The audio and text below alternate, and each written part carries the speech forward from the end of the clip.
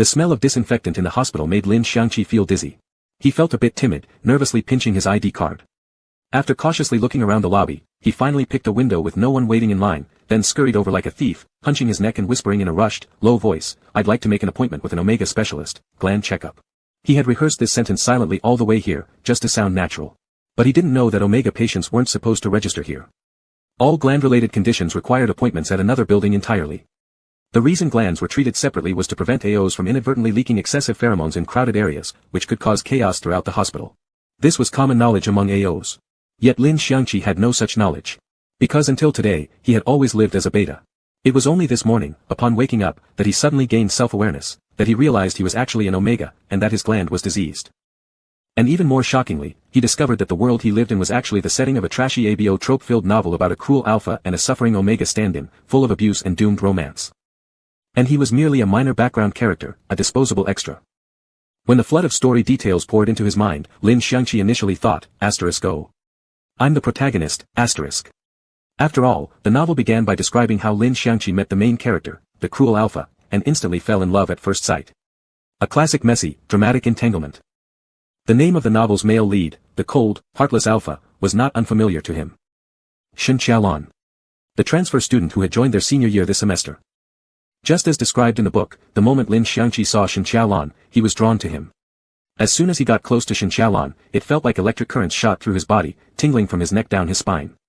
Lin Xiangqi firmly believed this was physiological attraction. His body had made the choice before his mind could catch up, and so he threw himself headfirst into pursuing this love. Yet Shen Qiaolan had a strange personality, a terrible temper, arrogant and aloof. As a high-ranking alpha, he carried inherent pride and looked down on someone as ordinary as Lin Xiangqi, a seemingly average beta. He rejected Lin Xiangqi's confession with every cruel word he could muster, yet never fully pushed him away, indulging all of Lin Xiangqi's desperate attempts to please him. He kept him dangling, alternating between cold indifference and sudden warmth, drawing near and then pushing away. And Lin Xiangqi? He didn't understand what was wrong with him. It was as if he'd been hexed. Despite being rejected, he still followed Shen Qiaolan around like a lost puppy. The further he read, the fewer scenes there were featuring Lin Xiangqi. Gradually, Lin Xiangqi realized the truth. He wasn't another protagonist. He was nothing more than the deceased first love of the cruel alpha, the dead childhood friend of the dark, brooding villain. In the original story, Lin Xiangqi died at 18. In reality, Lin Xiangqi was about to turn 18. Which meant, he had less than a year left to live. Help this poor kid. Lin Xiangqi had no time to complain about the clichéd, melodramatic plot, nor did he have the luxury to wonder why Lu Tsong, his sweet, loving childhood friend, had turned into a sinister antagonist in the novel. All he cared about was diving deep into the story, searching desperately for the reason behind his early death. After reading the entire novel thoroughly, Lin Xiangqi finally understood what had happened. It turned out he was born with a rare gland disorder. He appeared to be a beta, but in truth, he was an omega. His failure to properly manifest during adolescence was due to this illness. His glands had never developed fully, leaving his ability to emit or perceive pheromones incomplete. Having lived as a beta all his life, his body had accumulated an overwhelming amount of unused omega pheromones. With no outlet for release over the years, the buildup eventually led to severe complications. The best treatment for this condition was calming and stabilizing the glands using the pheromones of a high-rank alpha, one strong enough to neutralize the excess pheromones and effectively mature the underdeveloped gland. When he reached this part, Lin Xiangqi shot upright in bed like he'd been shocked. Oh heavens, judge right from wrong. So he hadn't fallen in love with Shen Qiaolan at first sight after all. The root of this entire misunderstanding lay with that morally bankrupt alpha, who, upon meeting Lin Xiangqi for the very first time, had already released his pheromones. Shen Qiaolan's pheromone level was extremely high, and Lin Xiangqi, already chronically ill, finally encountered such high-quality pheromones after years of deprivation. Of course his body became instantly addicted. Case solved. The electric sensation he felt around Shen Qiaolan was actually a mild reaction caused by the alpha's pheromones breaking down the accumulated pheromones trapped inside his body. His so-called love at first sight had nothing to do with physiological attraction, it was merely his gland instinctively seeking a cure, searching for medicine. Lin Xiangqi had thought he'd fallen in love with Shen Qiaolan, but in truth, he was only in love with being healed. In the original story, Shen Qiaolan had treated him terribly while he was alive. Not only did he never release pheromones to help cure Lin Xiangqi, he hadn't even spared him a kind look from beginning to end. Yet after Lin Xiangqi's death, Shen Qiaolan suddenly realized, only then, that he had long since fallen deeply, hopelessly in love. He was the one who had actually been in love at first sight. Though outwardly disdainful of Lin Xiangqi, mocking and cold-shouldering him every single day, deep down Shen Qiaolan had wavered countless times. He probably couldn't bear the idea of developing feelings for a beta, so he suppressed his emotions through extreme, harsh behaviors. Yet he couldn't bring himself to fully reject Lin Xiangqi, so he secretly, darkly, obsessively watched over him from the shadows. Shen Qiaolan hated that alpha named Lu Tsong who was always by Lin Xiangqi's side, jealous of their decades-long intimacy, so he used underhanded methods to drive a wedge between them. He disliked Lin Xiangqi speaking to anyone else, so he'd always mock and humiliate him with barbed remarks like, "You just throw yourself at any man you see."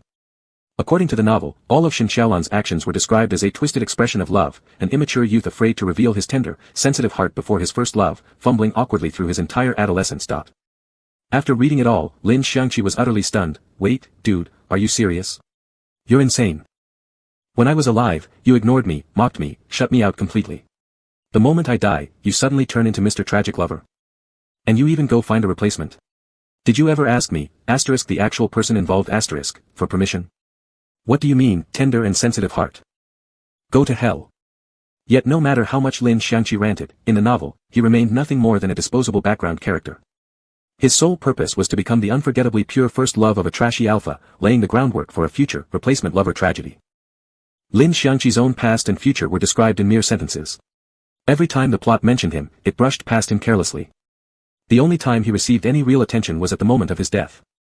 Lin Xiangqi seemed to be getting used to sitting alone in silence. When had this started? Maybe ever since Lu Tsong left the city. Lu Tsong had left him a letter when he departed, but Lin Xiangqi never knew what it said. The letter had already been burned by Shen Qiaolan. That became a thorn buried deep in his heart. When he received his acceptance letter from Capital University, he messaged Lu Tsong again to share the good news. But there was no reply. Lin Xiangqi knew military school had strict rules, communication with the outside world wasn't allowed except on holidays. But every time the phone rang, he still instinctively thought it might be Lu Tsong calling. It was as if he always believed that whenever something joyful happened in his life, Lu Tsong would be right there beside him. But when he answered, it was Shen Qiaolan's voice on the other end. He hung up. After Shen Qiaolan got engaged to that Omega, Lin Xiangqi resolved to forget Shen Qiaolan completely and start over. But Shen Qiaolan wouldn't let go, haunting him like a vengeful ghost. Shen Qiaolan never thought he was doing anything wrong. To him, Lin Xiangqi was nothing more than entertainment, a distraction, a performance meant solely for his amusement. Lin Xiangqi couldn't understand it. If Shen Qiaolan didn't love him, why cling to him so relentlessly? Yet Shen Qiaolan seemed equally incapable of understanding him. It was as if he simply assumed Lin Xiangqi would love him, forever. The phone kept ringing endlessly. Exhausted, Lin Xiangqi turned it off, locked it in the drawer. That night, an intense wave of pain suddenly ripped through his body. He tumbled from his bed, writhing, struggling desperately, but he couldn't reach the phone to call an ambulance. So many tragedies struck in that 18th year. Back then, he thought the worst fate life could offer was losing someone he loved. It wasn't until his illness erupted violently that he belatedly realized something was terribly wrong with his body. But fate granted him no final mercy. Lin Xiangqi died, alone, on his 18th birthday. When Lin Xiangqi read this part of the story, he was utterly shattered, as if his soul had fled his body. How could he just, die like that? Can't we try reviving him one more time? Why do those protagonists get shot, jump into the sea, or leap off cliffs and still survive, while we background characters die just because our glands are clogged and our pheromones are backed up? With that, Lin Xiangqi, who had just regained consciousness, did the first thing he could think of, crawled out of bed and rushed straight to the hospital. Lin Xiangqi ran into trouble right at the registration desk. The hospital clerk glanced at his ID card, then lifted her head from her busy work, frowning impatiently as she stared at him through the glass partition. "Checking your gland? For who?" Lin Xiangqi cleared his throat, trying to sound confident. "For myself." The clerk slapped the ID back out at him with a scowl. "You're a beta, what are you doing getting a gland check? If you're not sick, move along. Don't hold up the line." Lin Xiangqi, mentally a beta but physiologically an omega, was already nervous about seeing a doctor for his gland for the first time. After being snapped at, his confidence halved instantly. Truthfully, he'd been considering turning back ever since arriving at the hospital. He feared last night's dream might have been fake, that everything was just a hallucination. He feared he wasn't actually sick, and would be driven out like a lunatic. But he also feared he was sick, and the doctor would declare it incurable. In short, Lin Xiangqi's heart was in chaos. The normally articulate tongue that served him so well now struggled to form words. The clerk urged him to leave. People behind him in line pressed forward. How hard could registering possibly be? Panicking, Lin Xiangqi blurted out, "I'm an omega, I just haven't completed my secondary differentiation. That's why I'm here today, to see about this." Immediately after saying it, he regretted it. What if the test results showed he wasn't an Omega after all? Then he'd really have to go to neurology. But in fact, Lin Xiangqi worried too much. Upon hearing his words, the clerk immediately switched to a serious expression. She didn't question whether he was lying, instead, concern welled up in her eyes. Normally, Omegas differentiate between ages 12 and 14. You're nearly 18 and still undifferentiated. That's extremely serious. Why didn't you come sooner? Lin Xiangqi couldn't say he only knew his gender because he'd read the original novel S. After a moment, he offered what sounded like a plausible excuse. I didn't know before, not even school physicals caught it. But recently, I started being able to smell other students' pheromones. I see. This time, the clerk didn't waste more words. She came out from behind the counter. Come with me to the next building. I'll take you to the gland department. Though she wasn't responsible for registering gland specialists, after years working in the hospital, she knew cases like Lin Xiangqi's, arrested differentiation, could be life-threatening. She didn't waste time doubting, she simply led him directly to the gland specialty clinic in the adjacent building. Along the way, Lin Xiangqi walked in a daze, his small face drained of color, lips pressed tightly together as he obediently followed. He looked both pitiful and endearing. Unable to resist a surge of compassion, the clerk softened her voice. Are you scared? Lin Xiangqi replied instantly, no, I'm not afraid at all. When in truth, he was terrified. That was just how he was, he wouldn't show weakness no matter what. He thought he was hiding it well, acting calm and composed. But to the experienced clerk, his fear was painfully obvious. So strong-willed. But why didn't your parents come with you? The clerk didn't call him out, only reminded him gently, gland issues should never be taken lightly. If hospitalization is needed, you'll need someone by your side. Lin Xiangqi blinked, his lashes fluttering briefly. He swallowed the rest of his explanation and simply said, they're not here. She didn't press further on what he meant, thankfully. Instead, she advised, Omega glands are fragile. No matter what today's tests reveal, you must care for your gland properly from now on. Tell your family, have them buy you a special pheromone block patch. Pheromone block patches serve many purposes, primarily protecting an Omega's gland, blocking others' pheromones from invading, and preventing one's own from leaking out. It was said every modern Omega owned one. Clearly unfamiliar with Omega-related common knowledge, Lin Xiangqi listened intently, memorizing her mention of the block patch, already deciding to buy one for himself later. The specialist in the gland department was gentler than expected. Upon learning Lin Xiangqi's situation, he patiently explained numerous medical concerns relevant to Omegas and personally escorted him through a full set of examinations. One test involved a glandular puncture to analyze pheromones, and it hurt like hell. Lin Xiangqi gritted his teeth and endured without a single cry, biting his lip until it bled. The doctor, feeling pain for him, asked if he wanted to pause and rest for a while. Lin Xiangqi shook his head with red-rimmed eyes, thinking that enduring a long pain was worse than facing it quickly, he could hold on. But halfway through the examination, he fainted from the pain. The doctors and nurses nearby were startled. Just earlier, seeing Lin Xiangqi remain silent and not cry out, they had assumed he had an unusually high tolerance for pain. They didn't realize the opposite was true, Lin Xiangqi simply endured well, but was extremely afraid of pain. After half an hour of rest, Lin Xiangqi finally felt a bit better. Fortunately, the biopsy was already done. He cradled a warm carton of milk bought by the kind nurse and sipped it slowly while waiting for the results. He wasn't sure how much time passed before the doctor returned, holding a thick stack of medical reports, looking at Lin Xiangqi with a complex expression. Lin Xiangqi instinctively stood up, biting his already broken lower lip again. He thought, the results must be terrible. Otherwise, the doctor wouldn't be looking at him with such sympathy, nor would the first words out of his mouth be, call your parents. We really should discuss this with adults. Lin Xiangqi unconsciously twisted his fingers, pressing the tip of his tongue against his teeth for a moment before replying calmly, Doctor, just tell me directly. My parents passed away long ago, I live alone. If surgery is needed, I can sign for myself, and I've brought enough money. Hearing this, the doctor's face showed surprise first, then, probably fearing that obvious pity might make Lin Xiangqi uncomfortable, he quickly lowered his gaze, pretending to be busy flipping through the documents. After a moment, he said, Don't worry. This illness doesn't require surgery. But your condition is very severe. I've never encountered a case where an Omega's gland has stopped developing yet still manages to secrete pheromones. I strongly recommend you start pheromone therapy immediately. Realizing Lin Xiangqi might not understand, he added a simple explanation, it means using high-rank alpha pheromones to dissolve the accumulated pheromones in your body. This is the mildest and most effective treatment, it at least ensures no malignant changes will occur later. The doctor told him that his gland was unable to detect the vast majority of pheromones, only the pheromones of exceptionally high compatibility, top-tier alphas could be sensed by his gland. Therefore, the treatment would only work effectively using pheromones from such a specific alpha. After finishing, the doctor asked, Have you recently smelled any alpha's pheromones? Lin Xiangqi now harbored deep psychological trauma toward that trash Asian Xiaolan, but he also didn't dare lie to the doctor.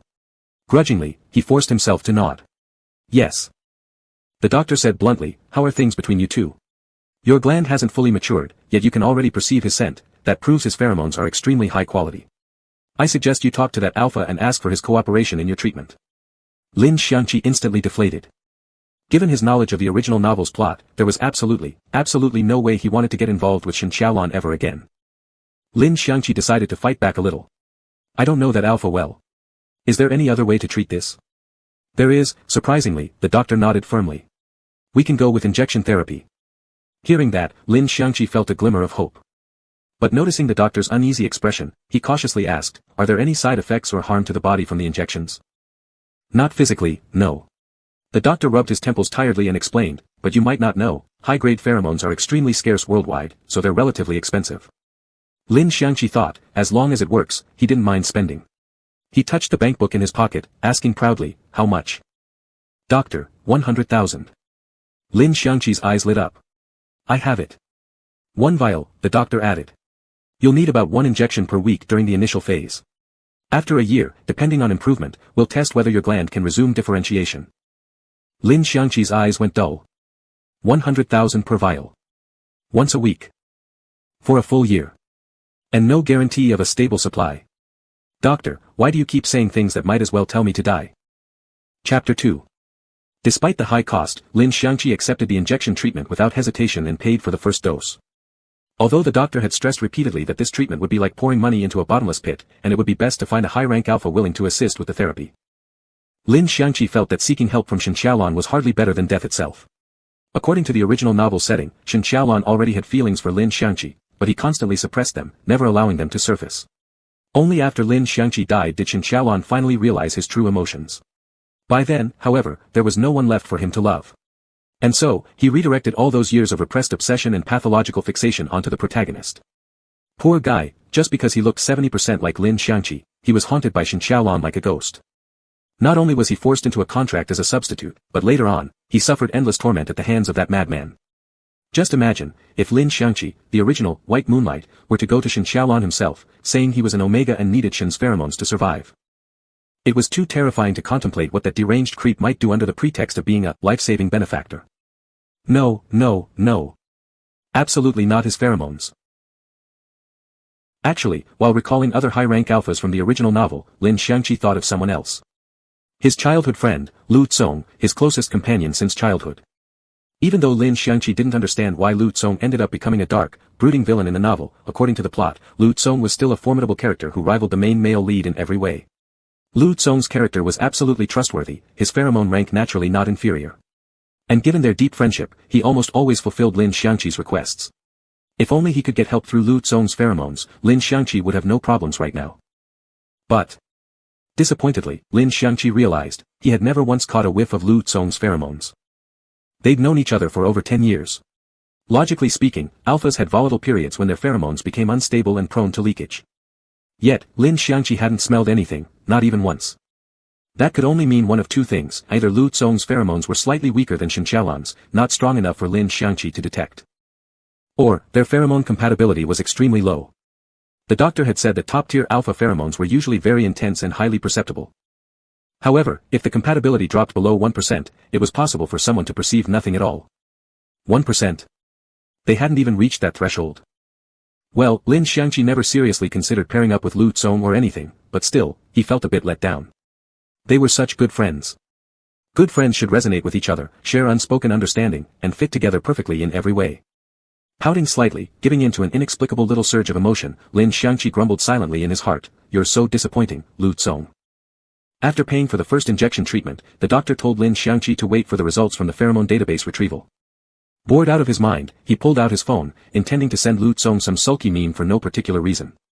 Opening his contact list, he couldn't find Lu Tsong at all. Only then did Lin Xiangqi belatedly remember something else. Oh, he must have blocked him. Because starting last week, he had unilaterally declared a cold war with Lu Tsong.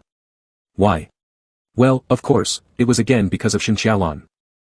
Now that he thought back on his past self actually chasing after scumbag alpha Shen Xiaolon, and going cold on his best friend because of it, Lin Xiangqi felt overwhelming shame. He quickly unblocked Lu Tsong. Then he noticed something else: his message list was covered in red unread dots, the total count straight up hitting 99+. Lin Xiangqi was about to undergo his first injection soon and hadn't planned to reply to everyone one by one. But when he glanced at his deskmate Chen Qiutian's profile picture, he found the guy alone had sent him 36 messages. Had the sky collapsed? Curious and eager for gossip, Lin Xiangqi opened the chat window. 7:35. Chen Qiutian, homework. Need to copy. Hurry. 7:45. Chen Qiutian, where are you? 8:01. Chen Qiutian, did you take leave? Oh my god, without you here who else treats me like a kid? Chen Qiutian, no one else in class has candy in their pocket, despair.jpg. 8:45. Chen Qiutian, it's terrifying, so terrifying. Do you have any idea what it's like without you? Lu Tsong is like a block of ice. Is he even capable of hearing anyone but you? I asked him to borrow his notes, he didn't even look at me, just walked straight past. What a cold bastard. 8:47. Chen Qiutian, oh, wait, he did give me the notes after all. Told you our class monitor's just not talkative. He's actually super straightforward. Smile.jpg. 9:51. Chen Qiutian, you gotta come back AHA. The class monitor got into a fight with that transfer student from the neighboring class. Chen Qiutian, honestly, the monitor's kinda tough. Lin Xiangqi froze when he read this, his mind went blank. Who fought whom? Lu Tsong and Shin Xiaolan. No way. They fought again. As far as he could remember, the very reason he'd started a cold war with Lu Tsong last week was because Lu Tsong had beaten Shin Xiaolan so badly he ended up in the hospital. Truthfully, Lin Xiangqi himself still couldn't clearly recall everything about that day. Last weekend, he and Lu Tsong had planned to do homework together. But halfway through, Shin Xiaolan called him out of the blue, asking him to come to the downtown gym because he was playing ball there. Lin Xiangqi rarely heard from Shin Xiaolan, let alone received an actual phone call, and especially not in such a friendly tone. Of course, he went rushing over with excitement. It was rare for Shin Xiaolan to treat him so nicely. That day, he even invited Lin Xiangqi to play basketball together and then brought him along to have dinner with his friends. Lin Xiangqi thought finally, the long wait had paid off, and he happily trailed behind Shin Xiaolan like a shadow. At dinner, Shin Xiaolan's friends kept urging everyone to drink. Lin Xiangqi wasn't good with alcohol to begin with, and they poured red wine, white wine, all sorts of mixed drinks into his cup. Soon, his head began spinning. When someone tried to refill his glass again, he declined, but Shin Xiaolan, sitting nearby, looked at him and said firmly, drink it for me. Instinctively, Lin Xiangqi shook his head. But in his daze, he suddenly caught a faint, unsettling fragrance in the air. At the time, he didn't know it was Shin Xiaolan releasing pheromones. For most alphas and ordinary betas, that kind of pheromone carried a strong, intimidating presence, it was practically coercion. But no one knew that deep down, Lin Xiangqi was actually an omega whose body naturally metabolized alpha pheromones more receptively. And on top of that, his gland was already clogged with accumulated pheromones. So what should have been oppressive coercion turned, oddly enough, into a form of treatment for him. At that moment, he felt incredibly lighthearted and warm. He instinctively moved closer to Shin Xiaolan. Nothing else mattered anymore, whatever Shin said, he obediently agreed. Cup after cup, he drank without hesitation. Still, Lin Xiangqi hadn't completely lost his senses. He feared that if he got too drunk, he might do something embarrassing. He hated appearing pathetic in front of others. So while he was still half-conscious, he secretly sent Lu Tsong a message, asking him to come pick him up. He didn't know exactly when he passed out. When he woke up, he was already back home. He assumed it must have been Lu Tsong who brought him back. Just as he was about to go thank him, he received a phone call.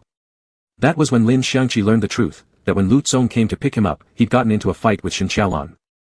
Shin Xiaolan was seriously injured and hospitalized. Naturally, Lin Xiangqi was shocked and furious. He confronted Lu Tsong immediately and exploded into a huge argument.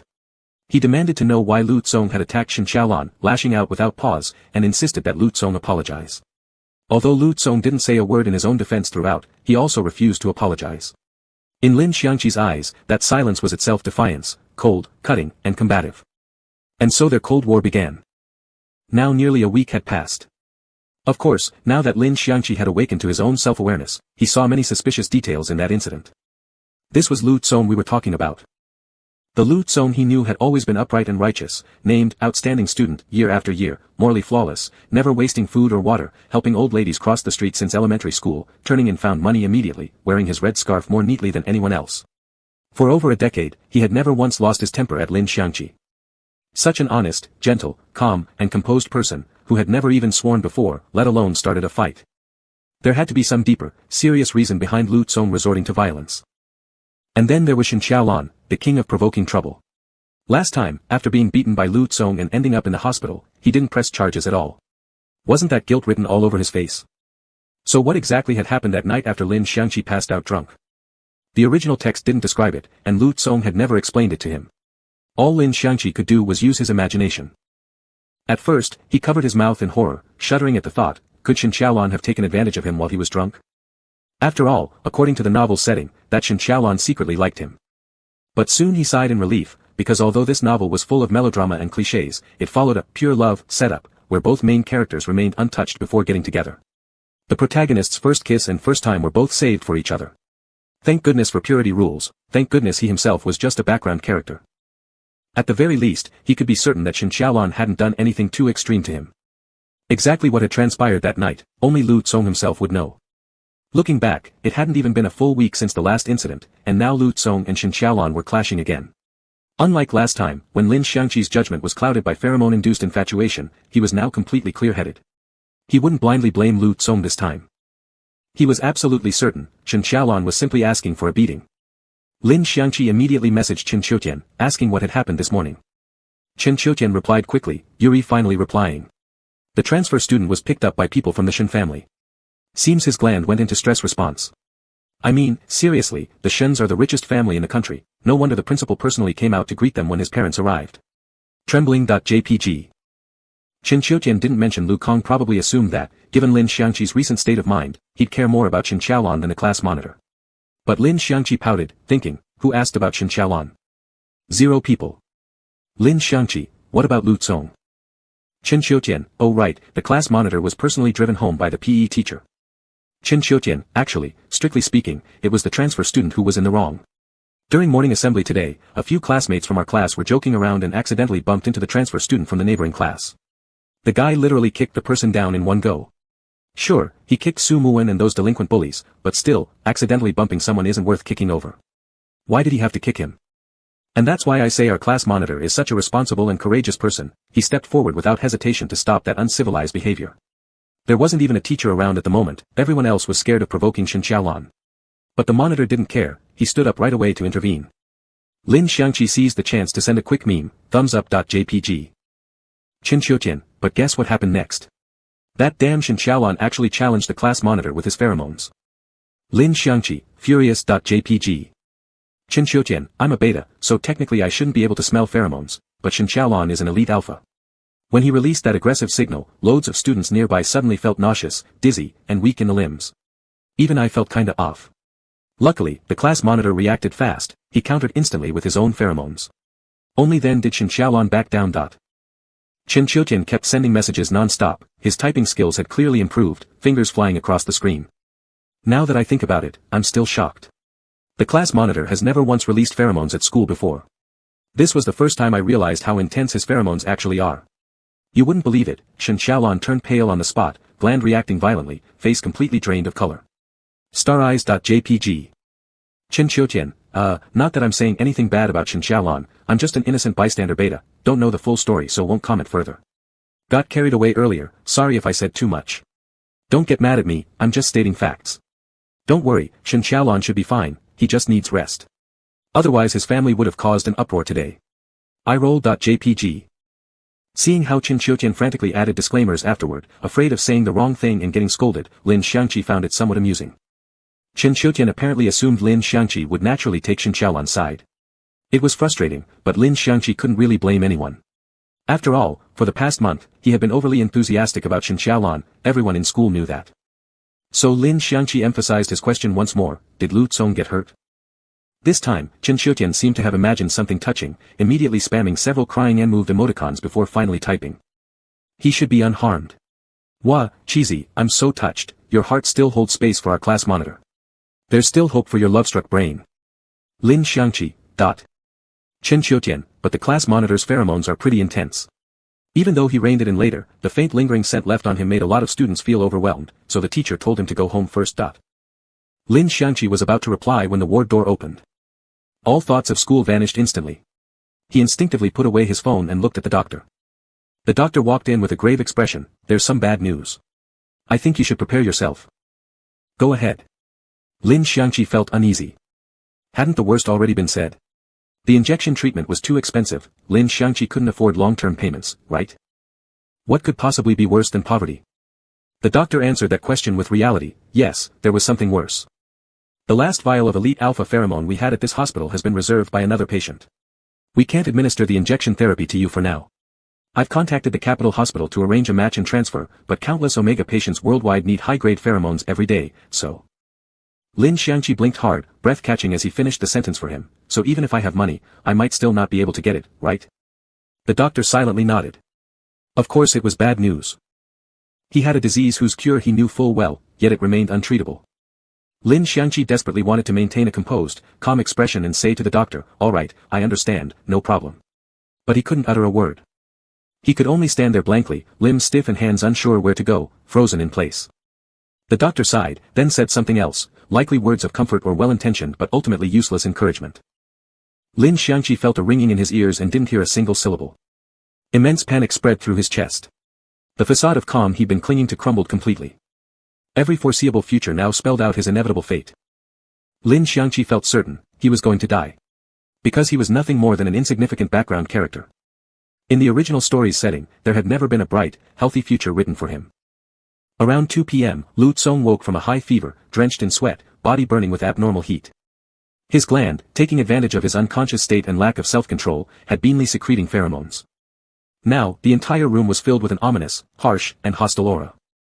Though it was Shen Xiaolan whose gland had gone into stress response during that trivial pheromone confrontation earlier, both parties were elite alphas, so the aggression of their pheromones had been extremely strong. Lu Tsong hadn't come away completely unaffected. He had involuntarily entered his heat cycle. When he returned from school today, Lu Tsong had already sensed something off about his physical condition. He locked himself in his room, took medication, and went to bed. He'd assumed it would pass like it always had before, wake up and everything back to normal. But clearly, this time was different. Lu Tsong's body wasn't like most others. Both his parents were elite alphas. Generally, couples who were both alphas chose not to have children, especially when both were elite alphas.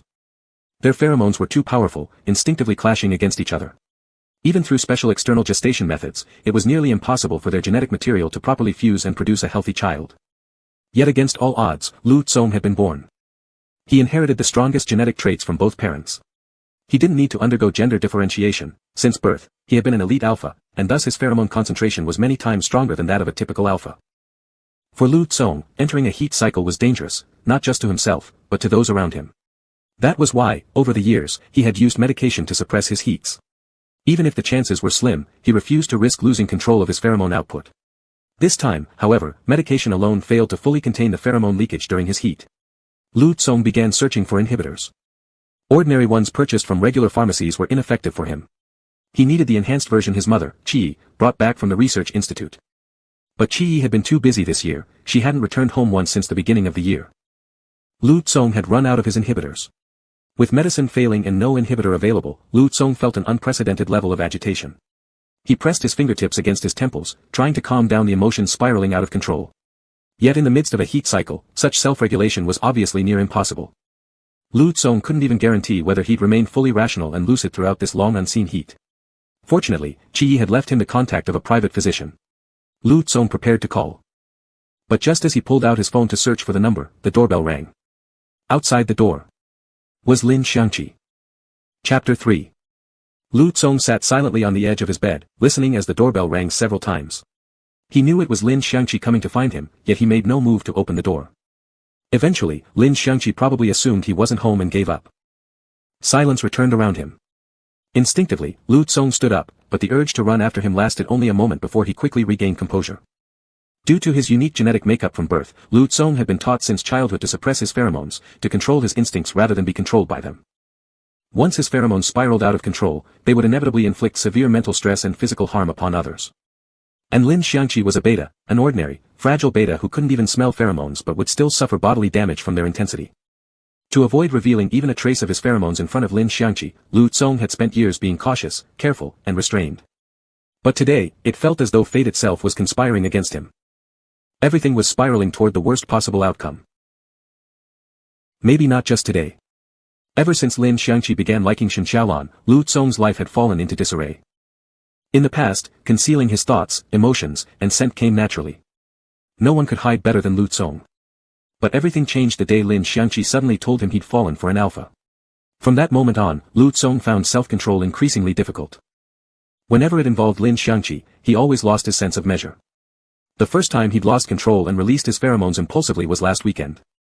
They had been spending time together when a phone call from Shen Xiaolan summoned Lin Xiangqi away. It wasn't until late at night that Lu Tsong received a message. Lin Xiangqi said he was about to pass out drunk and needed Lu Tsong to come pick him up. Lu Tsong rushed over immediately. When he arrived, he found Lin Xiangqi unconscious at the table, his small face buried in the crook of his arm, soft cheeks flushed unnaturally red, eyebrows knitted tightly even in sleep, looking miserable.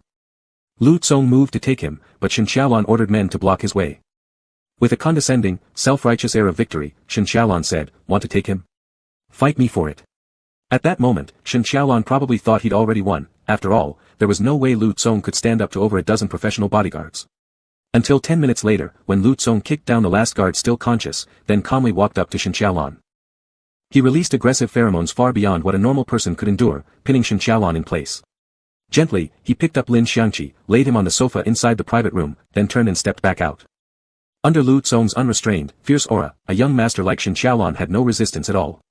Before losing consciousness, Shen Xiaolan faintly heard Lu Tsong say in a flat, indifferent tone, "He's not yours. What do I need to fight for?"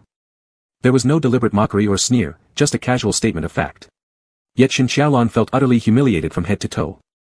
His earlier boastful declaration now seemed childish and foolish. Because the truth was indeed so. Lin Xiangqi was simply Lin Xiangqi, he was whole, independent, himself. Lu Tsong didn't need to seize him from another alpha. Lu Tsong hadn't hit Shen Xiaolan to prove dominance. He just purely wanted to beat him up. After taking on 10 men alone, Lu Tsong personally called an ambulance for both Shen Xiaolan and his dozen bodyguards. Then, suppressing his pheromones once more, he walked back into the room, carried Lin Xiangqi onto his back, and brought him home. Yet the consequence of losing control of his pheromones, and harming others in the process, was a week-long cold war between Lin Xiangqi and him. Lu Tsong knew full well how stubborn Lin Xiangqi could be. Once he made up his mind, he wouldn't back down. Blocking Lu Tsong meant he had no intention of offering reconciliation. Lin Xiangqi wasn't particularly scheming, his only flaw was this single-minded stubbornness, which only ever surfaced around Lu Tsong, and even so, Lu Tsong indulged him. If Lin Xiangqi wouldn't bow first, he could. If Lin Xiangqi refused to soften, he could. He'd planned to wait a few days for Lin Xiangqi to calm down, then find a chance to talk things through. Unfortunately, before Lu Tsong could extend that olive branch, this morning at school, he'd hurt Shen Xiaolan again. He couldn't bear to imagine how furious Lin Xiangqi would be upon finding out. Coming here now, Lin Xiangqi might very well want to settle both old and new grievances, adding another week of silence on top of the last. At that point, no matter how many steps back Lu Tsong took, it might not matter anymore. Thinking of all this, Lu Tsong rubbed his temples wearily. During his heightened sensitivity period, every emotion was amplified. He felt overwhelming anxiety about anything related to Lin Xiangqi. There was nothing he could do about it. Lu Tsong called his private doctor, Tang Luyu, and briefly explained his condition. Tang Luyu didn't underestimate the danger of Lu Tsong's pheromones. He immediately arranged for someone to deliver special suppressants and medication, instructing Lu Tsong not to go anywhere crowded until the suppressants arrived. Given Lu Tsong's current state, any same-sex pheromone might be perceived as a threat, triggering an instinctive glandular warning response. Concerned that Lu Tsong might not grasp the seriousness, Tang Luyu explained the risks from A to O. An alpha exposed to your pheromones could suffer direct attacks, mild cases result in gland stress, severe ones may lead to irreversible nerve damage. If an omega catches your scent, they're highly likely to be forced into heat. Most critically, your pheromone concentration far exceeds that of a typical alpha, the effects on others are multiplied accordingly. Halfway through, he was suddenly interrupted by Lu Tsong. What about betas? Tang Luyu paused, misunderstanding his intent. You want to bring a beta over to take care of you? I strongly advise against having anyone nearby right now. Beta glands are only degenerated, not absent. Never assume they won't get hurt just because they can't smell pheromones. On the contrary, their glands lack any self-protection or metabolic functions. Once hit by intense pheromonal assault, their physical pain response could be even worse than an alpha's. After listening, Lu Tsong let out a calm, flat, as if acknowledging. In truth, he had long known how dangerous his pheromones were to a beta. He didn't know why he bothered asking that question at all. Maybe he wanted to hear a different answer. But fate disappointed him. After hanging up, Lu Tsong took his temperature again. Just then, he suddenly heard the sound of the front door lock clicking open downstairs. At first, he thought it was a hallucination caused by his high fever, but quickly realized it wasn't. It wasn't imaginary. Lin Xiangqi had truly unlocked his door and entered his home. Lu Tsong, rarely flustered, panicked. How could he have forgotten that Lin Xiangqi had always kept a key to his house? The soft, muffled sound of slippers padding across the floor wasn't loud, but Lu Tsong heard it clearly. He could even track Lin Xiangqi's movement by the footsteps alone. Lin Xiangqi had changed shoes at the entrance, and was now walking from the living room toward the second floor. With things spiraling beyond control and no better options, Lu Tsong swiftly moved to the bedroom door, locked it from the inside. Yet strangely, Lin Xiangqi's footsteps stopped right outside the bedroom. He showed no intention of barging in, didn't knock, didn't even call Lu Tsong's name. Just stood quietly beyond the door, separated from Lu Tsong by a thin wooden barrier. Frowning, Lu Tsong sensed something was off. Lin Xiangqi's breathing became faintly audible. At first steady and even, then, without warning, it turned ragged, uneven, shaking. Lin Xiangqi was crying. The last time Lin Xiangqi cried was when he lost his parents at 14. That day, Lin Xiangqi wailed until his voice gave out, sobbed until he couldn't breathe, wept until his eyes burned raw. It was Lu Tsong who held him, surviving nightmare after nightmare through those endless nights. Afterward, Lin Xiangqi joked that he must have cried all his tears dry, he never felt like crying again. Yet now, Lin Xiangqi stood outside Lu Tsong's bedroom, silently, softly, barely whispering sobs. Truthfully, Lin Xiangqi didn't want to break down here, at this moment, in this place. But no one could remain emotionally stable upon realizing they were about to die. He came impulsively to find Lu Tsong because, after leaving the hospital, his emotions had reached their breaking point. He didn't know how to accept this reality. Whenever life brought him to its highest joy or deepest sorrow, Lin Xiangqi always thought of Lu Tsong first. Without hesitation, he ran here. But now that he'd actually arrived, he realized, it was meaningless. Overwhelmed by unprecedented confusion, sudden sorrow welled up inside him. He didn't understand why, upon waking, his entire life had become a dead end. His nose stung, and the tears spilled. He immediately wanted to turn and leave. Yet just then, the door opened. Lin Xiangqi abruptly met Lu Tsong's gaze, stunned for 2 seconds, then reflexively smiled, "You're home." Haha. He didn't even know why he was laughing like that, his nose clearly red and a half-formed tear still clinging to the corner of his eye, as if such a flimsy act could fool anyone. Of course he knew Lu Tsong was home, he had come here specifically to find him. Faced with such an obvious pretense, Lu Tsong didn't respond. Lin Xiangqi noticed Lu Tsong staring down at him, felt suddenly guilty, and instinctively took half a step back. Lu Tsong reached out and hooked an arm around Lin Xiangqi's back, effortlessly cutting off his retreat. Crying. Perhaps it was the sharpness in Lu Tsong's furrowed brow or the naturally low timbre of his voice, but Lin Xiangqi inexplicably shrank his neck, cowering before he even spoke. Excuses spilled out automatically, "I'm not crying, just yawning. Didn't sleep well last night. I've been under so much academic pressure lately." Even as he spoke, he looked up at Lu Tsong with those already tear-soaked eyes. "Oh." Lu Tsong's voice softened considerably, yet calmly dismantled the lie, academic pressure means staying up till 2 in the morning dominating the rift. Lin Xiangqi instantly forgot everything else, stunned. "How did you know? I didn't see you online. Did you create an alt account? Are you that jungle warrior I added the day before yesterday? Or that healer who shield blocked for me last night? No wonder she refused to turn on voice chat.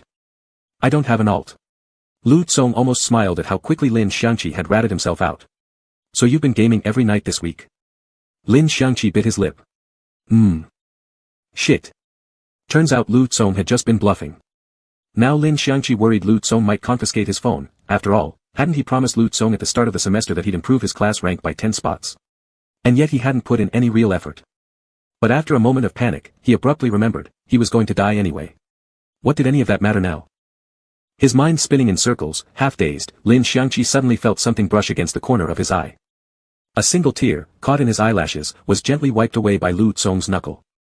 He stared at Lu Tsong helplessly. Lu Tsong said, in an ordinary tone, "Want to talk?" It was born from years of living side by side, or perhaps simply because Lu Tsong was always observant enough. Over the years, whenever Lin Xiangqi held something inside, Lu Tsong would quietly stay by his side and ask, "Want to talk?" Lin Xiangqi had always been stubborn, hard-headed and strong-boned, refusing to let anyone see him broken or vulnerable. He preferred swallowing secrets whole. But there was no hiding anything from Lu Tsong. After a brief silence, the facade finally crumbled. His tense body relaxed, shoulders slumping, head drooping pitifully, all fight drained out of him as he leaned into Lu Tsong's arm. This soft, dependent posture was unmistakably seeking an embrace. Neither spoke, but Lu Tsong naturally stepped forward, arms tightening, pulling Lin Xiangqi firmly into his hold. They'd known each other for over a decade, they'd shared countless embraces like this.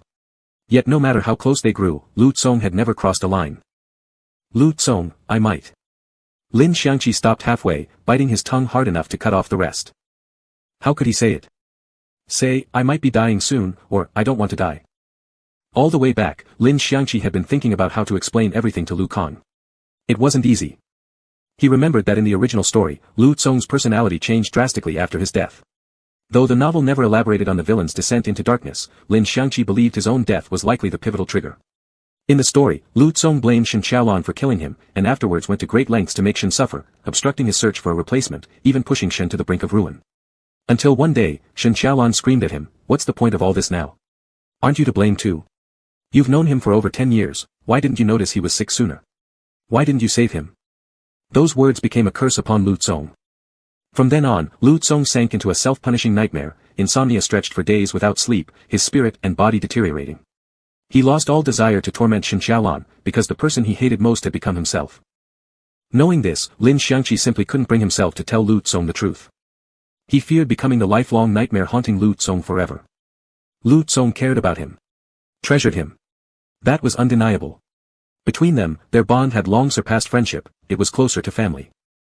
If Lu Cong knew he was sick, he would go to any lengths to find usable pheromones for him. Lu Cong's family had money and power. Lin Xiangqi believed that, at least in the short term, Lu Cong could definitely locate a source of life-saving pheromones. But the doctor had said it clearly, premium alpha pheromones were scarce worldwide, and there was no guarantee his illness could be fully cured. If he wasn't healed within a year, he might need pheromone injections for the rest of his life. Lu Cong could help him for 1 or 2 years, but what about after? 10 years? 20? Forever? Could he really cling to Lu Cong like this forever? Even if he swallowed his pride and let Lu Cong support him for life, what if they simply couldn't find enough pheromones? Would he make Lu Cong capture some perfectly matched premium alpha to serve as a walking medicine bag, keeping them on standby to inject him every day? That was horrifying. No, absolutely not. Or worse, what if Lin Xiangqi's condition suddenly worsened and he died right in front of Lu Cong? The impact of witnessing that might even surpass the shock from the original story, when Lu Cong only learned of Lin Xiangqi's death after the fact. Countless thoughts tangled inside Lin Xiangqi's head until he felt like exploding, and he couldn't help but pound his temples. "It's okay," Lu Cong suddenly said, his voice soft, cutting through the chaos in Lin Xiangqi's mind. He gently patted Lin Xiangqi's back, speaking like he was soothing a child. "We won't talk about anything today. You're not going to school this afternoon, what do you want to do?" Lin Xiangqi silently exhaled in relief. He truly didn't want to drag Lu Cong into suffering over things that hadn't even happened yet, not before he'd sorted everything out himself. He quickly shifted to a new topic. "I revised the error log you organized for me. Will you check it over with me this afternoon?" "All right." Lu Cong ruffled his hair. "Wait for me downstairs." Lin Xiangqi nodded obediently, but just as Lu Cong began to pull away, he instinctively wrapped his arms around him again. "Lu Cong." "Lin Xiangqi." Both Lin Xiangqi and Lu Cong froze at this unexpected reaction. Lin Xiangqi didn't know why he was so reluctant to leave Lu Cong's embrace. He chalked it up to the fragility of someone facing death, and to avoid awkwardness, he blurted out, "Aren't you coming downstairs with me?" Lu Cong paused. "I need to go back to my room and clean up." Lu Cong hadn't forgotten that he was still in his heightened sensitivity period. From the moment he started holding Lin Xiangqi, he'd been exerting all his willpower to suppress the surge of pheromones building up in his glands. Under normal circumstances, such self-restraint wouldn't be difficult for him. But now, Lin Xiangqi was nestled right against his chest, his breath and heartbeat transmitting through their bodies. His blood roared, wild and insistent. Without an inhibitor shot soon, it was only a matter of time before something went wrong. Unaware of this, Lin Xiangqi instead tightened his grip. "What do you need to clean up?" "I'll come with you." Lu Cong looked at him oddly. Lin Xiangqi occasionally acted childish, stubbornly leaning on Lu Cong to write a self-criticism for him, or begging Lu Cong to help clean his house. He was good at sweet-talking, spinning excuses with equal fluency, and could fake innocence with the best of them when needed. But physically, he rarely clung to Lu Cong like this. Lu Cong wasn't wrong, Lin Xiangqi was acting strangely today. In every way. His own pheromones stirred restlessly, and the inherent instability of his heightened state strained Lu Cong's nerves. Of course, the greatest challenge was the restless boy in his arms. Lu Cong's sensitivity periods differed from most alphas. He'd never experienced the chaotic desires of adolescence, nor did he feel the primal urge, like other alphas, to fixate on an omega's neck and bite down possessively the moment his senses sharpened. His pheromones, much like himself, had always been calm, even cold. The only instinct he'd ever sensed was a violent, bloodthirsty genetic impulse. But now, something felt different.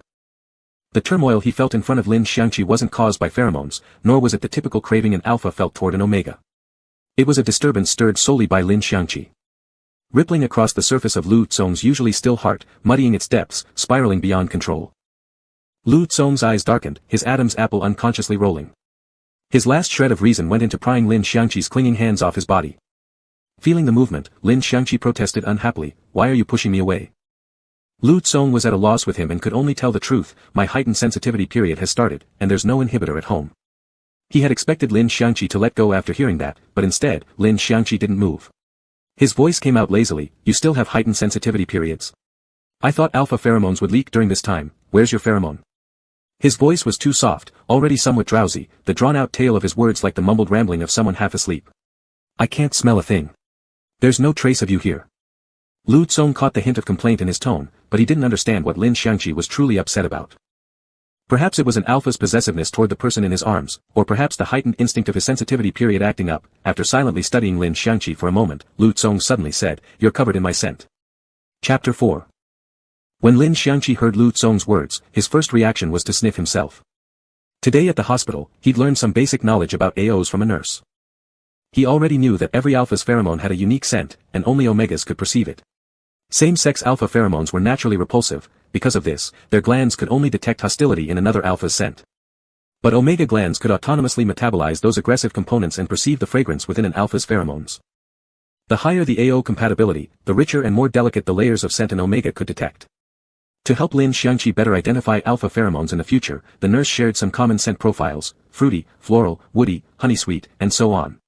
More niche scents were highly individualistic, though not universally liked, for instance, various alcoholic notes. Apparently, certain alpha pheromones resembling strong liquor were recently gaining popularity. Lin Xiangqi didn't drink, but he respected the preference. Then there were extremely rare scents. Some said certain pheromones smelled like the air after rain clears, others like spring blossoms blooming, or the awakening of all living things, or a faint fragrance from a secluded valley. Alphas with such scents were said to be blessed by heaven. Simply selling perfumes modeled after their pheromones could earn them enough to live comfortably for life. In short, one simple truth: as long as compatibility wasn't too low, any omega should be able to smell the unique fragrance of an alpha. Lin Xiangqi even speculated whether Lu Tsong's pheromone might just be odorless. After all, alpha pheromones came in every conceivable variety. A plain water scent wouldn't be that surprising.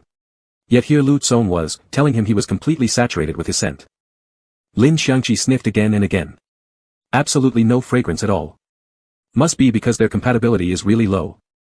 There's no scent at all, I can't smell anything, so it doesn't count, Lin Xiangqi pouted. Fine. Lu Tsong's tone remained completely flat, revealing no emotion. Then it doesn't count. Even though the words had been his own, the moment Lu Tsong actually agreed, Lin Xiangqi felt indignant. He leaned closer, sniffing around Lu Tsong's shoulders, then his chest. If they hadn't used the same laundry detergent, he would have tried claiming that scent as Lu Tsong's pheromone. Stop sniffing. Seeing him nuzzle around restlessly, Lu Tsong frowned and reached out to cover Lin Xiangqi's nose and mouth.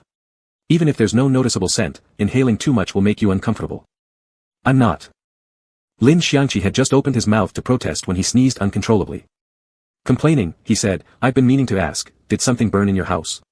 I keep smelling something like sparks. It was hard for Lin Xiangqi to describe the scent. It wasn't just the smell of something burning. It was slightly irritating, like a bullet leaving the barrel, like sparks flying, like the scent of gunpowder and blood lingering on a battlefield. But since they were in Lu Tsong's home, not on the set of an action movie, he assumed something must have burned. With naive courage, he pressed on, it smells so strong, can't you smell it yourself? It's really suffocating. Lin Xiangqi didn't realize that as he said this, Lu Tsong's expression darkened drastically. Almost the instant the words left his lips, Lu Tsong pushed him away. He turned and strode quickly into the bedroom, rummaging through a cabinet until he pulled out a medical kit. Lin Xiangqi wasn't upset about being shoved aside. He thought Lu Tsong was rushing off to find the source of the fire and obediently followed. What burned? Lu Tsong didn't answer. There was no suppressant in the medical kit, but he found a pheromone barrier patch. These patches were nearly useless on him. They lasted no more than 2 minutes before his pheromones penetrated and continued spreading. Still, he quickly applied one over his gland. Beside him, Lin Xiangqi looked like a curious child, tilting his head as he stared at Lu Tsong, his face clearly spelling out, can I have one too? I want one. Alpha and omega barrier patches were different. Alpha-specific patches were typically for emergency use only, not meant for long-term wear. They were stronger. Once applied, external pheromones became almost instantly undetectable, but their effect was short-lived, usually lasting about 13 hours. Omega-specific barrier patches were much milder. Once applied, they didn't need to be removed, typically lasting around 48 hours. For omegas with shorter heat cycles, a single patch could cover the entire period. Combined with suppressants, their daily lives would hardly be disrupted by heats. Each type of barrier patch had its own advantages, but fundamentally, both were designed to block pheromones. As such, alphas and omegas sometimes use them interchangeably depending on personal preference. Earlier at the hospital, Lin Xiangqi had intended to buy some barrier patches. But the doctor told him that his gland hadn't fully matured yet, so he could barely detect any pheromones at all. If he actually could smell one, that would be a good sign. Therefore, the doctor said he could temporarily go without the patches. Yet seeing the barrier patch in Lu Tsong's hand now, Lin Xiangqi couldn't help but feel curious, and looked at Lu Tsong with eager eyes. A frown creased Lu Tsong's brow. He worried Lin Xiangqi might react badly to his pheromones, that his body might become unwell, and yet he couldn't bring himself to refuse indulging Lin Xiangqi's curiosity. He tore off another patch and handed it over. Lin Xiangqi snatched it immediately and slapped it onto the back of his neck with a soft pap. He'd only meant to test how it felt against his skin, when suddenly, he froze. His expression grew serious. He peeled the patch off, secretly sniffed the air, then stuck the patch back on and sniffed again. Lu Tsong didn't notice Lin Xiangqi's odd behavior. In order to suppress his pheromones from surging too soon, his body was already beginning to react, his temples throbbed, his gland pulsed, his temperature spiked sharply, his skin burning hot. Go back downstairs. Uncertain when his pheromones might spiral out of control, Lu Tsong began urging him to leave, yet even in this state, he still remembered to add, "There's food in the fridge downstairs. I made it this morning, but you didn't come get it. You can heat it up and eat it now." But Lin Xiangqi wasn't listening at all. He lifted his head and stared at Lu Tsong, first puzzled, then shocked, and finally thrilled. That fun. Lu Tsong watched as Lin Xiangqi peeled the patch off and reapplied it to his nape nearly 10 times in a row, tolerantly offering, "Take the rest, too." With that, he simply handed over the entire box of remaining patches from the medical kit. But Lin Xiangqi didn't reach for them. Instead, without warning, he reached out, wrapped his arms around Lu Tsong's neck, and practically threw himself against Lu Tsong's shoulder. It was a far more intimate gesture than a casual arm over the shoulder.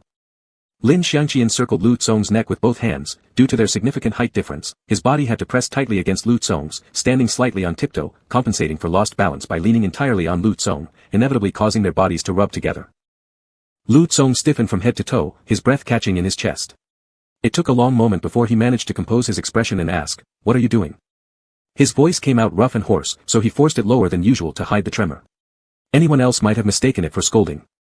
But Lin Xiangqi was Lin Xiangqi, he understood Lu Tsong too well to think he'd be truly angry. He didn't let go, his eyes shining brightly as he fixed his gaze on Lu Tsong. He thought he finally understood exactly what was happening. When he put on the patch, he couldn't smell that scent. When he took it off, he could. That's your pheromone, isn't it? That scent, like fire, like gunpowder, like violent slaughter on a battlefield, that smell which filled the entire apartment and clung to Lin Xiangqi's clothes. That was Lu Tsong's pheromone. The odor was so unlike anything Lin Xiangqi had imagined an alpha's pheromone would be that, despite having smelled it the moment he entered, he'd never associated it with Lu Tsong. Not that Lin Xiangqi could be blamed for not realizing. The scent was simply too overpowering. As an omega with underdeveloped glands, he'd assumed he wouldn't be able to detect strong pheromones. With Shen Xiaolan as a reference, he'd expected that even if Lu Tsong did have a scent, it would be faint, almost negligible. He'd never imagined that the overwhelming smell flooding the entire room, so thick it felt like drowning, was entirely Lu Tsong's. "You can smell it."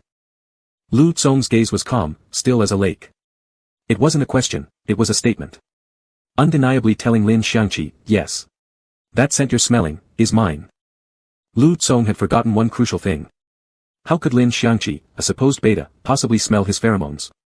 Clearly, his emotions weren't as composed as he appeared. He'd overlooked many small details. Because right now, rather than pondering why Lin Xiangqi could smell his pheromones, Lu Tsong was more concerned about whether Lin Xiangqi found his scent frightening, whether he hated it. All premium alphas possessed pheromones with irresistibly attractive aromas. Take Shen Xiaolan, no matter how unbearable the man might be, one couldn't deny that objectively speaking, Shen Xiaolan's pheromones were undeniably fragrant. But Lu Tsong's pheromones, much like himself, were far too unique. They weren't fragrant. They held no charm, no allure meant to entice or captivate a partner. They were dangerous, arrogant, violent, incapable of stirring any romantic or tender desire. They were probably unwelcome by anyone. "Yeah, I can smell it. Your pheromone is just so." Lin Xiangqi inhaled deeply again, then broke into 3 consecutive sneezes, grinning foolishly, so intense. Lu Tsong stared at him, words caught in his throat. Logically, he should have clamped a hand over Lin Xiangqi's nose and shoved him out the door. But he didn't. The barrier patch was beginning to fail, the air itself seemed to ignite into wildfire. Lin Xiangqi felt scorched all over, his body weakening as he slid downward. "Still, your pheromones are really fierce," he murmured. Lu Tsong's palm supported his waist, steadying him. "Sorry." He said it, yet his hand firmly gripped Lin Xiangqi's narrow, slender waist, showing no intention of letting go. After all, this was the first time Lin Xiangqi had inhaled such a concentrated dose of pheromones. Now, both his body and mind were highly stimulated. Enveloped by the overwhelmingly intense alpha scent, he could no longer tell whether the heat came from the surrounding air or from his own breath. Logically, no one should be able to withstand such potent, domineering pheromones, but Lin Xiangqi slowly began to feel unsatisfied. He unconsciously craved more stimulation, instinctively drawing closer to Lu Kang. "Let me smell more, please." Lu Tsong looked at him, sighed softly, then pinched Lin Xiangqi's nose shut. "Not uncomfortable." Lin Xiangqi slapped his arm, annoyed. "Let go." It barely stung. Lu Tsong glanced down, allowing Lin Xiangqi to petulantly smack him twice before gently catching his hands. Enough. He thought Lin Xiangqi was merely acting on fleeting curiosity, driven by momentary fascination. He treated it all as childish play. Lu Tsong couldn't possibly let Lin Xiangqi continue. Lin Xiangqi didn't understand what an alpha's sensitive phase truly entailed, but he, Lu Tsong, had to know his limits. "If you keep this up, you might get hurt. Go home now, alright?" During a sensitive phase, trying to suppress the surge of pheromones was nearly equivalent to forcing oneself to keep eyes open while asleep, going against biological instincts, extremely difficult, purely self-inflicted suffering. Yet Lu Tsong was still doing his utmost to restrain the inner turmoil. Thanks to years of relentless self-control and suppression, his mastery over his own body far exceeded that of ordinary people. Restraint had become second nature. But what Lu Tsong hadn't anticipated was that even after saying all that, Lin Xiangqi still refused to leave. Faintly, he thought he heard Lin Xiangqi mumble Shen Xiaolan's name. Instinctively, his brow tightened and his expression darkened. But then, he listened carefully. The broken, hesitant words were clearly saying, don't want Shen Xiaolan. Lu Tsong's eyebrows lifted slightly, his expression unreadable. "What did you say?" Bathed in an unprecedented flood of high-quality pheromones, Lin Xiangqi gradually lost all strength in his limbs, struggling even to speak. His mind was likely hazy, yet he stubbornly insisted on finishing what he wanted to say. Never again, no more connection with trash like Shen Xiaolan. Must stay, far away. At the corner of Lu Tsong's mouth, an imperceptible upward curve appeared, exactly 0.5 pixels.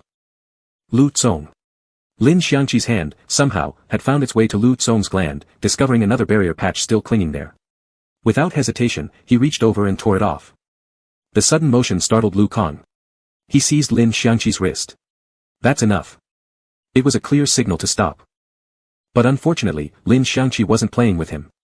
Without the patch, the pheromones were still well concealed by Lu Tsong's control. Yet Lin Xiangqi itched with longing, craving more. He didn't know why, but instinctively, his warm palm brushed over Lu Tsong's gland. Lu Tsong's pupils trembled. "You. Help me, Lu Kang. I don't want anyone else's pheromones. So only you can save me." It was the only coherent thought emerging through Lin Xiangqi's dazed consciousness. Lin Xiangqi had a pair of eyes so beautiful that no one could bear to utter a single word of refusal. Whenever he fixed his gaze on someone, whether it was a sincere plea or a sly, playful trick lurking within, it melted hearts all the same. And what's more, he wasn't asking for anything trivial. He was begging for help. Lu Tsong nearly wanted to tear open his chest just to show Lin Xiangqi his beating heart. Lin Xiangqi begged Lu Tsong to save him, yet who, at this very moment, was truly suffering more? Those restless hands still hooked around the alpha's most sensitive nape, lingering far too long over the gland where a wild beast lay dormant. Lin Xiangqi had no idea what kind of alpha stood before him, unaware that beneath Lu Tsong's calm and indifferent exterior, everything was already crumbling in chaos. He simply kept making these inconceivable demands, recklessly innocent as his warm palm carelessly brushed against Lu Tsong's skin. His voice, fragile and hoarse, whispered into Lu Tsong's ear like temptation itself, "Give me just a little of your pheromones, okay?"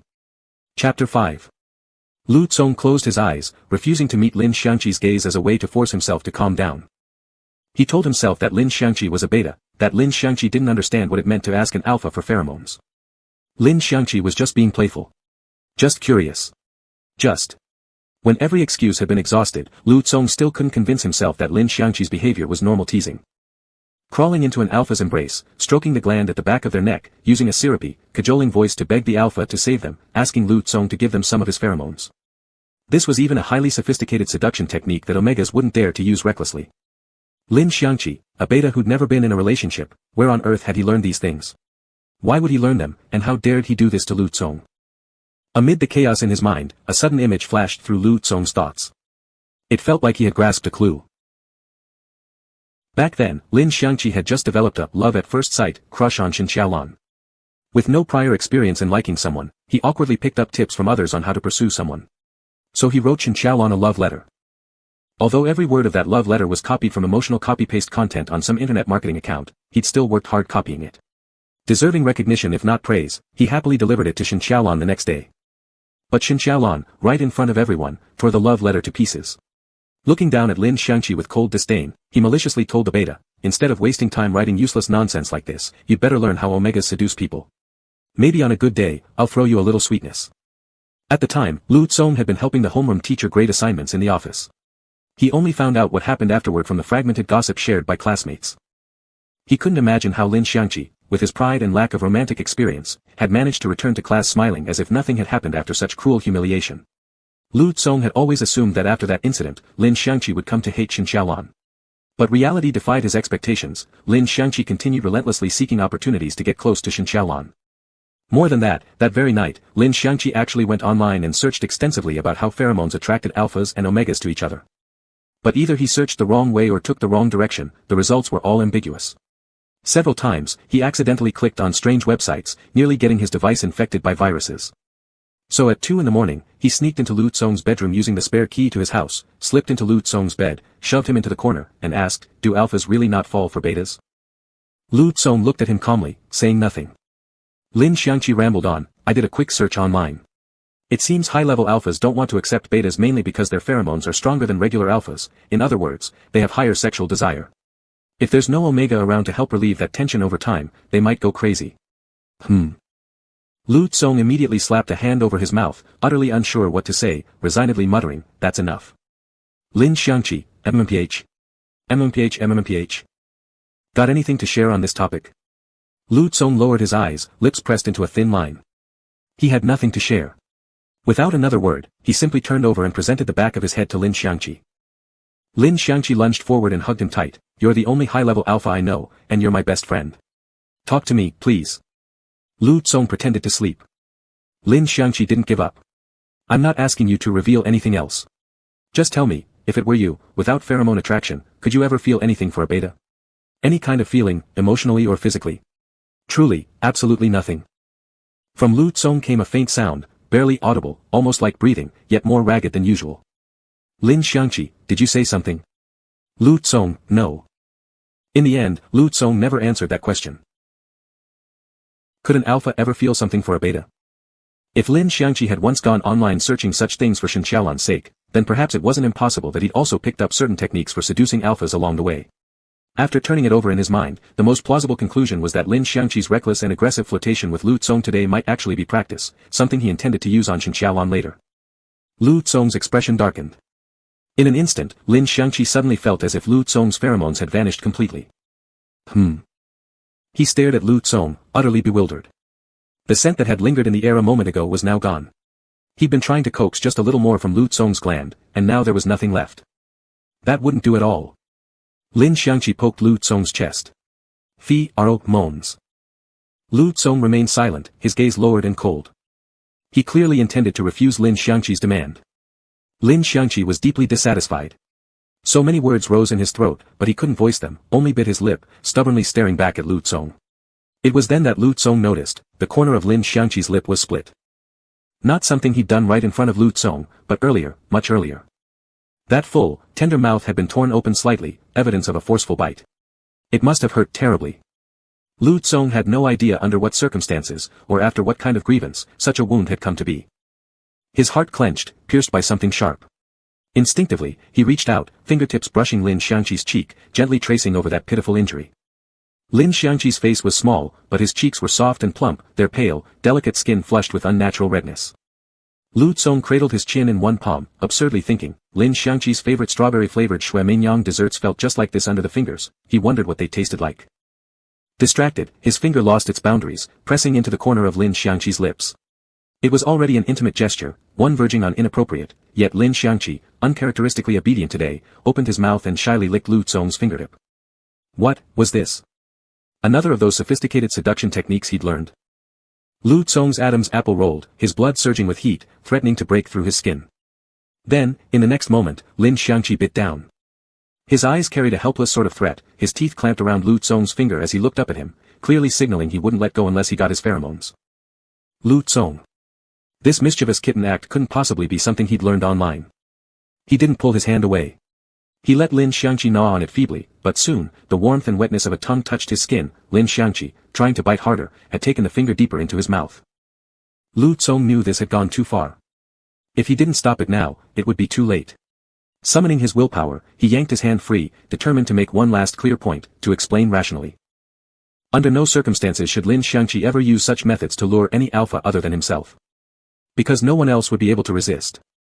But at that moment, the boy in his arms changed tactics. Suddenly tilting his neck, Lin Xiangqi pressed close in a gesture of affectionate dependence, nuzzling gently against the hollow of Lu Tsong's neck, whispering once more, "Just give me a little more of your pheromones, okay?" Lu Tsong froze, the words on his tongue dying. His jaw clenched tight, his arms tensing so severely veins threatened to burst beneath his skin. Lin Xiangqi rubbed his cheek against him again. "Please." Every refusal dissolved, swallowed back into silence. Lu Tsong exhaled deeply, feeling it no longer mattered. Whether Lin Xiangqi was practicing some technique to seduce alphas, or merely teasing and playing with him, it simply didn't matter anymore. He'd never had any defense against Lin Xiangqi. After a long pause, he finally murmured, "Fine." Tang Luyu had a private date today. She'd spent half the day picking outfits, applying makeup, getting ready. Initially, she planned to send her assistant to deliver suppressants to Lu Tsong. But shortly after hanging up the phone, she suddenly recalled how Qi Yelin, before leaving, had warned her repeatedly. Lu Tsong had never fully experienced a single sensitivity period since childhood. Every time, it had been suppressed with medication. If one day he unexpectedly entered a sensitivity period, it would mean his pheromones were already on the verge of spiraling out of control. The situation would be severe, and Tang Luyu must go see him in person. A child born to two A-rank parents, carrying special genetics, uncontrolled pheromones could lead to unimaginable consequences. Even though Lu Tsong was known for his remarkable self-control, she couldn't leave him entirely alone to face such unknown risks. She didn't dare delay. Immediately canceling her plans, she grabbed her medical kit and rushed toward Lu Tsong's home. She had arrived as quickly as possible, but it still took nearly half an hour. Worst of all, she tried calling Lu Tsong during the trip, no answer. 30 minutes wasn't long, but it wasn't short either, and she couldn't help worrying something might have gone wrong. She had a spare key left by Qi Yi. His only instruction: Alpha's territorial instincts were strong, especially in elite ones like Lu Kang. Unless absolutely necessary, Tang Luyu shouldn't just enter on her own, she should wait for Lu Tsong to open the door himself. But clearly, today was an exception. After failing to reach him by phone, Tang Luyu suspected Lu Tsong might have lost consciousness. Without hesitation, she unlocked the door and rushed inside. But the moment she stepped into the living room, she froze. No pheromones. Well, not exactly none, but from a doctor's standpoint, there was no detectable flow of active pheromones in the air at that moment.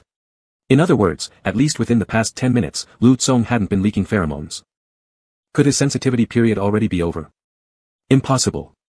As she climbed the stairs, Tang Luyu puzzled over the situation in silence. But when she reached the second floor, she was even more stunned. The bedroom door was slightly ajar, leaving just enough of a gap to see clearly inside. Lu Tsong knelt beside the head of the bed, his back taut and rigid. He was staring intently at Lin Xiangqi lying on the bed. 1,000 chaotic thoughts exploded in Tang Luyu's mind. She swore, after nearly 40 years of life, she'd never felt more tense than this very moment.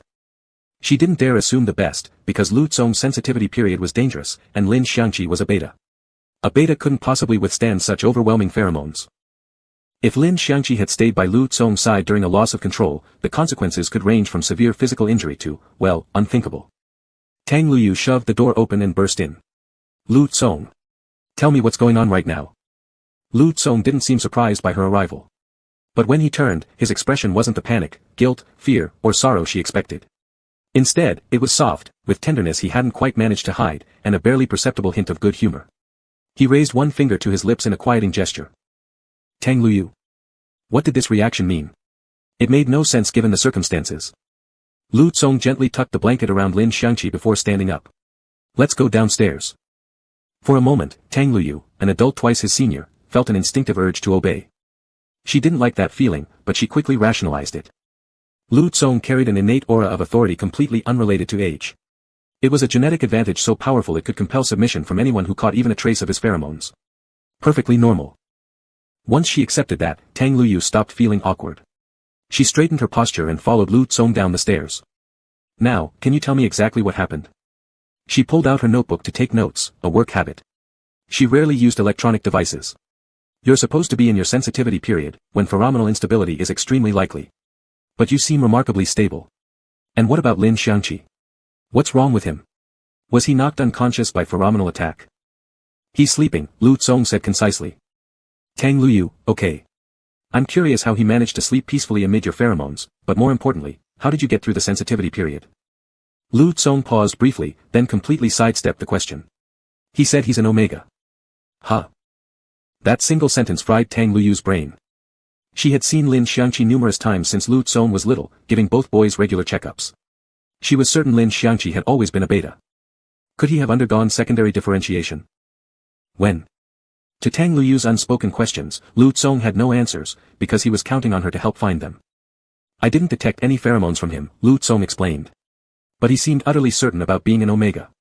However, he was affected by my pheromones, he wasn't fully lucid, didn't finish his sentences. I can't be sure if he was serious, or joking. Tang Luyu analyzed the situation with growing confusion. Not having differentiated by 18 is extremely rare.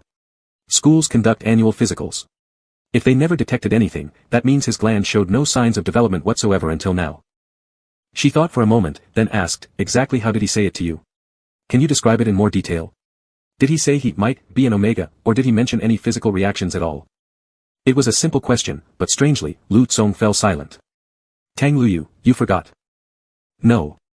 After answering, Lu Tsong grew quiet again. Under Tang Luyu's scrutiny, his mind drifted back to those past 15 minutes. When Lin Xiangqi asked for his pheromones, Lu Tsong gave them to him. Thankfully, Lin Xiangqi showed no adverse reaction, he enjoyed inhaling them deeply, even clinging onto Lu Tsong like a limpet. But the instant Lu Tsong realized what was happening, instinctive fear made him try to pull away. Lin Xiangqi wasn't having it. He whined softly, insisting more, and when denied, bit down on Lu Tsong's shoulder, leaving behind neat rows of tooth marks. Lu Tsong sighed helplessly. No. Your body can't handle absorbing too much pheromone, it'll overwhelm you. Lin Xiangqi seemed to have misheard something, he retorted proudly, I can still take more. Several times, Lu Tsong felt he was on the verge of losing control. He restrained himself with great effort and issued another warning. Betas don't have glands, they can't metabolize pheromones. If you keep this up, you'll get hurt. That was when Lin Xiangqi dropped the bombshell, but I am an Omega. Lu Tsong froze. He asked if Lin Xiangqi knew what he was saying. Lin Xiangqi leaned close to his ear, mysterious and whispering, if you give me enough pheromones, maybe they'll turn me into an Omega. Don't believe me? Try it.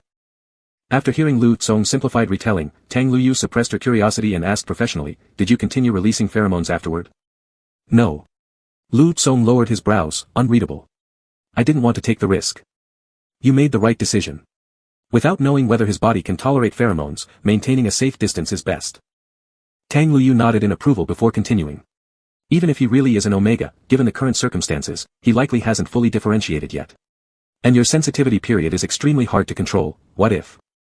She didn't finish, but she trusted Lu Tsong understood the rest. Even if Lin Xiangqi truly were an Omega, that would only guarantee he wouldn't die from a pheromonal attack. But Lu Tsong's sensitivity phase was unpredictable. Releasing large amounts of pheromones could push both of them into full sensory overload. In that scenario, Lu Tsong might end up hurting Lin Xiangqi in ways far worse than mere physical injury. And that outcome wasn't any better. Is there a way to confirm this further? Lu Tsong asked. Tang Luyu looked at him, suddenly smiling, as if she had just grasped something, and teased, so eager to know the result. But Lu Tsong responded with unusual solemnity, you're the doctor. You understand better than I do what it means to still be undifferentiated at 18. Flashes of Lin Xiangqi's earlier plea, help me, crossed Lu Tsong's mind. If those words weren't some seductive tease, then Lin Xiangqi must have been sick. And he, who had lived side by side with him all this time, hadn't noticed a thing. Pressing his fingertips to his temples, Lu Tsong struggled to conceal the anxiety and irritation surging within. Hearing his tone, Tang Luyu dropped her teasing demeanor and grew serious. Of course I'll arrange a comprehensive differentiation test for him. But if the school's routine physicals never detected anything, it means standard methods won't work. We'd need a glandular biopsy, and that requires him to be awake first. What about you, though? Tang Luyu looked pointedly at Lu Kong, this was your first real sensitivity episode. It ended too quickly, the pheromones may not have fully dissipated. If not properly channeled, your gland could develop various complications. Right now, this matter should take priority.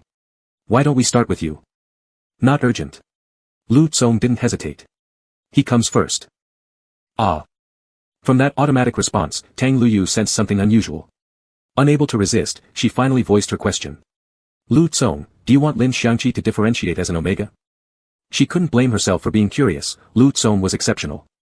Although still young and clearly not focused on romance, one had to acknowledge that most alphas his age were already restless, engaging in all kinds of pheromonal interactions with Omegas their own age. But Lu Tsong had never shown any interest.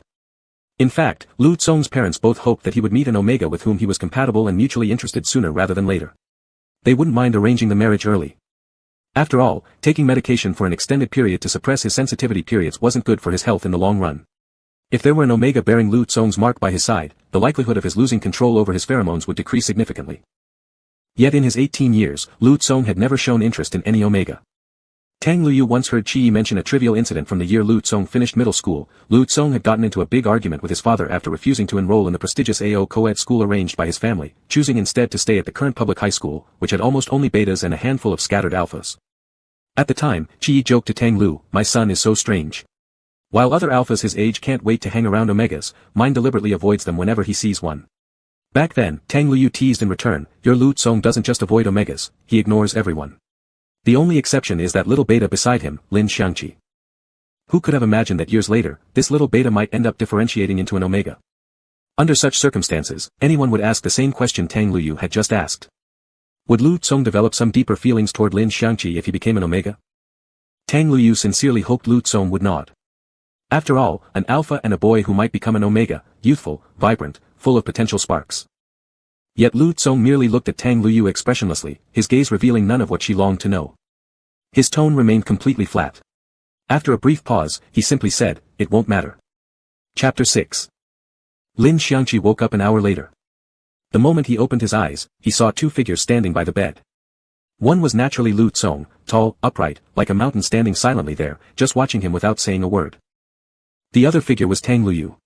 Lin Xiangqi remembered her well. Tang Luyu was a friend of Aunt Qi Yi, Lu Tsong's mother. She was a doctor, rumored to have once been a military medic specializing in treating alphas in war zones, highly skilled.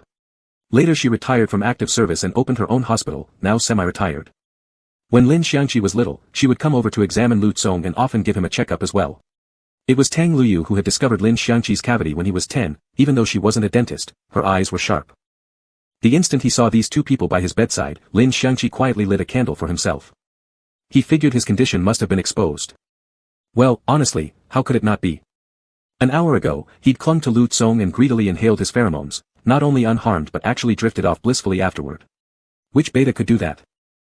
And worse, in the days after inhaling too much pheromone, he'd actually said out loud, "I'm an Omega." Unless Lu Tsong was an idiot, he'd understand what was going on.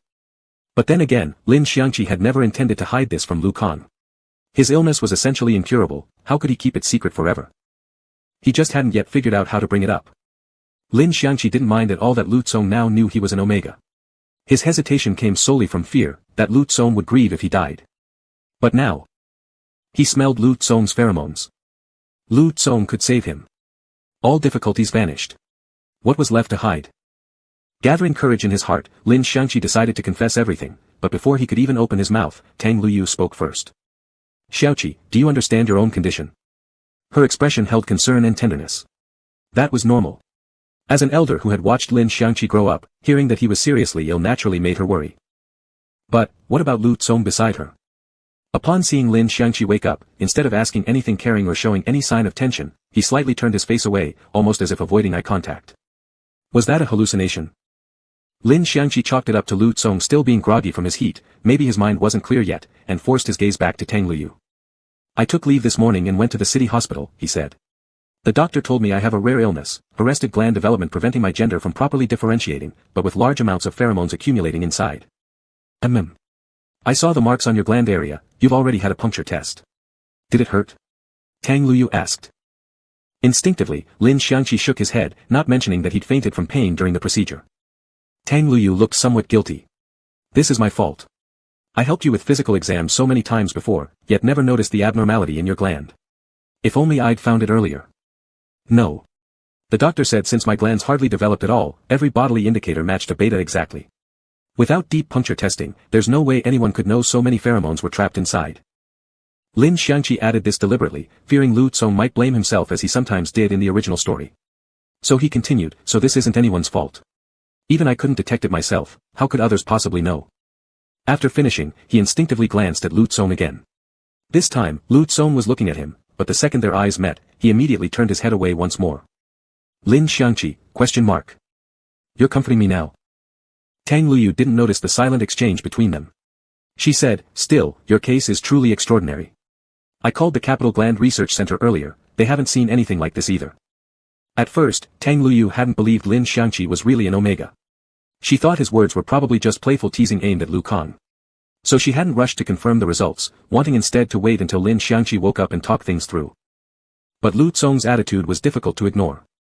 Until Lin Xiangqi's condition was confirmed, he refused to undergo his own medical examination. Tang Luyu had no choice but to take the pheromone analyzer upstairs and perform a preliminary pheromone test on Lin Xiangqi. But the result came back showing no signs of differentiation at all. If not for the puncture marks Tang Luyu had seen on Lin Xiangqi's gland, she might have dismissed the situation entirely once again. Glandular puncture was both troublesome and painful. Unless someone already strongly suspected an underlying condition, few would rush into such a procedure upon arriving at a hospital. Yet Lin Xiangqi bore clear traces of examination on the back of his neck, and had returned home only to tell Lu Tsong he was an Omega. This could hardly be coincidental. Thankfully, Lu Tsong had insisted she come to confirm it. Lin Xiangqi's case was indeed far more complicated than Lu Tsong's current heat. An Omega reaching 18 without any sign of differentiation carried an extremely high risk of severe pathology. Tang Luyu immediately asked Lu Tsong to look for Lin Xiangqi's medical results. Sure enough, they found the city hospital's diagnosis report on the coffee table in Lin Xiangqi's living room. I'm glad you noticed in time, Tang Luyu said. With such rare conditions, sometimes even a one-day delay could mean. She trailed off. I know. If I hadn't intervened early, I might have suddenly dropped dead at home someday. Lin Xiangqi spoke calmly. After all, he'd already died that way once in the original plot. It can be cured. Lu Tsong, who had been silent all along, suddenly spoke. Lin Xiangqi looked at him, thinking, finally, Lu Tsong is starting to care. He smiled and said, yeah, it's treatable. The doctor mentioned something called pheromone therapy. Just recalling this still filled him with relief. Back at the hospital, he truly believed he wouldn't be able to obtain pheromones and would certainly die, but then, as soon as he got home, everything changed. He'd actually smelled Lu Tsong's pheromones. Fate had not abandoned him. Beside him, Tang Luyu wore a peculiar expression. She didn't respond immediately, instead glancing first at Lu Tsong. But Lu Tsong clearly avoided her gaze. Feeling the weight of immense responsibility, Tang Luyu forced herself to ask Lin Xiangqi, Xiaoqi, you already know about pheromone therapy. Then, have you found a suitable alpha to help you? Of course not. He had only learned about injection treatment from the doctor and remained largely unfamiliar with other therapeutic methods. Since the only alpha he could initially turn to was Shinchaolan, a possibility Lin Xiangqi had outright rejected, he hadn't bothered asking the doctor for detailed procedures regarding pheromone therapy. But Lin Xiangqi was smart. He figured, if injection therapy meant directly injecting pheromones into the gland, then by logical extension, getting help from an alpha should involve finding a way to absorb the pheromones into his body. His understanding of it went like this: later, Lu Tsong would release his pheromones, and he'd just inhale them deeply nearby, just like over an hour ago. Painless treatment, and extremely effective. This must be what pheromone therapy was all about. A crude assumption made by a beta who had never attended an AO physiology class. Lin Xiangqi confidently nodded, indicating he understood the treatment plan, and said, right now, I can only smell Lu Tsong's pheromones. I think having him help me would be the best option. He completely dismissed Shinchaolan. In theory, pheromone therapy shouldn't harm the alpha. Lin Xiangqi assumed that once he said this, Lu Tsong would immediately agree. But when he looked over. Wait. Why had Lu Tsong turned his face away? Was he actually pretending not to hear? A flicker of doubt stirred inside Lin Xiangqi. Cautiously, he asked Tang Luyu, excuse me, would helping me undergo treatment have any effect on Lu Tsong? Tang Luyu, of course. Lu Tsong, none. This time, Lu Tsong answered quickly. Tang Luyu silently rolled her eyes inwardly, then amended, Lu Tsong himself won't be affected. It's mostly about your own feelings, after all, it concerns your entire future life. Hearing that Lu Tsong would be unharmed, Lin Xiangqi first breathed a sigh of relief. But soon, he began to feel that Tang Luyu's last sentence sounded oddly strange.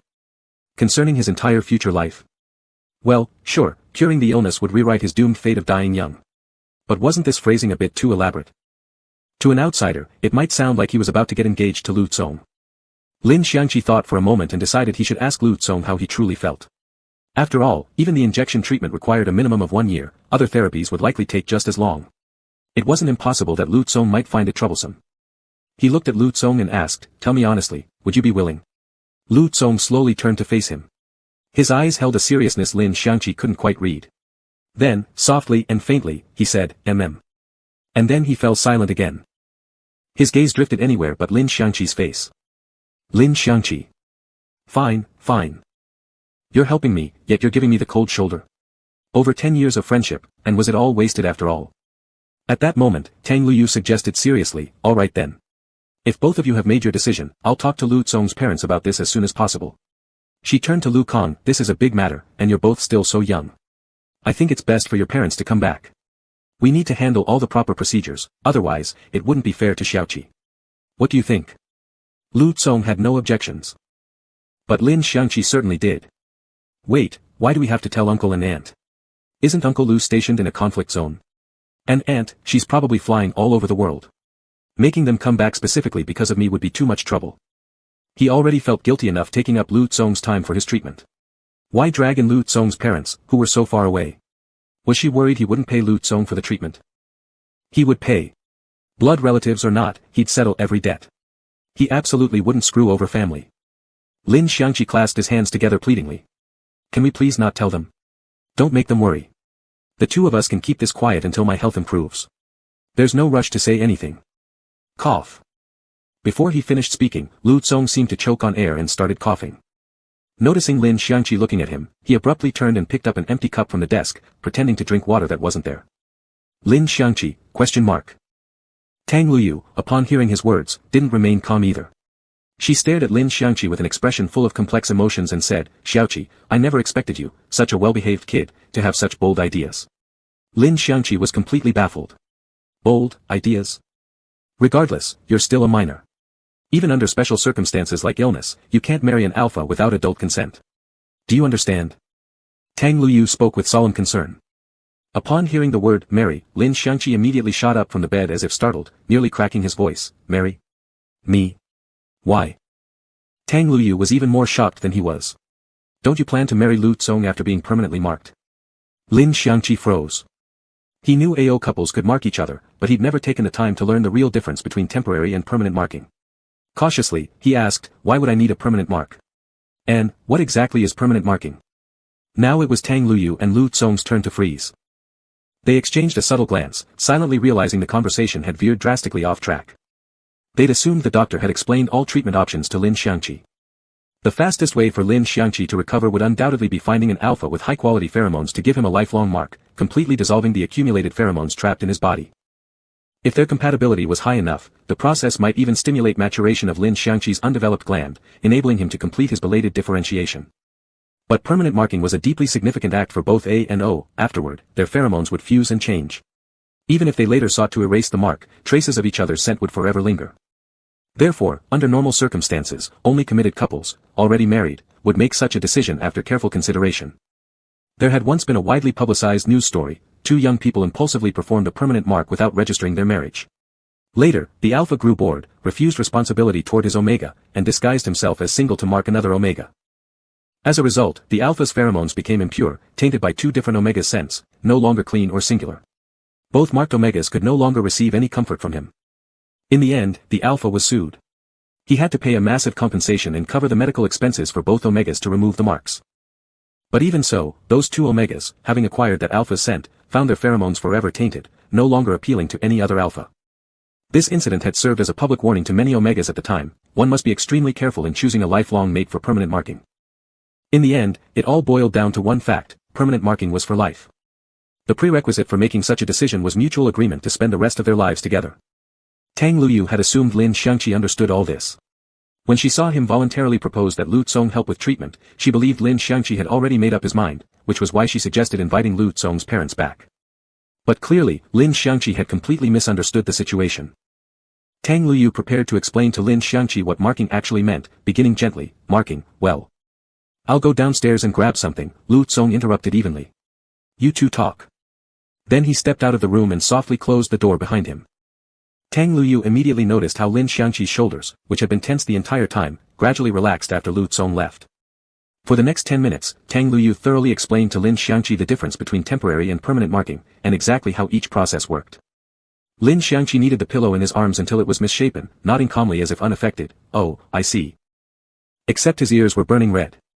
Once Lin Xiangqi seemed to have absorbed the information, Tang Luyu continued, Lu Tsong and I have discussed it. Undifferentiated cases like yours at age 18 are extremely risky. Conservative treatment isn't impossible, but it takes too long. We can't guarantee your gland won't develop complications during that time. So we believe permanent marking is both the fastest and most effective solution. What Tang Luyu didn't mention was that when she'd first proposed permanent marking to Lu Tsong, asking whether he'd be willing to sacrifice this much for a friend, Lu Tsong hadn't answered. He'd only said, he won't agree.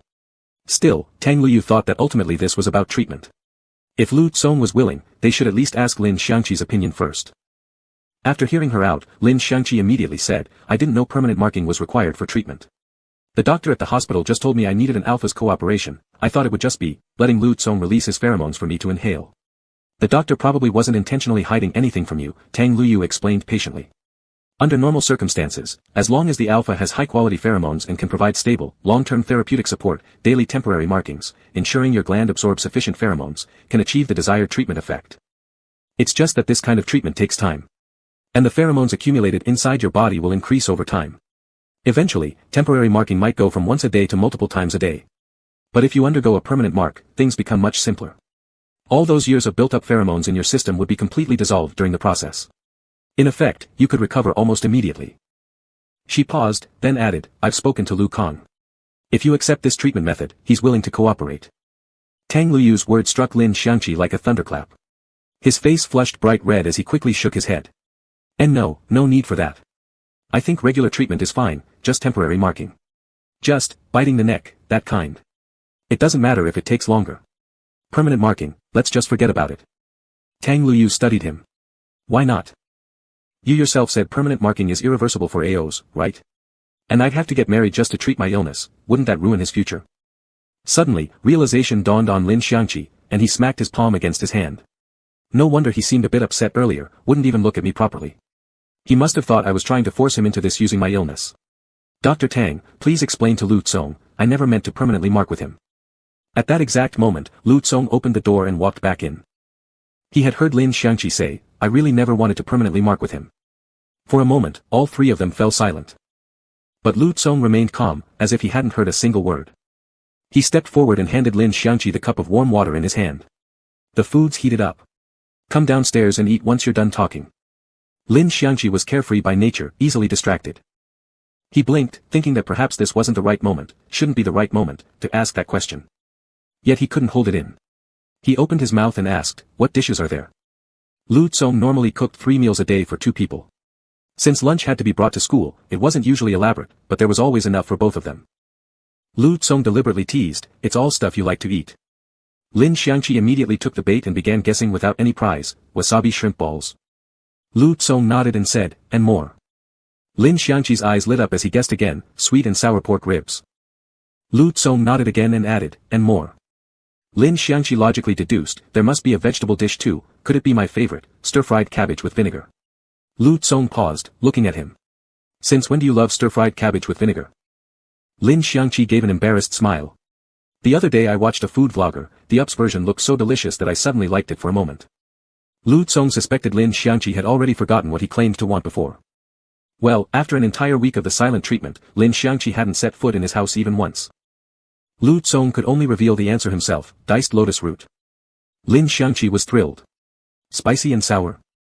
Lu Tsong, Lin Xiangqi instantly started salivating, tossing aside all awkwardness. He jumped off the bed and happily threw his arms around him. Thanks, bro. Lu Tsong. The hug was very brief. Lin Xiangqi couldn't wait to go downstairs for dinner and called out to Tang Luyu as well, Dr. Tang, let's eat together. Lu Tsong's sweet and sour ribs are super delicious. With that, he ran off. Tang Luyu silently observed the scene. Suddenly, she felt all her previous worries had been unnecessary. She'd thought that after being rejected for permanent marking, Lu Tsong would storm out in anger. Or perhaps Lin Xiangqi would become so awkward about having to undergo such intimate treatment with Lu Tsong that he wouldn't know how to face him anymore. But now, it seemed these two kids had their own way of getting along. No matter why Lin Xiangqi didn't want permanent marking with Lu Tsong, it wouldn't disrupt the balance they'd always maintained in their relationship. Well, naturally. They were still young, who knew what new feelings might arise in the future. Forcing a lifelong mark and marriage just for treatment did seem like too high a cost for them. Better to just leave things as they are. Tang Luyu decided not to worry anymore and followed Lin Xiangqi downstairs to grab a bite. As she passed by Lu Tsong, she remarked meaningfully, take it slow, he still doesn't understand anything yet. Why are you looking at me like that? Do you need your auntie to share some wisdom from experience? No problem, got any alcohol at home? I've got plenty of stories to tell. Lu Tsong stared at her expressionlessly and said, "Sorry, I didn't prepare a portion for you. I've called you a car." Tang Luyu. How impolite, using her and then kicking her out. Lu Tsong continued, "I remember you had plans today, but cancelled them to deliver suppressants for me. So I made a new reservation for you at a restaurant, a table for two. The address is on your phone. Any questions?" Tang Luyu immediately pulled out her phone and glanced, then was utterly shocked. What? That extremely hard-to-book downtown Sky Garden restaurant? Voted online as the #1 romantic date destination. What? And he's paying? Tang Luyu instantly switched to a smiling face, completely satisfied with this consultation fee. She hurriedly packed her medical kit while rushing downstairs, not even turning back as she called out, "Lu Tsong, someone like you will succeed at whatever you do." Her voice trailed off as she disappeared through the doorway. "Someone like me will succeed at whatever I do." Lu Tsong lifted his lips in bitter amusement. Hopefully so. Chapter 7. Lin Xiangqi, eating the meal Lu Tsong had prepared, once again began mentally cursing the absurdity of the original plot. Look at this, weren't he and Lu Tsong clearly so close? Then how on earth did Shen Xiaolan manage to drive them apart later, turning them into virtual strangers? Even if he took 1,000 steps back, how could he have possibly endured cutting off contact with Lu Tsong completely for an entire week? Passing by Lu Tsong's door 3 times without entering, passing up perfectly good wasabi shrimp balls, sweet and sour spare ribs, and diced lotus root, only to go eat cafeteria-style tomato stir-fried with tomatoes every single day. Seriously. Love really was terrifying. It didn't just rob people of their rationality, it even destroyed their sense of taste. Even though Lin Xiangqi knew he'd been screwed over by the original setting, thinking back on all that still sent shivers down his spine. No more of that. He fiercely bit into another shrimp ball. The burst of flavor jolted his conscience awake, and he firmly resolved, no matter what happened from now on, he would come to Lu Tsong's place every single day without fail. Not a single meal could be missed. Just then, from the corner of his eye, he saw Tang Luyu sprint down the stairs like a gust of wind, calling out in haste, "Tomorrow's weekend, you two remember to come to my hospital," before bolting out the door. Lin Xiangqi, huh? Lu Tsong came downstairs shortly after. Seeing Lin Xiangqi's bewildered expression, he walked over, pulled out a tissue, wiped a bit of sauce from the corner of Lin's mouth, and asked, "What's wrong?" "Lin Xiangqi, is Dr. Tang not eating with us?" Although he hated to admit it, there was still a faint trace of awkwardness lingering within him. The thought that minutes ago, he had nearly accidentally agreed to permanent marking and official marriage registration with Lu Tsong, still felt utterly absurd. He couldn't quite bring himself to sit across from Lu Tsong at the table so casually. She had an emergency and left in a hurry. No time to eat. Lu Tsong calmly sat down opposite Lin Xiangqi, seemingly oblivious to Lin's discomfort. "If you have any questions, you can ask her tomorrow at the hospital." No, I don't have any questions." Lin Xiangqi straightened his posture oddly, saying very seriously, "Let's eat." Thankfully, Lu Tsong wasn't the kind of person who pried or gossiped. He didn't press Lin about topics that would make him even more uncomfortable, like why Lin had suddenly realized he was an Omega and rushed to the hospital, or what it had felt like when he inhaled Lu Tsong's pheromones earlier. He certainly didn't bring up permanent marking again. Instead, Lu Tsong simply ate quietly alongside Lin Xiangqi.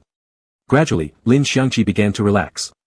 Seeing that Lu Tsong didn't seem to care much either, he decided not to dwell on it. After all, it was just treatment, a minor misunderstanding about marriage that could easily be cleared up. Lin Xiangqi started sneaking glances at Lu Tsong.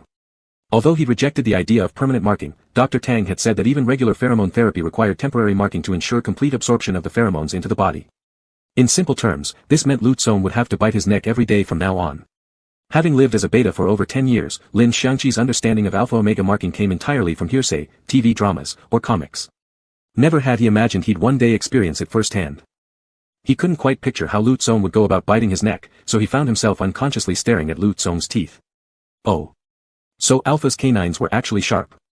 How had he never noticed that before? But no matter how sharp they looked, they were still teeth. Biting through skin and injecting pheromones, just imagining it made him cringe. It sounded painful. Instinctively, Lin Xiangqi raised his hand to cover the back of his neck, shooting Lu Tsong a look tinged with mild resistance. "What are you looking at?" Lu Tsong suddenly put down his chopsticks and asked. Lin Xiangqi jolted, quickly lowered his hand from his neck, and blurted, "Your teeth are really nice, so white and straight, just like those models in toothpaste commercials." "Oh right, what brand do you use again?" "I want to switch too." Lu Tsong reminded him, "We're using the same one." Lin Xiangqi forced a weak smile. How coincidental. Not coincidental at all, they'd bought that toothpaste together. Lu Tsong studied him for a moment, then sighed softly, stood up, and walked over to Lin Xiangqi. This movement terrified Lin Xiangqi. His mind turned to mush instantly, thoughts spinning in circles around marking, canines, pheromones, it's going to hurt, it's going to hurt. Only when Lu Tsong sat beside him, reached out to ruffle his hair gently, and said in a soft, calm voice, "If you don't want temporary marking, we can switch to injection therapy." Did Lin Xiangqi finally breathe again? Lin Xiangqi froze. Injection? Extract pheromones from my gland first, Lu Tsong explained as simply as he could. Then inject them into you with a syringe. This was exactly the treatment Lin Xiangqi had initially intended, the one that cost 100,000 per session. Back then, they'd abandoned the idea simply because there was no source of usable pheromones available for purchase.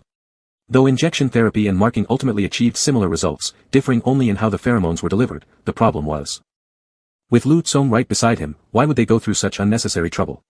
While Lin Xiangqi wasn't well versed in AO customs, he did know that extracting pheromones from an alpha's gland wasn't simple. It could be just as agonizing as today's biopsy had been for Lin Xiangqi, painful enough to make someone pass out. Repeated extractions in a short span could leave ugly scars on the alpha's gland. Overall, extracting pheromones was far more complicated than injecting them. Otherwise, high-quality pheromones wouldn't remain so scarce. It's not worth all that hassle, Lin Xiangqi countered, talking Lu Tsong down. Dr. Tang told me that during injection therapy, some pheromones are lost, so we'd need to extract twice as much just to match one temporary mark. That's way too wasteful. With a simple, not worth it, he declined Lu Tsong's suggestion. Lu Tsong almost laughed at that. Lin Xiangqi added, "Besides, it's not like I don't want temporary marking. I'm just worried." He paused, giving Lu Tsong a slightly skeptical look. Lu Tsong waited calmly for him to continue. Lin Xiangqi admitted honestly, "I'm afraid you don't have much experience. What if you bite too shallow and it doesn't work? Or bite too deep and it hurts?" Cough. For some reason, Lu Tsong choked on air again. Lin Xiangqi patted his back gently. "Are you catching a cold or something? Why are you coughing so much?" Lu Tsong turned his head aside, pressing his fingers to his forehead. "Maybe. All right then, remember to drink a packet of cold remedy before sleeping tonight." After this little reminder, Lin Xiangqi returned to the topic of temporary marking. Overthinking things alone only led to more anxiety. It was better to discuss it properly with Lu Kang. So he said, "Lu Tsong, can you bite my neck now? Just test it, no pheromones, just bite where the gland is." Lin Xiangqi's reasoning was straightforward. Today's gland biopsy had hurt so badly that he was still traumatized by the memory. And Lu Tsong's teeth were much thicker than the long needle used in a biopsy, that was the root of his fear. Wasn't there a saying, "People are most afraid of fear itself"? Lin Xiangqi found that very insightful. What truly scared him wasn't the actual pain, but the imagined sensation conjured by his mind. Maybe once Lu Tsong actually bit him, even lightly, it would break that illusion, and his fear would vanish. Lu Tsong looked at him with complex eyes after hearing this. "Why? What do you think?" "I'm nervous," Lin Xiangqi said. "I just want to get a feel for what a neck bite feels like, mentally prepare myself. That way tomorrow, when we officially mark, I'll know what to expect. Otherwise, I might not sleep tonight." Tang Luyu had arranged for them to visit her clinic early tomorrow morning. They would first undergo compatibility testing, then proceed with their first treatment. Technically speaking, temporary marking could easily be done at home. But Tang Luyu was concerned that Lin Xiangqi's gland might not withstand overly intense pheromones, so she recommended doing the first marking under medical supervision. Lin Xiangqi was extremely anxious, which was why he wanted Lu Tsong to give him a trial bite, an early rehearsal of sorts. He'd expected Lu Tsong's furrowed brows to mean refusal, but instead, the next moment, Lu Tsong spoke, "All right." "Really?" Lin Xiangqi straightened up immediately, touched, patting Lu Tsong's shoulder. "You're so nice. Thanks." Then he tugged at his collar, turned his back, and exposed the nape of his neck to Lu Kang. "Go ahead." As if offering himself without reservation. Lu Tsong. Having lived as a beta for so long, perhaps gender boundaries really had blurred for him. Lin Xiangqi didn't realize at all what such an act signified to an alpha. It didn't matter. Looking at that smooth, delicate stretch of neck, Lu Tsong thought quietly, there'll be time to teach him, piece by piece. "Aren't you going to start?" Lin Xiangqi grew impatient after only a brief wait, twisting his head around to ask. "Is it hard to bite like this?" Lin Xiangqi thought considerately from Lu Tsong's perspective and realized that it probably really wasn't convenient for him to bite. There was a significant height difference between them. Even sitting in a chair, Lin Xiangqi was still noticeably shorter than Lu Tsong standing up. At this angle, there was no way Lu Tsong could accurately reach his gland, he'd have to move closer, bend over, lower his head, and brace himself on either side of Lin Xiangqi's body. Just imagining the scene, Lin Xiangqi suddenly found his breath catching. He forced himself to stop thinking, his mind worked in simple, straightforward ways, and he blurted out a suggestion, "Then maybe we should go to the bed, I'll lie down, you do whatever you want." Before he could finish the second half, Lu Tsong suddenly reached out a hand toward him, speaking softly, "Come." Lin Xiangqi never pretended to know things he didn't, so whenever Lu Tsong told him to do something, he obediently followed. Polite as always, he reached out and took Lu Tsong's hand, though he had no idea what Lu Tsong intended. He assumed hand-holding was part of the temporary marking ritual. Like how teammates bowed to each other before a match, maybe AOs shook hands before marking. Well, that clearly made no sense at all. Lin Xiangqi nearly laughed at himself for even thinking it, and was about to ask why they were holding hands when suddenly, he felt a strong tug. In an instant, he was pulled forward by Lu Tsong's grip, losing balance completely. The world spun around him, he felt as if he tumbled endlessly, before finally settling firmly into a warm embrace, his back pressed against the steady rise and fall of a heartbeat. When his vision cleared, he realized he was now sitting on Lu Tsong's lap, legs parted with the tips of his feet touching the floor, his entire body enclosed within Lu Tsong's arms. Ah! Lin Xiangqi's expression went through several stages. Though he knew this position made neck-biting convenient, it still felt strange, so he fidgeted slightly, trying to push against Lu Tsong's arms. Maybe let's just... Yen, Lu Tsong murmured, his lips almost brushing the nape of Lin Xiangqi's neck, voice low and hoarse. Don't move. Lin Xiangqi froze instantly, like he'd been struck by a pressure point. It wasn't just because he could feel Lu Tsong's scorching breath on the skin of his neck, but also because Lu Tsong had called him by his nickname. Yen. No one had called him that since his parents passed away. He'd assumed Lu Tsong had long forgotten he even had such a name. As for the name, Lin Xiangqi, many people found it odd. Back in elementary school, some classmates even pitted him, convinced his parents must not have loved him to give him such a careless name. Teachers initially struggled to understand how anyone could come up with such a seemingly random name. That was, until they learned the name of Lin Xiangqi's father. Lin Bubwang. Only then did everyone understand, it was a family tradition of naming. Apparently, Lin Xiangqi's mother, Yuan Wei, had once borrowed a book from the university library and noticed the previous borrower's name was Lin Bubwang. She found the name incredibly interesting and began asking around campus about who this person was. Eventually, the two met, gradually got to know each other, fell in love naturally. So when Lin Xiangqi was born, Yuan Wei agreed to let Lin Bubwang pick a meaningful name for their son. Lin Bubwang spent an entire night racking his brain, eventually proposing Lin Buji. Yuan Wei immediately rejected it. Because Lin Buji sounded like someone who'd fail all his exams. They later settled on Lin Xiangqi after Yuan Wei said, no matter what's on our minds in the future, the first thing we'll think of will always be our beloved son. Both parents were dreamers with impractical logic, though the name was carefully chosen, anyone who heard it still thought it was a little strange. Luckily, Lin Xiangqi never grew to dislike the name. In fact, its uniqueness helped him draw attention wherever he went, leading to countless people initiating conversations with him. As a result, he made many friends, and the name simply stuck. But the origin of the nickname Yen was purely accidental.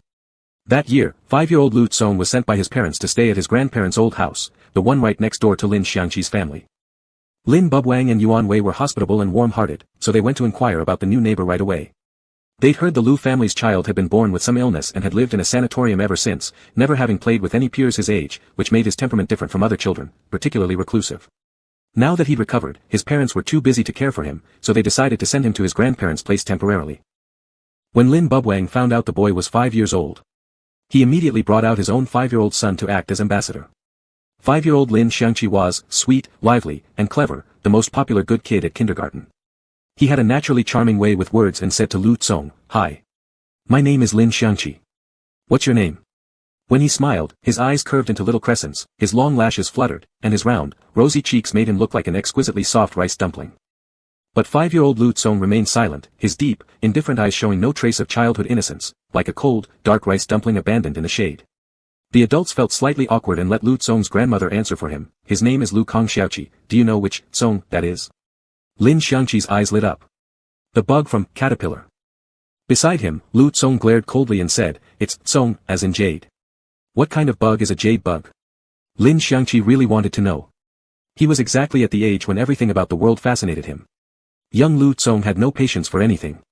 He coldly judged Lin Xiangqi, idiot. The adults laughed, but Lin Xiangqi grew angry. He puffed out his cheeks and snapped back at Lu Tsong, "Bad bug." Then he ran straight back home. That night, Lin Xiangqi clung to Lin Bubwang and Yuan Wei, insisting on knowing what a jade bug was. He refused to sleep until he found out.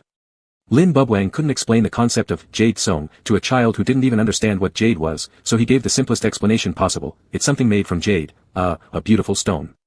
Lin Xiangqi's eyes widened. "Beautiful stone?" "That's right," Lin Bubwang chuckled. "I want one too." Lin Xiangqi asked, turning to his mother. "Am I beautiful?" "You're the most beautiful," Yuan Wei replied, hugging her son and stroking his head. "Does my baby like jade?" Lin Xiangqi had no real idea what jade actually was. Even after his parents showed him many pictures, he still couldn't grasp it. But anything labeled beautiful, he loved without question, so he nodded vigorously. That night, following orders from his wife, Lin Bubwang had to come up with a lovely pet name for his son, something as beautiful as jade, to finally close the subject of the jade bug. And just like that, the nickname Yan Yan came into being. Many years later, Lin Xiangqi, on a whim, asked Lu Tsong what he thought of his nickname, Yan Yan. By then, Lu Tsong was no longer that gloomy, cold little dumpling. He deeply regretted his past rudeness and told Lin Xiangqi sincerely, "I love it. Yan Yan. Yan Yan." Lu Tsong's voice came out hoarse and dry. The simple 2 syllables seemed to take every ounce of strength he had. Gently, he circled Lin Xiangqi's waist, holding the body in his arms still, his lips pressing against the delicate skin of the nape, slowly guiding his sharp canine toward the gland. Though an omega's gland wasn't yet fully developed, there was still a faint trace of its presence. Yet, seeing the fresh piercing wound beside it, he couldn't bring himself to bite down hard. Instead, he used only the soft friction of lips and teeth, like an absent-minded kiss, lingering far longer than any ordinary affection. Ha! Lin Xiangqi's body suddenly went limp, trembling helplessly. He hadn't inhaled any pheromones this time, yet he still felt as if his consciousness were slowly drifting away. Lu Tsong's movements were too gentle, too slow, perhaps to help him adjust, or maybe out of fear of causing pain, so he kept delaying the bite. But to Lin Xiangqi, the delay only intensified his discomfort. An itch began to spread from the nape of his neck, radiating through every limb and bone. Unable to resist, he urged softly, "Just bite, ah." Lu Tsong obediently opened his mouth and bit, but not in the way of marking. Instead, he gently caught a small fold of soft flesh at the nape between his teeth and slowly ground it. Lin Xiangqi melted completely, his entire body going slack, letting out an uncontrollable moan. Unconsciously, he arched his neck deeper into Lu Tsong's mouth, craving for the alpha to give him relief. "Just bite down already." Wait, this wasn't right. This wasn't how it was supposed to be. A pang of helpless realization struck Lin Xiangqi. Shouldn't he be afraid? Panicked? Terrified of being marked? Why now, instead, did he feel anticipation? Why was he so eager for Lu Tsong to release his pheromones, impatiently waiting for the moment of marking? Was this really the physiological instinct of an omega? But all the science education Lin Xiangqi had ever heard claimed that omegas only lost control of their bodies under the influence of an alpha's pheromones. Lu Tsong wasn't even releasing any pheromones now, so why on earth was he losing control? "I think, let's just stop." Lin Xiangqi suppressed the turmoil inside, tilted his head back hard, trying to create distance from Lu Tsong's lips, and struggled to wriggle free from his embrace. "We should follow the doctor's advice. Let's wait until tomorrow, when we get to the hospital." Before he could finish, Lu Tsong pressed him back again. His already feeble hands dropped limply to his sides, helpless and unable to resist. One of Lu Tsong's arms remained tightly around his waist, while the other hand gently cupped his throat, not too tight, but firm enough to show he had no intention of letting go. "Yan Yan, don't be afraid," he murmured. "It won't hurt." Chapter 8. His nape was captured once again, and Lin Xiangqi felt himself completely at Lu Tsong's mercy. Even though Lu Tsong had said it wouldn't hurt, he found that hard to believe. How could a bite not hurt? Trembling all over, he thought for sure this time Lu Tsong would actually bite down hard. He shut his eyes tightly. But after several minutes, there was still no pain. Lu Tsong. Lin Xiangqi asked shakily. "Aren't you going to bite yet?" Lu Tsong continued lightly pecking at the soft, sensitive skin there, speaking in a tone so indifferent it seemed as if he were taking a math test. "I am biting." "But you're not even using any force," Lin Xiangqi complained slightly. "If it's like this, I'll still be nervous tomorrow." A faint smile seemed to appear on Lu Tsong's lips. "How exactly do you want me to use force? How else?" "Obviously, just bite down hard, like during a temporary marking." Lin Xiangqi bit his lip. Suddenly, he realized that Lu Tsong probably never intended to seriously help him at all. So, with one determined motion, he pulled Lu Tsong's hand away. Lu Tsong silently loosened his grip, not wanting to forcibly restrain someone against their will every time. "Is teasing me really that amusing?" Lin Xiangqi pushed himself up from the nearby table, nearly collapsing due to wobbly legs. Lu Tsong stood up with him, supporting his waist to keep him from falling, then said calmly, "I'm not teasing. This is what marking is." Disbelieving, Lin Xiangqi turned to look at him. "That's impossible. Marking requires an actual bite, it must hurt." "It doesn't hurt," Lu Tsong reassured gently, stroking Lin Xiangqi's back like one soothing a pet. "During marking, alphas release pheromones to calm omegas. The gland won't feel pain." Hearing this, Lin Xiangqi first lit up with joy. "Really?" But his expression quickly froze. He glared at Lu Kang. "You knew this all along?" Lu Tsong, "Then why didn't you just tell me? Why did you have to?" Lin Xiangqi pouted, eyes darting away. "Keep biting me on the back of my neck like that?" Lu Tsong studied him for a moment, then noticed how the tips of Lin Xiangqi's ears had visibly reddened. A strange mood flickered through him, and he reached out to pinch one. Lin Xiangqi slapped his hand away. Lu Tsong didn't persist, instead answering seriously, I was afraid you'd think I lacked experience. So I practiced first. Lin Xiangqi, ? You were afraid I'd think you were inexperienced, so you used me to practice. What's the difference between that and cheating right in front of the teacher? On Saturday morning, per Tang Luyu's arrangements, Lin Xiangqi and Lu Tsong went together to her hospital for a comprehensive set of tests. This round of examinations differed in focus from the previous ones Lin Xiangqi had undergone at the city hospital. Its primary purpose was to determine their compatibility level and examine Lin Xiangqi's gland condition and changes before and after the temporary marking, so Tang Luyu could develop a more detailed treatment plan for him. Although the fact that Lin Xiangqi could now smell Lu Tsong's scent already confirmed their compatibility was at least above the minimum threshold, meaning treatment would definitely work, the exact degree of compatibility affected how well an omega absorbed and resonated with an alpha's pheromones. Simply put, if their compatibility were too low, Tang Luyu might, out of caution, recommend additional auxiliary treatments for Lin Xiangqi. What? Upon seeing the compatibility report, Tang Luyu nearly lost control of her facial expression. She had thought she was fully prepared, even if their compatibility were only 1%, she could still rely on her exceptional medical skill to ensure Lin Xiangqi's treatment succeeded. But the compatibility between Lin Xiangqi and Lu Tsong reached a staggering 100%. What did that even mean? According to this year's population census, fewer than 200 alpha-omega pairs across the entire alliance exceeded 95% compatibility. Only 3 pairs reached 99%. No pair had ever recorded 100%. In fact, such a figure had never appeared in alliance history. Genetically speaking, even the most perfectly matched glands always possessed at least a 0.01% bloodline variance. Therefore, throughout history, the highest compatibility ever recorded between two individuals destined as partners since birth had only reached 99.99%. And even that was rumored from last century, its authenticity remained unverified. Yet now, here it was, a perfect 100% compatibility, between two people who originally had nothing to do with each other, merely neighbors by chance. It was simply impossible. Tang Luyu rubbed her eyes hard, preferring to suspect today's equipment malfunctioned rather than accept this glaring 100%. There's no way something this coincidental exists in real life, it's not like some pure love novel. Though she considered herself a romantic and believed deeply in the miracles of love. She was also a doctor, so she needed to professionally analyze the origin of this compatibility level. Lin Xiangqi and Lu Tsong had waited for a long time in Tang Luyu's office. Finally, just before lunchtime, they saw Tang Luyu rushing in breathlessly. She knew why the compatibility was 100%. The analysis results were even more astonishing than her initial assumption of a match made in heaven.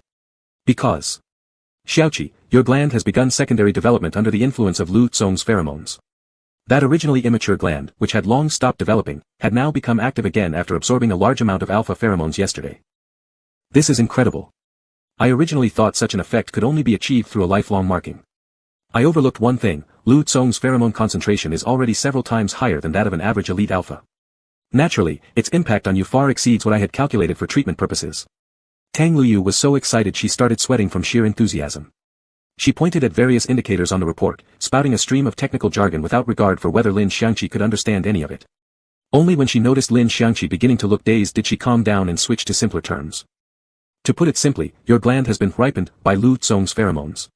It had lost vitality and couldn't differentiate, but now, with sufficient nourishment, it's restarting development at an astonishing speed. This was practically a perfect state of mutual integration, one where you contained me and I contained you. No wonder the test showed 100% compatibility.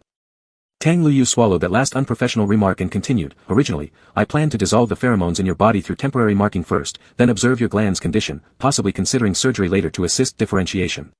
But now, that won't be necessary at all. Afraid of overwhelming Lin Xiangqi further, she directly summarized her conclusion, your gland may undergo natural differentiation within the next few months. The news Tang Luyu brought was nothing short of astonishing, it could be considered a medical miracle in the alliance's history.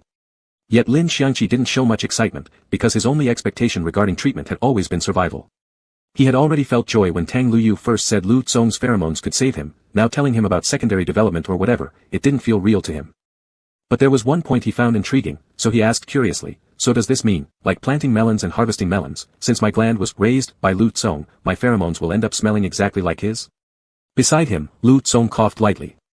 He seemed to have been coughing for no apparent reason these past 2 days. Without turning around, Lin Xiangqi said, remember to drink cold medicine granules. Lu Tsong, Lin Xiangqi was simply asking out of ignorance, and besides, he didn't dislike Lu Tsong's scent at all. Imagine how cool it would be, his omega pheromones smelling like gunpowder, bullets, smoke, and explosives. But Tang Luyu shattered his fantasy, saying, you don't need to worry about that. The pheromones secreted by glands are genetically determined. Unless permanently marked by someone else, even if you're 100% compatible, your scent will remain completely different. Lin Xiangqi, alright, too bad. I actually liked Lu Tsong's pheromones. They're kind of intense. This time, Lu Tsong beside him abruptly stood up. Already tall, and standing right under the light, his sudden movement blocked the illumination entirely. Lin Xiangqi was almost enveloped in his shadow. Lin Xiangqi, what's wrong? Lu Tsong gave him a deep look, then averted his gaze after a moment, pressing his fingers against his brow as he said to Tang Luyu, give me a pack of cold medicine granules. Tang Luyu. The first official temporary marking wasn't as tense as Lin Xiangqi had imagined. Perhaps thanks to the rehearsal from yesterday afternoon. Tang Luyu had prepared a spacious, clean observation room equipped with monitoring devices, so doctors and nurses could intervene immediately should any emergency occur during the marking process. As soon as Lin Xiangqi entered, he began undressing. Lu Tsong pressed his hand down firmly. Put it back on. Lin Xiangqi reasoned with him, this top has a hood, how are you going to bite properly? Just like this. Lu Tsong's gaze swept casually over the surveillance equipment, an inexplicable irritation flaring inside him. Probably because the effects of the heat hadn't fully subsided yet, his sensitivity toward everything about Lin Xiangqi had become extreme. Fine. With yesterday's practice, Lin Xiangqi was now composed and confident, effortlessly settling himself directly onto Lu Tsong's lap and urging him, don't dawdle, bite me in one go this time. Lu Tsong's gaze lingered on the nape of the man in his arms. His Adam's apple subtly bobbed as he replied coolly, so eager. I'm just worried something might go wrong, the effects of your pheromones for soothing and pain relief might not last long. Lin Xiangqi always had his reasons. They will. Lu Tsong said firmly. How do you know? We're both first-timers. Wait.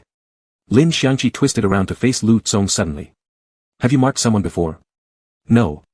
Lu Tsong pulled him back, gently but firmly turning his head forward again. But Lin Xiangqi insisted on turning back.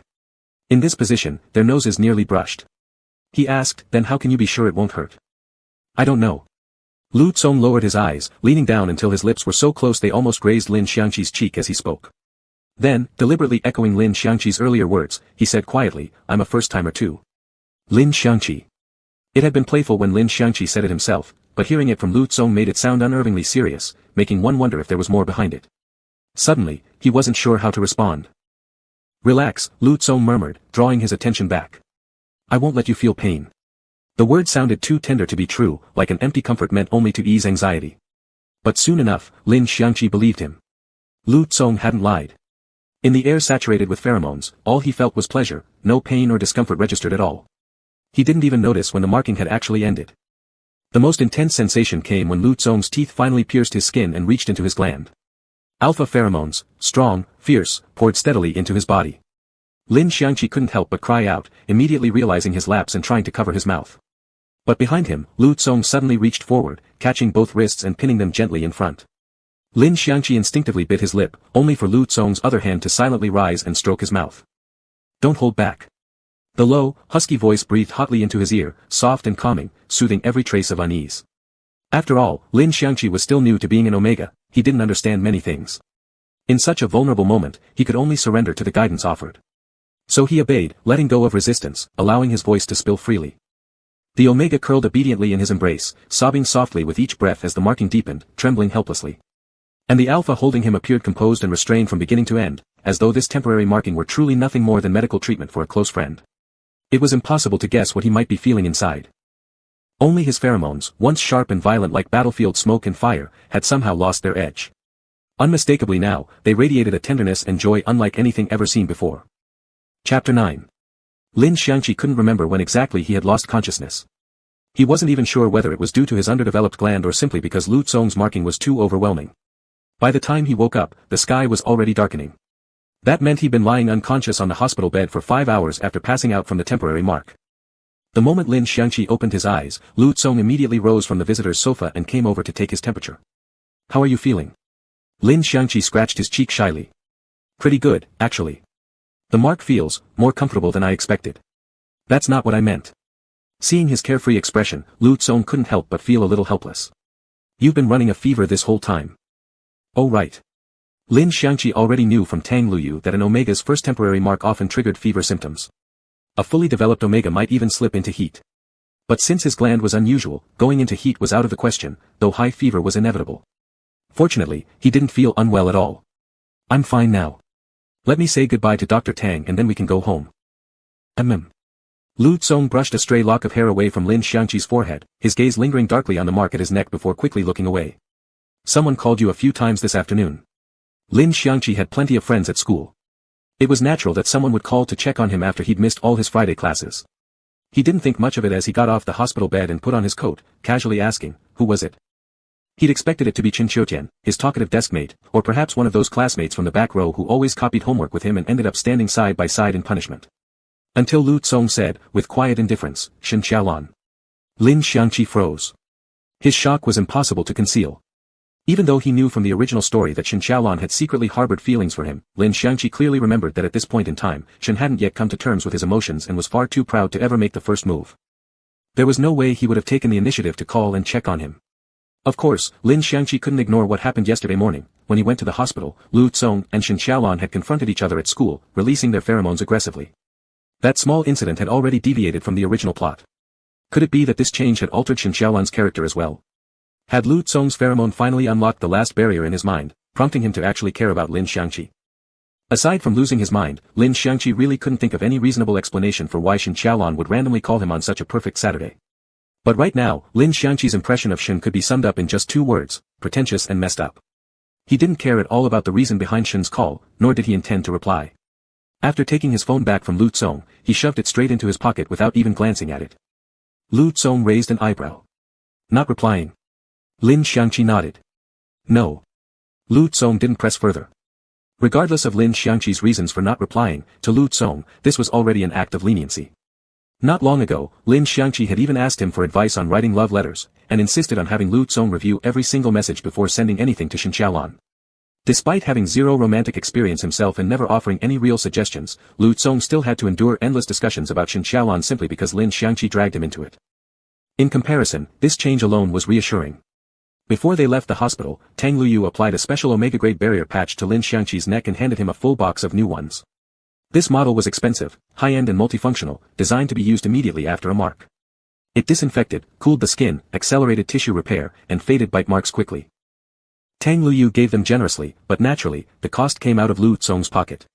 Lin Xiangqi felt it was a waste for someone like him to use such high-quality patches. My gland hasn't even differentiated yet. I don't release pheromones, so I probably don't need these, right? Both Tang Luyu and Lu Tsong turned to look at him. Lin Xiangqi, ? Tang Luyu said, haven't you noticed your entire body is drenched in Lu Tsong's pheromones? Oh. Lin Xiangqi had indeed noticed, but he'd almost grown accustomed to the sensation of being wrapped in Lu Tsong's scent, so he completely overlooked it. For about 24 hours after a temporary mark, your body will carry an alpha scent. You know Lu Tsong's pheromones are particularly strong, others might feel unwell just from being near you. And more importantly, do you really want every passerby to know? Tang Luyu lowered her voice, whispering conspiratorially into Lin Xiangqi's ear, that you've been marked by a very aggressive alpha. It was meant to be a simple reminder, but said in Tang Luyu's ambiguous tone, Lin Xiangqi's ears instantly flushed red. He instinctively stepped back, only to bump directly into Lu Tsong behind him, who caught him by the back. Lin Xiangqi cleared his throat, nodding quickly. Then I'll make sure to stick on a patch every time after being marked. He turned back to remind Lu Tsong, if I forget, you have to remind me. Lu Tsong didn't speak. His hand remained on Lin Xiangqi's shoulder, long fingers lightly brushing near the side of his neck, dangerously close to the gland covered by the barrier patch, gently caressing the surrounding skin. Lin Xiangqi poked his arm. Did you hear that? Lu Tsong finally lifted his gaze from the mark, replying obediently, Yes. By the time they returned home, night had fully fallen. As they approached their gate, neither needing to speak, they naturally stepped together into Lu Tsong's courtyard. Lin Xiangqi and Lu Tsong lived in two small adjoining houses on this old street, nearly identical in layout from the outside, built generations ago by their elders as companion homes. Over the years, as the city developed, many neighbors had moved away. The scattered self-built homes were either renovated or demolished, some turned into small shops, others into green belts. Only 3 or 5 families remained. Among them were Lin Xiangqi and Lu Tsong. Lu Tsong's parents had always been occupied with high-ranking duties. Ever since he was young, they'd sent him here to live. At the time, Lu Tsong's grandparents were still alive and took care of him, so the old house never felt too empty. Later, when his elders passed away, a sudden series of international military emergencies arose. General Lu Hui immediately headed to the conflict zone, while Qi Yi was constantly traveling abroad for official missions. They considered relocating with Lu Tsong to the capital. His paternal grandparents resided there in a central compound, where they could help raise him during their busy periods. Yet, for reasons unknown, they ultimately didn't. After several discussions, the couple actually left 14-year-old Lu Tsong to live completely alone in the old house. Some believed it was Lu Hua and Qi Ye's way of fostering independence. Others whispered it was Lu Tsong himself who insisted on staying. No one ever knew the truth. As for Lin Xiangqi, he stayed simply because he had nowhere else to go. His parents had died in an accident when he was 14, leaving behind a considerable inheritance and a house. Initially, many relatives schemed to claim the estate under pretenses of guardianship, but Lin Xiangqi rejected every offer. With help from Lu Tsong's parents, he successfully secured both the inheritance and the property. Since then, he'd lived alone in the old house. It sounded lonely, but Lin Xiangqi never felt isolated. Because right next door lived Lu Tsong, someone just like him. Two boys, each shouldering the weight of vast, quiet homes. For years, they leaned on each other, and thus, were never truly alone. Lin Xiangqi stepped into the courtyard first, moving through it as naturally as if returning to his own home. He casually reached up and plucked the last remaining leaf from the aging tree in the yard, intending to use it as a bookmark. Lu Tsong had long grown used to such antics. Humming happily, Lin Xiangqi kicked off his shoes, dashed inside, immediately switched on the TV, then tore open all kinds of snacks on the coffee table, his favorites, and began indulging. He'd slept the entire afternoon, there was no chance he'd feel sleepy tonight. If so, he might as well enjoy himself thoroughly. After finishing a pack of popping candy, he pulled out his phone, ready to launch a game. But his joy lasted less than 2 minutes. Lu Tsong appeared behind the sofa and handed him a thick stack of papers from over the backrest. Lin Xiangqi. Lu Tsong, weekend homework. Lin Xiangqi's face darkened. Where did you even get these? Didn't you leave school early on Friday too? I stopped by the office before leaving, Lu Tsong replied, shoving the papers into Lin Xiangqi's arms. These are gifts from the teachers. I grabbed one for you as well. Lin Xiangqi threw himself backward onto the sofa, letting the stack of papers flop directly onto his face. Such a wonderful gesture, keep it for yourself. Senior year, Yen, Lu Tsong bent down, elbows resting on the back of the sofa as he looked down at him with composed amusement. You don't want to go to Capital University anymore. He'd called him by his childhood nickname again, unexpectedly. Lin Xiangqi felt oddly appeased, as if being sweet-talked, and suddenly wasn't angry anymore. But he didn't want to give in. He genuinely hated doing practice exams. Tomorrow, Lin Xiangqi peeked up through the gap between the papers, his round eyes mischievous, voice artificially sweetened. I just got marked by you. I'm so tired, so sleepy, completely drained. Let me rest a bit. Tomorrow, I'll definitely. Unfortunately, Lu Tsong cut straight through the act, we're marking again tomorrow. Caught red-handed, Lin Xiangqi pouted resentfully. You're such a jerk. Lu Tsong placated him gently. Stay here tonight and do them. If you don't understand something, I can explain it to you. What if I don't understand any of it? Lin Xiangqi challenged playfully. Then I'll explain all of it, Lu Tsong replied evenly. With that, Lin Xiangqi could no longer refuse. After all, Lu Tsong was only looking out for him. It wasn't like Lin Xiangqi had Lu Tsong's academic talent, nor his privileged background. His family consisted of only himself now, everything rested solely on his own shoulders. Under these circumstances, if he didn't work hard, his future would undoubtedly be bleak. Lin Xiangqi let out a heavy sigh and sat upright, clutching the test papers in his lap. But then, in an instant, something occurred to him, and he turned to look at Lu Tsong. Lu Tsong sensed his gaze and raised a brow in response. Lu Tsong, do you really want to take the college entrance exam with me and go to Capital University together? The question came abruptly. Years ago, Lin Xiangqi had made this promise with Lu Tsong, and Lu Tsong had always shown unwavering support and determination toward it, maintaining excellent grades ever since. Not that his grades needed motivation, they were naturally outstanding. But at least his attitude had always been clear. Yet suddenly, Lin Xiangqi recalled the original plotline, Lu Tsong hadn't actually taken the national college exam. Instead, he'd accepted an invitation from a military academy and left the city. Barring unforeseen events, he would become the youngest major general in Alliance history, achieving power, prestige, and a future far beyond the reach of ordinary people. Though Lin Xiangqi knew the backstory behind Lu Tsong missing the exam was complicated, full of tangled misunderstandings and heavily influenced by Shen Xiaolan, that lunatic, no matter how you looked at it, the subsequent developments proved Lu Tsong was truly better suited for the military path. His physical constitution far surpassed that of a typical alpha, and his pheromones were overwhelmingly dominant. With a general for a father guiding his way, staying behind to take the local college exam seemed, at best, a questionable decision. Why not? Lu Tsong countered. Capital University is currently the best option. For me, it's the best option, Lin Xiangqi insisted, refusing to let him brush it off. He propped himself up on the sofa, tilting his chin upward, closing the distance between them as he stared intently into Lu Tsong's eyes. For you, there are plenty of better choices, aren't there? Lu Tsong said, are there? I don't think so. Lin Xiangqi narrowed his eyes, then suddenly shifted tactics. If you weren't going to Capital U, where would you really want to go? You, Lu Tsong shot back quickly, deflecting the question. Lin Xiangqi scowled. Don't answer a question with a question. Lu Tsong said, I haven't thought about it. Your dad's a general, your mom's a top scientist, Lin Xiangqi pressed. Don't you want to follow in their footsteps? A glorious career, a bright future. Lu Tsong gazed at him, then suddenly chuckled softly. Irritated, Lin Xiangqi seized the front of Lu Tsong's shirt like a detective extracting a confession, forcing him to answer. Spill it. Now. You said it yourself, that's their path. Lu Tsong lifted his hand, placing his palm lightly but firmly over Lin Xiangqi's fingers without pulling away. I have my own path to walk. Hearing this, Lin Xiangqi instantly straightened, regarding Lu Tsong with newfound respect. Then tell me, what is your path? Lu Tsong smiled faintly. Now it's your turn to answer me. Lin Xiangqi blinked. Huh. Lu Tsong repeated calmly, if you don't want to go to Capital University, where would you go instead?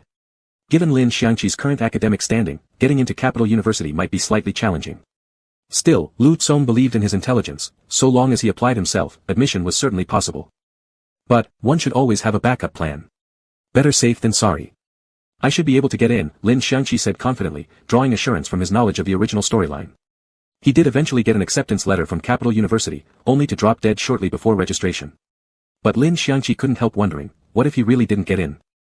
A sudden spark of inspiration hit him. If I fail the college entrance exam, I'll go sell danhonggeo. Lu Tsong froze. What? That was quite a leap from Capital University. You know, that little cart selling danhonggeo by our school gate, have you ever tried it? The guy says on a good month he makes several thousand yuan. I'll push my own cart out, eat half the stock myself, and still turn a profit. Lin Xiangqi had fully immersed himself in the fantasy. Lu Tsong. Lu Tsong reasonably deduced that Lin Xiangqi had never made any plans beyond Capital University. Still, undeterred, Lin Xiangqi turned the question back, you still haven't answered me, if you don't go to Capital U, what are your plans? Lu Tsong gazed at him with utter seriousness. Lin Xiangqi thought Lu Tsong must be exasperated, he clearly found this conversation ridiculous and off track. And honestly, given Lu Tsong's background, even if he never planned for the future, the Lu family had more than enough connections and resources to secure his path. Lin Xiangqi waved a hand, about to say forget it, let's not talk about this anymore.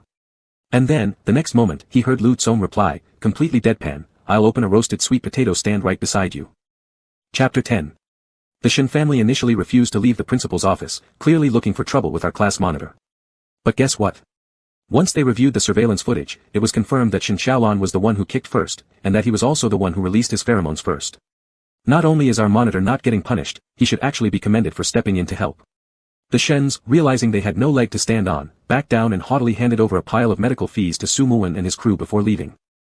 It was before 7 a.m., and a few people had arrived even earlier than the class's most diligent student council member. Now huddled in the back row, these fellow sufferers were frantically cramming their weekend assignments. Pens scratched across paper in unison as everyone copied from each other, accompanied by Qin Qiuqian's gossipy commentary. Zhou Yang was hastily filling out a math exam, muttering, ABCDC. Money really talks. If anyone else randomly kicked someone at school, they'd already be suspended or slapped with a disciplinary record. Yet the school doesn't seem to be taking any action against Qin Xiaolan. Zhou Yang, you moron, you're copying physics multiple choice answers, Qin Qiuqian said, swapping out the paper. Zhou waved it off. No big deal, mixing right and wrong answers makes it look more believable. He went on grumbling, I swear, Qin Xiaolan acts so entitled because his family donated a few buildings to the school. And I heard his older brother holds some high position in the alliance government. Pfft, too deep for me. Well, you can't put it like that, Qin Qiuqian suddenly said with mock righteousness. Even though I don't like Qin Xiaolan either, fair's fair, our school wasn't planning to cover up anything at first. I did some digging, they originally wanted to have a serious talk with Shen. But guess what happened? Su Muwen, the guy who got kicked, decided not to press charges. Everyone paused mid-scribble, letting out exaggerated, sounds. Chen continued, forget about holding Shen accountable, after receiving compensation, Su Muwen and his friends practically started kissing the Shen's asses. When the victim himself wants reconciliation, the school naturally has no reason to escalate things, so it just dropped. What? They voluntarily settled. Just because they got paid? Someone asked, that's so low. How much did the Shens even give them to make them throw away their dignity like that? Chen held up 2 fingers. The others began guessing. 20,000. Too little. The Shens wouldn't be that stingy. 200,000. But 200,000's way too much. 1 kick. You'd have to lie in the hospital for weeks to get that kind of payout. Chen gave a sly smirk, then lowered his voice dramatically, 2 million. Even classmates not involved in the gossip gasped at the number. No way. Are you kidding me, Qin Qiuqian? You've gotta be lying. 2 million. That's insane. Qin Qiutian, your rumors are getting wilder. Ever since you claimed Lin Xiangqi might not like Shen Xiaolon anymore, I knew your sources were garbage. No, I think it's very possible, another classmate chimed in. On Friday, I passed by the principal's office and overheard Su Muwen's father flattering the Shens, saying his own kid was clumsy and accidentally offended their young master, begging them not to hold it against him. I bet they'd already taken the money by then. Damn, the victim apologizing to the attacker. Total role reversal. Wait, why were you passing by the principal's office anyway? Were you eavesdropping on purpose? Dude, can Shen Xiaolon kick me? My entire net worth wouldn't hit 2 million. One kick and Su Muwen instantly hits the jackpot. I'm jealous as hell. Get lost. Can you be any more pathetic? Shoo. Shoo. I feel a chill down my spine. Check behind me, did old class leader sneak up through the back door? Qin Qiutian, seated right at the corner near the rear entrance, shivered in mock fear. Startled, everyone scrambled to hide their test papers, terrified their homeroom teacher was watching. But when they looked up, Lin Xiangqi. Lin Xiangqi, peering through the window, made a silly face before pushing the door open. You all look so guilty the second you see me, were you badmouthing me behind my back? No way, no way. Who dare say a bad word about you? They quickly cleared a central spot, standing aside and smiling nervously. Brother Qi, you're here early, did you bring the goods today? Lin Xiangqi tilted his chin up proudly, pulling out a stack of completed test papers from his backpack and slapping them onto the desk. I did these with Lu Tsong, 100% correct. Eyes lit up around him. This is pure gold, let me taste how salty it is. But before anyone could touch the papers, Lin slammed his hand down to stop them. He straightened up, putting on a solemn expression. We're in senior year now. You guys really shouldn't be copying homework. Doing problems on your own helps you grow as a person. Qin Qiutian said flatly, speak human. Lin Xiangqi smirked. Lu Tsong came with me this morning. The implication needed no further explanation. Lu Tsong was class monitor, not the kind to snitch or report others, but his mere presence radiated an authority rivaling that of the homeroom teacher. With him around, no one dared copy. Defeated, the group scrambled to fill in the blank sections of their assignments with random, half-baked answers before Lu Tsong entered. On the Chinese exam paper, someone had even gone so far as to copy the question prompts verbatim. Qin Qiutian was relatively okay, he'd only missed the foreign language assignment, which he'd mostly finished now. He turned to Lin. Where's the monitor? Lin got up, walking toward his front row seat and setting down his bag. Went to wash apples. Huh? Qin frowned, confused. On the way here, I bought 2 sweetheart apples. He said he wanted to peel one. I told him I liked the skin, so he took them to wash instead. Lin added, still baffled. How can someone be so particular? Apples are clean enough, can't you just wipe them and eat? Chen gave him a complicated look. He's trying to keep you from getting sick, genius. Remember last time you ate that sour cherry straight off the school tree and ended up with stomach cramps? Lin finally remembered. Oh yeah. Chen shook his head. You're really well taken care of by Lu Kong. Not long after, Lu Tsong returned, holding the washed apples. The moment he stepped through the main door, the back rowers, who had been scribbling furiously just seconds ago, immediately put down their pens, sat up straight and picked up textbooks, pretending to engage in deep academic discussion. So why is the answer B for this question? Ah, I see, because the correct answer is B. Lu Tsong swept them with an amused, knowing glance. He dried the water droplets off an apple and handed it to Lin Xiangqi. I'm going to get a bottle of water from the cafeteria. Want one? Lin, already biting into the apple, stood up. I'll come with you. Before leaving, he shot a meaningful look toward the back row. 10 minutes, okay. They walked out together. The others watched their backs with tearful admiration. Brother Qi lives forever. Long live the monitor's mercy. Lu Tsong glanced back, voice calm but firm. Don't let it happen again. Everyone clasped their hands in salute. Absolutely. Never again. Many people had been curious about Lin Xiangqi taking a day off on Friday. But Lin didn't want to go around announcing he was an Omega who developed a rare condition, so he settled on a safer excuse, that he'd been ill, though he was nearly better now. In theory, their school was an ABO co-ed institution, but betas dominated, alphas were few, and omegas had never appeared at all. Omegas were globally scarce. The government offered strong welfare policies for them, most could attend public Omega academies for free, while exceptionally gifted ones might even receive full scholarships to elite Alpha Omega joint schools. Lin had lived as a beta for over a decade and had grown fully accustomed to that identity. He didn't feel being an Omega made him that special. With less than a year until the college entrance exams, he saw no point in stirring up transfer requests or other complications due to his gender shift, especially since such disruptions would interfere not only with his studies but also with the ongoing mating treatment plan between him and Lu Kong. So he decided to keep quiet. Still, someone sharp-eyed noticed the large medicinal patch taped to the nape of his neck and asked if he had a cervical issue. Lin nodded calmly. Yeah, my neck's been acting up. Probably from poor posture. Might have to wear patches like this for quite a while. In truth, the patch was there solely to conceal the gland blocking underneath. Luckily, everyone bought it. No one pressed further. Except one person, someone who seemed unusually concerned about Lin Xiangqi today. That person was Su Muwen.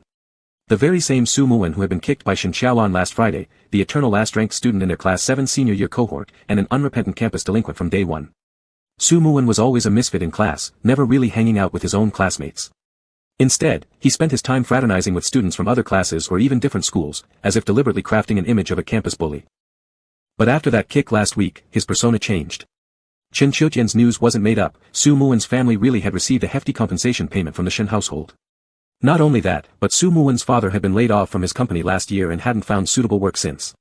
His temper had worsened by the day, drowning his sorrows in alcohol and turning their home into a chaotic mess. To prevent the Su family from pursuing further claims, the Shens waved their hand and secured a new job for Su's father within one of their enterprises, a salary no lower than what he'd earned before. Under these circumstances, Su Muwen's parents gladly accepted every condition the Shens proposed. They also quickly realized just how valuable it was to have ties with the Shen family, and at home, they repeatedly drilled into Su Muwen, he must get close to Shen Xiaolan at school, by any means necessary, and absolutely not let go of this connection. Now, Su Muwen was Shen Xiaolan's lackey, and proud of it. He didn't feel at all embarrassed being Shen's follower. Today, the moment Su Muwen entered the classroom, the first thing he did was march straight over to Lin Xiangqi's seat and jab a finger in his face, snarling, "Hey! What were you doing Friday and Saturday?" Both Lin Xiangqi and Chen Qiujian were stunned. Lin Xiangqi and Su Muwen hadn't had a single direct interaction since they were assigned to separate classes. Lin couldn't figure out why Su was confronting him now. He didn't speak, just looked up at Su Muwen, reading through the forced ferocity in his expression and catching clear signs of someone acting like a lapdog. Sure enough, the next moment, Su Muwen followed up with, "Why didn't you answer Shen Xiao's call on Saturday?" Lin Xiangqi, pft. Chen Qiujian, pft. The surrounding classmates, pft, pft, pft. Did you hear that? Shen Xiao, ha ha ha. Who even says that? Sounds like some low-budget drama line. Over the weekend, Su Muwen had desperately fawned over Shen Xiaolan in hopes of clinging to the Shen family's coattails. Calling him young master had become second nature, even reflexive. By the time he realized what he'd said, it was too late to take it back. In truth, Su Muwen hadn't come looking for Lin Xiangqi on Shen Xiaolan's orders, he was taking initiative on his own. It started on Saturday, when Shen Xiaolan was out indulging in a lavish night at an upscale club with his circle of rich second-generation heirs and heiresses. After getting bored of just drinking and watching performances, they decided to play a game. Shen Xiaolan won 9 out of 10 gambling rounds. For the one time he lost, the group erupted in playful chaos and insisted he complete the penalty, kiss an Omega hostess from the club. Disgusted, Shen Xiaolan kicked away the one who was already crawling onto his lap.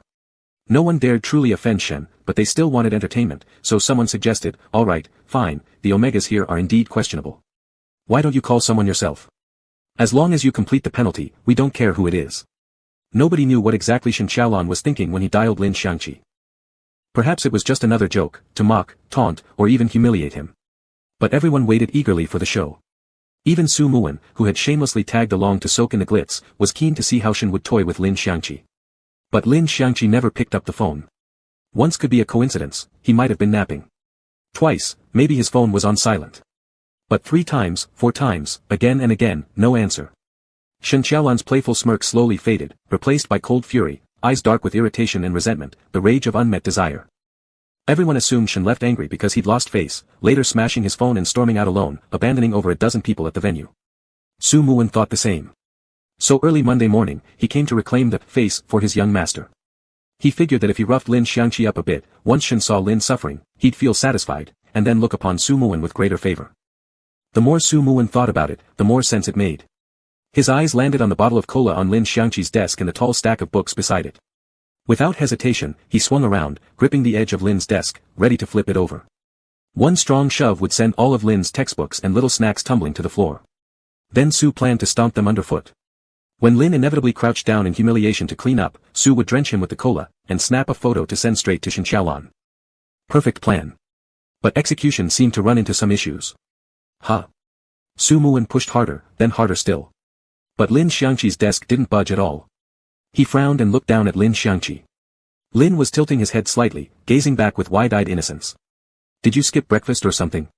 Not even enough strength to flip a desk. You fucking..." Fury surged through Su Muwen. Summoning more strength, he shoved again. Fuck. Why wasn't it moving? Only now did he sense something was off. He turned his head and noticed an extra hand on the edge of the desk. When had Lu Tsong shown up? Lu Tsong had originally been collecting homework, moving row by row from the windowside desks forward. Now, his left arm cradled a thick stack of papers, while his right hand casually braced against Lin Xiangqi's desk, as if he'd merely stopped by in passing. His expression remained calm as he quietly observed Su Muwen. Su Muwen tested it with another push. The desk remained completely unmoved. There was no doubt, he was being held down by that single hand. Lu Tsong suddenly said, Su Muwen, you haven't handed in your homework. Su Muwen's jaw twitched. He was shorter than Lu Tsong, so even meeting his eyes required looking up. He was stronger than most, yet both hands together couldn't shift the desk an inch. And worse, his entire presence felt crushed. Lu Tsong hadn't changed his expression at all, yet somehow Su Muwen felt utterly overpowered on every level. Humiliated and enraged, Su Muwen snapped, homework. Fuck your homework, I didn't write it. Lu Tsong raised an eyebrow but stayed silent. Instead, his gaze drifted past Su Muwen's shoulder toward the doorway. At that moment, Lin Xiangqi deliberately raised his voice, sweetly and cheerfully calling out, Good morning, Teacher Qin. Head teacher Qin Xiao stood at the door, fixing Su Muwen with a deathly stare. Su Muwen, come here. Come stand right in front of me, and repeat what you just said. Su Muwen. Chapter 11.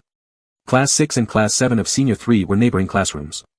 Every lunchtime, students from both classes would mentally count down the seconds, then sprint out of their rooms the moment the teacher dismissed them, competing to seize the staircase first and claim the best seats in the cafeteria.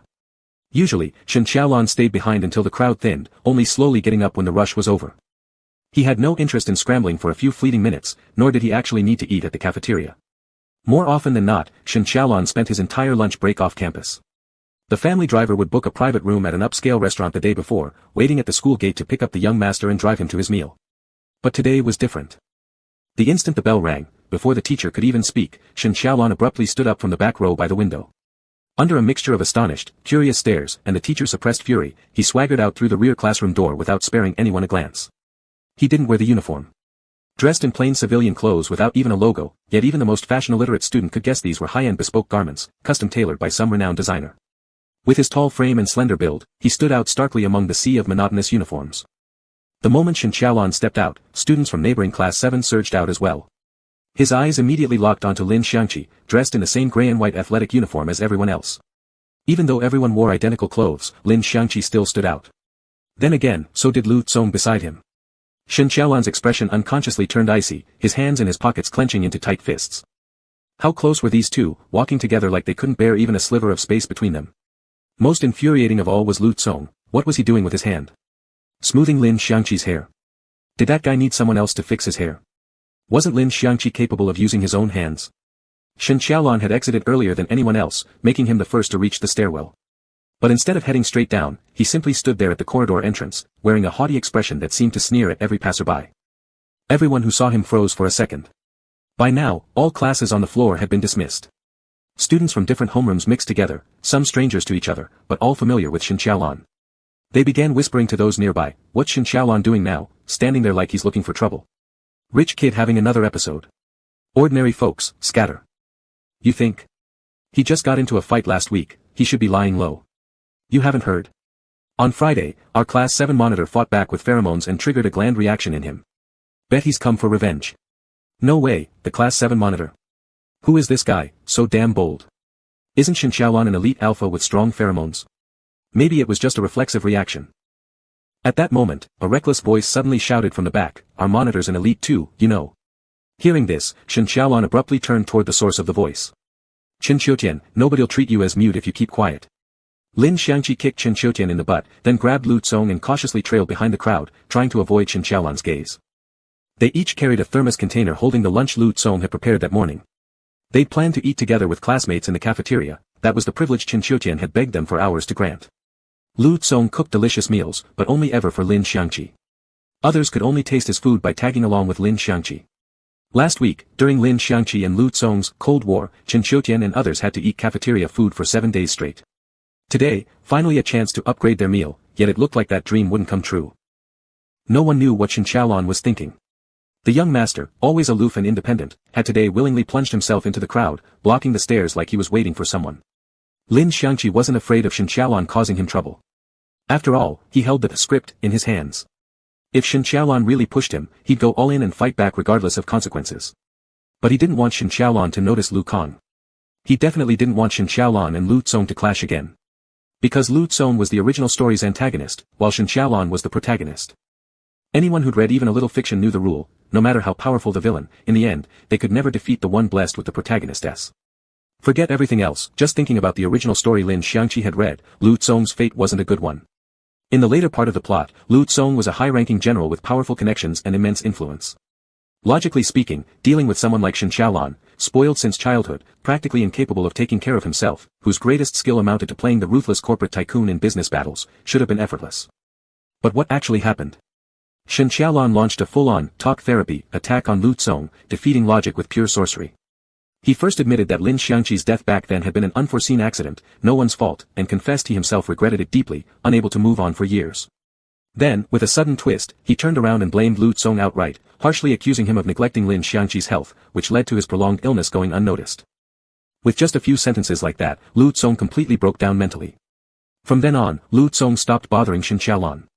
Instead, he spent every day drinking heavily in front of Lin Xiangqi's grave, reminiscing about the past. His mental state worsened steadily, eventually developing severe hallucinations. He constantly felt as if Lin Xiangqi were still beside him. Then one year, war broke out again. In a daze, Lu Tsong lost control of his pheromones, triggering a violent outburst. He died in a battle he was supposed to win easily, ending his life in such a pathetic manner. Thinking about Lu Tsong's ending, Lin Xiangqi truly felt furious. Lu Tsong had always scored excellent in annual mental health evaluations and was known as an emotionally stable person in daily life. Lin Xiangqi clearly remembered when Lu Tsong's grandparents passed away one after another. Lin Xiangqi, being a neighbor's child, had cried uncontrollably, but Lu Tsong quickly regained composure and even comforted Lin Xiangqi instead. Back then, Lu Tsong was only 10 years old, already understanding that death was inevitable, an unerringly mature mindset for someone so young. Someone with such strong willpower and inner resilience could be shattered by just a few words from Shen Qiaolan in the original story. In the end, it was all because the protagonist's aura was simply too terrifying. If Lu Tsong confronted Shen Qiaolan, he would definitely come out worse. Lin Xiangqi made up his mind. He decided to take a detour with Lu Kang quietly poking Lu Tsong's waist. He said, "Let's go the other way. If we can't fight them, can't we at least avoid them?"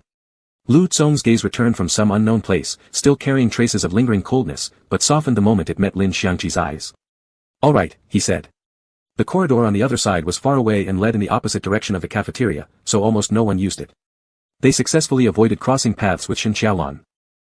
No one realized what had suddenly happened to Shen Qiaolan in the crowd. He unexpectedly released an unstable wave of pheromones without any warning. Though not aggressive, the pheromones clearly revealed his current mood of dissatisfaction and irritation. An alpha's pheromones exerted a certain oppressive sensation on everyone except Omega's. Everyone descending the stairs instantly tensed up, moving a muscle. Only the group of students from Class 7 of Senior 3 stood tall and firm. Their class monitor had once successfully suppressed Shen Qiaolan, that bratty heir who recklessly released pheromones everywhere. As classmates, they felt a sense of pride and extra courage.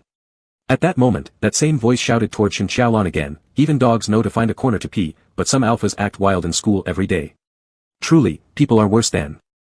Someone beside him quickly slapped a hand over Chen Qiutian's mouth. "Are you crazy? Have you completely lost your mind?" Chen Qiutian still held his neck stiff, defiantly saying, "What are you afraid of? We've got our monitor behind us." After saying that, he turned his head, and immediately lost his soul. Holy shit, where's the monitor? Where's my Chyoga? No wonder no one joined him in throwing insults, his backup was completely gone. Meanwhile, Shen Qiaolan, the one just insulted as being worse than a dog, fixed Chen Qiutian with a chilling, sinister grin. Chen. Qiu. Tian. Shen Qiaolan knew Chen Qiutian, of course, and precisely because of Lin Xiangqi. Lin Xiangqi had many friends and was well-liked throughout the grade, though most were just casual acquaintances who'd exchange greetings and smiles now and then. Only two people consistently appeared by his side, one was Lu Tsong, the other Chen Qiutian. So in a way, Chen Qiutian was indeed among Lin Xiangqi's closest friends. Shen Qiaolan pushed through the surrounding crowd and walked straight to Chen Qiutian, making the latter tremble violently in fear. Still, he stubbornly stammered, "If you dare kick me, T2 million won't be enough, I'll make you pay until you're ruined. Don't be so tense, Chen Qiutian." Shen Qiaolan reached out and patted Chen Qiutian's shoulder, not appearing angry at all. Instead, he wore an inappropriate smile. Straightforward personality, loyal and righteous. No wonder Lin Xiangqi's willing to be friends with you. Want to grab a meal together sometime? Everyone nearby froze in shock. The one most affected was Su Muwen. Su Muwen had spent the entire weekend trying every possible way to please young Master Shen, practically one step short of licking his shoes. Yet Shen Xiaolan either looked down on him with contempt or mocked and humiliated him openly. He wasn't just not invited to eat together, he'd be kicked away in disgust the moment he came even slightly close to Shen Xiaolan. But until now, he had comforted himself by thinking about Lin Xiangqi. After all, Lin Xiangqi had followed Shen Xiaolan for so long, only to face cold rejection. So clearly, Shen Xiaolan was just someone who looked down on everyone. That belief had made Su Muwen feel less ashamed of being treated poorly. Yet how could Chen Qiutian, that clueless idiot, suddenly receive the highest treatment? Su Muwen's eyes nearly popped out of his head as he glared enviously at Shen Xiaolan slinging an arm over Chen Qiutian's shoulder. Chen Qiutian himself appeared completely bewildered, dumbly following Shen Xiaolan down the hallway while asking, "Are you planning to kill me after this and have your driver bury me somewhere deep in the mountains?" Shen Xiaolan didn't explain much, merely giving a light chuckle. "Ha, of course not." That noon, anyone who saw Shen Xiaolan treating Chen Qiutian to a meal probably shared Su Muwen's thought, this guy was about to become the young master's newest follower. When Lin Xiangqi and Lu Tsong returned to class, the first thing they heard was Su Muwen's sharp, bitter voice shouting, "Some people really know how to make friends, don't even realize when their own best buddy's stealing them." He stared straight at Lin Xiangqi as he said it. Lin Xiangqi's first instinct was to turn and look at Lu Kong. "Did you steal my friend?" Lu Tsong remained expressionless. "No." "Good. Don't you dare steal my friends. Our families live next door, if you dig under mine, both houses will collapse." Clearly unwilling to waste words on Su Muwen, Lin Xiangqi cracked a joke with Lu Tsong and brushed past him without another word. "Lin Xiangqi. You don't even know yet, do you? Chen Qiutian had lunch with Shen Xiaolan today." When getting into the car, the young master even opened the door for him personally. Su Muwen exaggerated the tale with a strange tone. "By the way, you've been chasing Shen Xiaolan for so long, have you ever even ridden in his car? Forget eating with him, didn't he toss the water you gave him straight into the trash?" It had to be admitted, after hearing those words, Lin Xiangqi's expression truly froze for a moment. Chen Qiutian got into Shen Xiaolan's car. First of all, there was no way Lin Xiangqi would believe Chen Qiutian would betray him. Chen Qiutian was a thoroughly straight beta, no way he'd harbor any feelings toward an alpha like Shen Xiaolan. Secondly, Lin Xiangqi knew Chen Qiutian's character well. He might be a bit silly and dense, but he was also upright, righteous, and hated injustice. Most likely, Chen Qiutian had gone along because he was curious about what Shen Xiaolan intended to do. Or maybe he just had a momentary lapse and boarded the car before realizing he should refuse. In any case, Lin Xiangqi refused to believe Chen Qiutian would run off to serve some rich heir like a lackey, the way Su Muwen would. Lin Xiangqi's silence as he pondered looked far too serious, making others assume he had believed Su Muwen's words and was devastated. Even Lu Tsong glanced at him. Lu Tsong, like Lin Xiangqi, didn't think Chen Qiutian was that kind of person. But he couldn't guarantee how Lin Xiangqi perceived things. After all, their Cold War had only just ended. He knew that sometimes, whenever Shen Xiaolan was involved, Lin Xiangqi would act strangely irrational. Fortunately, Lin Xiangqi didn't lose his ability to think, as he used to do whenever Shen Xiaolan was mentioned. After a brief pause, he said to Su Muwen, "I see." His expression was solemn, utterly serious. Su Muwen stared blankly. "See what? Do you know why Shen Xiaolan took Chen Qiutian to eat?" Lin Xiangqi shook his head. "I figured out why I smelled such a strong sour stench the moment I walked into the classroom. At first, I thought someone must have spilled vinegar. Now it all makes sense. There's only one truth." With these words, he had everyone hanging on his next sentence. The rest of the class silently waited. Even Su Muwen couldn't help but lean in to listen. Then Lin Xiangqi suddenly raised his arm dramatically, pointing directly at Su Muwen in an exaggerated pose. "You're in love with Shen Xiaolan." "Everyone." Su Muwen pointed at himself. "Me." "Exactly," Lin Xiangqi continued with his reasoning. "You saw Shen Xiaolan take Chen Qiutian out for a meal but didn't invite you, so you're jealous, you're suffering, you're furiously helpless, and you're afraid Chen Qiutian will steal your crush.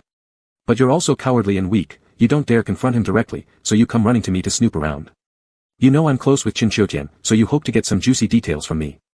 Well, sorry to disappoint, but I don't know anything. If you're that curious, just wait for Chen Qiutian to come back and ask him yourself." The classmates watching the drama unfold nodded in perfect sync. "Ah, makes sense." Su Muwen clutched his head in horror. "No." Lin Xiangqi let out a cold chuckle. "Don't bother denying it. Ask yourself, would a normal person really follow two classmates all the way to the school gate just because they're eating together? Spy on every little move? Remember down to who opened the car door for whom?"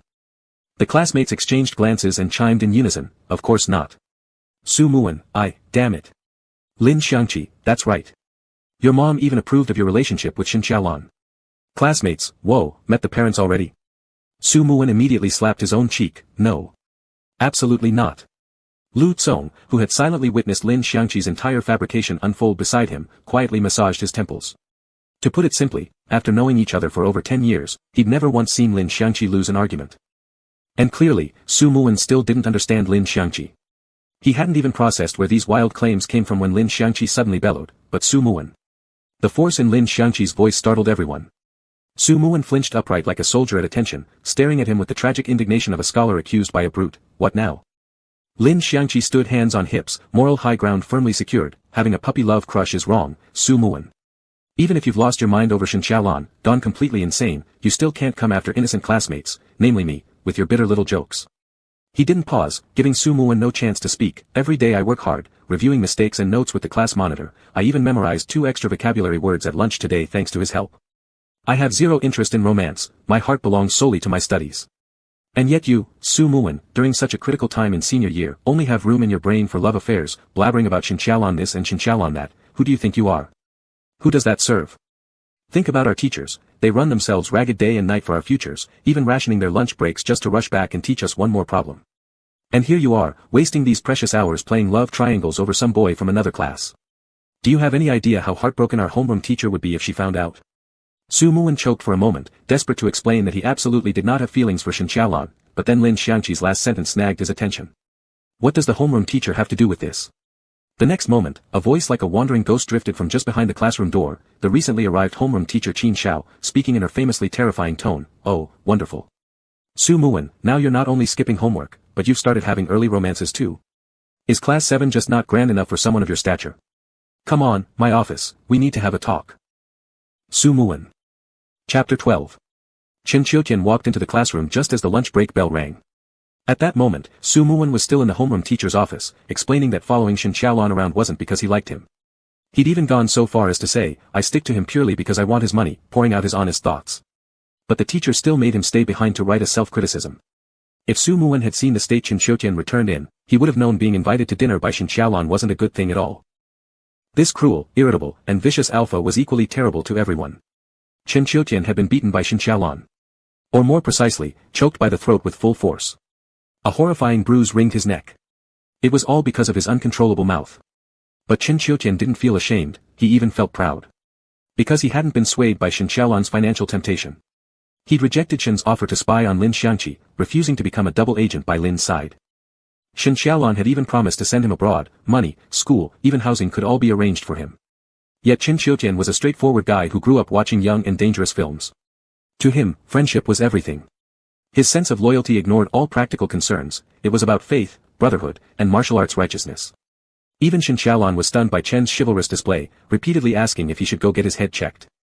Because no sane person could turn down 5 million in cash and an obviously bright future, especially someone like Chen Qiutian, whose academic performance was below average. The chance to study abroad would have lifted him out of the suffering of China's college entrance exam. Yet he rejected it without hesitation. Truthfully, Shen Xiaolan wasn't particularly angry when refused. He was even slightly impressed by Chen's reckless, brainless loyalty. If Chen had simply pushed aside the check and left without looking back, Shen wouldn't have stopped him. Chen's downfall came from misreading the situation.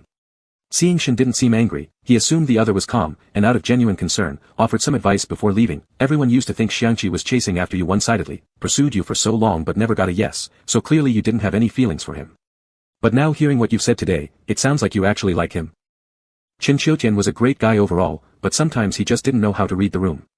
He didn't notice Shen Xiaolan's face darkening at those words and kept going. Seriously, why bother making me report to you every day about Lin Xiangqi's doings? You're wasting your energy. If you truly cared, just tell Lin Xiangqi how you feel. Use that millions to buy him gifts, take him out for fancy meals when he's chasing you, reply to his love letters with a simple, I like you too, then you two would have gotten together ages ago. Doesn't that make sense? He thought his words were absolutely spot on and waited expectantly for Shen Xiaolan to have an epiphany. But Shen only spoke in a low, cold voice, I don't like him. Chen waved dismissively. Come on. If you really didn't like him, why approach me specifically? Pay me to infiltrate his circle. Make me report what he does in class each day and who he talks to. Chen assumed Shen was just a spoiled rich boy too proud to admit his feelings, so he went on, don't worry, I won't tell him yet if you're embarrassed. Once you're ready, just confess to him yourself. Before he could finish the sentence, a powerful, terrifying pressure crashed down upon him. As a beta who couldn't smell pheromones, Chen could only perceive the killing intent embedded within that force. In the private dining room, Lin Xiangqi grabbed him by the neck like a chick, yanking him off the chair. His eyes glowed with an unnatural blood-red hue, veins bulging at his temples, each word sliced out as if carved from a sharp blade. I said, I don't like him. Chen couldn't utter a word with his throat crushed. For a moment, he thought he was going to die. After several seconds, Chen finally released him, throwing Chen onto the floor and glaring down coldly. You low-born beta sometimes indulge in laughable delusions. With that, he left, leaving Chen gasping violently on the floor, nearly coughing up his lungs. Lin Xiangqi is seriously insane. Chen took a sip of water handed to him by Lin Xiangqi, then continued, isn't he schizoid or something? One second he's paying me to spy on you, the next he's stubbornly denying he likes you. Lin Xiangqi told him to keep his voice down. Although they'd secretly slipped away to the rooftop during lunch break, the teaching building was so quiet that their voices might easily carry and be overheard. Lin Xiangqi really isn't normal, Lin Xiangqi said objectively. He looked at Chen Qiutian's neck and added, seriously, those bruises are too severe. You need to go to the hospital and check for internal injuries. Alphas are all strong, you can't take this lightly. Chen Qiutian clenched his fist. Of course I'm going to the hospital, not just for a checkup, I also want to report him to the police. You don't know what his scent is like, once he released it, I started getting headaches, stomachaches, heartaches. I came back mainly to warn you, and also, to see how you feel about it. With that, Chen Qiutian gazed at Lin Xiangqi with deep concern. Cheesy, tell me the truth, do you still like him? Don't worry, as long as you say the word, for the sake of my brother's love, I wouldn't mind suffering a little injustice. But I have to make things clear with you, Lin Xiangqi is very likely psychologically disturbed. Lin Xiangqi, I don't like him. Chen had been speaking too fast and hadn't paused in time, continuing, he might even be the type who enjoys tormenting someone more the more he likes them, and he, what? What did you say? Lin Xiangqi slowed his pace, each word distinct, I don't like Lin Xiangqi. Whether or not you believe me, I have to tell the truth, I've never liked Lin Xiangqi. Chen Qiutian didn't believe him. It wasn't entirely unfounded, he doubted because Lin Xiangqi's earlier behavior chasing after Lin Xiangqi had been so blatant. The entire class knew Lin had been pursuing him. Just last week, Lin had gotten into a cold war with Lu Tsong over Lin Xiangqi, a fact everyone had witnessed. Under these circumstances, if Lin said he'd suddenly realized and stopped liking Shen, that would sound plausible enough. But claiming he'd never liked Lin Xiangqi felt plainly insincere. Lin hesitated. He hadn't originally intended to reveal his Omega status to Chen Qiutian, but given Chen's loyalty today, he thought honesty was warranted. Actually, I'm an Omega. Lin Xiangqi said seriously. Chen Qiutian, alright, I've actually wanted to say this too, I'm secretly an Alpha. Lin Xiangqi, do I look like I'd believe you? Chen Qiutian, you might as well punch me, how on earth did you become an Omega out of nowhere?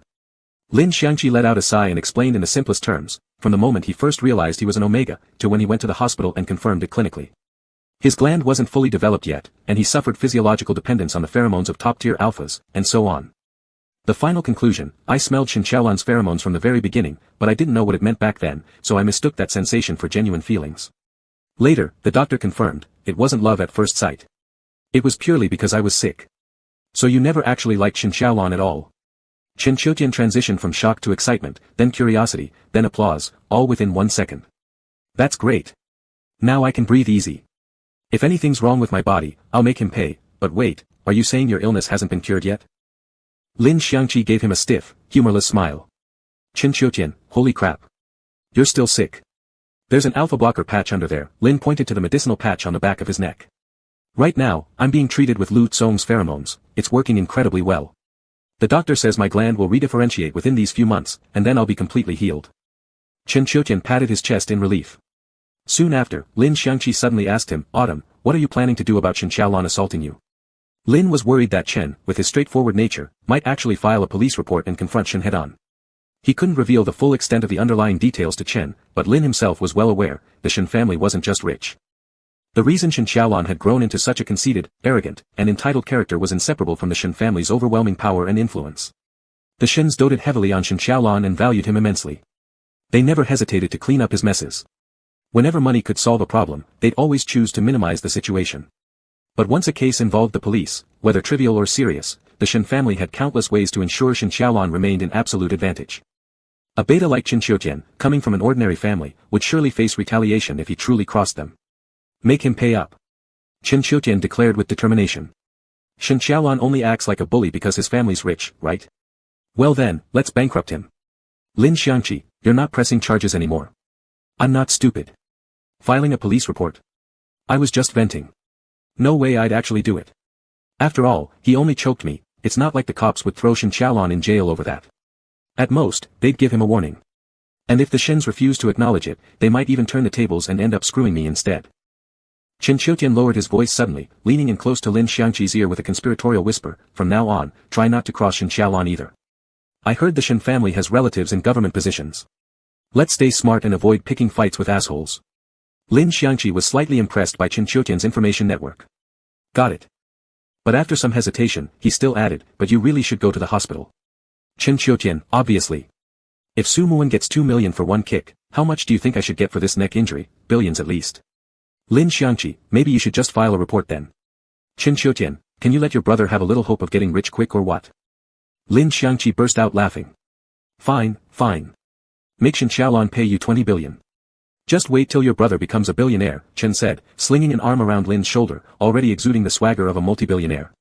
But the next moment, he abruptly changed expression, straightened up, and scooted slightly away.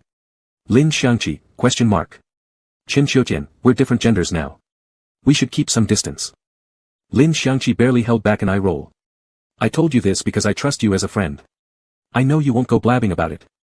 So don't pull this nonsense, I'd rather you just pretend you never knew. Do you think it sounds good if word gets out that I'm the school's only Omega? How is that not cool? That's legendary. From now on, every privilege or opportunity the school offers will definitely include you. They'll send you straight through recommendation first. Exactly, Lin Xiangqi said. Everyone will think exactly like you do. Chen Qiutian froze, then quickly realized what Lin meant. Once Lin completed his secondary gender differentiation, he would become the only Omega in the entire school. As a senior student, transferring schools would be difficult, so the administration would likely insist he stay until the college entrance exams. The problem was, his existence was far too unique. Whether the school officially showed him favoritism or not, both faculty and students would inevitably treat him differently from now on. Most importantly, no matter what benefits Lin might receive in the future, other students would always wonder, did the school give him special treatment? Could he be stealing spots meant for us just because of his rare gender status? Why does an Omega choose to remain here instead of going to a specialized school or AO Alliance institution, just to exploit policy advantages? That was precisely what troubled Lin the most. Understood. I'll keep this secret tightly locked away. Chen Qiutian made a solemn oath gesture, then grabbed Lin Xiangqi's hand dramatically. Ah, now that I know you don't like Shen Xiaolan anymore, I feel so relieved, my neck doesn't even hurt as much. You have no idea how terrifying it was seeing you obsessed with him like that these past few weeks. Scared of what? Lin Xiangqi recalled vaguely, it was probably just those embarrassing confessions. He'd deny them all later anyway. But then Chen Qiutian said, I thought the couple I've been shipping was actually going to end in tragedy. Lin Xiangqi, huh? Lin Xiangqi, what couple are you talking about? Chen Qiutian slapped a hand over his own traitorous mouth. Lin Xiangqi, speak up. Don't play dead.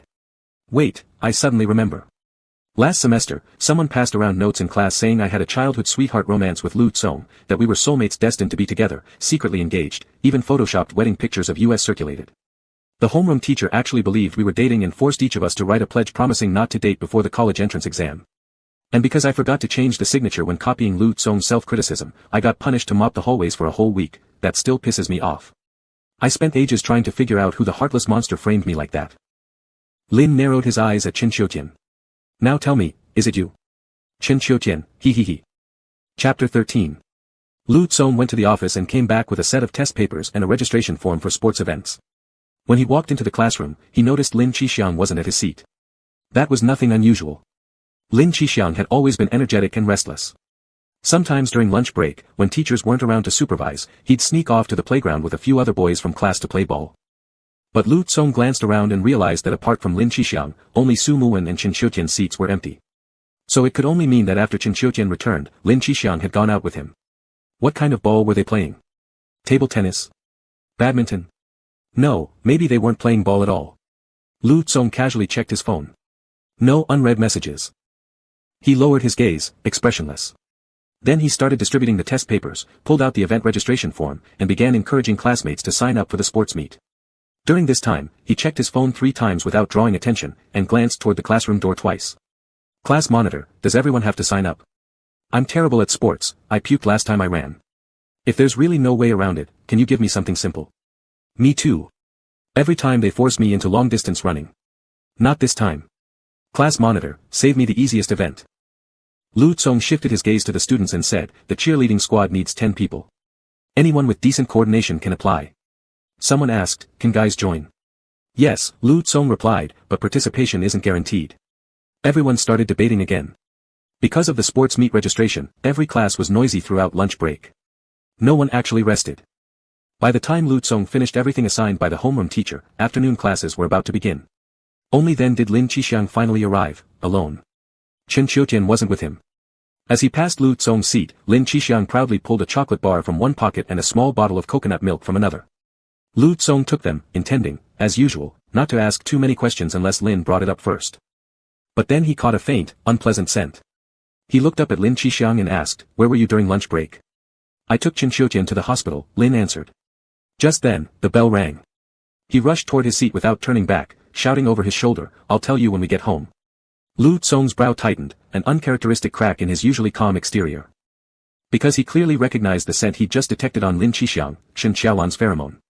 With Lin Xiangqi's help, Chen Qiutian had managed to get a sum of medical compensation from Chen Xiaolan, something at least somewhat fair given the circumstances. But the process hadn't been smooth.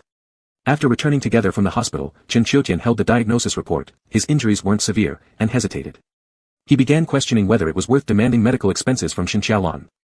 On the day Su Muwen was kicked, many people had witnessed it. Chen Xiaolan couldn't deny responsibility. But no one else had seen Chen Xiaolan choking Chen Qiutian. Chen Qiutian felt nervous. But Lin Xiangqi was adamant, letting Chen Xiaolan get away with strangling him was unacceptable. The medical fees must be claimed. So Chen Qiutian decided to confront Chen Xiaolan alone. At the time, Chen thought to himself, "Don't be greedy. Just ask Chen to cover the few hundred yuan for the checkup.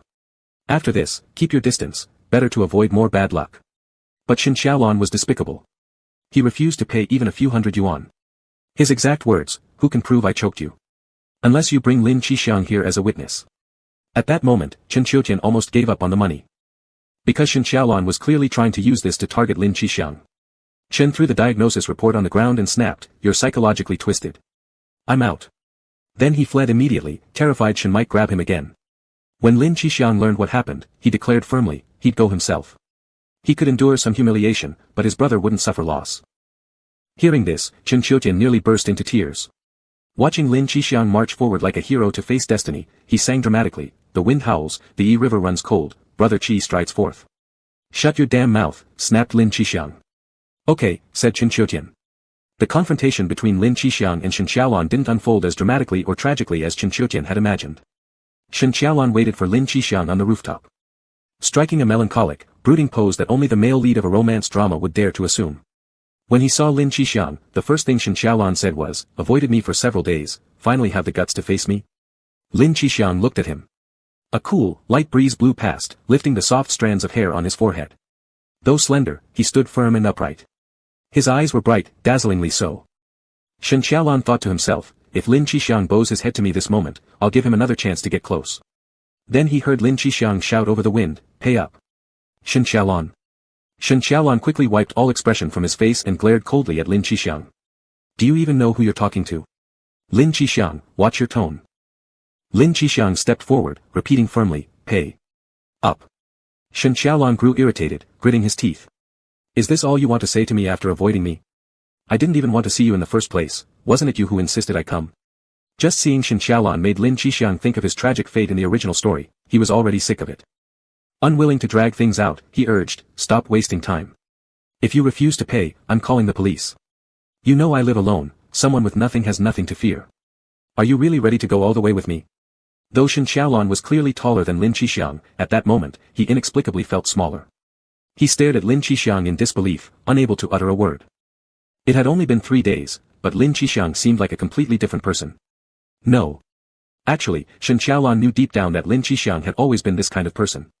Objectively speaking, Lin Xiangqi was quite famous at school. Wherever he went, he became the center of attention, effortlessly drawing everyone's gaze. His personality differed greatly from his neat, pretty appearance, bold, free-spirited, genuine, and spontaneous. Although he appeared to be the youngest among everyone, people still called him Gu. And indeed, Lin Xiangqi acted like an elder brother, always looking out for the various little brothers around him. He'd help anyone who asked. And when he couldn't manage alone, no problem, there was always that silent alpha within 2 meters of him who would step in. This Lin Xiangqi was like a little glowing sun. Wherever he went, warmth and brightness followed. When Chen Xiaolan transferred to what he considered this shabby high school, the first person he saw was Lin Xiangqi standing among the crowd. Back then, he assumed Lin Xiangqi was an omega, so he couldn't help but release his pheromones in front of him, attempting to force this brilliantly radiant person to look at him. And it worked. Not only did Lin Xiangqi look, he actually ran toward him. Unfortunately, Lin Xiangqi was just a beta. To Shen Xiaolan, dating a beta wasn't even an option in life. Like a lion running across the savannah wouldn't groom a dirty stray cat on city streets, no matter how cute, soft, or affectionate that kitten might become after a bath, it still wouldn't be a suitable match. And so, Shen Xiaolan retracted his admiration for Lin Xiangqi. Yet oddly enough, Lin Xiangqi fell for him and began passionately pursuing him. This made Shen Xiaolan deeply contemptuous. How could a beta possibly deserve to love him? With such disdain, he rejected Lin Xiangqi countless times. Yet each time he pushed Lin Xiangqi away, part of him believed Lin Xiangqi would never truly give up. Until now. Shen Xiaolan watched helplessly as Lin Xiangqi dialed 110 on his phone and turned the screen toward him. Lin Xiangqi said, Chen Qiutian is different from Su Muwen. He's not trying to swindle extra money from you. But you attacked him without cause and released your pheromones, damaging his body. The compensation for emotional distress and medical fees is non-negotiable. Shen Xiaolan, those who commit too many injustices will destroy themselves, pay up. Shen Xiaolan felt a whirlwind of emotions. After a long silence, he finally spat through clenched teeth, how much do you want? Lin Xiangqi, 10,000. Shen Xiaolan was stunned, after saying all that to me, you're only asking for a mere 10,000. He spent several times that amount on a single lunch. Lin Xiangqi, ever receptive to feedback, immediately decided to raise the stakes slightly, then, 20,000. Lin Xiangqi. Shen Xiaolan had never felt so humiliated. He mulled it over thoroughly and concluded there was only one reason Lin Xiangqi's attitude had changed so drastically. Lin Xiangqi hadn't managed to win him over, so he turned heartbroken fury into vengeance, using Chen Qiutian's incident to extort a large sum from him. So in the end, Lin Xiangqi had been arguing over nothing more than a trivial medical fee. Or is this some new trick of yours? Shen Xiaolan could no longer find any logical explanation for Lin Xiangqi's coldness toward him and could only resort to wild guesses. Knowing that Su Muwen took 2 million from me, you're only asking for 20,000, what's your point? Trying to appear noble, make me see how different and special you are. Lin Xiangqi gave him a complicated look and frankly admitted, I was just afraid if I asked for too much, you wouldn't pay at all. Shen Xiaolan. The air of a billionaire erupted in fury, pulling out his phone and immediately transferring a massive sum to Lin Xiangqi, to prove his immense wealth, and still couldn't resist adding his habitual mockery, Lin Xiangqi, I hope you understand, this money isn't medical compensation. It's charity, my generosity to poor, wretched betas like you. 5 million. Lin Xiangqi's eyes widened at the amount. He hadn't even heard Shen Xiaolan's rambling, blurting out instead, are you sure this is all going to Chen Qiutian? Did you add 2 extra zeros by mistake? Shen Xiaolan's jaw twitched, it's me, giving alms. Lin Xiangqi, whatever. I'm accepting the payment now. Shen Xiaolan. Before he could say another word, Lin Xiangqi, having confirmed the receipt, turned around and ran off. With little hops in his steps. Utterly delighted. Only after Lin Xiangqi's figure disappeared down the corridor did Shen Xiaolan finally let go of the tension gripping his body. He staggered toward a nearby chain-link fence, leaning against it weakly, one hand clutching his chest as if about to faint. Chen Qiutian didn't dare accept all 5 million. Lin Xiangqi also thought it best to return most of it, keeping only a reasonable compensation would be enough.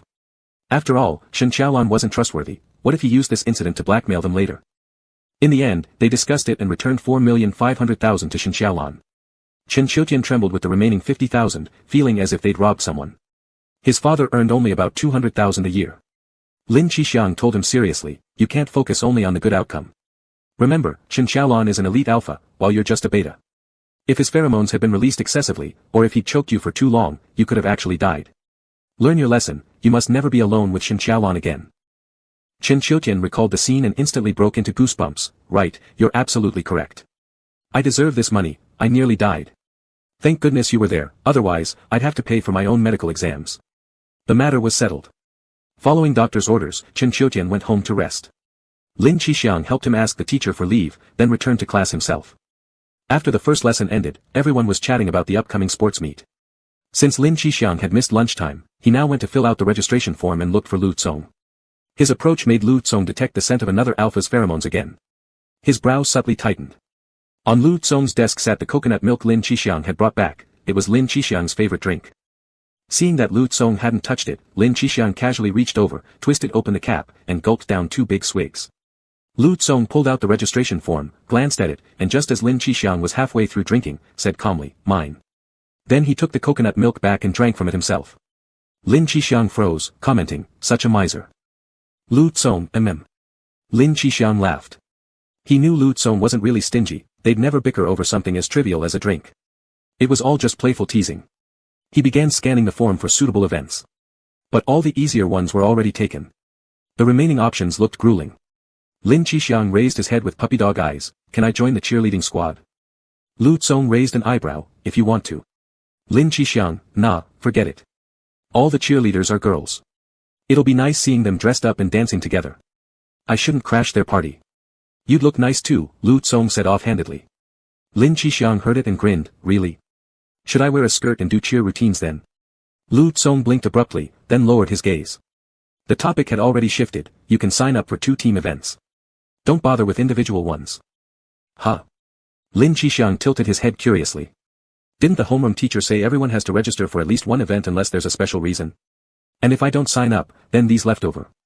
Lin Xiangqi looked at the few remaining blank entries on the sports event list, dragging his finger slowly down the rows. 400 meters, 1,500 meters, high jump, shot put, and 100-meter hurdles. Any idea who you're assigning these to? Lu Tsong, me. Lin Xiangqi burst into laughter. So you're planning to take all the events no one else signed up for? Lu Tsong didn't answer that. Instead, he suggested another option, or you could try high jump. Lin Xiangqi was agile, had excellent spring, and his leap always looked particularly graceful. He'd be a perfect fit. But Lin Xiangqi shook his head. No way. I want to run the 1,500 meters. A rare flicker of confusion passed across Lu Tsong's usually calm face, as if he'd just heard a kitten trying to roar like a tiger. Why? You dare ask why? If I don't sign up, then you have to run it. Lin Xiangqi leaned over his desk, staring straight at him. The 1,500 comes right after the 400, doesn't it? You really going to do 2 individual races back-to-back without rest? Then right after that, you've got shot put, and barely any time to catch your breath before joining the team events. The 4x100 relay and tug-of-war aren't exactly light activities either. Do you think you're made of steel? Lu Tsong gazed at him silently. His dark, ink-like pupils rippled faintly with emotion. Lin Xiangqi poked Lu Tsong's forehead. Don't you dare frown. Lu Tsong smoothed his brow, expression returning to normal, but still refused. You can't run the 1,500. Who says I can't? I passed the 1-kilometer test last semester, Lin Xiangqi argued stubbornly. I even ranked in the top 3 in class. Exactly, said Lu Kong, that's precisely why not. Lin Xiangqi had one flaw, he was overly competitive. Teasing or challenges could easily stir his pride. His physical stamina wasn't outstanding, merely average at best, but his endurance and determination far exceeded most people's. Once on the track, if others sped up, he'd speed up too. If they sprinted, he'd sprint regardless. And above all, he was stubborn, he'd endure any pain, push through any exhaustion, until his body simply gave out. In-class physical tests were manageable. Everyone's skill level was mediocre, so as long as Lin Xiangqi gritted his teeth and Lu Tsong slowed down slightly when leading, he could secure a top 3 finish. But in a school-wide race, he held no advantage. Several athletic students from other classes had signed up for long-distance running, they were clearly aiming for first place. Meanwhile, classmates like them mostly participated just to complete the event. The real danger was Lin Xiangqi getting carried away during the race, desperate to win honor for the class, pushing himself recklessly for a top 3 spot. Fine then, Lin Xiangqi compromised. I'll run the 400. Lu Tsong, no. The 400 meters might sound easier than the 1,500, but it was actually the most treacherous during competition. Unlike longer distances, there was almost no chance to adjust mid-race. From the starting gun, runners had to maintain full sprinting pace, the event demanded exceptional explosive power and endurance alike. Lin Xiangqi scrunched his face. What now? This isn't allowed, that isn't allowed. Are you just saying I'm worthless? That no matter what event I join, I'll never beat anyone. You know that's not what I mean, Lu Tsong said helplessly. He'd never been able to stand up to Lin Xiangqi. Whenever Lin Xiangqi pushed back, he surrendered without conditions. But this situation truly worried him. Lu Tsong hesitated, weighing alternatives. The next moment, Lin Xiangqi seized the form when Lu Tsong wasn't looking, snatched the pen, and boldly scribbled his name onto the 400-meter entry in flamboyant strokes. Then flashed a radiant smile, reporting to you, class president, I've already signed. No taking it back. Chapter 14. On their way home from school, Lin Xiangqi clearly sensed that Lu Tsong's mood was lower than usual. His brows were slightly furrowed, and he remained silent. He strongly suspected that Lu Tsong was still upset about the 400-meter sign-up. Lin Xiangqi let Lu Tsong remain quiet, not daring to speak up. He was afraid that if he did, Lu Tsong might change his mind and suddenly decide to run the race for him instead. Lu Tsong's physical fitness was indeed excellent, the innate advantages of a top-tier alpha couldn't be underestimated. But no matter how capable he was still human. He needed rest when tired. Lin Xiangqi considered himself physically fit and Lu Tsong's closest friend. Of course, it was his duty to share the burden when needed. Besides, maybe he could even make it into the top 3. When they reached their homes, Lin Xiangqi opened the gate to his own courtyard first and said, "I'll go change clothes first. Don't start on the math homework, wait for me." Just as he turned to leave, Lu Tsong suddenly reached out from behind and grabbed the strap of his backpack. Confused, Lin Xiangqi looked back. Without saying a word, Lu Tsong pulled him toward his own house. This wasn't right. Something was very off. Curious about what was going on with Lu Tsong, Lin Xiangqi didn't resist, following him into the neighboring yard. Lu Tsong then did something utterly inexplicable. He led Lin Xiangqi straight into his bedroom, stripped off his school jacket, and pulled out a set of pajamas Lin had left at his house before, helping him change into them. Under Lin Xiangqi's bewildered gaze, Lu Tsong took all the books out of his backpack, picked up the empty bag along with the discarded uniform, and walked toward the laundry room. In the middle of winter, Lu Tsong was actually hand-washing his school uniform. "Lin Xiangqi, can't you just toss it in the washing machine?" "Lu Tsong, it won't get clean enough." Lin Xiangqi was nearly speechless. "Okay, but why are you doing laundry right now?" Lu Tsong poured a 10-fold strength stain remover into a basin of warm water. "Better to wash it early so you can wear it sooner." Though Lin Xiangqi didn't understand why Lu Tsong insisted on scrubbing the uniform by hand, he knew Lu Tsong had always been diligent. Maybe his uniform had gotten dirtier than he realized, so Lu Tsong was just being considerate. After watching for a while and confirming that Lu Tsong really was just meticulously scrubbing the fabric, Lin Xiangqi stopped questioning it. Feeling inspired, he decided to pitch in too. While Lu Tsong was absorbed in his scrubbing, Lin Xiangqi quickly washed the insulated food container they'd brought to school, snacked on 2 bags of chips he found in Lu Tsong's pantry, and then leisurely pulled out his homework to begin. Whenever he hit a problem he couldn't solve, he'd skip it and wait for Lu Tsong to explain, but more and more problems piled up, leaving him scratching his head in frustration. He checked the time. Lu Tsong had been scrubbing for half an hour already, so he ran over to nudge him. Lu Tsong had just finished wringing out the uniform and was about to put it in the dryer. Frankly, Lin Xiangqi loved this life of having everything done for him. With Lu Tsong around, he never had to worry. Deciding to praise him as positive reinforcement, he said brightly, "Wow, Lu Tsong, you're amazing. You washed my uniform for me."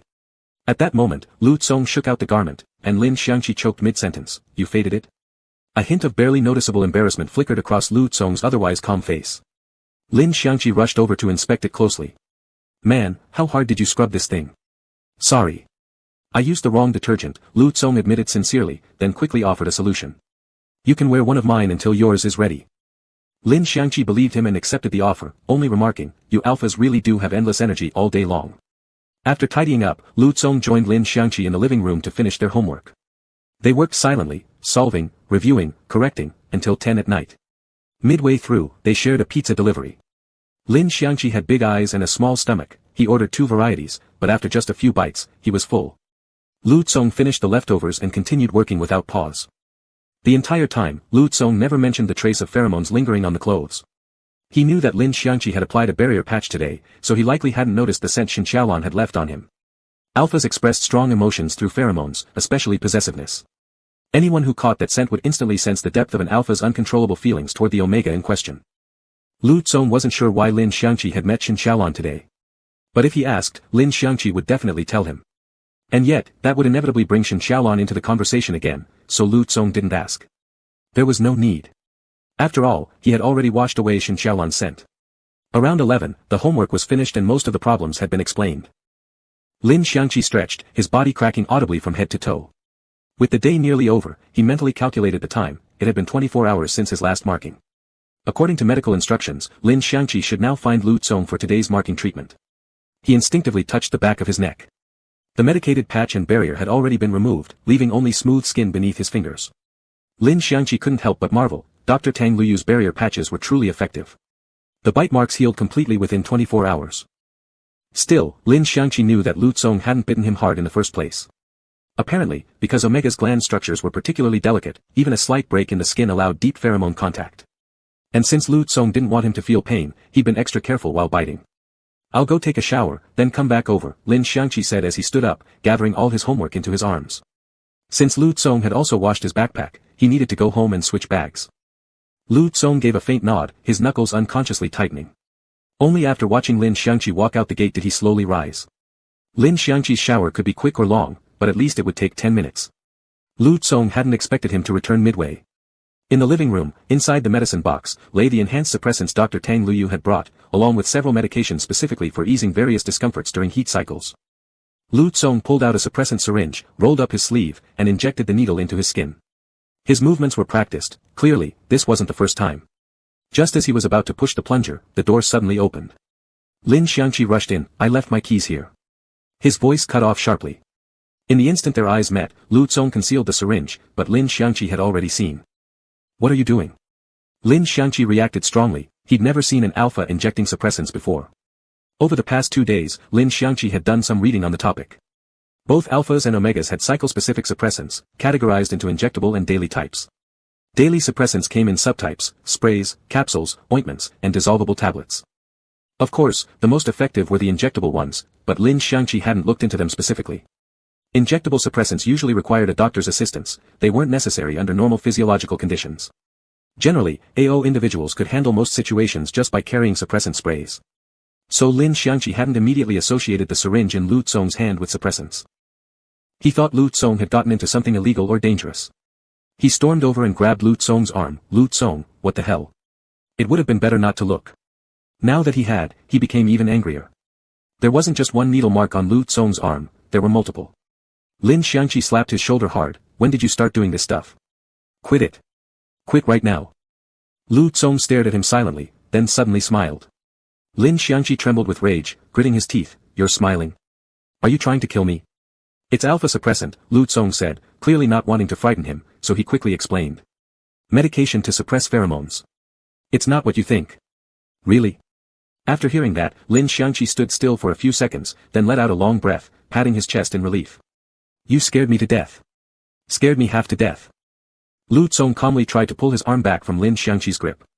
But when he'd retracted halfway, Lin Xiangqi tightened his hold. "Wait, no, that doesn't make sense. Suppressants are supposed to be used during heats, right? You're perfectly fine now. Why are you using it? Did Dr. Tang tell you to inject it every day? Isn't this kind of thing supposed to be administered by a doctor? You're just doing it at home recklessly, without even disinfecting. What if you get infected?" Lu Tsong looked at him, silent. Lin Xiangqi knew him too well. Lu Tsong never beat around the bush when he wanted to speak, but when he chose to hide something, he'd stay completely quiet. He didn't press further. Instead, he took out his phone and called Tang Luyu directly. He thought Lu Tsong might stop him, but he didn't. Lu Tsong simply watched as he dialed. A few minutes later, Lin Xiangqi got his answer. Yes, the suppressants had indeed been given to Lu Tsong by Dr. Tang. Because Lu Tsong's pheromones were stronger than those of an average alpha, overwhelming, even dangerous. He seemed perfectly normal on the surface, but that was only because Lu Tsong never recklessly released his pheromones. He endured well, so everything appeared ordinary. But once he released them in excess, all kinds of unexpected incidents could occur. This was also a crucial reason why Lu Tsong had long relied on suppressants and dared not allow himself to enter a rut. Pheromone instability was the worst-case scenario. At such times, Lu Tsong might cause serious harm to those around him.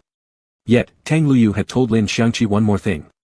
Given that Lin Xiangqi was an omega, whose gland naturally accommodated the turbulence within an alpha's pheromones, and considering his enormous need for Lu Tsong's pheromones, Tang Luyu had suggested to Lu Tsong that during marking, he could appropriately release more of his own pheromones. The more he gave, the better it would be for Lin Xiangqi's gland recovery. It was something beneficial for both Lin Xiangqi and Lu Tsong. The suppressants Tang Luyu prescribed were meant only as an emergency backup, to be used when absolutely necessary. As long as Lu Tsong didn't mark Lin Xiangqi while in rut, he wouldn't need to inject them. She hadn't known that Lu Tsong had been administering suppressants to himself these past few days. After hearing Tang Luyu's explanation, Lin Xiangqi said thank you, then hung up. He looked up at Lu Tsong with grave seriousness. Dr. Tang said releasing more pheromones benefits both of us. We're about to do the marking tonight. Why did you secretly inject suppressants behind my back? His questions came one after another, regardless of whether Lu Tsong answered or not. I saw more than just one needle mark on your arm. Does that mean you injected suppressants before marking me yesterday too? This time, Lu Tsong didn't remain silent. He lifted his eyelids, gave Lin Xiangqi a faint, inscrutable look, and confessed, an alpha undergoes extreme emotional fluctuations when releasing large amounts of pheromones. His actions are driven by instinct, uncontrollable. Without suppressants, I can't guarantee I'll stay fully conscious throughout. It was a reasonably convincing explanation. Lin Xiangqi asked, so not fully conscious means, you might suddenly pass out? If Lu Tsong fainted halfway through marking, that would indeed be troublesome. Lu Tsong paused, then replied, no. Lin Xiangqi grew confused again, pondering. Then, will you lose control and kill me? Lu Tsong, no. Lin Xiangqi, will you hit me? Lu Tsong, no. Lin Xiangqi, will you? Lu Tsong interrupted, I could never harm you. Being influenced by instinct meant that when one's mind was chaotic, behavior became hard to control, doing things one desired subconsciously but would normally suppress with reason. Lu Tsong had never experienced massive pheromone release coupled with loss of control, so he couldn't predict what he might do. In reality, there was a high chance he'd maintain rationality throughout. He excelled most at staying composed. He hesitated only over that 1 in 10,000 possibility, hence the preemptive injection of suppressants. But even if he lost complete control, Lu Tsong was certain he wouldn't hurt Lin Xiangqi. Well then. Lin Xiangqi clapped his hands together, unilaterally declaring the discussion concluded. It's not like it's anything serious. Just stop using these suppressants from now on. Seeing that Lu Tsong still didn't seem convinced, Lin Xiangqi continued, Lu Tsong, I understand what you're worried about. We've known each other for years, I know exactly who you are. You never overstep boundaries, never break any established rules. So losing consciousness probably feels like losing order to you. Are you afraid of making a mistake? Lu Tsong lowered his gaze. He admitted to possessing stubbornness within his character. But it's okay, Lin Xiangqi said. I'm not some outsider. Even if you make a mistake in front of me, so what? Lu Tsong heard Lin Xiangqi say this. You can let go of your order here, with me. Drop every single rule you've set in your heart. You can afford to make a small mistake, to lose face slightly. I won't laugh at you. Though, honestly, if you really do lose control and try to punch me, I will punch back. Lin Xiangqi waved his fist at him, pretending to be fierce. Then tilted his head and grinned at Lu Kang, so, can we try it just once tonight? Lu Tsong's breath deepened. Gazing into Lin Xiangqi's eyes, he hadn't even begun releasing pheromones yet, but already felt the dizzying illusion of losing control. The crimson needle marks on his arms, some healed, others nearly so, throbbed faintly with phantom pain. His limbs stiffened involuntarily, trapped in a forbidden zone where he couldn't move forward nor step back. He had no way to refuse. Chapter 15. Lu Tsong's bedroom was fairly spacious, though the decor didn't quite match his personality. He gave off the impression of someone who'd prefer a minimalist black-white-gray aesthetic, yet in reality, the room burst with color. A king-sized bed dressed in a Tom and Jerry bedsheet set. The pillowcases were paired, one with Tom, the other with Jerry, unmistakably a gift from Lin Xiangqi. One entire wall held custom-built wooden cabinets. Only one row stored Lu Tsong's own books, the rest overflowed with various figurines, plush toys, and half-finished Lego sets that Lin Xiangqi had started and then abandoned to Lu Tsong, who had completed them and proudly displayed. On another wall hung an assortment of musical instruments, 2 acoustic guitars, 1 electric guitar, 3 ukuleles in different colors. A shelf mounted on the wall held flutes, harmonicas, and a gem. In the corner stood a keyboard that hadn't been plugged in for years. These were all the random passions Lin Xiangqi had picked up over the years, things he found fun at first but quickly lost interest in, dragging Lu Tsong along each time. They learned many things, haphazardly and without mastery, but doing it together always made everything more enjoyable. Their strengths lay in different areas. For instance, Lin Xiangqi played guitar only passively, never bothering to memorize music theory. He'd learn a few simple chords and immediately start singing while playing, but fortunately, his voice was exquisite, his vocal talent compensated for his technical shortcomings. Lu Tsong, on the other hand, appeared polished and composed, but his singing was completely off-key, unbearable to listen to. Yet his fingers were nimble, his knuckles strong and precise, making his strumming and picking crisp and clean, perfect for accompanying Lin Xiangqi's singing. Lin Xiangqi would frequently drop by just to play guitar, drums, or sing, often leaving his instruments behind instead of carrying them back and forth. Lu Tsong never minded, he cleared out unnecessary furniture in the bedroom, dedicating wide spaces for Lin Xiangqi to do as he pleased. As a result, Lu Tsong's bedroom became a dazzling, chaotic mix of elements, wildly diverse yet somehow cohesive. But even these weren't the most vivid thing in the room. That honor belonged to a crudely drawn, brightly colored children's painting carefully framed and hung on the wall. It was an 8th birthday present from 8-year-old Lin Xiangqi to Lu Tsong. In the drawing, young Lin Xiangqi imagined how he and Lu Tsong would look when they grew up, both wearing suits and ties, standing side by side beneath blue skies and white clouds. The only difference between the two little adults was the color of their ties. Lin Xiangqi wore a pink tie, Lu Tsong's was golden. According to Lin Xiangqi himself, it was because he used to adore the gold-colored watercolor pen, finding it beautiful, so he reserved that color for Lu Tsong. That summer, when Lu Tsong received this gift, he also got a star named after him from his mother. And from his father, a twin-engine attack helicopter, allowed to fly only above designated military exercise zones under alliance regulations. Of course, there were also countless other extravagant gifts from relatives, friends, and even people whose names he couldn't recall, all hoping to curry favor with Lu Huokai. His grandparents smiled and asked 8-year-old Lu Tsong which gift he liked best. Without hesitation, he pointed at Lin Xiangqi's drawing. At the time, the adults merely laughed, assuming the child didn't understand the value of the other presents. Lu Tsong never explained. To him, the helicopter and the star carried equal meaning, as mere birthday gifts. But that drawing was different. That was the future he wanted. And so, gradually overtaken by objects tied to Lin Xiangqi, Lu Cong's bedroom took on this form. It was a space of apparent chaos governed by an unspoken order, a crowded, lively room built entirely from memories. An impossible-to-tidy world, his world. Lin Xiangqi knew this room as well as his own. He thought he knew every nook and cranny by heart. Until, this moment, when Lu Cong lifted him onto the desk, forcing him onto the chair, his body tilting helplessly backward, struggling to escape only to be pulled closer, attempting to flee only to find every exit blocked, only then did he realize with surprise. Lu Cong's desk was a height-adjustable one. Since when? Or had it always been adjustable, but Lin Xiangqi had simply never used the feature? Well, that wasn't even the point right now. The point was, he had nearly slipped free from under Lu Cong's arms, but then this damned desk suddenly rose a few inches. His feet dangled in midair, unable to touch the ground, throwing him off balance, leaving him completely at the mercy of the man holding him. Lu Cong.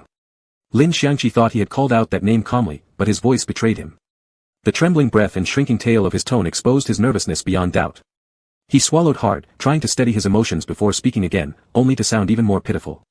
Don't do this. Can you even hear me? Lu Cong's dark pupils reflected the flustered, uneasy face before him.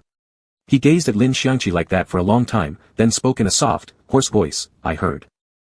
You didn't hear at all. I told you to step back, you. Lin Xiangqi gently pushed against him. Not that he didn't want to use force, it was simply impossible under Lu Cong's overwhelming pheromones. You're too close. I can't even breathe. Only now did he truly understand the hidden effort behind Lu Cong secretly taking suppressants while hiding it from him. Once fully released, Lu Cong's pheromones made him act completely unlike himself. His behavior was nothing like the usual calm, composed Lu Cong. He must have been driven wild by his own pheromones. Instead of properly marking him, he kept pressing forward, trapping Lin Xiangqi here, leisurely watching him lose his composure. Only now did Lin Xiangqi begin to grasp what Tang Luyu had always emphasized, Lu Cong's pheromones are too special. Now the entire room was saturated with Lu Cong's scent, surging toward Lin Xiangqi like a violent tide, instantly sweeping him into disorientation. The smell, heavier and fiercer than gunpowder, flooded into his lungs with every breath. Though prolonged exposure no longer stung, it remained overwhelmingly intense, stronger than any spice or stimulation Lin Xiangqi had experienced in his first 17 or 18 years. And even that comparison fell short. Lu Cong's scent was 100 times fiercer, rushing through his body like a storm. He felt engulfed in flames, yet unburnt. It wouldn't matter so much if only the pheromones had intensified. The doctor had said it clearly, Lin Xiangqi's gland was currently inactive and needed a constant influx of alpha pheromones to awaken. So more was better. Stronger was better. But Lin Xiangqi realized it wasn't just the pheromones that had grown fiercer, it was Lu Cong himself. Why can't you breathe? Lu Cong's voice remained steady as ever, but his words were nothing like his usual gentleness. I'm not covering your mouth. As he spoke, Lu Cong leaned closer, one hand braced beside Lin Xiangqi, the other caressing his face. His thumb stroked across Lin Xiangqi's damp lips. It's your pheromones. Lin Xiangqi shivered, turning his head aside in an attempt to escape Lu Cong's touch, but a broad, warm palm cupped his cheek, forcefully turning him back. What about my pheromones? Lu Cong's fingers kneaded the soft flesh of his lips. What about them? Obviously, there was too much. Lin Xiangqi's gland hadn't yet developed the ability to actively absorb pheromones. Surrounded by so much of Lu Cong's essence, he could only passively endure it, unable to inhale it properly. It was like being starved for 3 days and staring at a lavish feast without being allowed to eat. He wanted Lu Cong to mark him quickly, to inject all these pheromones directly into his body. But before he could say so, he heard Lu Cong speak in an accusing tone, low and heavy. You don't want my scent, yet you let yourself be marked by other alphas. Lin Xiangqi. Why slander me? I want your scent. And which other alpha was he talking about? Shen Xiaolan is nothing. A useless trash who can't even control his own pheromones. How dare he leave his smell on you? Lu Cong lifted Lin Xiangqi's face, lowering his gaze deeply into his eyes, shadows in his expression that Lin Xiangqi couldn't decipher. Yan, you still haven't told me. Why did you go see him today? What did you say to him? What did you do? Are you meeting him again tomorrow? Do you still like him? What are you even talking about? Lin Xiangqi looked utterly bewildered. He had never seen Lu Cong like this. Impatient, obsessive, domineering and ruthless, ignoring everything he said, refusing to obey his requests, movements rough and tone sharp with bitter accusation. Lu Cong, calm down. You're acting really strange right now. Lin Xiangqi shrank his neck, raising his hand slightly to maintain what little distance remained between them. Suddenly, Lu Cong seized his wrists, forcibly spreading and pinning them to his sides, forcing Lin Xiangqi to meet the searing heat in his eyes. I'm not strange. You're the one who doesn't want me anymore since you have him. His words sounded so wounded, yet his actions were utterly possessive, his head dipped down, teeth sinking sharply into the delicate tip of Lin Xiangqi's chin.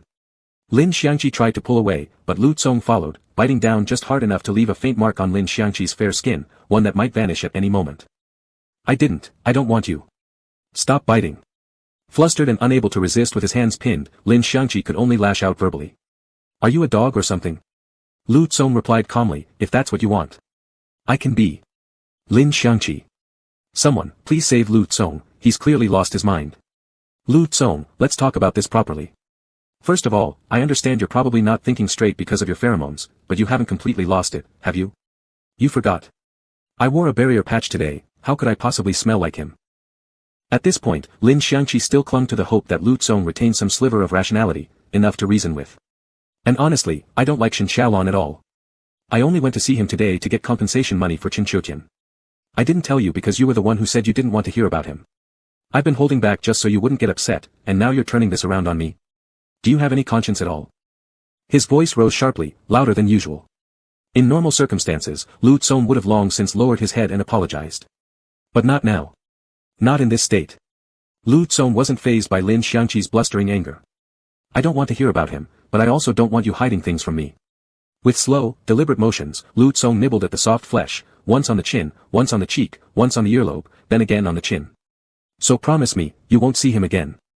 And better yet, don't speak to any alpha besides me. Lin Xiangqi could barely tell anymore whether these light bites counted as pain or pleasure. He panted shakily, finding Lu Tsong's demand absurdly funny. There are alphas everywhere, we bump into half a dozen just going grocery shopping.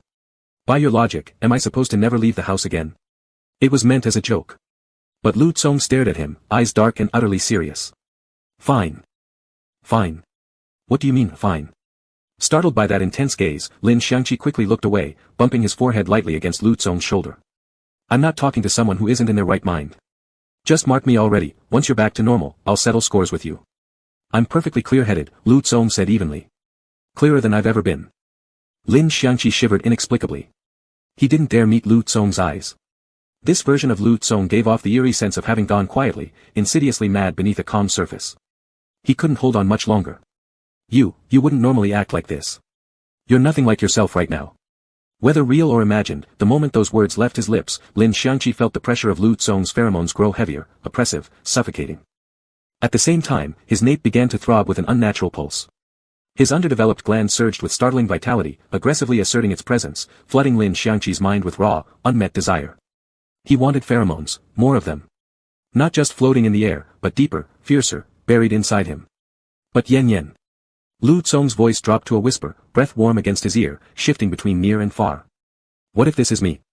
What will you do then? Chapter 16. It had to be the pheromones. Lin Xiangqi came up with the most reasonable explanation for all of Lu Tsong's abnormalities. It was because Lu Tsong's pheromones were too unique, and after releasing them in excess, he lost rationality and his thoughts became chaotic.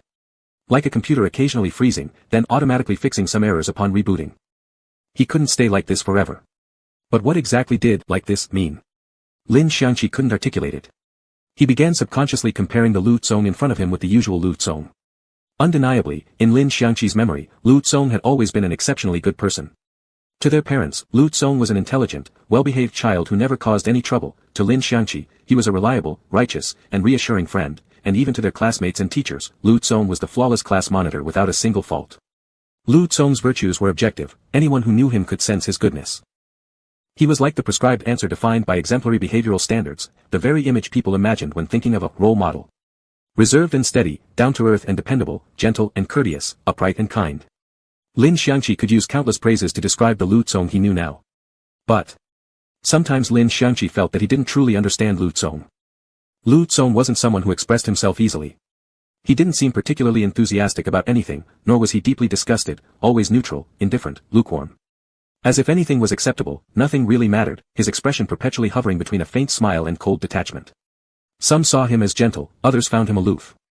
But Lu Tsong never cared about others' opinions, remaining consistently calm and serene, hiding his emotions behind an unreadable mask, making it nearly impossible for anyone to glimpse his true feelings. Even someone as close to him as Lin Xiangqi couldn't claim to truly know him.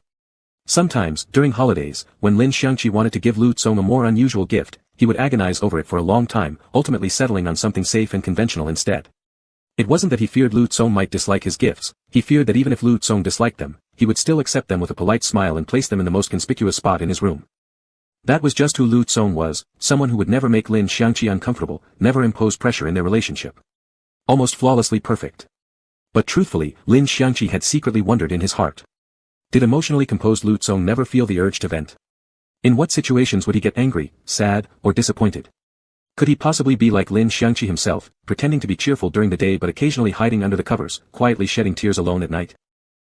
Lin Xiangqi could never find answers to these questions from the pristine, flawless version of Lu Tsong in everyday life. Yet right now, the Lu Tsong before him seemed to offer Lin Xiangqi a glimpse into some hidden cracks. Although much of Lu Tsong's current behavior was heavily influenced by pheromones. Although this version of Lu Tsong was fiercer than usual, slightly cold, somewhat unreasonable, with rough and domineering movements, speaking faster and bolder than Lin Xiangqi ever did. This Lu Tsong was easy to read. On his face, Lin Xiangqi saw expressions so transparent they could be pierced with a single glance. In those eyes, he detected countless emotions he could finally decipher. This version of Lu Tsong might not be perfect, but perhaps, it wasn't unbearable either. This is fine too. After deep deliberation, Lin Xiangqi softly murmured, cautiously offering an answer. But before he could add the rest, "But you can't stay like this forever," he suddenly felt his body being lifted off the ground. Having heard what he wanted, Lu Tsong abruptly wrapped his hand around Lin Xiangqi's slender waist, effortlessly hoisting him from the table, thrusting a knee between his legs, not just supporting his body, but forcing Lin Xiangqi to lean helplessly against him. "Wait," Lin Xiangqi panicked, grabbing onto Lu Tsong's shoulders in alarm. His toes couldn't touch the floor, his body half carried by Lu Tsong, suspended mid-air, unable to stand, unable to sit, his entire weight and balance entirely dependent on Lu Tsong. "Don't do this, Lu Tsong, I can't keep my balance." He stood on tiptoes, desperately searching for a foothold, but eventually gave up, letting his strength drain away as he slumped against Lu Tsong's shoulder, breathing rapidly. "You said it was okay." Lu Tsong's palm firmly supported Lin Xiangqi's lower back as he pushed his knee upward slightly. "The okay I meant isn't this." Lin Xiangqi's current position was practically sitting on Lu Tsong's lap. His body trembled, unsteady and vulnerable. "This is so strange." The two of them were pressed closely together, necks entwined. All Lu Tsong had to do was tilt his head slightly to give Lin Xiangqi a temporary mark. But he didn't. Instead, he leisurely kissed around the gland, his thin lips conveying a temperature far from calm, gently pecking back and forth over the spot. "You're too tense." "Relax," Lu Tsong murmured, sliding his other hand beneath Lin Xiangqi's shirt, touching the smooth, delicate skin of his lower back, soothing, yet also exploring. "Yen, you have dimples above your hips." Lin Xiangqi didn't believe Lu Tsong had only just noticed those indentations today. They had been completely open with each other countless times throughout their lives. As kids, they'd even bathed in the same tub. Had it been anything worth seeing, he would have seen it long ago. Lin Xiangqi trembled helplessly in his arms. "Don't touch, it tickles." His hip dimples hadn't suddenly appeared today, but this was indeed the first time Lu Tsong had touched them himself. Soon, the pad of Lu Tsong's finger pressed against the sharp ridge of Lin Xiangqi's spine, each vertebra subtly rising and disappearing as Lin Xiangqi shuddered beneath his touch. Lu Tsong seemed to get carried away, stroking him for a long time. No matter how much Lin Xiangqi pushed at him, he ignored it all, disregarding Lin Xiangqi's refusals, a mischievous, almost defiant glint in his eyes. MMGH. Lin Xiangqi was genuinely ticklish, trembling like a sieve, reaching his limit, finally letting out an exasperated but feeble protest. "Lu Tsong, I'm really mad now, let go immediately. I'm going home." Almost instantly, Lu Tsong pulled his hand away. He complied so quickly that Lin Xiangqi, who had mentally braced himself to be furious, was caught completely off guard and froze. Just moments ago he'd been completely ignoring him, why had he suddenly become obedient? "I'm sorry," Lu Tsong lowered his gaze, his expression sorrowful, voice low, hoarse, and heavy with dejection. "I shouldn't have made you angry." His attitude was proper, so submissive it nearly bordered on pleading. "I thought, maybe doing something could turn out wrong, but if I did nothing, there'd never be a chance for it to be right. I wanted to try, but I still messed up. I'm sorry." Lu Tsong's words stabbed into Lin Xiangqi's heart like a thorn. What exactly had Lu Tsong done wrong? Hadn't he, from the very beginning, feared such unpredictable incidents and secretly taken suppressants to prevent them? He had tried so hard to avoid these so-called mistakes, and it was Lin Xiangqi who had encouraged him to take a chance. It was Lin Xiangqi who told him, even if it's wrong, it doesn't matter. And yet now, Lin Xiangqi himself was getting angry. Looking at him, Lin Xiangqi suddenly felt guilty. After their parents' passing, Lin Xiangqi had nearly lost contact with distant relatives. The most important person left in his life was Lu Tsong. They should have been closest of all, the kind of closeness where anything the other did could be forgiven. And yet now, Lu Tsong stood before him, nervous and cautious. Truthfully, in all these years, Lu Tsong hadn't just avoided major mistakes, he barely ever made any small errors at all. He was that careful, that gentle a person. After doing so many things right, what harm was there in letting him make one mistake? After being perfect for so long, What was wrong with becoming a little reckless under the influence of pheromones? The more Lin Xiangqi thought about it, the more convinced he became. It all made sense now. So what if he touched his spine or poked at his hip dimples? If it tickled, just endure it. Was he going to lose a piece of flesh?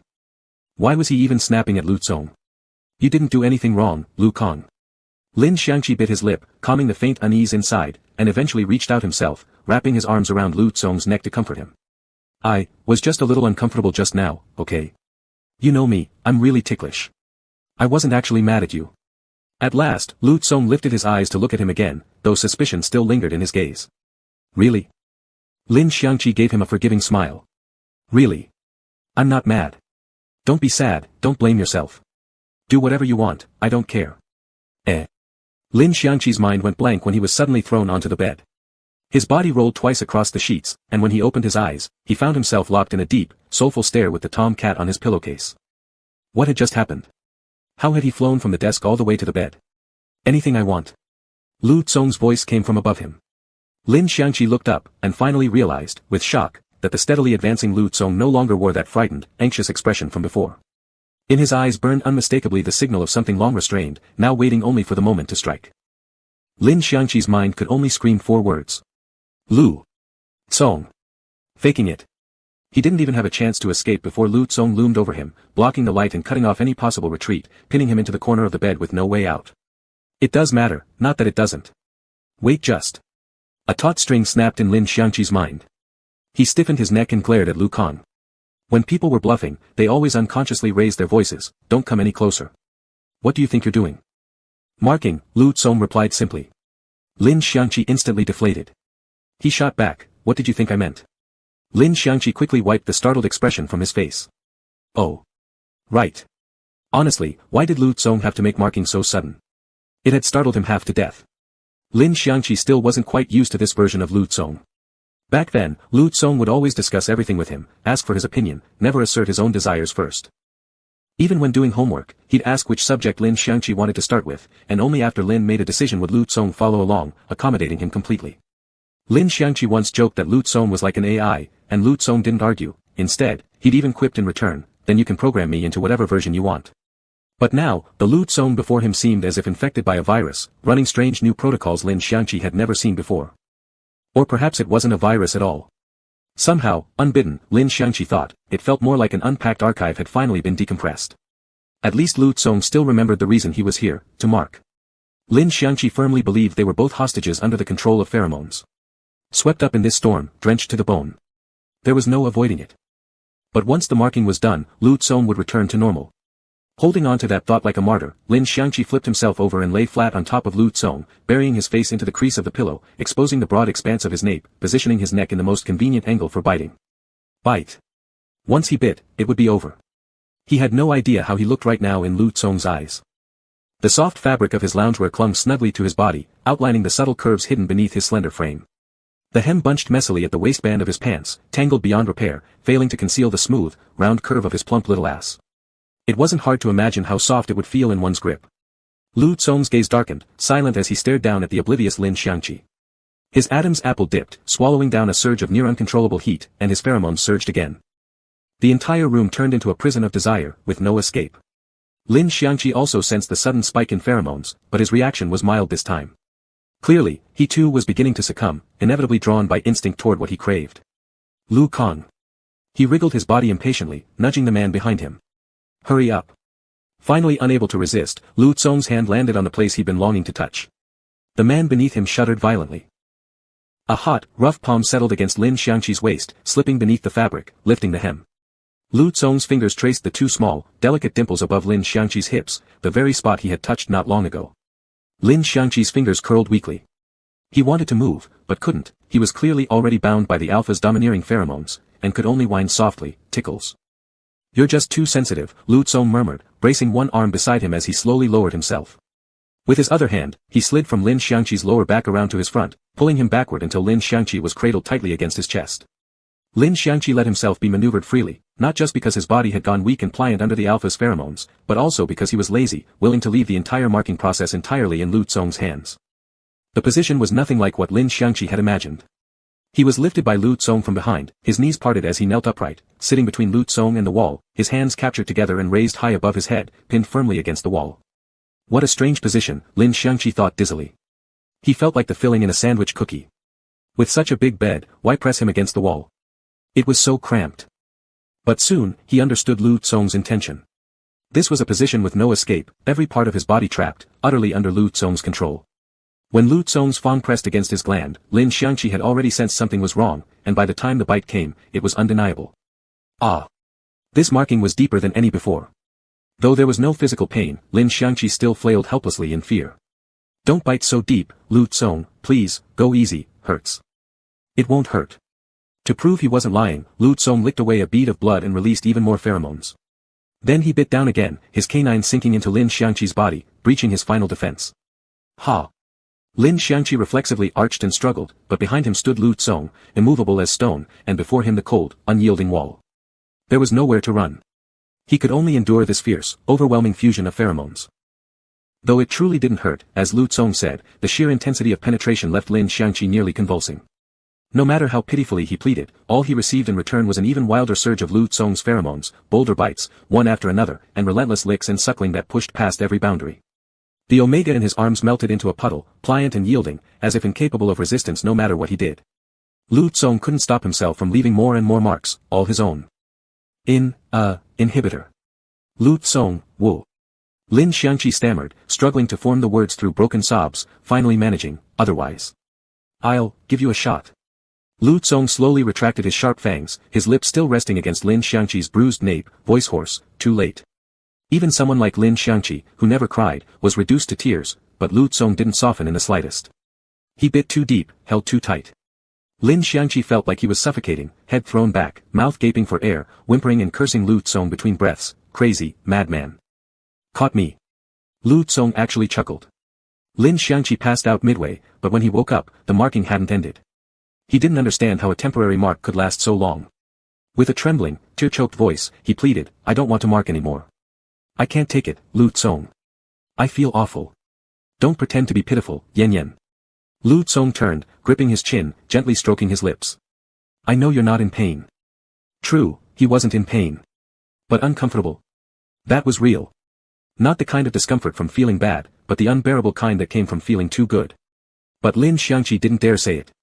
His body no longer felt like his own, responding in strange, unfamiliar ways. He was frightened, wanting to hide himself away. He didn't know if Lu Tsong had noticed, so he pressed himself tightly against the wall, enduring yet another wave of pheromone fusion. From a medical standpoint, the temporary marking had long been completed. Lin Xiangqi was saturated with Lu Tsong's pheromones inside and out. But Lu Tsong noticed something odd. He caught a faint, elusive scent on Lin Xiangqi, something subtle, almost imperceptible. Though Lin Xiangqi naturally smelled pleasant. He was fastidious, changed clothes daily, applied hair oil after showers, moisturized after bathing. These were little habits his mother had instilled in him while she was alive. Yet Lu Tsong knew every scent Lin Xiangqi carried. And this one, he was certain, was different. At least, not entirely the same. Compelled by some invisible force, Lu Tsong bit deeper, lingered longer on the gland, searching obsessively for that elusive trace. Finally, he found the source. And he knew exactly what it was. Only then did Lu Tsong end the marking and rein in his pheromones. He cradled the unconscious Lin Xiangqi in his arms, greedily inhaling the scent nearly hidden in the air. It's your own pheromone, Yan Yan. He lowered his head, pressing a kiss to the sleeping Omega's soft cheek. So sweet. Like coconut milk with honey stirred in. The next morning. When Lin Xiangqi walked into the classroom, everyone turned to look at him. Whoa. It's only October, how is Chi so weak already? Today, Lin Xiangqi wore a high-neck sweater and a large mask that covered nearly half his face. Got a cold? Come here, I've got a packet of 999 cold remedy left, I'll brew it for you. Shut it, Zhou Yang. Don't think I don't know, your packet's been sitting there for almost 2 semesters. You trying to poison Lin Xiangqi? Why's Lin Xiangqi's uniform so baggy today? Did his body shrink or did the clothes swell? Just keep running your mouth. He'll come slap you soon enough, cheesy slap can kill a man. You just wait and see. The class erupted in chatter, the room instantly buzzing with noise. Under normal circumstances, Lin Xiangqi would already have joined in the teasing and chaos. But today, he was silent. He simply walked straight to his seat and sat down quietly, motionless. Lu Tsong followed closely behind, carrying Lin Xiangqi's backpack in hand. After Lin Xiangqi settled in, he accidentally let out a small cough.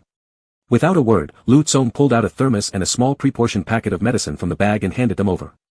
Take it now, he asked Lin Xiangqi. Lin Xiangqi didn't look at him, merely lowered his eyes and shook his head slightly. Lu Tsong still didn't leave. He reached out to feel Lin Xiangqi's forehead. Lin Xiangqi flinched sharply away, but Lu Tsong acted as if he hadn't noticed, speaking in his usual calm tone, I'll go ask for leave. No need, Lin Xiangqi suddenly grabbed Lu Tsong's hand. His voice, hoarse from barely opening his throat, startled Chen Qiuqian beside him. Chen Qiuqian said, Cheesy, you really caught a cold. What happened to your voice? Tonsillitis? It's so raspy I can't even recognize your real tone anymore. Maybe just listen to the class monitor and take a sick day to rest. Lin Xiangqi opened his mouth slightly beneath the mask, hesitated for a long moment, then decided against speaking at all. He stood up and pulled Lu Tsong by the hand, heading out. As their silhouettes disappeared beyond the classroom door, a group led by Chen Qiuqian immediately huddled together suspiciously. Everyone hurried through homework while firing off questions. Did they fight again? The vibe's off. Doesn't seem like it.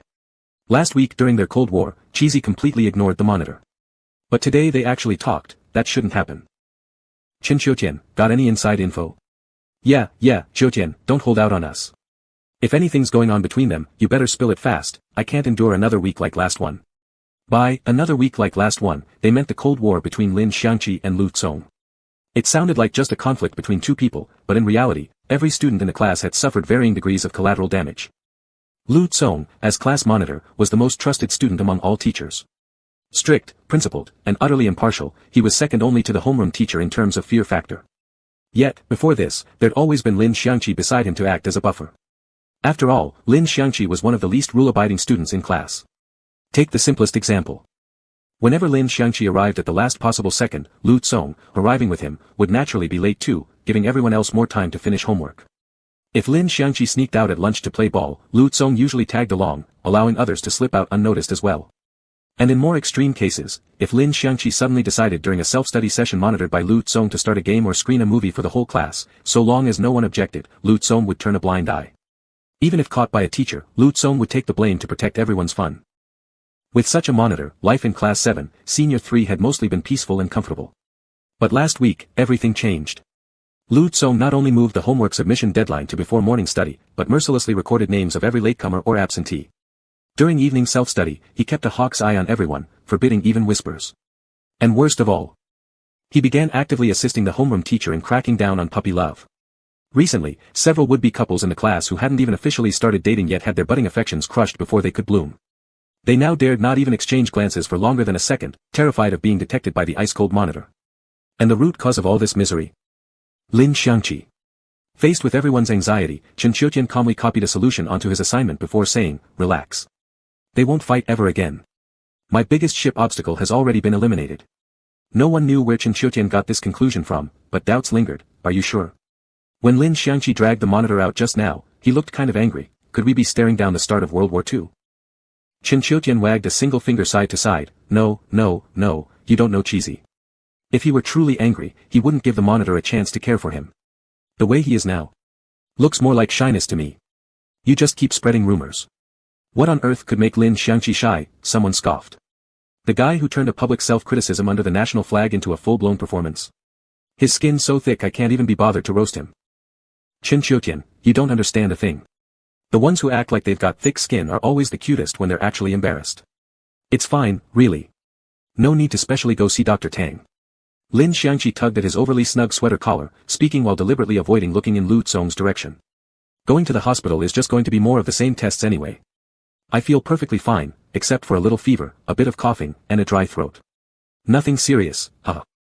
Lu Tsong frowned slightly and reached over to adjust the back of Lin Xiangqi's collar, revealing a stretch of neck skin beneath. 3 occlusion patches were tightly across it, yet still failed to conceal the shocking network of mottled marks underneath. Your gland. Shoo. The moment Lin Xiangqi heard the word, he leapt up and slapped a hand over Lu Tsong's mouth, then frantically glanced around as if afraid of being overheard before finally whispering, don't say that word. I'm a beta at school, don't expose me. Lu Tsong stared at him for a long moment, then said softly, sorry. Lin Xiangqi accidentally met Lu Tsong's eyes, quickly snatched his hand back, and started speaking at an unusually rapid pace. Anyway, it's really not a big deal. And you don't need to keep blaming yourself for yesterday. I get it, you weren't thinking clearly, you didn't know why you acted that way, right? Before Lu Tsong could respond, Lin Xiangqi cut in again. Let's skip seeing Dr. Tang today. Look, we're seniors now, academics come first. We can't be taking time off every day. How about this weekend? We can both go for a checkup together then. He blamed academics, but the real reason Lin Xiangqi didn't want to go to the hospital was because he dreaded what Dr. Tang would ask, especially about the entire marking process, and her inevitable full-body inspection of his injuries. Just thinking about it made him squirm. Lu Tsong had bitten deep into his gland site, the tooth marks and scabbed-over wounds wouldn't fade in less than 3 to 5 days. But that alone wasn't enough to make Lin Xiangqi avoid medical checks. The real issue was the bite marks elsewhere on his body. Who knew why Lu Tsong had bitten those places? Temporary marking was supposed to happen only on the neck. Yet when Lin Xiangqi woke up, there wasn't a single unmarked patch left on his body, not even the insides of his thighs, which bore 2 tiny red spots. At first, he tried to rationalize the spots without distinct teeth marks as bites from venomous mosquitoes still lingering from late autumn to early winter. But 1 or 2 might have been believable. The sheer number of these mosquito bites made denial impossible. Anyone who saw them would suspect something was off. Lin Xiangqi himself nearly fainted upon seeing them and couldn't bear to imagine what Dr. Tang might think. Then let her come by tonight, Lu Tsong added casually.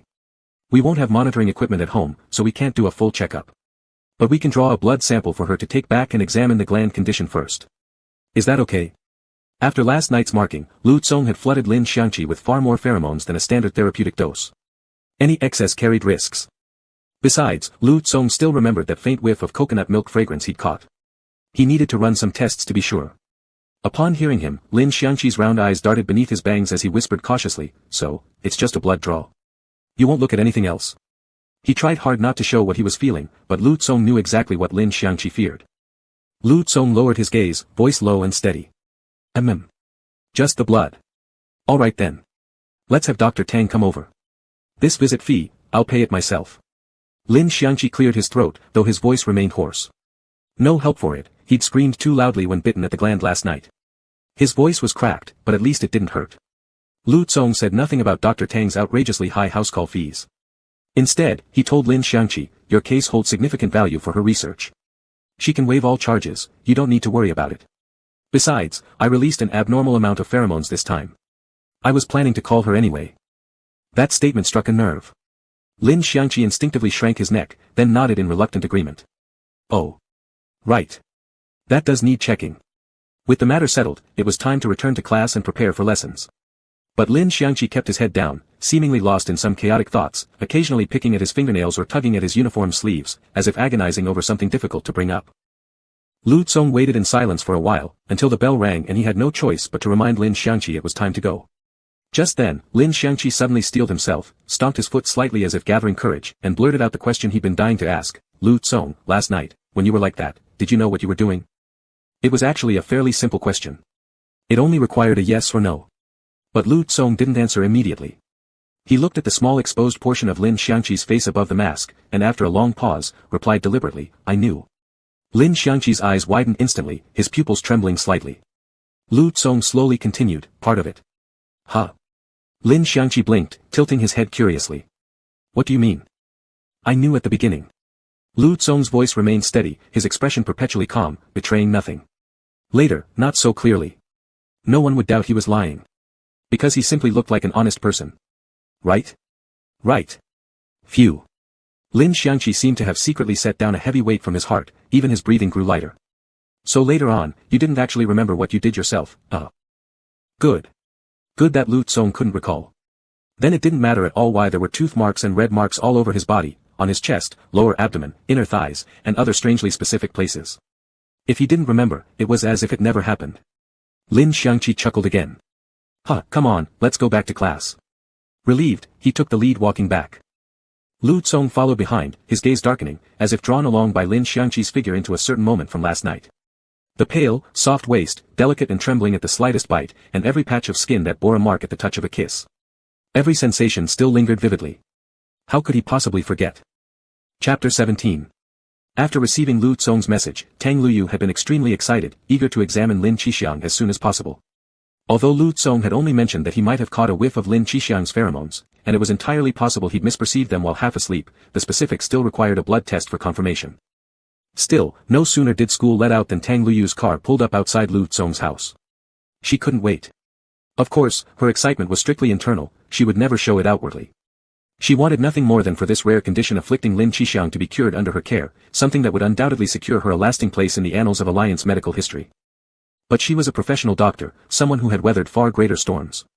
She understood perfectly well that until results were confirmed, everything remained uncertain.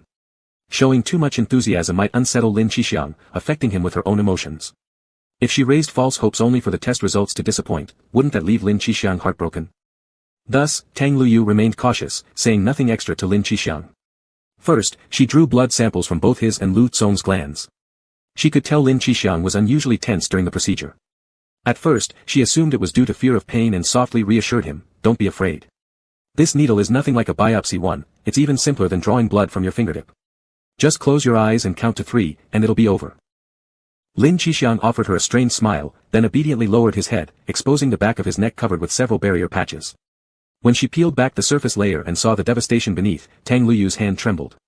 She struggled hard to keep her expression neutral, to stop her voice from lashing out in anger, but she failed to control her gaze, which locked directly onto Lu Tsong with sharp accusation. Perhaps Lin Xiangqi believed last night's events had simply been an accident caused by Lu Tsong losing control, an involuntary episode. So he didn't complain, didn't get angry, quietly absorbing all the unease within himself. But Tang Luyu saw through it immediately. She knew full well that if Lu Tsong had managed to avoid descending into the violent frenzy of heat sensitivity for 18 years, then he clearly possessed the ability to maintain rational control at the most fundamental level. It wasn't plausible that missing just one dose of suppressants could strip him entirely of self-restraint. Pheromone release could allow instinct to dominate the mind, but it wouldn't make someone go mad. Simply put, the fact that Lu Tsong had reduced Lin Xiangqi to this state meant one thing: he must have wanted to do it all along. He'd merely restrained himself before. Last night, he hadn't. Tang Luyu studied Lu Tsong. Lu Tsong didn't look away, he met her eyes evenly. Silently, using only her lips, Tang Luyu mouthed, "Too far." Lu Tsong lifted one eyebrow slightly. He gave no verbal reply, but from his calm, inscrutable expression, it was clear he felt not the slightest remorse. "Dr. Tang." Lin Xiangqi, who had been tilting his head patiently for some time now, was growing anxious. Afraid of needles, he'd been holding his breath. But Tang Luyu still hadn't drawn any blood, and the delay made him uneasy. He spoke softly, "Is something wrong? Are you unable to draw blood?" Lin Xiangqi already knew what his gland looked like. That morning, he'd seen the deep bite marks in the mirror.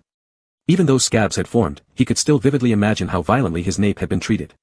These were inevitable traces left by an alpha's marking, but his marks were too heavy, too deep. Though abundant pheromones continued to soothe his nerves, leaving him free of pain, he worried there might be too many scars for the needle to find a clean spot.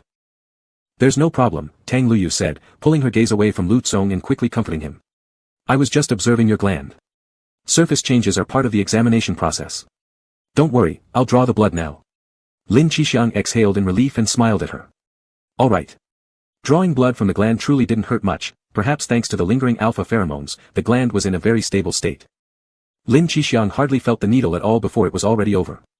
Since Lu Tsong had specifically emphasized to Tang Luyu beforehand not to conduct any additional tests beyond blood draws, she hadn't brought much equipment with her. Yet there were still certain things she needed to address proactively, even without formal testing. Lu Tsong didn't take his suppressants and released his pheromones fully. And given how deep the bite marks are, the pheromone infusion was quite profound. "I think this mark will likely last between 3 to 5 days. Tang Luyu summed up the various factors and analyzed their current situation for the two of them. For now, avoid any temporary marking for a while. But Lu Tsong, you can release some pheromones around Xiaoli in daily life, let him try sensing, accepting, and even absorbing them on his own. It's a good habit to promote gland development." Hearing her words, Lin Xiangqi silently let go of a heavy burden in his heart. He really didn't want to be marked again for the time being. It wasn't that he disliked such marking, it was just that he hadn't fully recovered, and simply didn't dare to try again yet. And besides, Lin Xiangqi still remembered how, when Lu Tsong had pinned him against the wall and bitten his gland, his own body had produced some unmistakable physiological reactions. It was too embarrassing to talk about. For now, better to put it off as long as possible. Before leaving, Tang Luyu called Lin Xiangqi aside and gave him her phone number. Lin Xiangqi didn't quite understand why she did this, but assumed it was out of kindness. He didn't ask further, saved the number, and said, "Thank you for coming all this way today." Tang Luyu looked at him with warm, affectionate eyes. "You're welcome. If your body feels uncomfortable at any time, feel free to contact me directly, I'm always available to come." Lin Xiangqi felt embarrassed to accept such an offer, that would be too much trouble for you. "Don't be shy. I'm practically half the Lu family's personal doctor anyway, so I should be on call." Tang Luyu smiled faintly, meaning layered beneath her words, "You and Lu Tsong are so close, eventually, you'll be family. Treating you is simply part of my duty." Lin Xiangqi thought Tang Luyu was truly an excellent doctor, highly skilled and deeply kind. Just as he was about to thank her once more, he suddenly heard her lower her voice and say, "But even if it's not about illness, you can still quietly tell me. For example, if one day Lu Tsong." Dr. Tang. Lu Tsong had appeared behind them without either noticing, cutting off Tang Luyu's unfinished sentence. His deep voice came slowly, calmly, "Shall I see you out?" Startled, Tang Luyu nearly stumbled on the spot. She forced a dry laugh, "Sure. Let's go." Lin Xiangqi blinked repeatedly, feeling that the look exchanged between Lu Tsong and Tang Luyu just now seemed off somehow. He watched Lu Tsong escort Tang Luyu outside, assuming they must have something important to discuss, so he obediently returned home by himself. Meanwhile, Lu Tsong saw Tang Luyu into her car but didn't leave immediately. Instead, he got in and sat beside her. Tang Luyu wore a pained expression. "Are you planning to silence me for good?" Lu Tsong chuckled, "You seem to have imagined some rather strange scenarios." Seeing his attitude wasn't as severe as she'd feared, Tang Luyu relaxed slightly and shrugged, "I'm only considering situations with a very high probability of occurring." Lu Tsong spoke gently, yet carried an inexplicable pressure, "Since they haven't happened yet, don't waste energy worrying about them. Just afraid that by the time they do happen, it'll already be too late to worry." Tang Luyu wasn't intimidated. She locked eyes with him and asked, "Should I inform your parents in advance?" Lu Tsong rubbed his temple, a touch exasperated, "You're thinking far too much. Is it that I'm thinking too much, or that you're afraid to think too much?" Tang Luyu gave him a skeptical look, carefully circling around the topic, "He doesn't know anything at all."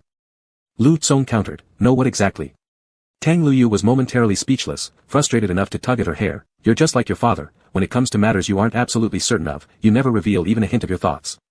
Lu Tsong stared at her, silent.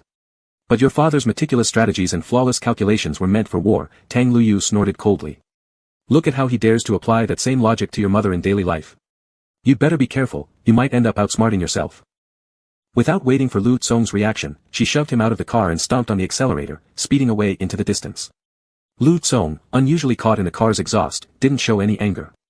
He watched the vehicle disappear around the corner, then found himself reflecting on Tang Luyu's final words. Outsmarting himself.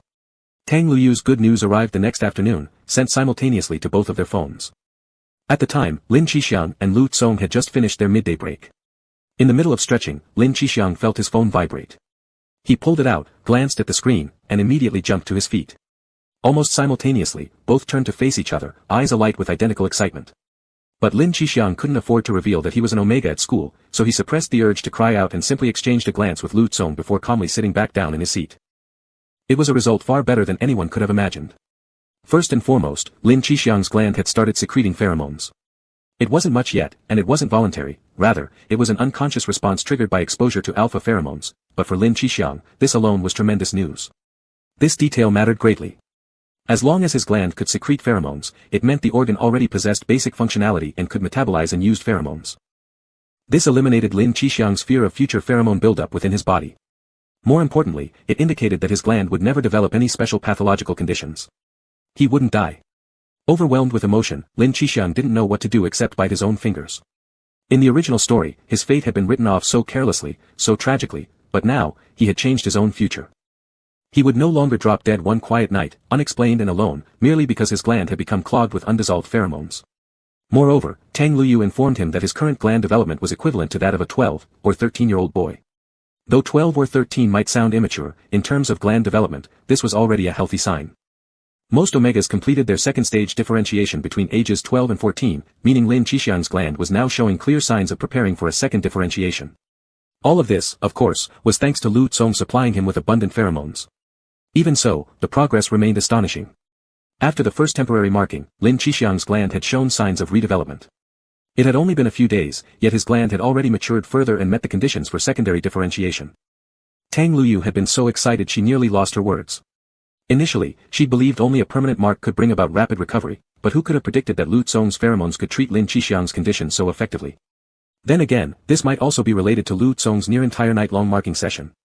After all, Tang Luyu's suggested plan had been one temporary marking per day. Yet on that night, Lu Tsong had held Lin Xiangqi close and repeatedly marked him over and over, continuously injecting new pheromones the moment the previous dose had finished its healing process, creating an endless, uninterrupted cycle. Naturally, Lin Xiangqi absorbed a volume of pheromones far exceeding that of a typical marking.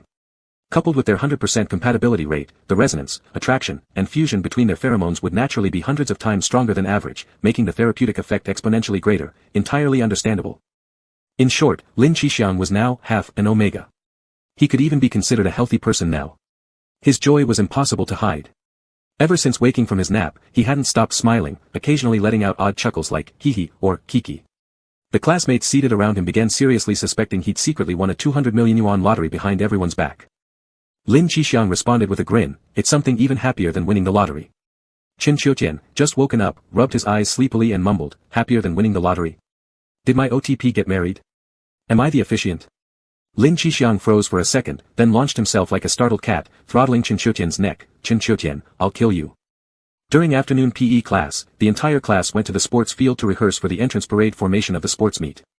Before homeroom teacher arrived, the PE monitor made some adjustments to the lineup. Lin Xiangqi was placed in the front row. Partly because his height was fairly average among boys, fitting almost anywhere, but placing such a pretty face somewhere in the middle would be a waste. So he'd been specially moved forward to serve as the team's visual centerpiece. Yet he stubbornly insisted on tiptoeing, demanding to stand beside Lu Tsong, who was positioned in the very back row. Zhang Qibo, tall and imposing, glared down at him, with your height, you want to stand in the back row. Lin Xiangqi lacked justification but brimmed with audacity, when you encounter a problem, you should try solving it first instead of shooting me down immediately. There are always more solutions than obstacles. Never say no too quickly to any possibility, Zhang Qibo. That's lesson 1 I'm teaching you. Life is long. Zhang Qibo was so annoyed he had to take a deep breath. Then tell me, what method could possibly make you not look so ridiculously short when standing next to Lu Tsong? Lin Xiangqi's eyes sparkled with mischief, and a clever idea popped into his head. When you all march in unison, I'll just hop along. As long as I hop fast enough, visually speaking, I'll appear almost the same height as him. Zhang Qibo stared at him flatly. Lin Xiangqi. Lin Xiangqi grinned. No need for excessive admiration, I already know how impressive I am. I really want to punch you. Zhang Qibo clenched his fist, gritted his teeth, then gave up. Forget it, forget it. Stand wherever you want. After all, he couldn't reason with Lin Xiangqi, and if he pushed back, this little troublemaker would only stir up more chaos later. The more he thought about it, the better it seemed to wait for the homeroom teacher to arrive. Lin Xiangqi would probably return to his proper place on his own then. So Zhang Qibo abandoned his attempt to persuade him, settling for one final plea, but you can only stand beside the class monitor, no fooling around with anyone else. He thought it through carefully. With the class monitor present, Lin Xiangqi might behave himself at least a little. Then he turned to adjust the formation of other students, no longer paying attention to Lin Xiangqi. Lin Xiangqi, now in the back row, was practically thriving. His grin stretched from ear to ear. Whether at attention, resting, or marching, he kept casting joyful, starry-eyed glances at Lu Tsong. Lu Tsong understood, he knew Lin Xiangqi was happy because of the medical results. His gland was developing normally. Though he still couldn't secrete pheromones voluntarily, his body had already met the conditions for secondary differentiation. It was as good as being mostly cured. So he was grateful to Lu Tsong for saving him, awed that Lu Tsong's pheromones were powerful enough to trigger such a miracle. That was exactly what lay behind Lin Xiangqi's expression. Lu Tsong found himself helpless under that gaze, but didn't force Lin Xiangqi back to his assigned spot. During the marching drill, he simply reminded him, watch where you're going. Lin Xiangqi nudged him playfully with his shoulder. I'll watch you, and you can watch the road, doesn't that count as me watching the road too?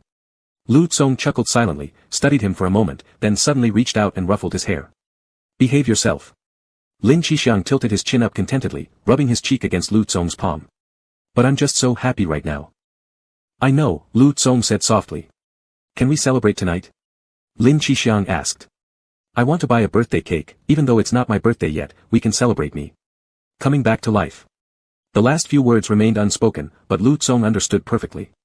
He nodded. We'll go buy one right after school. Lin Xiangqi lit up again, bouncing and hopping at the back of the already disorganized formation. Afraid he might trip, Lu Tsong reached out and held his hand. The homeroom teacher was delayed by some matter or another and hadn't arrived yet, so the PE monitor had to lead everyone in practicing the formation on his own. But as time passed, the formation grew messier. Students began whispering, cracking jokes, and roughhousing. A group diagonally across from Lin Xiangqi started gossiping. Huh. Why is class 3 having PE with us today? Not having, our teacher gave up his own class period so they could practice their parade formation. Said he wants them to shine during their final high school sports meet. Wow, actually kind of touching. Wait, how do you know that? Did you hook up with someone from their class? Hee hee. No way. You actually got together with someone? Shoo, keep your voice down, don't let Lu Tsong hear. Anyway, we only officially got together last night during a phone chat, hee hee hee. Someone grumbled, last week I passed a tiny note to Qiao Shi and got personally called out by the class monitor, but you're openly engaged in confirmed puppy love and thriving behind everyone's back. They weren't very good at keeping their voices low, every now and then, a sentence would ring out clearly. Lin Xiangqi hadn't been trying to eavesdrop, but he caught that sharp, heavy word, puppy love. He made a face, visibly unimpressed. The term carried some baggage for him. Last semester, he and Lu Tsong had been framed by Qin Qiutian, falsely accused of being in a puppy-love relationship, forced to leave 2 guarantee letters in the homeroom teacher's office swearing they'd never engage in early romance. It wasn't the first time Lin Xiangqi had written a self-criticism, but it was definitely the most exhausting. Because before that, whenever he messed up, Lu Tsong always wrote the self-criticism for him. All Lin Xiangqi had to do was copy it over. Lu Tsong was brilliant at it, whether it was an exam composition or a confession letter, he'd always earn full marks. His writing could calm down even the angriest teacher instantly. Lin Xiangqi had never once worried about any self-criticism before. But for that, no early romance pledge, even Lu Tsong had initially found himself at a loss. That day, Lu Tsong stared at the blank page for a long time, unable to write a single word. In the end, Lin Xiangqi couldn't bear it any longer. He felt the weight of heaven's great mission descending upon him, rolled up his sleeves, and decided to rely on himself. He had even teased Lu Tsong then, saying, "Why are you stuck too? A pledge promising no early romance is way easier to write than one promising not to skip class. Just wait, I could write 3,000 characters with my eyes closed. I'll finish one for you to copy later." Lu Tsong looked at him silently, expression unreadable, whether out of caution or distrust, he didn't respond. 2 hours later, Lin Xiangqi's first ever handwritten pledge was freshly completed. He handed it over with full confidence and pride, saying, "How's this? It's not worse than your usual ones, right?" But his painstaking labor, the fruit of 2 hours of meticulous, heartfelt effort, was torn apart by Lu Tsong. Torn. 2 pieces. Even now, recalling the memory, Lin Xiangqi still felt fury bubbling up inside. By what right did Lu Tsong destroy his hard-earned work? That was a masterpiece, a sincere, all-in commitment written after 2 full hours of devotion. Yet Lu Tsong gave only 4 words in critique, written poorly. But Lin Xiangqi disagreed. How was it poorly written? He thought it was excellent. Wasn't it just about repeating variations of, "I promise I'm not romantically involved with Lu Tsong and never will be, I vow to firmly avoid any relationship with Lu Tsong while studying diligently and striving for progress"? He'd done a fantastic job, every word resolute, every sentence heartfelt. Lin Xiangqi firmly believed Lu Tsong simply held critiques to an impossibly high standard. There was nothing wrong with his own pledge. In the end, Lu Tsong personally wrote 2 new copies and made Lin Xiangqi transcribe them. Lu Tsong's language, as always, was polished and flawless, perfect enough to serve as a model essay. But the entire text was filled with flowery, insubstantial fluff and excessive expressions of respect for school regulations. The part actually related to romance was squeezed into just the final paragraph. I, Lu Tsong. I, Lin Xiangqi. Hereby pledge that in the coming year, we will attend classes diligently, focus on our studies, strive to improve our academic performance, dedicate ourselves fully to preparing for the college entrance exam, and guarantee that during this critical senior year, we will not engage in early romance or any other activity unrelated to our studies. Signed below. While copying it, Lin Xiangqi grumbled, "Your version isn't even better than mine. You rambled on for 800 characters without getting to the point, and your last sentence is so pretentious. Why do you think yours is superior? Just because you ace every Chinese composition doesn't mean you can tear up someone else's pledge whenever you want." He complained for quite a while, but Lu Tsong remained silent throughout. Only after Lin Xiangqi finished copying did Lu Tsong check to confirm he hadn't altered the content, then quietly signed his name. Even today, the homeroom teacher might have long forgotten the incident, but Lin Xiangqi still found the memory of handing in that pledge incredibly amusing. Class monitor. We're reporting a case. Someone in our class is in a relationship. Lin Xiangqi's thoughts were suddenly yanked back by the loud shout.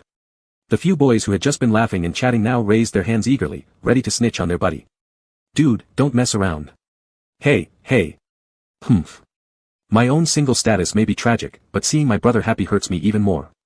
I can't stand it, today I must smash this lovebird's dreams to pieces." Class monitor. Lu Tsong. Are you going to do something about this relationship or not? With the teacher absent, everyone dared to act recklessly. But based on past experience, Lu Tsong would usually step in at times like these to take the teacher's place and restore order.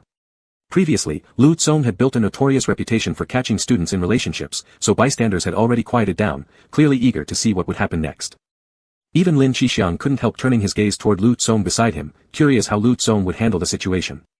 Meanwhile, Tong Wei, who had just proudly declared his romantic status moments ago, was already trembling in fear.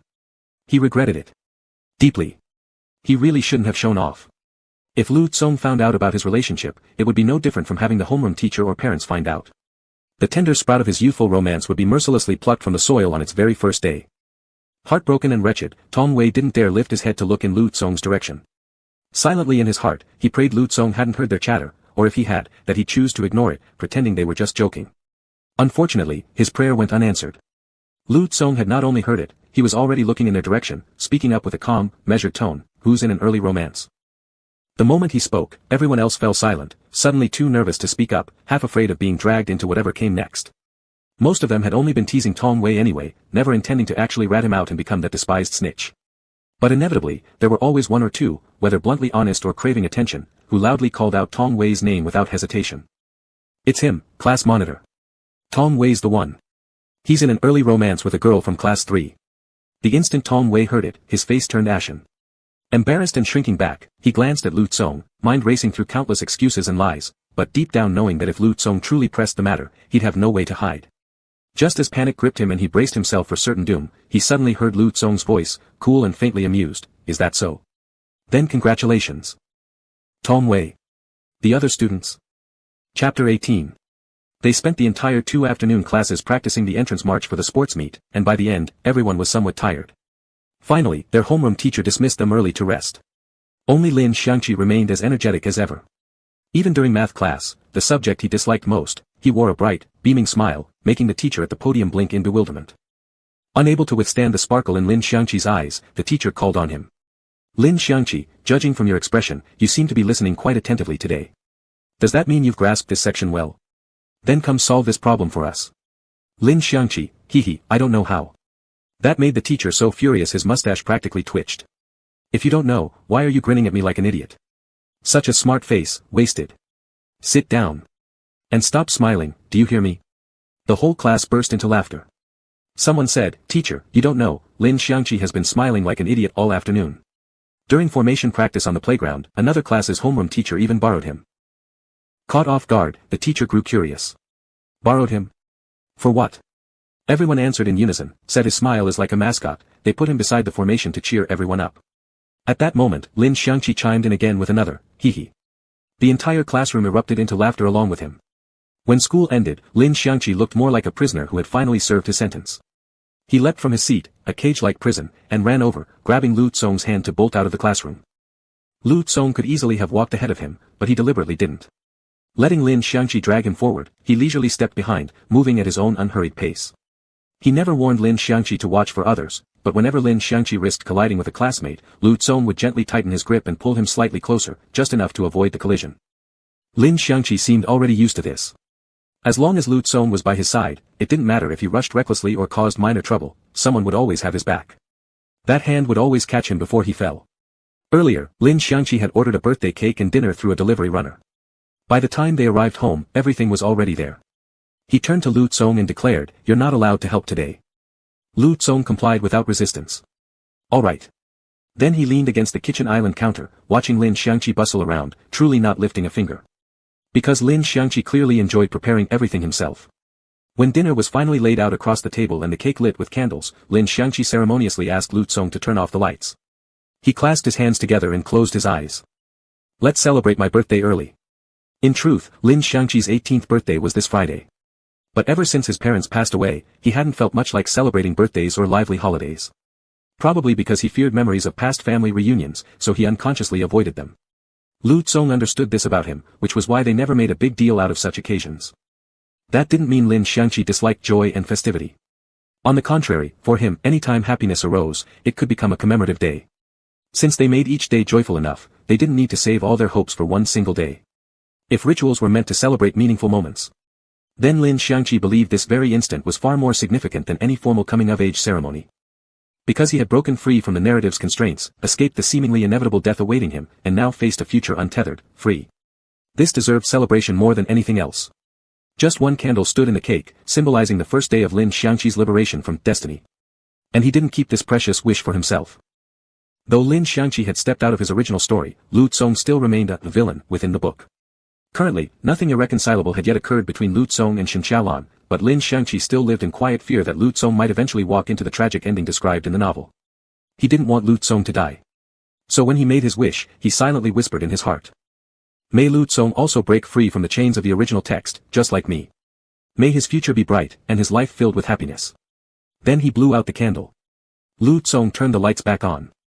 Lin Xiangqi cut a piece of cake and handed it to Lu Tsong, speaking seriously, Lu Tsong, we'll live together to be 100 years old, understand?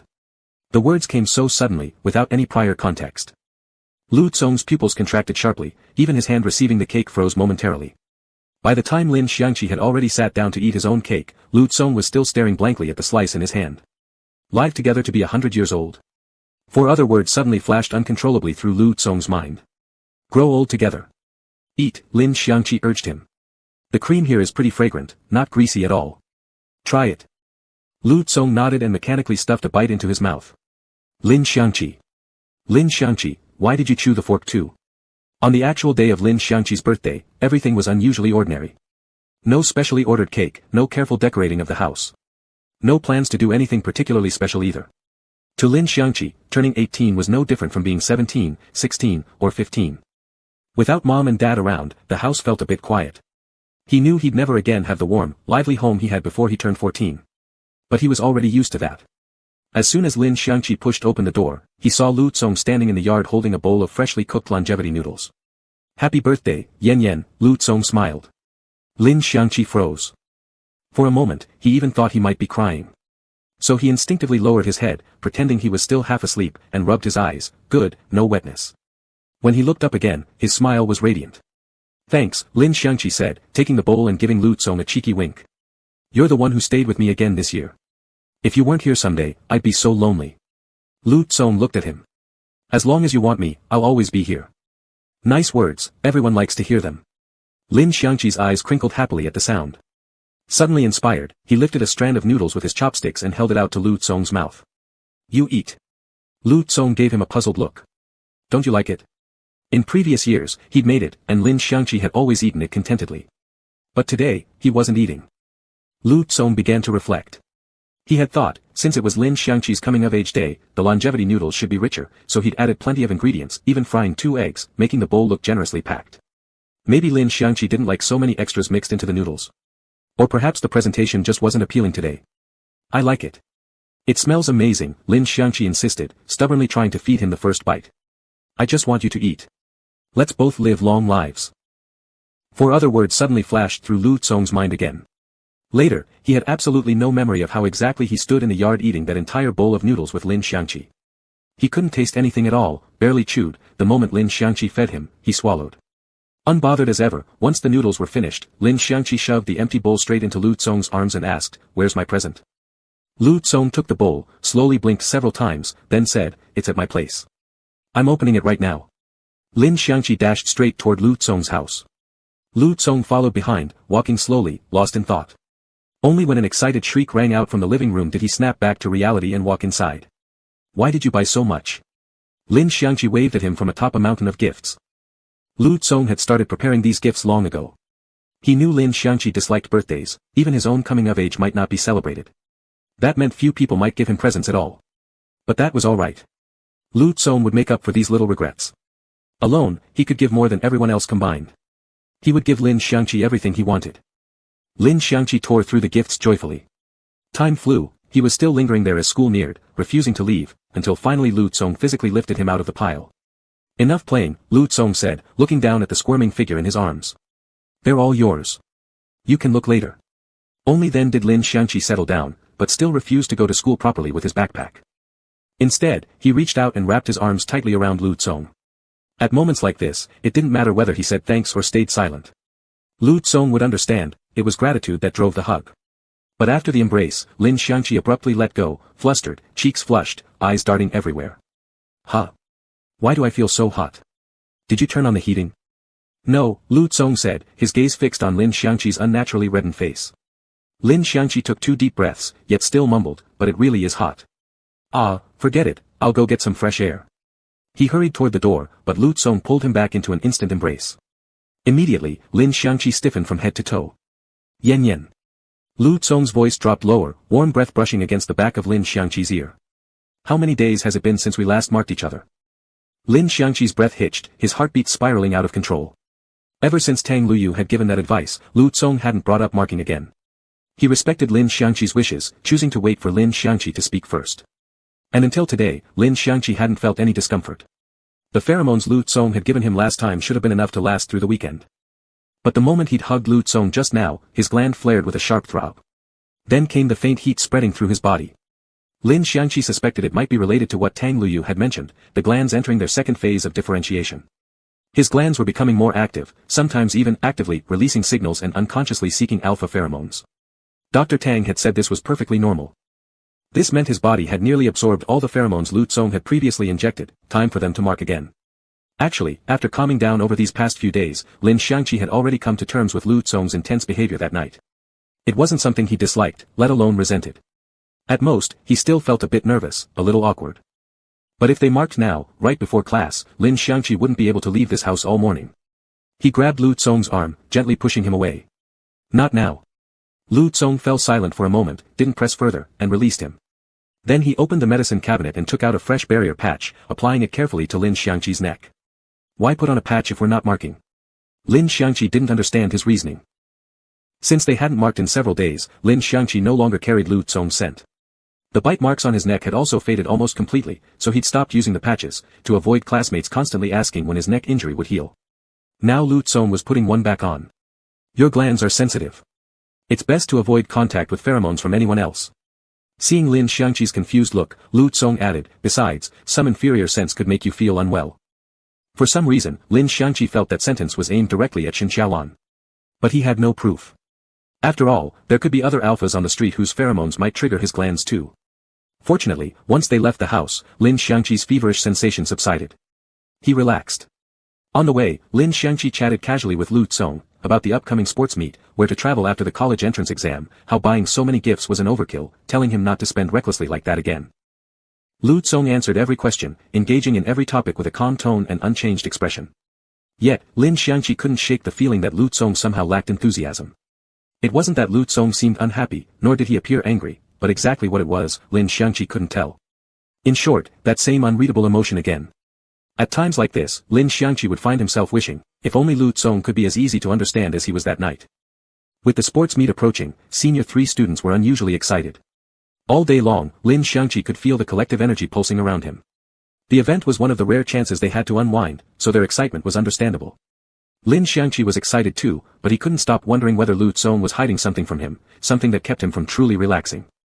During breaks, he kept glancing toward Lu Tsong, trying to catch any subtle expression that might reveal a clue. But there was nothing. Lu Tsong remained flawless, impenetrable as ever. Eventually giving up, Lin Xiangqi decided to ask directly during lunch. He said, "You aren't feeling well about something today, are you?" Lu Tsong looked at him strangely. "Me? No." Lin Xiangqi wrinkled his nose. "I feel like your mood isn't good."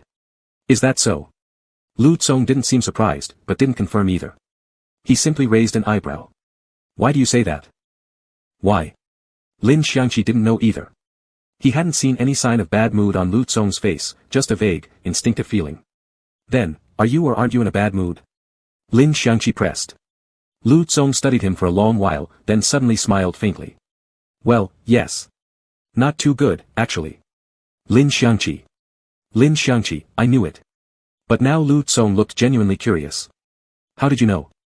He was certain he had perfectly concealed all his emotions, there was no way anyone could tell. "Lin Xiangqi, that's not important. What matters is, why are you in a bad mood?" Lu Tsong lowered his gaze, staring at him for a long time. Lin Xiangqi began to get goosebumps under that stare. Seeing how serious Lu Tsong looked, he thought maybe Lu Tsong was angry. But then, unexpectedly, Lu Tsong said, "Sorry. I don't really want to talk about it." Lin Xiangqi bit his lip. He stayed quiet for 2 seconds, then spoke again. "You know, in novels, characters who never speak up always get heavily criticized by readers. You're literally the original antagonist." Lin Xiangqi silently complained in his mind. "The character isn't likable to begin with, now you won't even open your mouth. You're doomed." Lu Tsong smiled at him. "So, are you criticizing me in your heart too?" "I couldn't care less about you." Lin Xiangqi pouted, gave a little huff, and turned away. Since Lin Xiangqi couldn't find out what was bothering Lu Tsong, he decided to stop worrying about it. But now, because of Lu Tsong, his own mood had soured too. He decided to throw a small tantrum and show Lu Tsong a thing or two, so it was settled, he wouldn't acknowledge Lu Tsong at all during this lunch break. Coincidentally, most of their classmates had arranged to go practice for the sports meet on the playground. Without hesitation, Lin Xiangqi ignored Lu Tsong's concerned glance and followed Qin Qiutian and the others downstairs. The playground was packed. Besides their class, students from other grades and classes had also come down. Hurry, hurry. Let's grab a good spot. Zhang Qibo led a group of boys toward a larger open area. Lin Xiangqi didn't follow them. His event was the 400 meters, so he had to stay on the track. He glanced around at the others. Most people had signed up for events they were good at, so they were practicing relatively smoothly.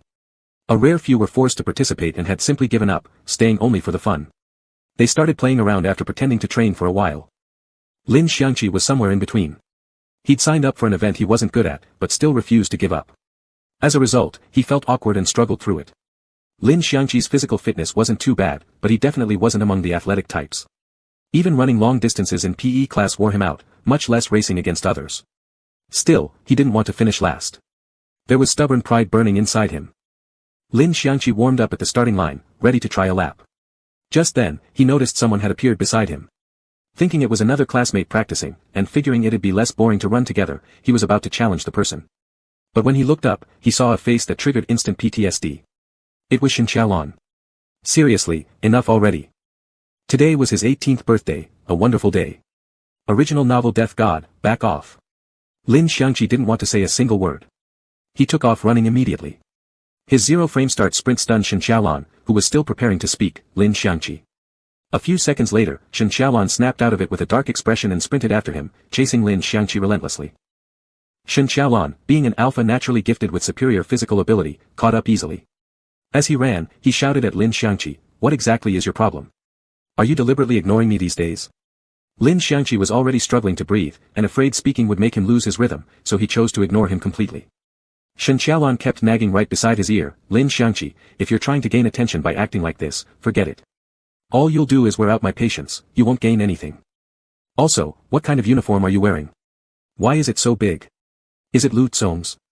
You're wearing his uniform? Lin Xiangqi, are you so poor you can't afford one of your own? I'm talking to you, stop running." Frustrated, Shen Xiaolon suddenly reached out and grabbed Lin Xiangqi, forcing him to stop and look him in the eye. "Now, tell me.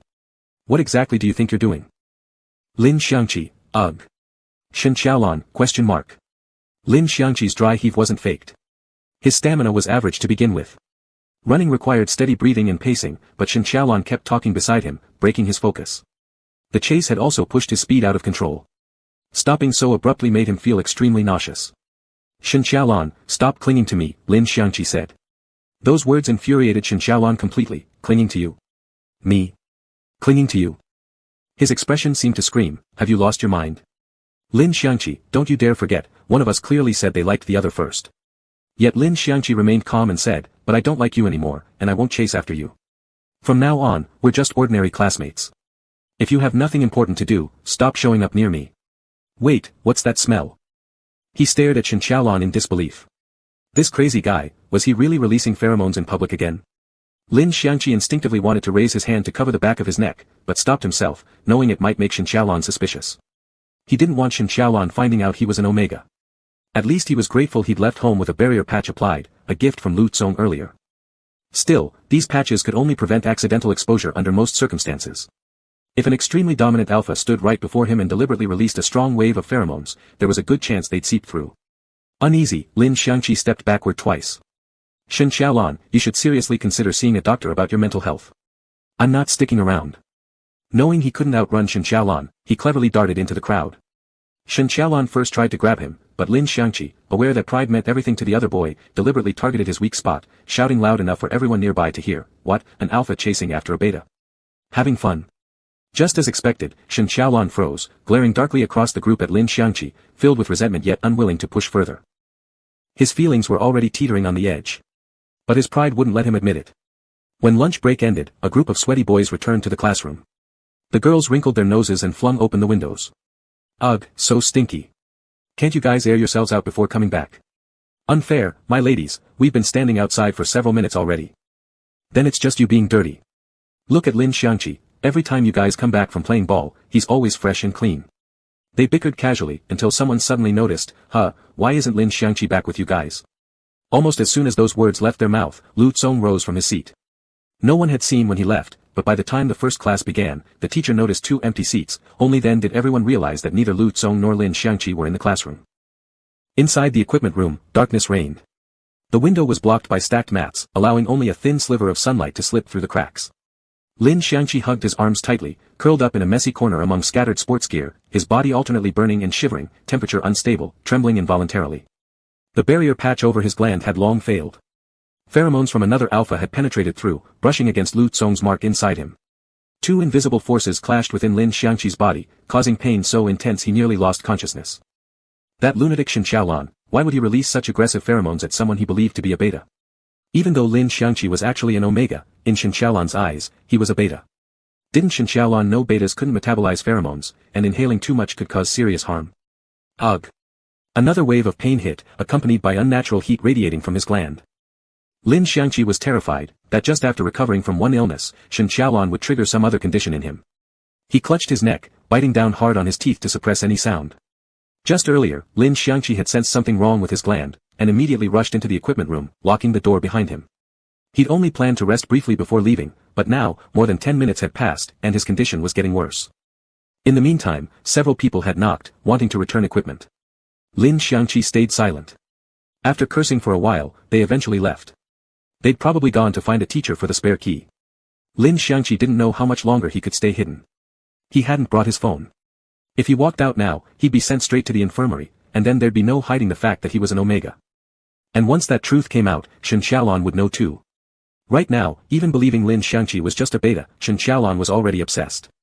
Who could imagine what he might do upon learning the real truth? Lin Xiangqi's mind was in chaos, thoughts muddled and tangled.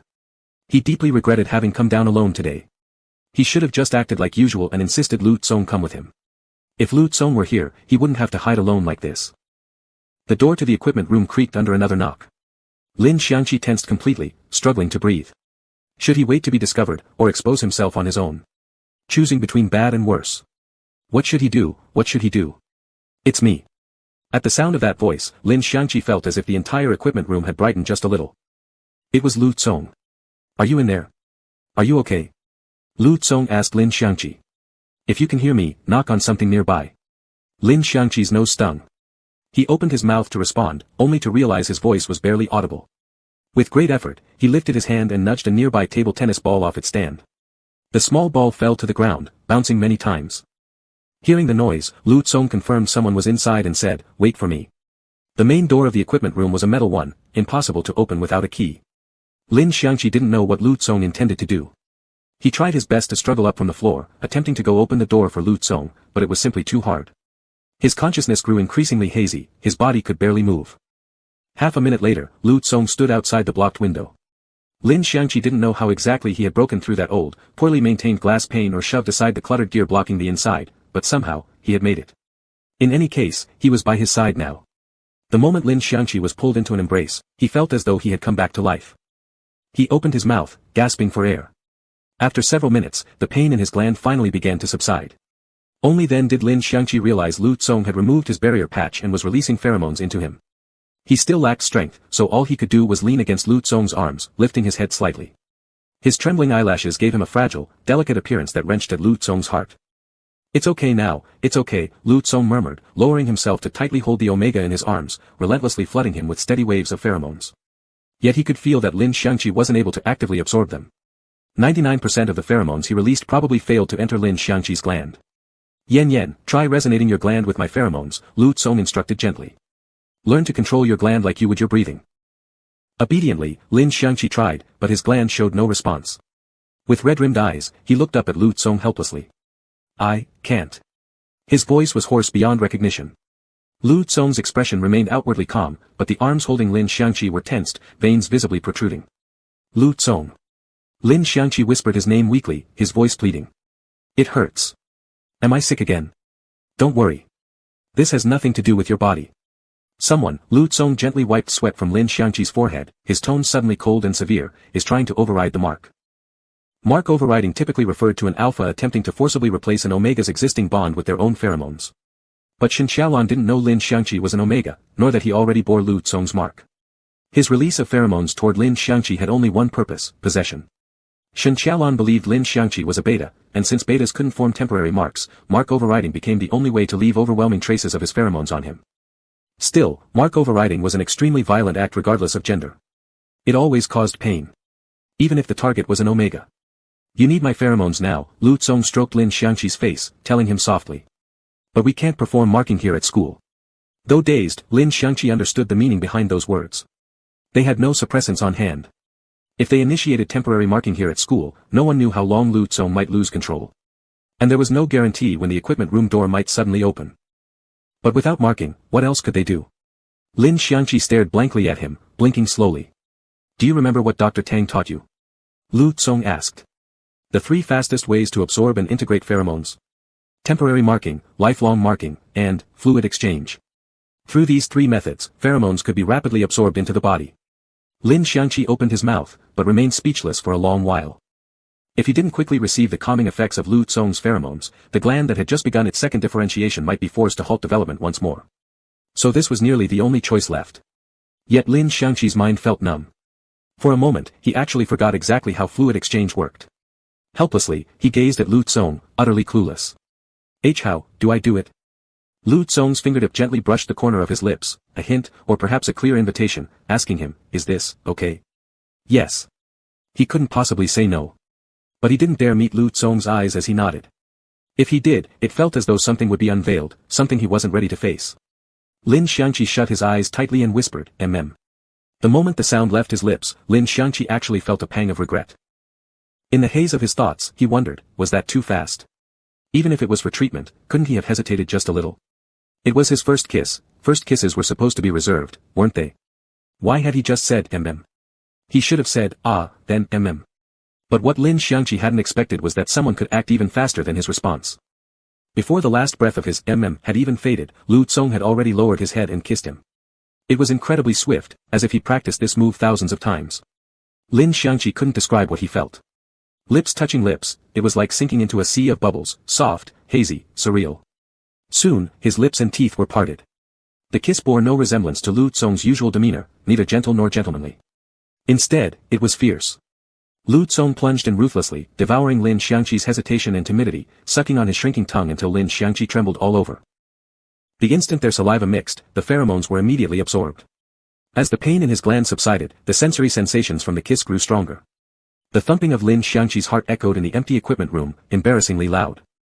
Lu Tsong pulled back just slightly, pressing his forehead against Lin Xiangqi's. Okay now. Lin Xiangqi seized that brief pause to gasp for air, his voice trembling with near tears. Gentler, please. Your sucking hurts my tongue. All right. Lu Tsong was someone who corrected himself immediately when shown the way. Guided by Lin Xiangqi's words, he quickly adjusted, applying the feedback at once. Seeing that Lin Xiangqi had already absorbed enough pheromones, Lin Xiangqi wanted to stop, tilting his head backward just a little. But Lu Tsong chased after him tightly, biting down on his lower lip, his tongue forcefully slipping back in again. Just as Lin Xiangqi was about to be kissed senseless, the door to the equipment room was knocked on once more. Bang bang bang. Each knock sent Lin Xiangqi's heart leaping. He panicked, pounding weakly against Lu Tsong's chest. Yet Lu Tsong remained eerily calm, continuing to kiss him. The slick, wet sounds mingled with the knocking, relentlessly tormenting Lin Xiangqi's nerves. Is there anyone inside? Who locked the door from the inside? We still need to return some stuff. Hey! Answer us. Lin Xiangqi felt as though he was being devoured by Lu Tsong, starting from his tongue, bitten, chewed, sucked. Though gentler than before, it was still almost unbearable. Coupled with the increasingly impatient voices outside, Lin Xiangqi was nearly in tears. He grabbed fistfuls of Lu Tsong's hair, trying desperately to pull him away. But Lu Tsong acted as if nothing had changed, pinning him into the corner and deepening the kiss relentlessly. After what felt like forever, the people outside finally gave up knocking and walked away disgruntled. In the brief space between breaths, Lin Xiangqi's voice came out broken and quivering, soaked in tears. Please, don't kiss me anymore. Only then did Lu Tsong finally respond to him. His tongue curled slowly backward, drawing out a thin, silvery strand of saliva from Lin Xiangqi's mouth. Yet he still held him tightly, foreheads pressed together. Yen, Lu Tsong suddenly brought up what he'd said earlier, you asked why I was in a bad mood today. Woo. Lin Xiangqi hadn't recovered yet from that near-consuming kiss. Lu Tsong's voice reached him as if from beyond distant mountains and vast seas, faint, blurred, far away. Because every second you're beside me, I want to kiss you like this. I want to mark you. I want to leave so many traces on you, traces that might frighten you. As he spoke, Lu Tsong dipped down once more to kiss him. I've been holding back until I'm going mad. Chapter 19. Kissing was something Lin Xiangqi had only ever seen on television before, and frankly, he'd never found it particularly interesting. For a long time, Lin Xiangqi couldn't understand why, if you liked someone, you absolutely had to taste their saliva. It was enough to drive a germaphobe insane. He wasn't quite a germaphobe himself, but he was extremely clean, especially about hygiene when it came to anything entering his mouth. Even Qin Qiuqian, who was one of his closest friends and even shared a desk with him, had never drunk from Lin Xiangqi's water bottle. He knew that Lin Xiangqi would never share the same bottle or eat with the same pair of chopsticks as anyone except Lu Tsong. Until today, Lin Xiangqi firmly believed that no matter how much he might come to like someone in the future, he would never be willing to eat another person's saliva. At most, he could tolerate a brief touch of lips. Why did love have to be expressed through physical contact? After all, during the time he thought he liked Shen Xiaolan, he'd never wanted much physical contact with him. He hadn't once imagined kissing, hugging, or doing anything more intimate. Human mouths were highly sensitive, and Lin Xiangqi simply couldn't accept letting his tongue touch someone else's. It was so rude. In fact, aside from not understanding kissing, there were many things Lin Xiangqi didn't grasp during his growth and development. He wasn't sure if this was related to his delayed glandular development, but unlike most teenagers his age, Lin Xiangqi matured sexually at a much slower pace. Back then, right after their first class on puberty and physiology, boys and girls instinctively split into groups during breaks, enthusiastically discussing topics that made people blush. Only Lin Xiangqi, looking deeply troubled, carried his textbook straight to Lu Tsong and asked, "Have you ever had a wet dream?" "Why haven't I?" Lu Tsong had stared at him strangely, well, perhaps not exactly glaring, but clearly taken aback, his eyes wide with shock. That was when Lin Xiangqi first realized he might be different from others. Hesitantly, Lu Tsong suggested he go get checked out when he had time. But Lin Xiangqi was still young, clueless about such things, and the teacher had mentioned that these developments could happen early or late. So he thought Lu Tsong was overreacting and didn't pay it much mind. By then, there were no adults at home to guide him properly, and he certainly wasn't thinking much about it himself. Combined with the fact that school physicals had shown nothing abnormal, he eventually let it go. But now he was already so grown up. There were things that some of his peers had done many times over, yet he'd never experienced even once, his body had never truly released itself formally. Precisely for these reasons, despite being exceptionally intelligent, Lin Xiangqi remained unusually slow-witted in certain areas. When Lu Tsong kissed him until his mind blurred, he didn't recognize the strange, tingling pressure building in his lower abdomen. He didn't understand why, while doing the very thing he found most incomprehensible, swapping saliva, he felt no resistance at all. All he knew was that Lu Tsong's hand was enormous, cradling the back of his head so tightly he couldn't move. He could only tilt his neck helplessly upward under the force, allowing that aggressive tongue to plunge deep and take full control. His mouth was small, his throat shallow. If Lu Tsong went just a bit harder, going just a bit deeper, he felt as if he might choke, instinctively arching his tongue root to fend off the invasion. There was no clash of blades, no battlefield, but it was a war nonetheless. And Lin Xiangqi lost ground step by step. His soft tongue, like the rest of him, ultimately trembled and retreated to safety, surrendering entirely to plunder and conquest. Inside the vast, empty equipment room, the wet, sticky sounds of tangled tongues were amplified several times over, echoing into Lin Xiangqi's ears. Yet he had no strength left to care. Perhaps because of the prior marking, his tolerance for Lu Tsong's pheromones had increased slightly. He wouldn't pass out anymore from absorbing too much too quickly. But he wasn't exactly clear-headed either. His entire consciousness had been muddled into a mess by Lu Tsong's kiss. From what little rationality remained, Lin Xiangqi could only focus on two things. First, staying alert to whether anyone was approaching the door of the equipment room. And second, clenching his legs tightly shut. The strange sensation in his lower abdomen grew stronger, similar to how it had felt that night when he'd been marked. When that part of his body responded, Lin Xiangqi knew something was definitely off. Though his physical development lagged behind others, he still possessed basic knowledge. Yet he had no idea why his body was reacting this way, right now, like this. According to everything Lin Xiangqi understood, when the body displayed such physiological responses, it was usually due to an embarrassing kind of desire, one arose from craving pleasure, or nearing climax. These were phenomena that occurred uncontrollably. He was kissing Lu Tsong to obtain his pheromones. Obtaining pheromones was for pain relief and treatment. So what they were doing now was completely justified, and absolutely necessary. Getting treated like this felt so good.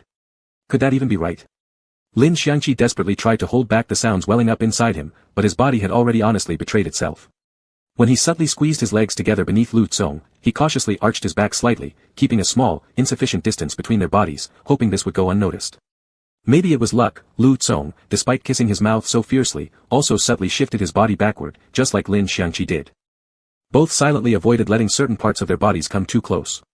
When their lips finally parted, Lin Xiangqi's moist lips were red beyond recognition, swollen soft and glossy, looking pitiful. And at that moment, his tightly clenched legs quietly relaxed a little. He thought it was over. Until Lu Tsong whispered those unexpected words in his ear. "I want to kiss you like this, mark you, leave so many frightening traces on you." How strange. His mind was dazed. Was that something Lu Tsong would actually say? Was he hallucinating? Ah, no. Lu Tsong had released so many pheromones, he must not be thinking clearly again. In this state, he could say anything. I've been holding back until I'm almost insane. The hoarse, restrained voice curled around his ear, and then came another flurry of chaotic kisses. This time, Lu Tsong kissed not only his lips and tongue, but also his trembling eyelashes, his flushed cheeks, kissed him until he fully understood exactly what Lu Tsong meant. The next moment, Lin Xiangqi's body, already teetering on the edge, utterly lost its defense with a tremor unlike any before. A sharp, overwhelming ache surged through his lower abdomen, followed by an inexplicable heat. His body spasmed, his waist arched backward, his toes tensed, and every sound spilled uncontrollably from his breath. Sharp, delicate moans and ragged gasps filled the air, and then suddenly, his entire body went limp and weak. His head spun, his ears rang, and his vision blurred. After it was over, Lin Xiangqi's first instinct was to look up at Lu Tsong in utter bewilderment, as if only Lu Tsong could give him answers. But Lu Tsong looked surprised too, clearly unprepared for the effect his words had caused. Those dark, deep eyes stared at Lin Xiangqi, slowly tracing from his swollen, glistening lips downward, ultimately landing on the place hidden beneath the loose hem of Lin Xiangqi's uniform. Yan, are you? To confirm what he suspected, Lu Tsong gently lifted a corner of Lin Xiangqi's school uniform, attempting to examine the scene of the incident. Lin Xiangqi's face exploded with redness. And no. Don't look. Of all possible times, the door of the equipment room suddenly rattled, the sound of a key touching the lock hole. Lin Xiangqi felt his life was over. Even though the thick winter uniform concealed his secret well enough, he still felt utterly mortified. He was wrong. He was truly wrong.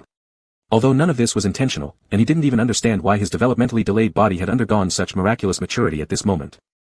He was willing to clean the equipment room himself for a whole week as penance, willing to write 100 self-criticisms, or simply promise that if he ever fell ill again, he'd knock himself unconscious in some deserted corner. Anything would do, just please don't let anyone open that door right now. Please. Whether heaven had answered Lin Xiangqi's silent plea or not, almost immediately after his desperate prayer, he heard someone outside complain. What the hell?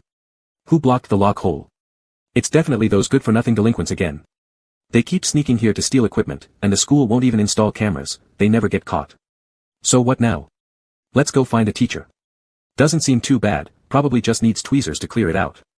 Their voices faded away with their footsteps. Lin Xiangqi, who hadn't dared to breathe, clung tightly to Lu Tsong's clothes. Finally, his racing heart settled. Then he heard Lu Tsong let out a light chuckle. What are you laughing at? You can't laugh. Lin Xiangqi angrily slapped his shoulder. It's all your fault. All because of your damn pheromones. I've never. It's all my fault, Lu Tsong readily admitted, accepting the grave charge without protest, repenting faster than expected. I'm sorry. I'll take responsibility, okay? Lin Xiangqi bit his lip, refusing to speak. Right now, even moving slightly hurt. If Lu Tsong wanted to take responsibility, then fine. Let him.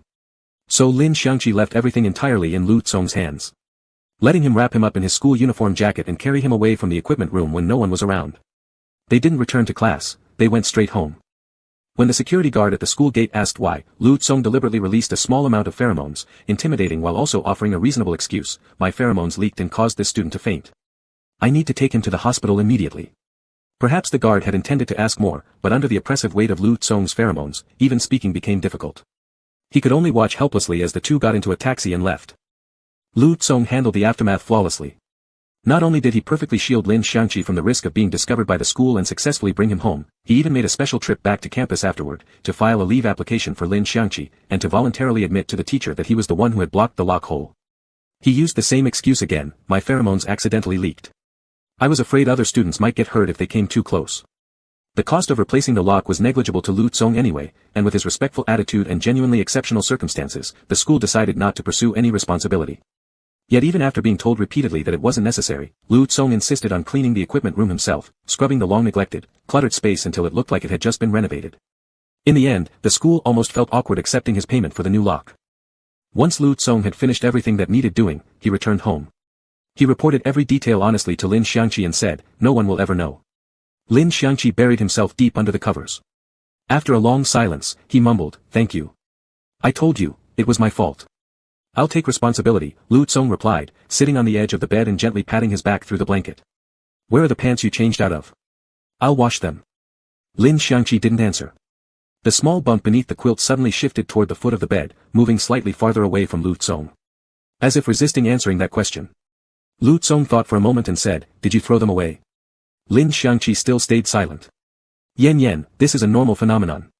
Everyone has moments they can't control. You were only affected by my pheromones, that's all. There's absolutely nothing wrong with you. Lu Tsong's voice was calm and steady, deeply reassuring. Finally, Lin Xiangqi allowed a pair of round, wide eyes to peek out from the corner of the blanket, cautiously watching Lu Kang. Can you forget it, then? Lu Tsong leaned closer, but the moment he did, Lin Xiangqi shrank back. After a pause, Lu Tsong straightened up and softly said, yes. Forget means completely erase it, never remember, never mention it again. Lin Xiangqi said. Don't tease me about it, don't try to comfort me either. Nothing. Just let it disappear completely, okay? He was already so pitiful, how could Lu Tsong possibly say no?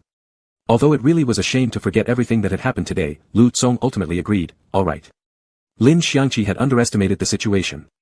He assumed that someone as upright, noble, kind, and sincere as Lu Tsong would keep his word once given. Well, actually, Lu Tsong did keep his word. After that day, Lu Tsong never brought up anything related to the equipment room or soiled pants again. As if he truly had forgotten what happened that noon. But, he found countless ways to make Lin Xiangqi relive it over and over in his mind.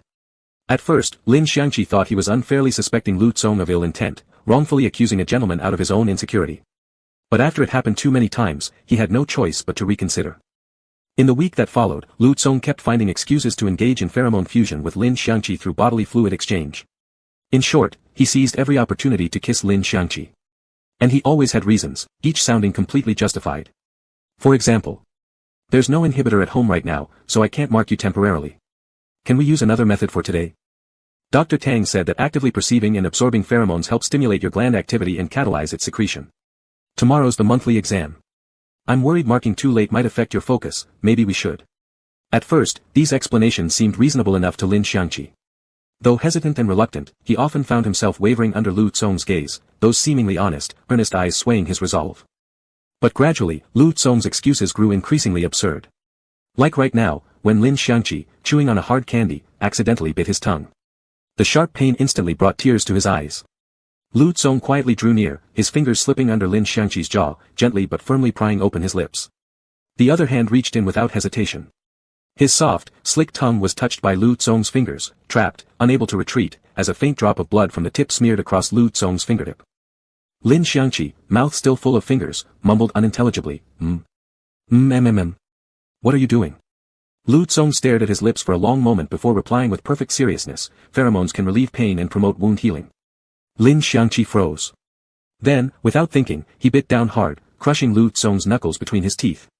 A kiss for medical treatment. Understandable. A kiss to exercise and stimulate gland development. Also understandable. But who exactly kisses someone whose tongue is bleeding? Lu Tsong didn't flinch at the bite. His expression remained calm, composed, even as he gently rubbed the tip of Lin Xiangqi's teeth with his thumb. Lin Xiangqi shot him a glare, then bit down again, harder this time, before finally letting go and pulling back. Such a tiny injury doesn't need pheromones. I'm not even in pain. Lu Tsong withdrew his hand, glancing briefly at the saliva-slicked fingertip, then murmured softly, I am. Lin Xiangqi. Have you even listened to what you're saying? He had only bitten lightly, okay, admittedly, quite forcefully, but there wasn't even a scratch. Just a small mark. What could Lu Tsong possibly be hurting from? If he still didn't realize by now that Lu Tsong was doing this on purpose, then he really was too naive. Lin Xiangqi laughed bitterly, then suddenly lifted his bare foot and kicked Lu Tsong squarely in the shin. The instant he did it, he darted off like a sly little cat after a successful ambush. But he hadn't gone 2 steps before Lu Tsong grabbed him and pulled him back. Lin Xiangqi dangled in midair, feet flailing, powerless as Lu Tsong effortlessly kept hold of him. He slapped at Lu Tsong's arms. What? You wanna fight? Put me down. Give me one hand, I'll take you on fair and square. Lu Tsong gave a vague smile, and true to word, he set him down. But not on the floor. Instead, he lifted him up and placed him on the edge of the dining table. Yen, Lu Tsong said, hands braced on either side of him, voice low, there's midnight snack tonight. You can't eat it with a cut tongue. He leaned closer.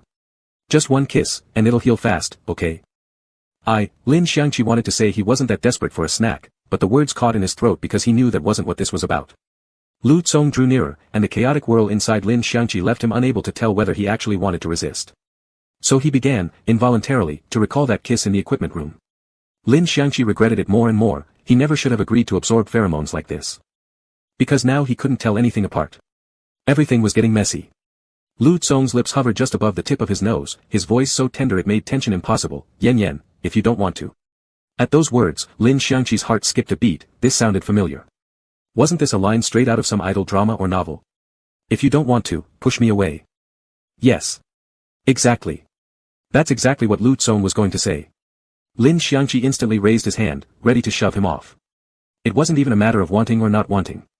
If Lu Tsong hadn't said anything, they might have just gone through it, blurry, half resisting, half giving in, and blamed it all on pheromones later. But now that he'd spoken, that meant he was fully aware. Then Lin Xiangqi couldn't be the only one lost in confusion. But he never got the chance to push. His raised hand was easily captured by Lu Tsong's, and as the kiss descended, the second half of Lu Tsong's sentence slipped into his ears. If you don't want to, close your eyes. Lin Xiangqi. Wait, what? Is that even how this works? Before he could process the logic of that sentence, Lu Tsong's body had already pressed down.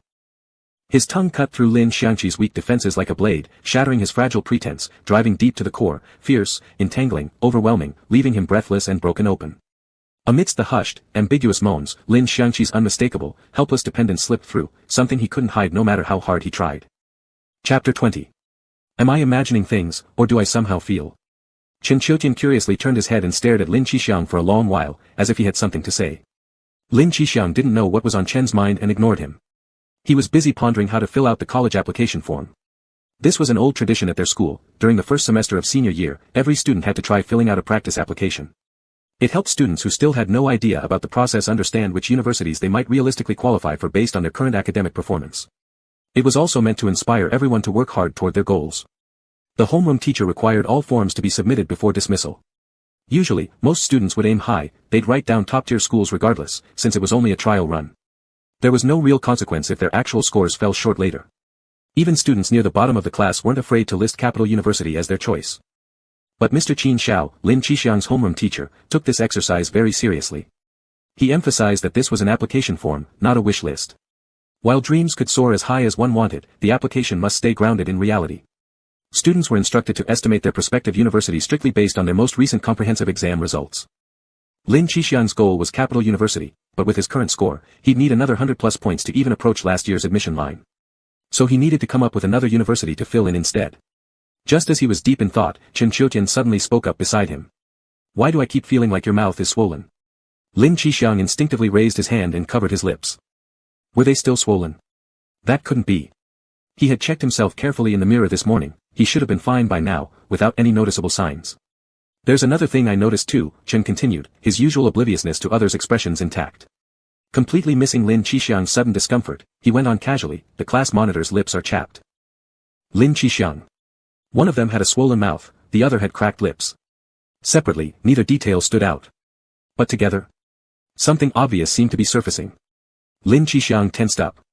Though his kiss with Lu Tsong had been completely justified, he knew full well that even the most reasonable circumstances shouldn't be made public, otherwise, misunderstandings would inevitably arise. He feared Chen might just blurt out some earth-shattering revelation any second. And true to form, Chen's eyes lit up in sudden realization. He slammed his desk and exclaimed, "Oh! Did you two sneak off and eat hot pot without me?" Lin Xiang froze for a second, then twitched at the corner of his mouth. "Of all the people I know, you've got the freshest brain." He really hadn't needed to worry at all. Chen mistook the remark for a compliment, grinning cheekily. "My brain's fresh. My mom said last time my brain was rusted shut. Geez, why can't she see my strengths like you do?" Lin Xiang shot him a deeply pained look and said, "Isn't it possible she's already trying her best? She just couldn't find anything." Chen didn't catch the last part anyway. Already back on track about food, he started buzzing again in Lin's ear. "So did you actually go eat hot pot with Lu Tsong or not? Last week, on your birthday, Zhou Yang and I had already planned to treat you to dinner. But you took the whole day off and vanished without a trace. Now here you are sneaking around eating delicious stuff with Lu Tsong behind my back, again, leaving me out. Are we even still best friends?" Lin Xiang replied with utmost sincerity, "Clearly, you aren't my best friend." "Huh?" Chen looked at him, utterly betrayed. "I'm not your best friend. Then who is?" "Who?" Lin Xiang answered matter-of-factly, "Lu Tsong, of course." "Oh."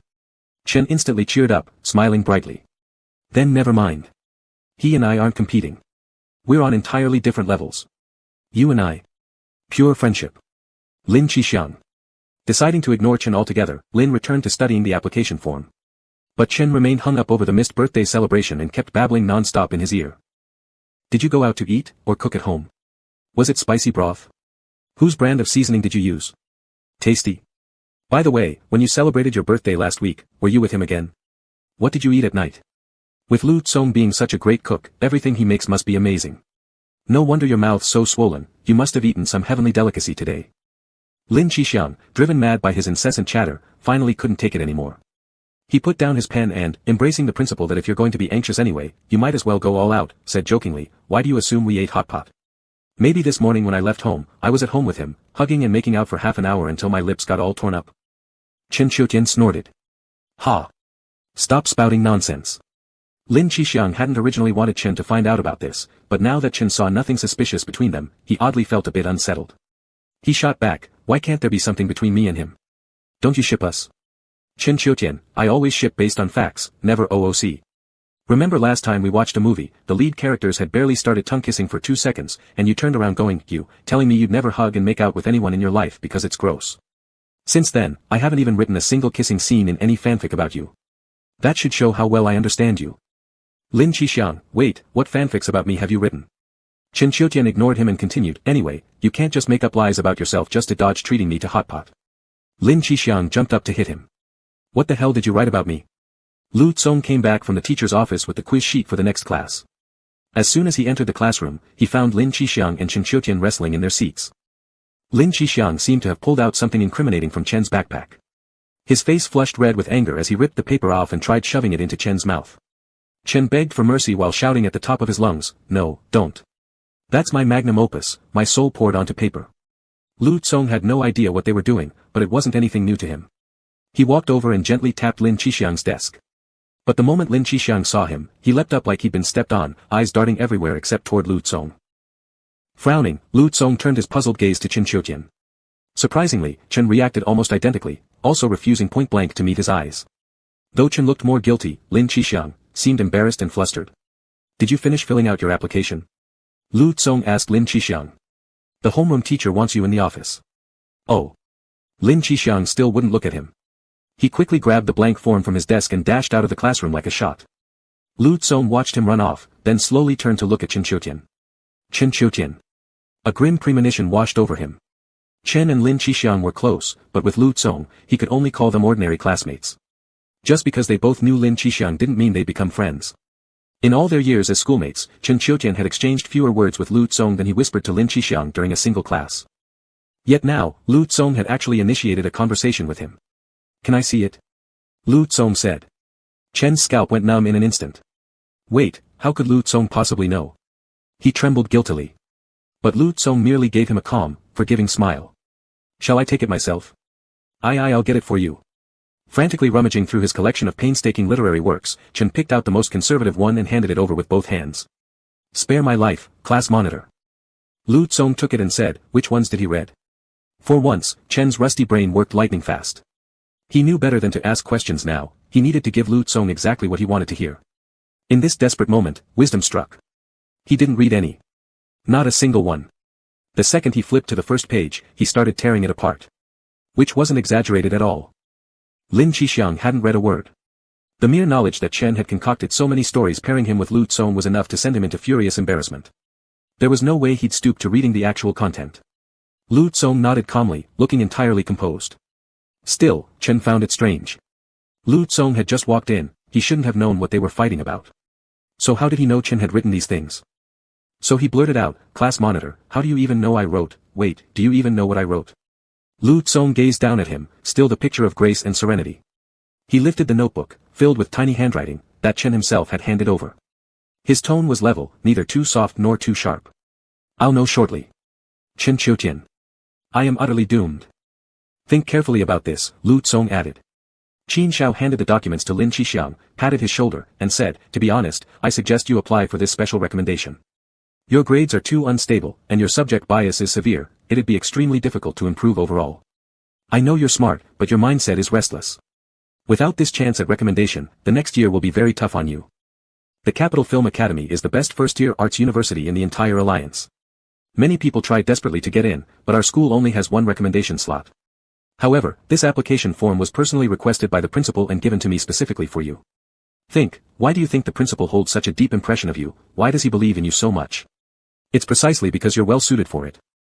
Lin Xiangqi smiled obediently and said, maybe it's because I went up to the podium for disciplinary reflection 3 times last year. Qin Xiao, let's not talk about that right now. Lin Xiangqi, this opportunity is rare. Generally, universities select top academic performers, but the Film Academy has different criteria.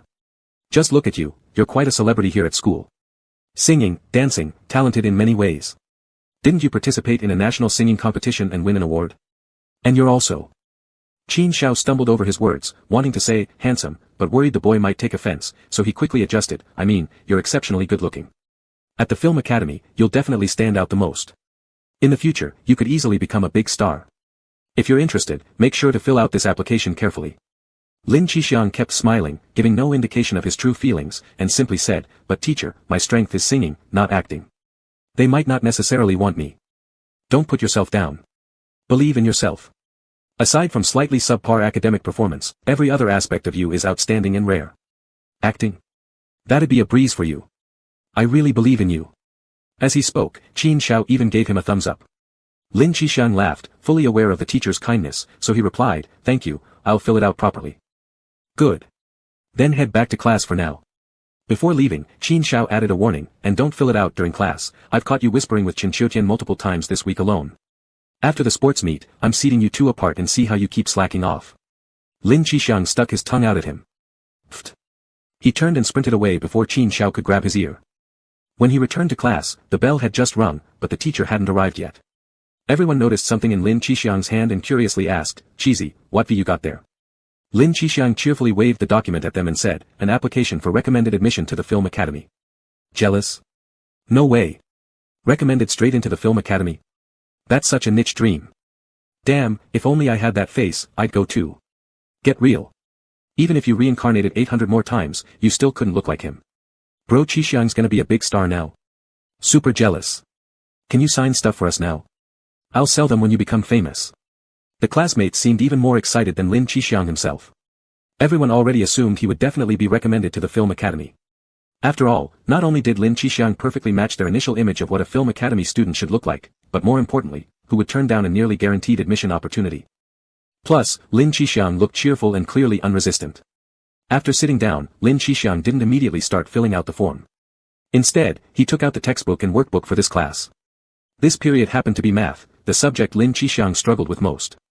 Under normal circumstances, Lin Xiangqi would probably be zoning out at the blackboard, utterly lost. But today, he listened with unusual focus. Even when certain problems the teacher explained confused him, he didn't doze off or start chatting with Chen Qiutian. Lin Xiangqi was making one final attempt. He wanted to see whether he truly couldn't raise his grades after all.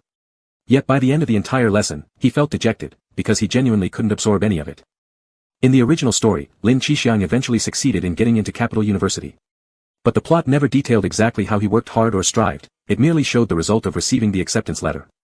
For the real-life Lin Xiangqi, choosing between an easy goal within reach and a distant, possibly unattainable future was incredibly difficult. Capital University had been his promise with Lu Tsong, their shared plan, the ideal school he'd always dreamed of attending.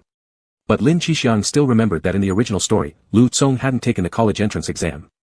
He had gone to military academy. Lin Xiangqi's thoughts were all over the place.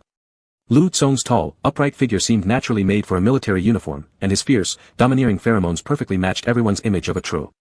He was simply too well suited for military academy, so much so that Lin Xiangqi had long abandoned the stubborn idea that Lu Tsong must accompany him to Capital University. In the original story, Lu Tsong eventually died in war, but not from defeat. It was due to a fatal pheromone explosion caused by mental breakdown. In other words, if the real-life Lu Tsong could be free of the emotional burdens from the original plot, his achievements in the Alliance's military would undoubtedly soar even higher.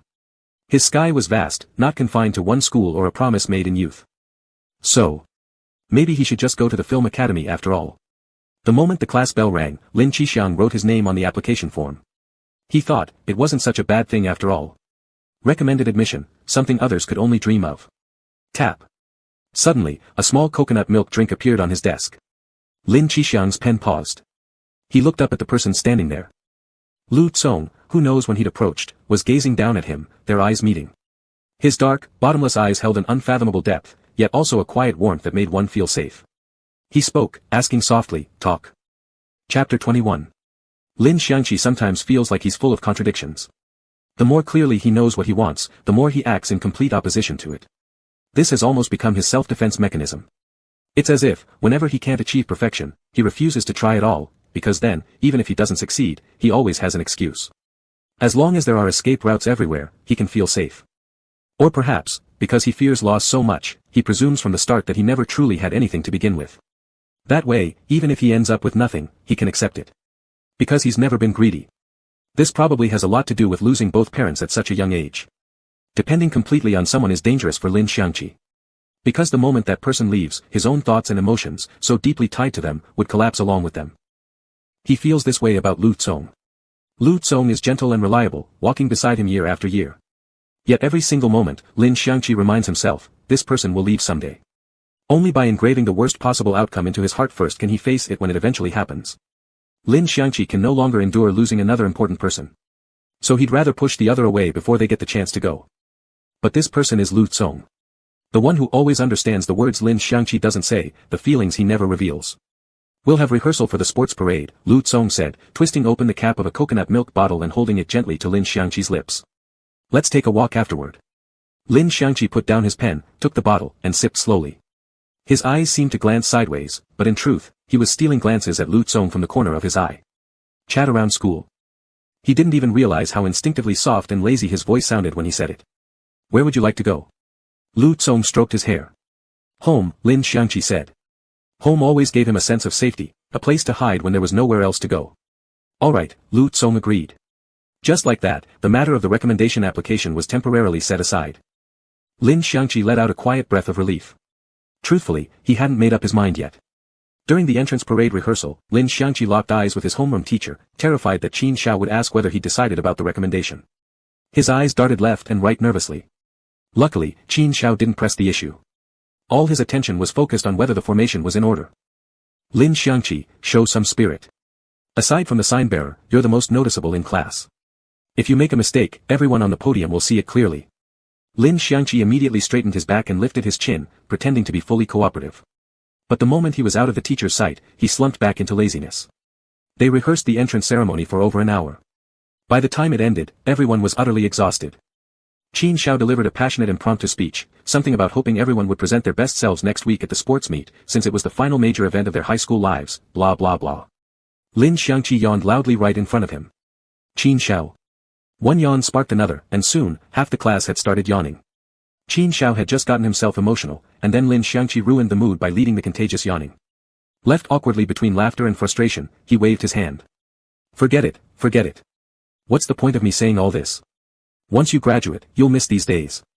Go home already. Dismissed. Long live Mr. Qin. Heading home. Before the group dispersed, Qin Xiao called over Lu Tsong from the back row, come here, class president. I need to talk to you about something. Lin Xiangqi saw this happen and felt a sudden suspicion.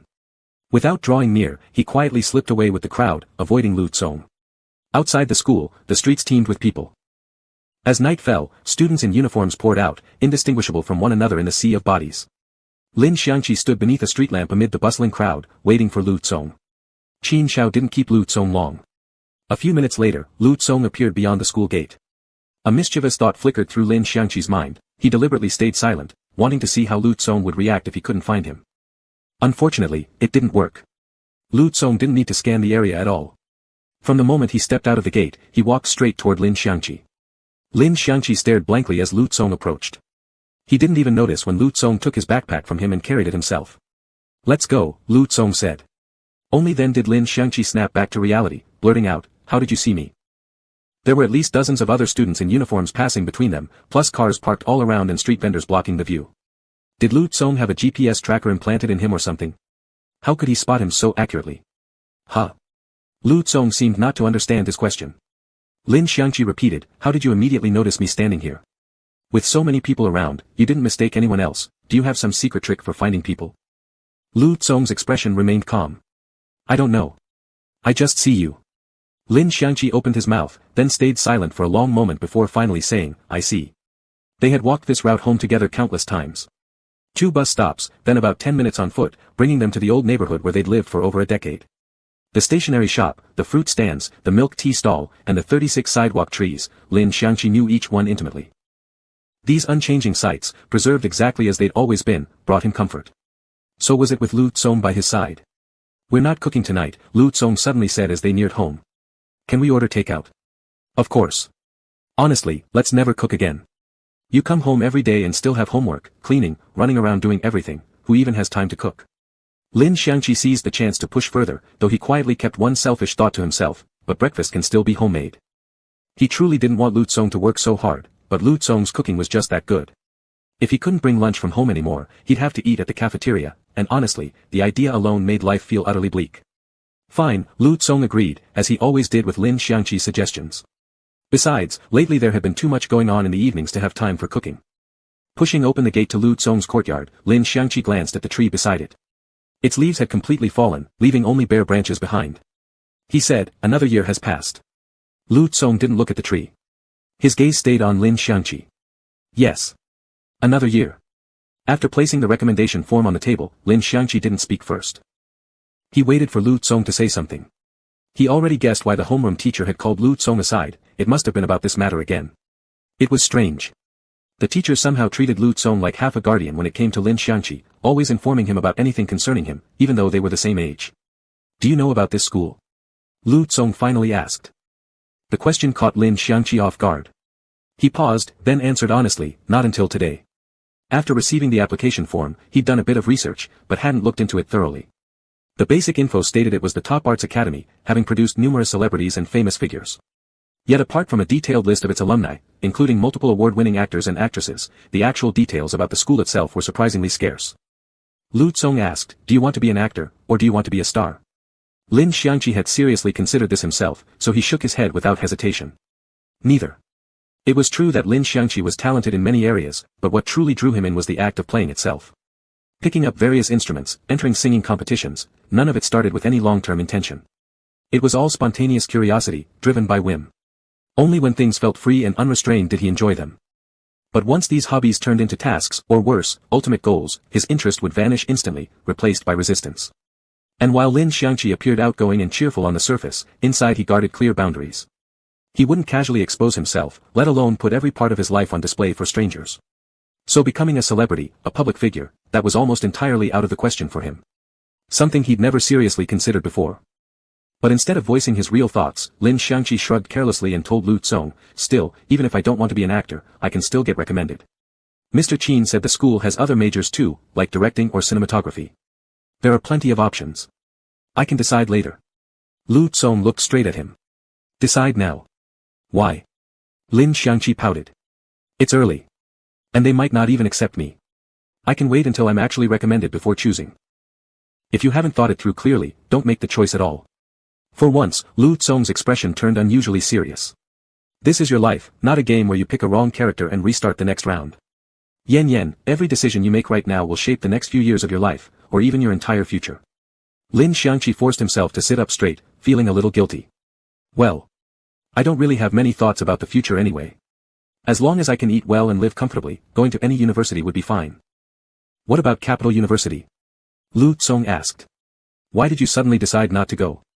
Lin Xiangqi, I'm afraid I won't get in. Lu Tsong, have you tried? Lin Xiangqi let out a short laugh. What are you even asking? How am I supposed to try? By the time the college entrance exam results come out, it'll already be too late. But Lu Tsong didn't laugh. He spoke seriously, I mean, have you ever tried putting in your absolute best effort to study? Lin Xiangqi paused. Lu Tsong, you haven't. Lin Xiangqi bit his lip and said, even if I did give it my all, I might still end up with nothing. Lu Tsong, but if you give up without trying, you might miss out on something you truly want. How do you know Capital University is really what I want? Lin Xiangqi suddenly raised his voice, staring at Lu Kang, take you, for example, don't you yourself not even know why you're going to Capital University? You only chose it because I once said I wanted to go. Is it to keep me company, or just to humor me? You could have had so many better options, why didn't you choose them? What is it that you actually want? His rapid-fire questions left Lu Tsong silent. Just their luck, the takeout arrived right then. The doorbell rang, and Lu Tsong stood up to answer it. As soon as his back was turned, Lin Xiangqi quickly jumped up and rushed to the bathroom to splash cold water on his face. What was he doing? They were just supposed to talk about the recommendation, weren't they? Yet he'd spoken to Lu Tsong in such an accusatory tone, making it seem like they were about to fight. By the time Lu Tsong returned with the food, Lin Xiangqi had already calmed down and put on a cheerful face, moving to greet him in a conciliatory manner. Let's eat first. Let me see what you ordered. Lin Xiangqi habitually used tactics like this to smooth things over. But Lu Tsong placed the takeout boxes on the table and pressed his hand firmly on top of them. Lin Xiangqi, ? Lu Tsong looked at him, expression calm. Continue from where you left off. The food will get cold, and I'm hungry. Lin Xiangqi felt like a cat whose scruff had been caught, wanting to struggle, but already drained of strength. Endure it, Lu Tsong said, his voice gentle yet leaving no room for refusal. Solve the problem first. Then we eat. A jolt ran through Lin Xiangqi. He thought, I'm done for, I actually made the easygoing Lu Tsong mad. Lu Tsong had never been this firm or forceful with him before. Lin Xiangqi took a deep breath and gave in. Fine. Yes, I did want to go to Capital University before. It's because it was my parents' alma mater. When I was little, they always talked to me about Capital University, so I developed this overwhelming expectation and longing toward it. But maybe I'm just not suited for it. Maybe what I really want is just the joyful memories filling his mind, the sight of his parents smiling happily every time Capital University was mentioned, and that moment when he shared his dream with Lu Tsong and got the reply, I'll take the exam for Capital University with you. These were the real things wrapped beneath the package labeled Capital University, what Lin Xiangqi actually longed for. But he also knew these things were probably unattainable now. So his self-protective instinct kicked in again. He wanted to give up voluntarily before facing failure. I know why the homeroom teacher called you aside after school today. Most likely, she asked how I've been lately, how I'm feeling, and told you to look after me more, right? Lin Xiangqi didn't meet Lu Tsong's eyes, otherwise, he wouldn't have been able to finish what he had to say. I know the reason Teacher Qin supports my recommendation is because she feels sorry for me, my parents both gone, living alone. She's worried I'll feel too much pressure, lose focus on my studies, and have all kinds of problems during this stressful senior year. If I get recommended successfully, at least I won't have to bear such a heavy academic burden. Truthfully, I'm actually doing fine. I think everything's okay. My teacher means well, and given my current grades, this school really is the best choice. You say I might miss out on something I truly want, but Lu Tsong, what I truly wanted disappeared a long time ago. Lin Xiangqi tugged at the corner of his mouth, forcing a dry smile. Me? I just pick whatever benefits me the most now. Being too greedy brings bad karma. After finishing, he heard no response from Lu Kang. Assuming he'd rendered Lu Tsong speechless, he awkwardly reached to sneak open the takeout, carefully sliding the boxes out from under Lu Tsong's hand and opening them one by one. Lu Tsong didn't stop him. Lin Xiangqi actually just set the takeout neatly on the table, then acted as if nothing had happened, calling out to Lu Tsong, alright, problem solved, right? Let's eat. Just as he picked up his chopsticks, Lu Tsong suddenly turned and walked away. Lin Xiangqi was startled, his heart clenched painfully, his hand shook so badly he dropped his chopsticks, and his eyes darted after him in a panic. Where are you going? Fortunately, Lu Tsong hadn't gone anywhere. He simply went to the fridge, grabbed the coconut milk, and handed it to him. Eat, said Lu Tsong as he sat back down, but he didn't pick up his own chopsticks. He just watched Lin Xiangqi. How could Lin Xiangqi possibly eat now? He would have preferred it if Lu Tsong had scolded him, called him pathetic, even that would have been better than this complete silence, which only made Lin Xiangqi spiral with overthinking. Wouldn't you like something too? He tried to play cute, offering his own bowl. Lu Tsong smiled at him. I'm not hungry. Lin Xiangqi frowned. Are you full from being mad at me? Don't overthink it. Lu Tsong picked up a bite of food with his chopsticks, placed it gently into Lin Xiangqi's bowl, and pushed it toward him. I'm not angry. I just don't know what to say yet. So he'd really left Lu Tsong speechless. Lin Xiangqi regretted it deeply. He should have kept pretending to be clueless, laughed it off with a silly grin, and everything would have been fine. Why did he have to say things so definitively? Now even Lu Tsong, the one who always had a rational argument, had stopped arguing altogether. Lin Xiangqi couldn't eat another bite. After a few tasteless mouthfuls, he gave up, stood up, and hugged his backpack to his chest. Maybe. I'll just go home and do my homework tonight. Better to leave and stop making things awkward. Yen, Lu Tsong called, stopping him, but didn't continue right away. Lin Xiangqi stood frozen, half turning, staring. Want to say something? Go ahead, call me cowardly, call me spineless. Anything. Lin Xiangqi was ready to accept all criticism, because deep down, he despised himself too. Lu Tsong's brow furrowed slightly. After a moment, he neither criticized Lin Xiangqi nor continued talking about the recommendation. Instead, he asked quietly, in your view, what is truly beneficial for you? Lin Xiangqi blinked, stunned. He paused, thinking. Things that are easier to obtain, or things I can secure without losing later, or anything that makes my life easier right now, those count. He was explaining around the topic of the recommendation. But Lu Tsong seemed to have heard something else entirely. After several seconds of quiet contemplation, he said to Lin Xiangqi, then I think, the thing most beneficial for you should be me. Huh? Lin Xiangqi's brain short-circuited, he couldn't keep up with Lu Tsong's sudden shift, completely derailed. If the school itself isn't your ultimate goal, but merely a vessel for something deeper, then there's no need to keep agonizing over it. It seemed as if Lu Tsong had convinced himself of something. His expression softened compared to minutes ago, the tension between his brows eased. You can apply for the recommendation. Or you can keep striving for the college entrance exam. Whatever decision you make, I'll support it. Lin Xiangqi blinked, bewildered. Until Lu Tsong added the second half, and if your recommendation goes through, I'll apply for Capital Film Academy after the Gaokao. That way, nothing really changes. Whoosh. Lin Xiangqi's backpack slipped from his arms and crashed to the floor, stationery and textbooks scattering everywhere. What the hell? He'd expected Lu Tsong to keep pushing him to apply for Capital University. He'd even expected Lu Tsong to give up on talking to him and let him figure it out alone. But never in a million years did he expect Lu Tsong, torn between reason and emotion, to choose madness. Lin Xiangqi still dreamed of seeing this guy become a general someday, and now he was casually planning to attend a film academy. Wait, Lin Xiangqi was utterly dumbfounded. How can you go to a film academy? That's insane. But Lu Tsong looked equally confused. If you can go, why can't I? Lin Xiangqi, I'm going because I have no other choice. Lu Tsong, me too. Don't lie.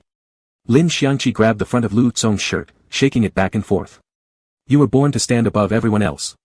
Your genes dictate that you belong at the top of the food chain. Why crawl around among the little grunts? You should go to military school, become a general. Centuries from now, you might be in textbooks, worshipped as a legendary historical figure. You must, said Lu Tsong. Lin Xiangqi, of course. Lu Tsong, is it because you want me to? Or because you think I should? Lin Xiangqi, isn't it the same thing? Lu Tsong, no. To me, there's a difference. Your desires are the only reference I have when making decisions. Lin Xiangqi was exasperated, but we're only responsible for our own lives, Lu Kong. Ask yourself, do you actually want to go to film academy? Can you even act or direct? I'm not forcing you to do anything, but you can't just throw everything away recklessly. You're deciding something this important just because of one thing I said.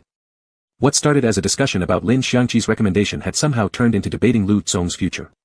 But there was no helping it, Lin Xiangqi couldn't bear the thought of Lu Tsong throwing his life away just because of him. It's not that important, Lu Tsong said, completely calm. Whether I become a great man or just a nameless foot soldier makes no difference. Even if I go to military school and become a general, I'd still only be one among hundreds of thousands of generals in the entire alliance. Who I am, what choices I make, they aren't as significant as you think. Even if I died right now, history would still move forward, the planet would keep spinning, and the sun would rise as usual. Lin Xiangqi stared blankly. What are you talking about? This world doesn't need me. There's nothing that only I can do. But you're different. Lu Tsong blinked slowly, speaking softly, you once said, without me, you couldn't live. I miss my parents so much, Lu Kong. I really miss them. I want to go with them. Go where? Are you stupid? Where do you want to go? Come on, you're supposed to be smart. How can't you understand this? I don't. Tell me clearly. I want to die. Just, quietly kill myself. Die. Yeah. Suicide. Quietly. Why? Because I can't live alone. This house is too big, and it's always so quiet. When the wind blows at night, somewhere far off, you hear bangs and thumps, it's terrifying. And soon there's the high school entrance exam, I don't even know which high school to go to. It feels like there are so many things waiting for me, but I don't want to do them, I don't know how. I can't figure anything out. I can't survive on my own. I'll stay with you. But you have your own parents. One day you'll leave and move away. No, I'll stay here. Haha. Lin Xiangqi, I will stay here. I'll stay with you and help you live. Understand? Really? You'll really do that? Yes. You won't leave? I won't. What if you do leave someday? Only if I die. Or what? Or if you no longer need me. The enormous house was left with only the uneven sound of their breathing. Memories long buried surged into Lin Xiangqi's mind all at once, overwhelming his thoughts. He didn't know what to say, only stared numbly at Lu Tsong. Yes. He had said those words. After his parents passed away, Lin Xiangqi had adjusted back to normal life in less than a month, continuing school as if nothing happened. Many people praised him for being strong, saying he would surely achieve greatness one day. But Lin Xiangqi never believed it. He hadn't moved on at all. He'd simply cried himself tired, then chose to live numbly. That winter when he turned 15, the first snow came early. Extreme weather brought extreme melancholy. During that time, Lin Xiangqi had thought countless times about dying. It wasn't that he lacked the courage, he just couldn't carry it out, because Lu Tsong was always beside him, disrupting every plan. Whenever loneliness overwhelmed him, he'd lean against the windowsill, gazing toward Lu Tsong's window across the yard. He'd make absurd bets with himself. If Lu Tsong's bedroom light turns off before I fall asleep, I'll quietly leave this world. But not once did Lu Tsong fall asleep before him. Once, at 5 in the morning, Lin Xiangqi lay staring at the ceiling, and looked up to see the opposite window still glowing, lit all night. Lu Tsong was the last important person in his life, the very reason he continued living. But Lin Xiangqi knew the pain of losing someone irreplaceable all too well. He could never endure it again. So he couldn't let Lu Tsong become the sole reason he stayed alive. Their silence magnified every sound in the room. Lin Xiangqi stiffly stepped back twice, forgetting even to pick up his books, forcing himself to speak. Let's just not talk about this anymore. But he couldn't leave. From behind, Lu Tsong gently wrapped his arms around him, trying to hide again.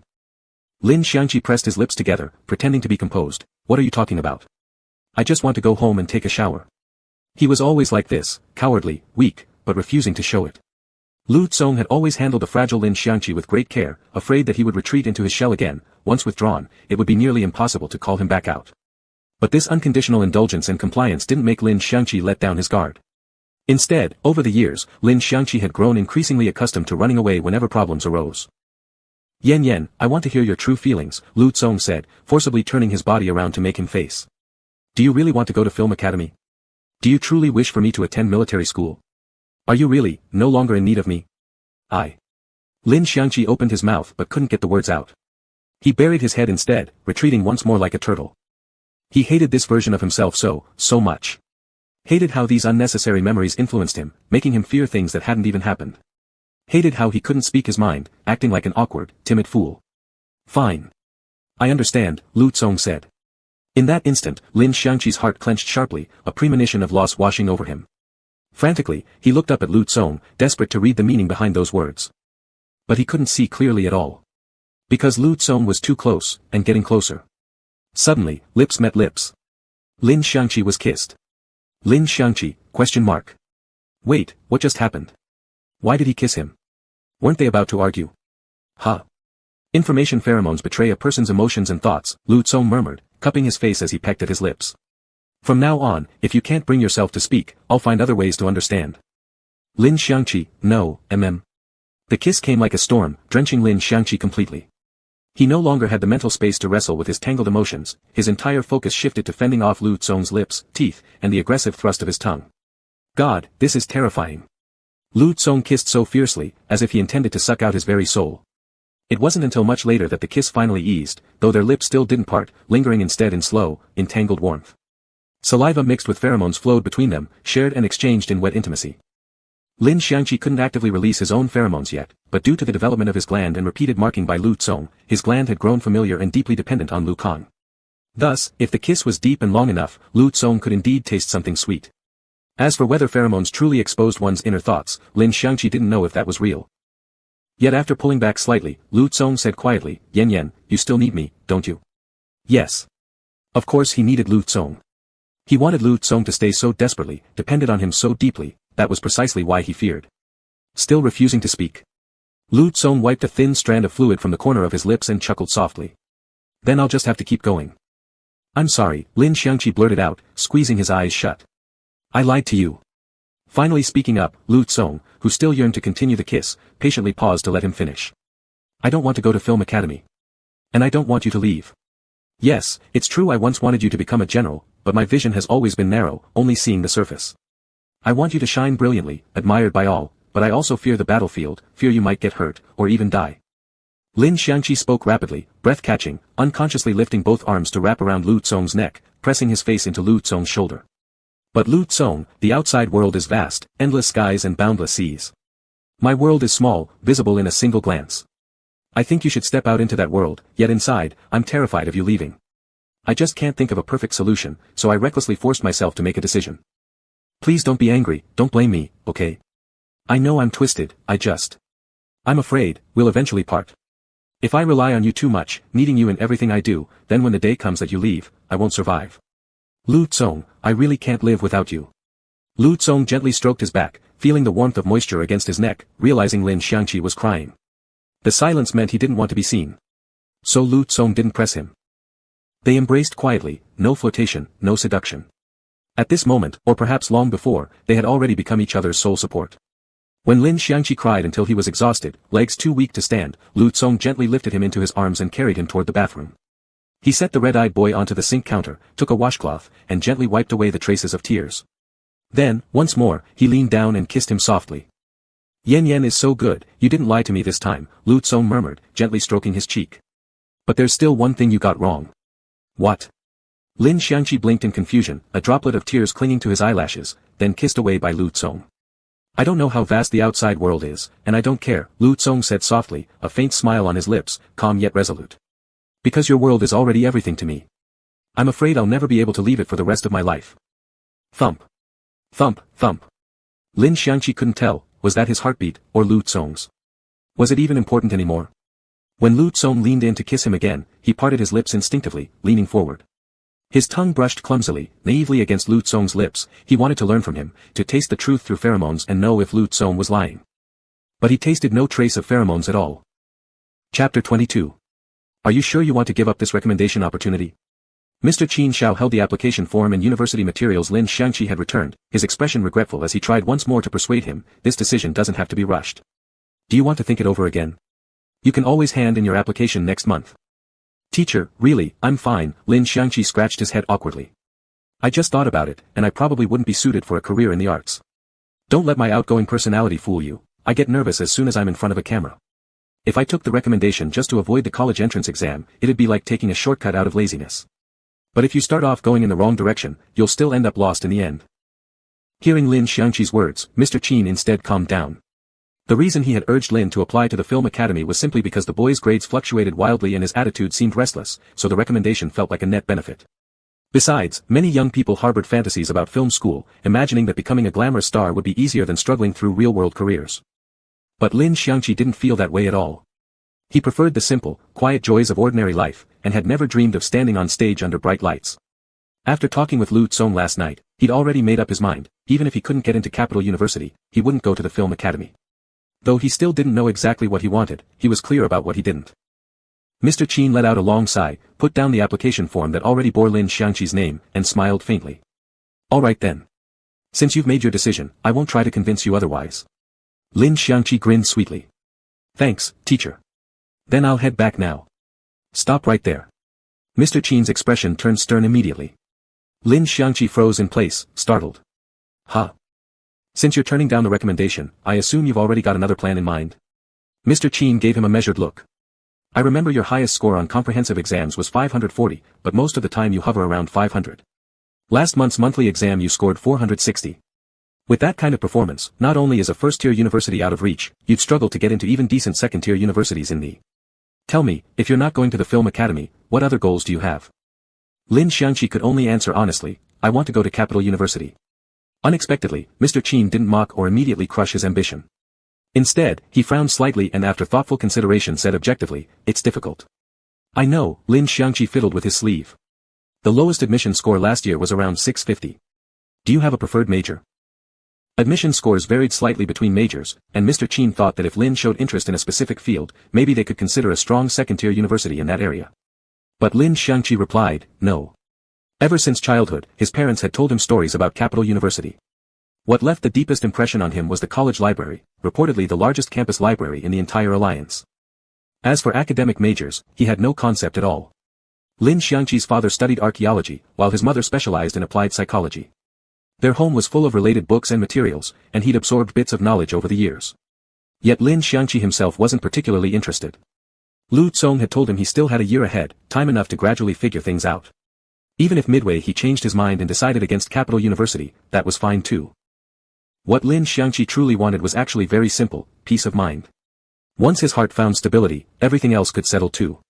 But Mr. Qin knew nothing of the promise between him and Lu Kong. Seeing Lin Xiangqi's current situation, he felt genuinely troubled.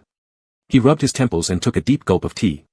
With any other student, he might have bluntly said, don't even think about it. In cases like this, when students lacked clear future plans, parents usually reached out first to discuss options with teachers. But given Lin Xiangqi's circumstances, Mr. Qin just couldn't bring himself to be harsh. So he settled on offering encouragement instead. Having a goal is good, but your current grades are far from sufficient. For the next year, you must give it your all, no more fooling around or being careless. Try to let Lu Tsong help you out whenever you can. Lin Xiangqi said, Lu Tsong has prepared a comprehensive review plan for me, starting today. He says improving by 200 points this semester shouldn't be a problem. T200. Mr. Chen's eyebrow twitched involuntarily. Unable to bear it, he added gently, it's good that he's helping you study, but don't push too hard. Focus on stabilizing your scores at 500 first. Chen Xiao didn't believe for a second that Lin Xiangqi could really improve by 200 points overnight, but if Lu Tsong was helping him with tutoring, perhaps with enough effort he might just scrape past the first-year university cutoff line. The news of Lin Xiangqi turning down the recommendation somehow leaked out, no one knew exactly who had spread it. When he returned to class, everyone swarmed around him. Some asked why he wasn't going to become a star, others admired him for giving up such an easy opportunity. Lin Xiangqi, on the other hand, felt completely at ease. With a cheeky grin, he said, I'm gonna get into Capital University. Everyone's response, bro, maybe you should just take that recommendation form back. No one believed Lin Xiangqi could actually get into Capital University, not even Chen Xiao, who thought Lin was being overly ambitious. To many people, the very idea of Lin trying to enter Capital University seemed utterly absurd. His only reason was that it was his parents' alma mater, he'd set his heart on it without even knowing what major he wanted to pursue. How could someone like that possibly give it their all? Only Lu Tsong took Lin Xiangqi's decision seriously. Whatever Lin Xiangqi wanted, whatever he wished to do, Lu Tsong would help him achieve. It didn't matter if Lin's goal was Capital University, even if he told Lu Tsong he wanted the moon, Lu Tsong would build a rocket to carry them both there. To tailor a comprehensive review plan for Lin, Lu Tsong started by having him do a full practice test to assess his baseline. Lin Xiangqi behaved himself and did whatever he was told. Whether he did it correctly, however, was another story entirely. Using break time and lunch hour, Lin finished all the exercises Lu Tsong had selected, handing them in with enthusiasm. After glancing briefly at the math section, Lu Tsong frowned. Even if you don't know how to solve them, you still need to take it seriously. Only then can we spot the problems. Lin pouted, but I was serious. Lu Tsong. They're all wrong. Lin Xiangqi, ? Lin Xiangqi had severe subject bias. In subjects he liked, he could score 130 or 140, in ones he disliked, he dropped to 30 or 40. Right now, math was his biggest weakness, and also where he had the most terrifying room for improvement.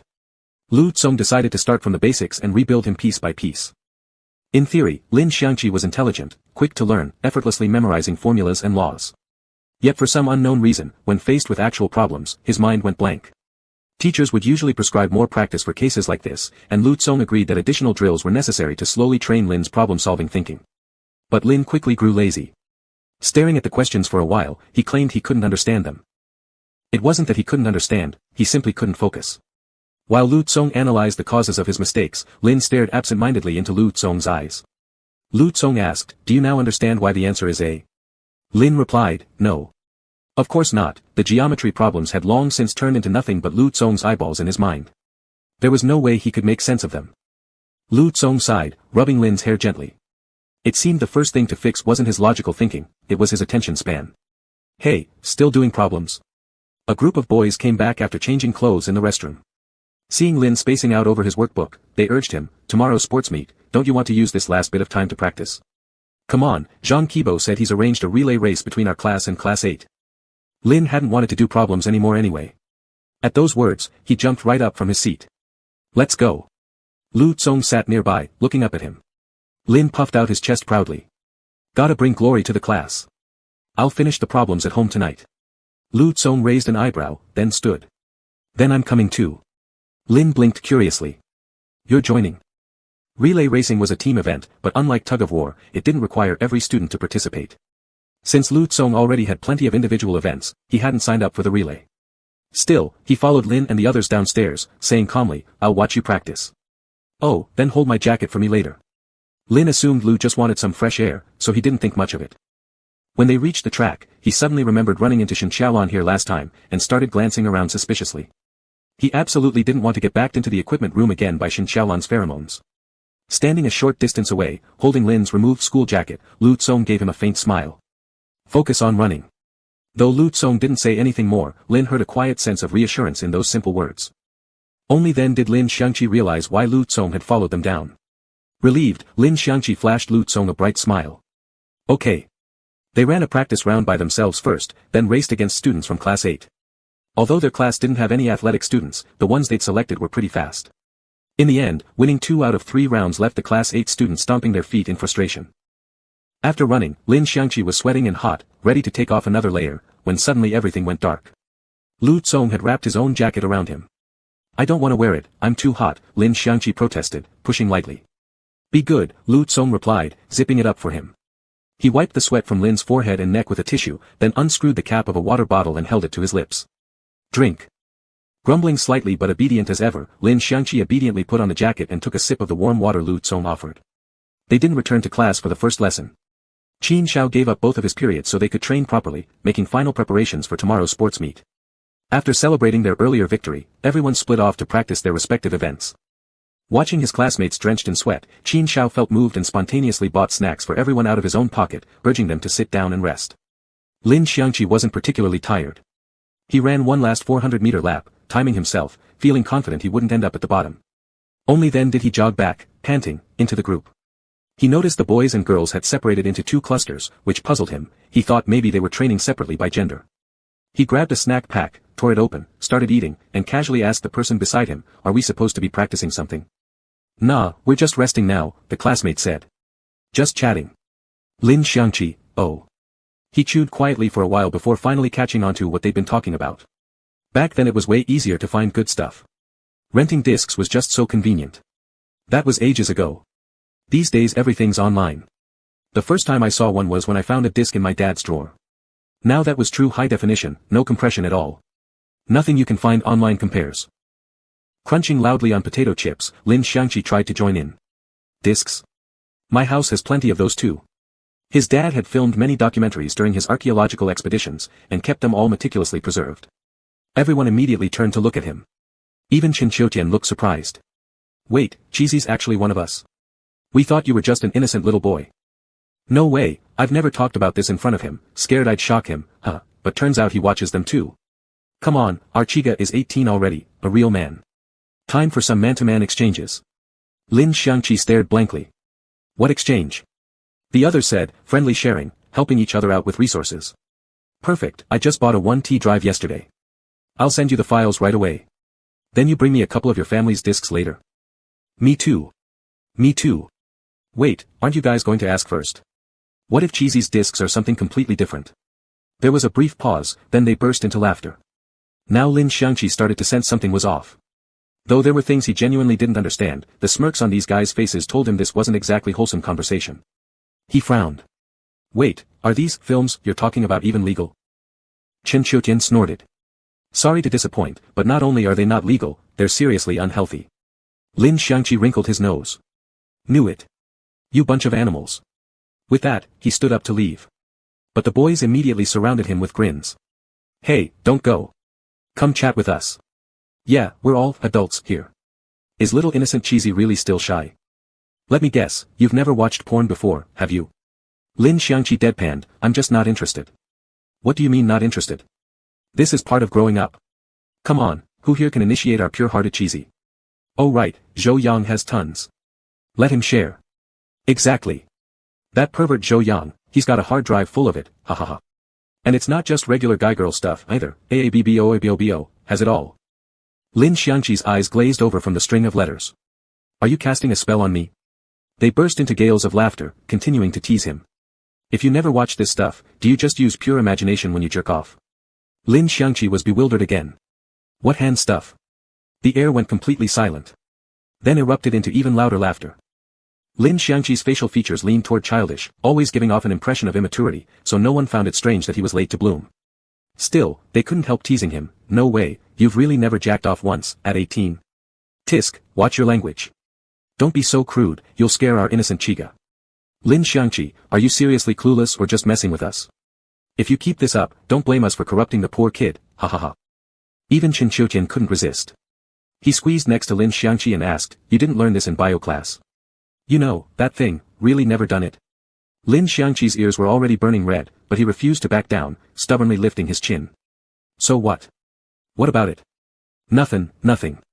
Chen Qiutian suppressed a smirk, lowering his voice to whisper slyly, by the way, didn't you rip out a few pages from my writing notebook yesterday? When you got home last night, did the class monitor say anything to you? Lin Xiangqi didn't understand how the conversation had suddenly shifted to Lu Tsong, but his ears grew even redder. He abruptly shoved Chen Qiutian and stood up. I'm not wasting time with you guys. I'm running another lap. 17 and 18-year-old boys, both mentally and physically charged with puberty, loved gathering together to chat about unhealthy topics. Lin Xiangqi made up his mind, From now on, whenever he saw them gossiping in a group, he'd keep far away. He headed to the starting line, ready to sprint another round, just as Lu Tsong approached, having finished talking with the homeroom teacher. Lu Tsong seemed like he wanted to say something to him, but Lin Xiangqi suddenly felt intensely embarrassed. That unbearable scene from the equipment room the previous afternoon flashed into his mind. Flustered, he stomped his foot on the spot, let out a loud, "Ah," and then shot off like a bullet. Behind him, Lu Tsong froze momentarily. Noticing Lin Xiangqi's odd behavior, Lu Tsong didn't follow. Instead, he turned and walked toward the group of boys still chatting. They were still laughing about how pure Lin Xiangqi was when they spotted Lu Tsong approaching, which only made them more animated. They chimed in from all sides. "Monitor, do you know how cute Lin Xiangqi is? He actually asked us, what's hand stuff?" Pfft. Gotta admit, our Chiga is genuinely well behaved. I wasn't this innocent when I was 10, ha ha ha. Lu Tsong frowned, looking down at the speaker. Are you all that bored? The teasing stopped instantly, as if someone had yanked out their tongues. The group fell silent at once. Lu Tsong said, "You have 2 minutes to prepare for tug-of-war." His tone was authoritative and brooked no argument. Everyone could only comply. After Lu Tsong left, one of them muttered to the side, "It's your fault, we shouldn't have told the monitor these things. He's clearly super upright, he definitely hates dirty talk." Others nodded, "Exactly. The monitor seems like the type with perfectly healthy thoughts." With sighs and groans, they trudged off to pick up the rope and practice tug-of-war. Only Chen Qiutian lingered behind, craning his neck for a glance, and saw Lu Tsong standing by the finish line, waiting for Lin Xiangqi, his gaze fixed on him, dark eyes shimmering with subtle ripples carefully restrained. Chen Qiutian shivered inexplicably and murmured to himself, "Not that healthy after all." Chapter 23. Something was off about Lin Xiangqi tonight. Well, strictly speaking, Lin Xiangqi had been acting strangely ever since that overly hasty kiss Lu Tsong had initiated in the equipment room. But at least these past few days, he hadn't made his feelings explicitly obvious in front of Lu Tsong. Today, however, during afternoon training rehearsal, Lu Tsong noticed that Lin Xiangqi was deliberately avoiding him, subtly, yet unmistakably. It started during the group tug-of-war drill. Lu Tsong had specifically positioned Lin Xiangqi next to himself, intending to catch him quickly should their rhythm go awry and someone fall. Yet Lin Xiangqi refused, even going so far as to voluntarily admit for once that he was shorter and should stand toward the front. Even the PE monitor standing nearby was deeply moved. "You've finally come to terms with your height," he said. Later, during the three-legged race practice, when Lu Tsong turned his gaze toward Lin Xiangqi, the latter averted his eyes and instead pulled Chen Qiutian over to pair up. He offered Lu Tsong this explanation, "Your legs are too long. Our strides won't match, we'd never run fast together." Fine. Granted, he was significantly taller than Lin Xiangqi, which did put them at a disadvantage in partnered activities. That could count as a reasonable excuse. But beyond these instances, numerous small details made Lu Tsong increasingly aware that something was wrong with Lin Xiangqi. He began to reflect, had he done something to frighten him? His first thought was the recent switch, from marking to kissing, all initiated by Lu Tsong under various pretenses. Kissing conveyed nearly as much pheromone information as marking. The only difference was that temporary marks allowed more pheromones to be stored within the gland, letting Lin Xiangqi absorb Lu Tsong's scent continuously over 24 hours. With kissing, pheromone blending occurred only during saliva exchange. But kissing was far more convenient, no preparation required, executable anytime, anywhere. Plus, it helped guide Lin Xiangqi to gradually learn how to actively absorb pheromones. A win-win. Actually, multiple wins. Temporary marking, on the other hand, involved too many prerequisites. It needed to be done at home. Inhibitors had to be administered beforehand. And the depth and shape of the bite had to be carefully controlled. If he bit too deep or left too large a mark, one occlusion patch wouldn't cover it, and classmates might notice. Compared to that, kissing was absurdly simple. So there was no logical reason for Lin Xiangqi to reject it. Moreover, if Lin Xiangqi was avoiding him because of the kissing, it seemed awfully late for that. In recent days, outwardly, Lin Xiangqi had continued treating Lu Tsong just as openly and unaffectedly as before, viewing every physical contact between them as merely an auxiliary method for pheromone therapy, adamantly refusing to mention kissing outside of treatment contexts. All his little anxieties were concealed. He used forced smiles or casually changed topics, pretending he didn't mind the substitution of kisses for marks. But Lu Tsong had long noticed the tiny cracks beneath the surface. The way his entire body stiffened at the first touch of lips, his limbs turning weak when their tongues entwined, how he shivered lightly when the roof of his mouth was licked, or moaned, soft, sweet, unbearably cute, when suction lingered too long. Only Lin Xiangqi himself believed he appeared natural. Each time after kissing, he would feign calmness while saying goodbye to Lu Tsong, then walk home awkwardly, arms and legs moving stiffly in sync. And Lu Tsong never called him out. He played along with Lin Xiangqi's false composure, hiding his own increasingly bolder intentions deep within. Physical contact, first awkward, then familiar. Like boiling a frog slowly, Lin Xiangqi had gradually grown accustomed to it. Everything had been going smoothly. They'd maintained a delicate balance. But tonight, Lin Xiangqi rejected the kiss. Not from the start, but halfway through, just as Lu Tsong was deepening it, Lin Xiangqi suddenly bit down hard on his tongue. Seizing the moment of pain, he slipped out from under Lu Tsong's arm and ran away. For a split second, Lu Tsong lost his composure. Had he pushed too hard? Exposed too much? Scared Lin Xiangqi off? Was it because he forgot to hold back and sucked Lin Xiangqi's tongue too hard again? Or had his hands strayed beyond rational control, instinctively following desire to places they shouldn't go? Or worse, had some physical reaction been triggered, one that Lin Xiangqi had noticed? Lu Tsong glanced downward, frowning. He had been well in control today. Standing alone in the empty room, he remained frozen in place, arms slightly raised, reflecting silently for a full 2 minutes. He was certain, he hadn't crossed any boundaries. Lu Tsong suppressed his agitated emotions, pressed his fingertips to his brow, and pulled out his phone to send a message to Lin Xiangqi. Lu Tsong, are you coming over later? Lu Tsong, I didn't finish explaining those math problems from lunchtime. He stared at the screen, 10 seconds, 30 seconds, a full minute. No reply. He sent another. Lu Tsong, I'll make a late-night snack. Want anything? Another minute passed. Still no response. Lu Tsong's expression darkened. His pale, thin lips pressed into a tight line, his eyes grew shadowed and unreadable, and an aura of cold severity spread through the room, making the air itself feel oppressive. Yet after scrolling across the screen for a long while, he ultimately only sent a cute emoji sticker. Lu Tsong, catpeaking.jpg. It had crossed Lu Tsong's mind to go straight to Lin Xiangqi's door and demand an answer, but while that sounded simple in theory, it was far too harsh in practice. Lin Xiangqi was someone who always needed an escape route. Block all his exits, and he'd grow frightened, disoriented, and in his panic, choose to hide himself away completely. Lu Tsong had always been cautious. To avoid pushing Lin Xiangqi to that point of retreat, he'd willingly slowed down, restrained his desires, and given Lin Xiangqi space and time, room to breathe. But just then, insinuating words surfaced in his mind. Be careful not to outsmart yourself. In the past, Lu Tsong had always thought too much, planned too carefully. True, he'd never made mistakes, but neither had he ever achieved any real breakthrough. Now, under the guise of treatment, many things had already changed subtly. There was no need to wait until everything was perfectly under control before acting. Perhaps now, he could try taking one more step forward. Lu Tsong glanced at the unanswered chat window on his screen. After a moment of silence, he made his decision. If Lin Xiangqi was avoiding him, he would go find Lin Xiangqi instead. But he couldn't be reckless, he needed some excuse. His eyes fell on the exercise notebook on his desk, still unopened, with the very math problems that Lin Xiangqi had gotten entirely wrong at lunchtime. That would do. Lu Tsong grabbed the notebook and draft paper, opened the door, and walked toward the neighboring yard. Outside, a fine drizzle had begun to fall without notice. Inside his bedroom, Lin Xiangqi furtively shut the window and drew the curtains closed. Then, with exaggerated stealth, he burrowed into his blanket. The strange sensations in his body were unbearable. No matter how much he'd showered, he couldn't ignore the stubbornly persistent state of arousal. It was all because of the unhealthy, unwholesome topics the boys had discussed earlier in the afternoon. Lin Xiangqi's usually clean and innocent thoughts had been suddenly tainted, and now fragmented snippets of those conversations kept replaying in his head. Lin Xiangqi admitted he'd been affected. At first, he'd intended to ignore it. But for some reason, the mere sight of Lu Tsong made him tense. After careful consideration, he reached a conclusion.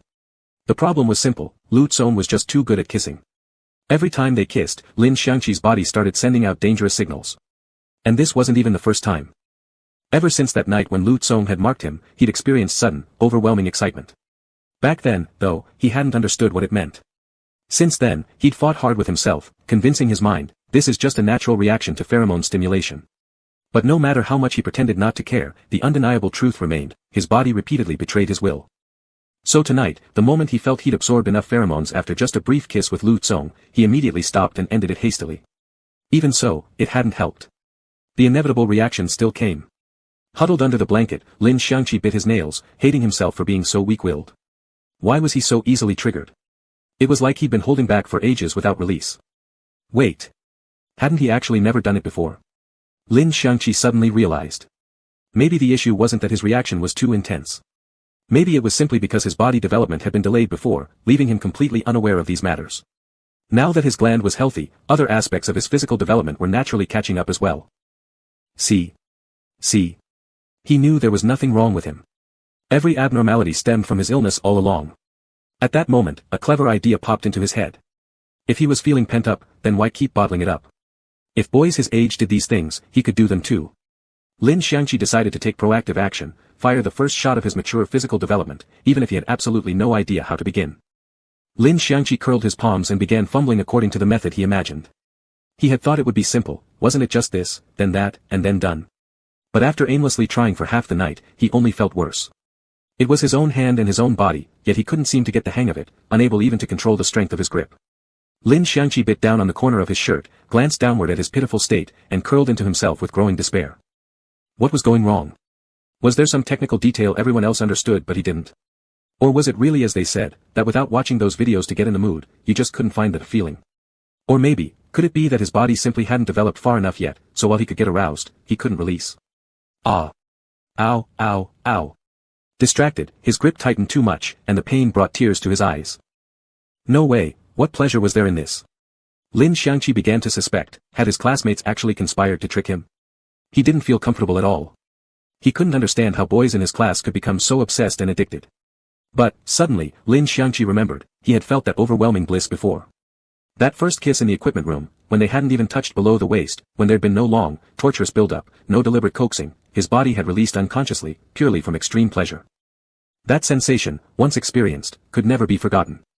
Dejectedly, Lin Xiangqi wondered, why had it worked then, but not now? The more anxious he became, the further the desired result slipped away.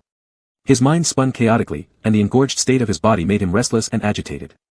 He hated hiding under the blanket, secretly doing something others had long grown accustomed to. Half afraid he was doing it wrong, half suspecting his body might still be abnormal, perhaps incapable of releasing this way after all. Lin Xiangqi heard himself again, felt suffocated, his face flushed red as he burst out from under the covers and rushed into the bathroom, deciding to try applying shower gel to his palm to reduce friction. It was at that exact moment that Lu Tsong rang the doorbell. At the sound, Lin Xiangqi jolted in fright. He accidentally squeezed too much shower gel into his hand. He tried to rinse it off, but the more he rubbed, the slicker it became. Panicked and disoriented, he suddenly heard the sound of Lu Tsong unlocking the door with a key. No. Lu Tsong, what are you doing? You've never acted like me, just casually using my spare key to enter someone else's home. Lin Xiangqi silently wailed inside, frantically wondering if he'd left behind any embarrassing evidence on the bed. With each step Lu Tsong took closer, his movements grew even more frantic.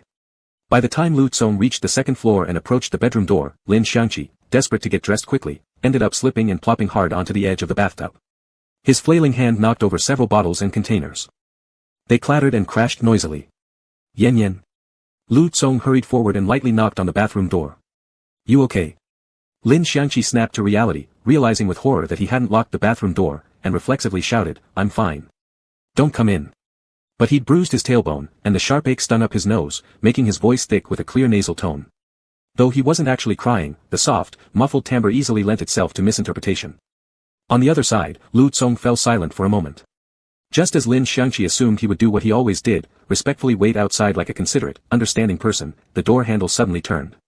And the bathroom door swung open. Chapter 24. Lin Xiangqi thought back to the more than 10 years he'd known Lu Kang. As kids, they'd even shared baths together in the same tub. Logically speaking, being completely naked in front of each other wasn't anything particularly rare. Not to mention, during the summer of their first year of high school, they went swimming and showered together in the public restroom afterward. Back then, Lin Xiangqi truly was open and unguarded. For one, he considered himself a beta, there was no major difference between him and Lu Tsong in terms of secondary sex characteristics. Unlike alphas who naturally repelled each other or ows who attracted one another, he felt completely safe with Lu Kang. There had never been any need to maintain distance. And second, Lin Xiangqi was so used to having Lu Tsong around that boundaries simply didn't exist between them. They were as familiar as one person, so why would it matter whether they were clothed or not? But all that openness belonged to the time before today. Now, Lin Xiangqi couldn't be less composed. The moment the bathroom door opened, his mind went blank. He froze, momentarily unsure whether to cover his front or his backside. That tender little pillar standing proudly at the front, no matter how close he and Lu Tsong were, there was just no way he wanted the other to see it. Yet his back hurt terribly from the fall. How badly he wanted to rub it. Caught between two painful priorities, still wrestling internally, Lin Xiangqi suddenly found Lu Tsong crouching down, lifting both his knees and back effortlessly before carrying him horizontally into the bathtub. By reflex, Lin Xiangqi covered himself in front, but then noticed Lu Tsong's expression remained completely neutral, as though he'd merely come in to help a friend who'd accidentally slipped. Squatting in the tub, Lin Xiangqi hugged his knees tightly, a safer posture. Warm water washed over him again, rinsing away the brief, sharp embarrassment. He dared not speak, Lu Tsong said nothing either. Both stayed quiet. Gently and carefully, Lu Tsong washed his hair, rinsed off the lingering body wash, and then wrapped a towel around him. Not once did he glance anywhere inappropriate. Slowly, Lin Xiangqi began to relax. He thought Lu Tsong hadn't noticed the state below his waist, and inwardly breathed a sigh of relief. What were you doing in there? Lu Tsong asked as he dried Lin Xiangqi's hair. What? Nothing at all. Lin Xiangqi startled, nearly exposing himself, but quickly corrected, what could I possibly be doing in the bathroom? Just taking a shower, obviously. Haha. Lu Tsong calmly smoothed a wet strand of hair. How did you fall? How else? The shower gel had been squeezed too much, dripped onto the floor, and he, too flustered and anxious, slipped in his haste. But Lin Xiangqi feared Lu Tsong might ask why he was in such a hurry. Given their relationship, even if Lu Tsong walked right in, Lin Xiangqi should have been able to remain calm and continue washing as usual. He hesitated slightly on his words when Lu Tsong changed the question, does it hurt? Immediately, Lin Xiangqi felt wronged and pouted, it hurts. Feels like my tailbone might split in half. Lu Tsong gave him a silent look, really? Actually, Lin Xiangqi had only exaggerated for effect. The fall genuinely hurt, but he knew full well whether or not any bones were actually broken. If it were truly that serious, he probably wouldn't even be able to move right now. He assumed Lu Tsong must have understood he was exaggerating, yet unexpectedly, Lu Tsong's hand slid behind him, fingertips tracing downward along his lower back until they reached the indentation, then gently pressed. Ah! Lin Xiangqi's hair stood on end, his entire body stiffening. What are you doing? Checking how serious it is. Lu Tsong's expression remained calm and serious, as if genuinely examining his tailbone. Does it hurt like this? As he spoke, his fingers moved in small circles, sending tingling numbness through Lin Xiangqi's limbs. Completely forgetting about covering himself, Lin Xiangqi suddenly grabbed Lu Tsong's arm and pleaded, it doesn't hurt anymore, it doesn't hurt. Please stop. For a split second, Lin Xiangqi had the unsettling feeling that if he didn't stop Lu Tsong soon, those fingers might wander elsewhere. But perhaps he'd overthought it. The moment he spoke, Lu Tsong immediately withdrew his hand, showing no intention of going further. Still composed, utterly unfazed, Lu Tsong handed him clothes as casually as ever, then extended a hand, come on. Lin Xiangqi let out a relieved breath, once again certain he'd misjudged Lu Tsong. Lu Tsong wasn't the type to tease or play around. Everything he did came from genuine concern. Understanding this, Lin Xiangqi felt far less awkward. He pushed himself up from the tub and reached for the clothes. Then he realized, Lu Tsong hadn't brought him any pants. Neither underwear nor outer pants. He assumed Lu Tsong hadn't seen where the pants were, so he reached out to grab them himself. But Lu Tsong blocked his hand and said, just like this. Lin Xiangqi didn't think twice this time, quickly rationalizing Lu Tsong's actions. He asked, what's wrong? Did my pants get wet?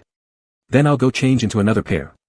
Before he could finish, Lu Tsong's steady, upright gaze finally drifted slowly downward, settling on the certain perky spot beneath Lin Xiangqi. He said, you probably wouldn't be comfortable wearing anything right now like this. Lin Xiangqi, question mark. Lin Xiangqi, exclamation point. Ah, so Lu Tsong had noticed all along. Dead already, whatever carrot. Lin Xiangqi stiffly turned his back, ducking his head, wishing he could find a crack in the ground to crawl into. Yet Lu Tsong seemed completely oblivious to his embarrassment and added, planning to stand here forever? Lin Xiangqi's voice was as faint as a mosquito's hum, none of your business. Yen. Every time Lu Tsong called him that, it felt like a feather gently tickling his heart. Are you uncomfortable? Lu Tsong asked, the question oddly weighted. This time, Lin Xiangqi wasn't just blushing at the ears, he turned red from head to toe. His naturally fair, translucent skin flushed with a shy pink under the mist. But he refused to admit it, stubbornly lifting his chin. I'm perfectly fine. If you hadn't come in just now, I'd have finished long ago. That was a lie. Even if Lu Tsong hadn't walked in, he would have struggled to reach release due to poor control over force and rhythm. Stuck in that agonizing limbo, he'd been miserable. I see. Lu Tsong responded vaguely, clearly not believing him. Suddenly, he stepped forward, closing the distance until his chest nearly pressed against Lin Xiangqi's back, then murmured low and soft, then do you want to continue now? Warm breath brushed behind his ear. Though barely warmer than Lin Xiangqi's own body heat, those words scorched him instantly. A prickling sensation ran through his entire body. He tugged desperately at the hem of his shirt, uselessly trying to cover the increasingly lively part below. I'll do it after you leave. In a fit of flustered panic, he blurted out something utterly shameless. Lin Xiangqi gave up entirely, spun around, shoved Lu Tsong hard, then grabbed his own underwear and bolted out of the bathroom. In Lin Xiangqi's memory, Lu Tsong had always been someone with perfect boundaries, polite, considerate, knowing exactly when to act and when to retreat, never making anyone feel awkward. By Lu Tsong's usual standards, he should have already excused himself by now, leaving Lin Xiangqi with a dignified private space to handle his most personal matter. But today, Lu Tsong was different. When Lin Xiangqi dashed out and dove under the covers, Lu Tsong followed, stepping out of the bathroom and standing beside the bed. His tall frame leaned slightly forward. Watching the blanket rise and fall in little humps, he knew Lin Xiangqi was struggling to put on his underwear inside. Then, after a muffled groan from under the covers, everything stilled. Another failure. In Lin Xiangqi's current state, every inch was hypersensitive.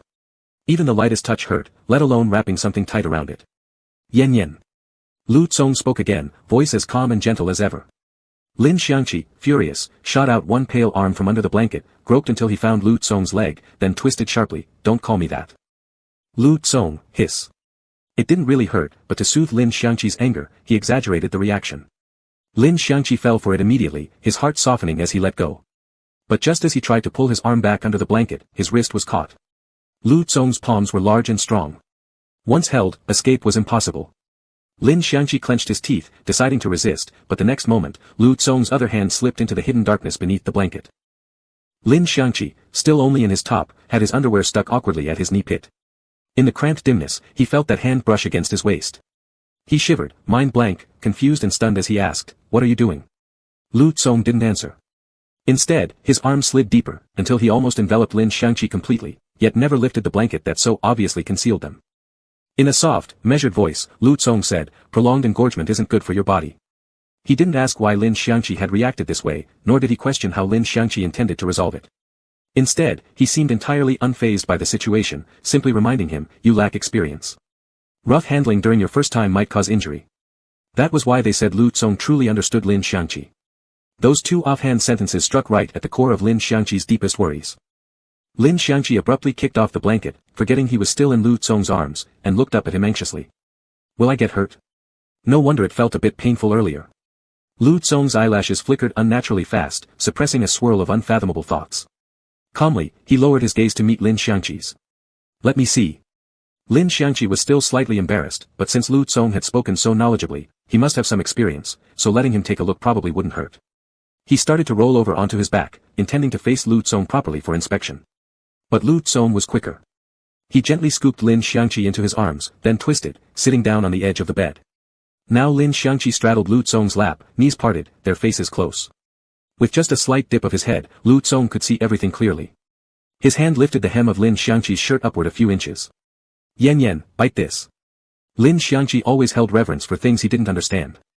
Obediently, he clamped down on the fabric with his teeth, exposing a broad expanse of smooth, untouched skin. His uninitiated member, engorged far too long, had deepened from a soft pink to a darker hue, looking almost pitiful. Holding onto Lu Tsong's shoulders, Lin Xiangqi whispered, "Do I really have a problem? I don't know what's wrong, I can't come no matter what. I followed everything the online guide said." As he spoke, the cloth slipped from his mouth.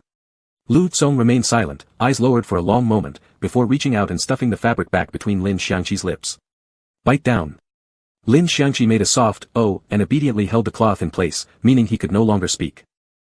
When Lu Tsong's warm palm curled around him, enclosing him completely, Lin Xiangqi's body tensed violently, as if hit by an overwhelming surge of sensation.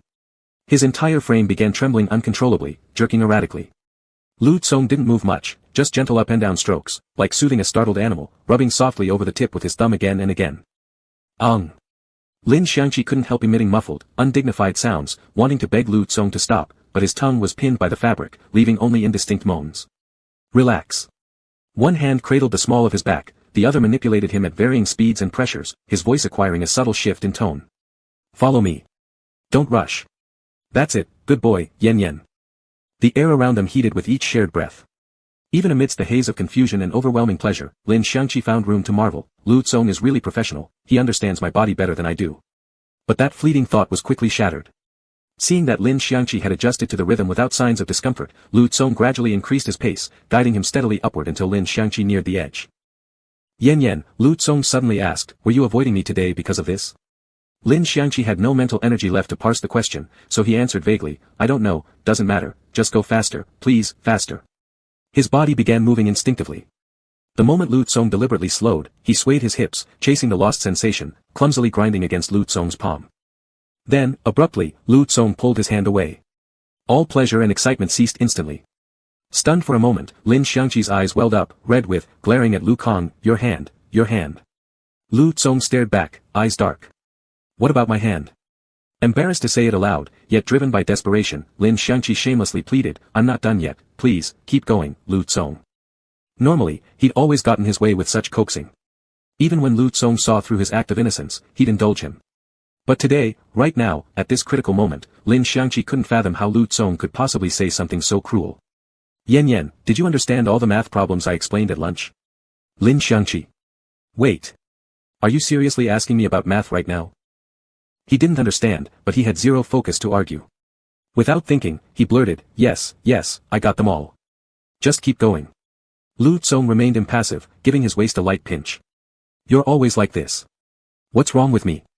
Lin Xiangqi kept asking questions with his mouth, but in truth, he no longer cared what Lu Tsong wanted to do. His entire being was fixated on the pleasure teetering at the edge of release, desperate for Lu Tsong to continue.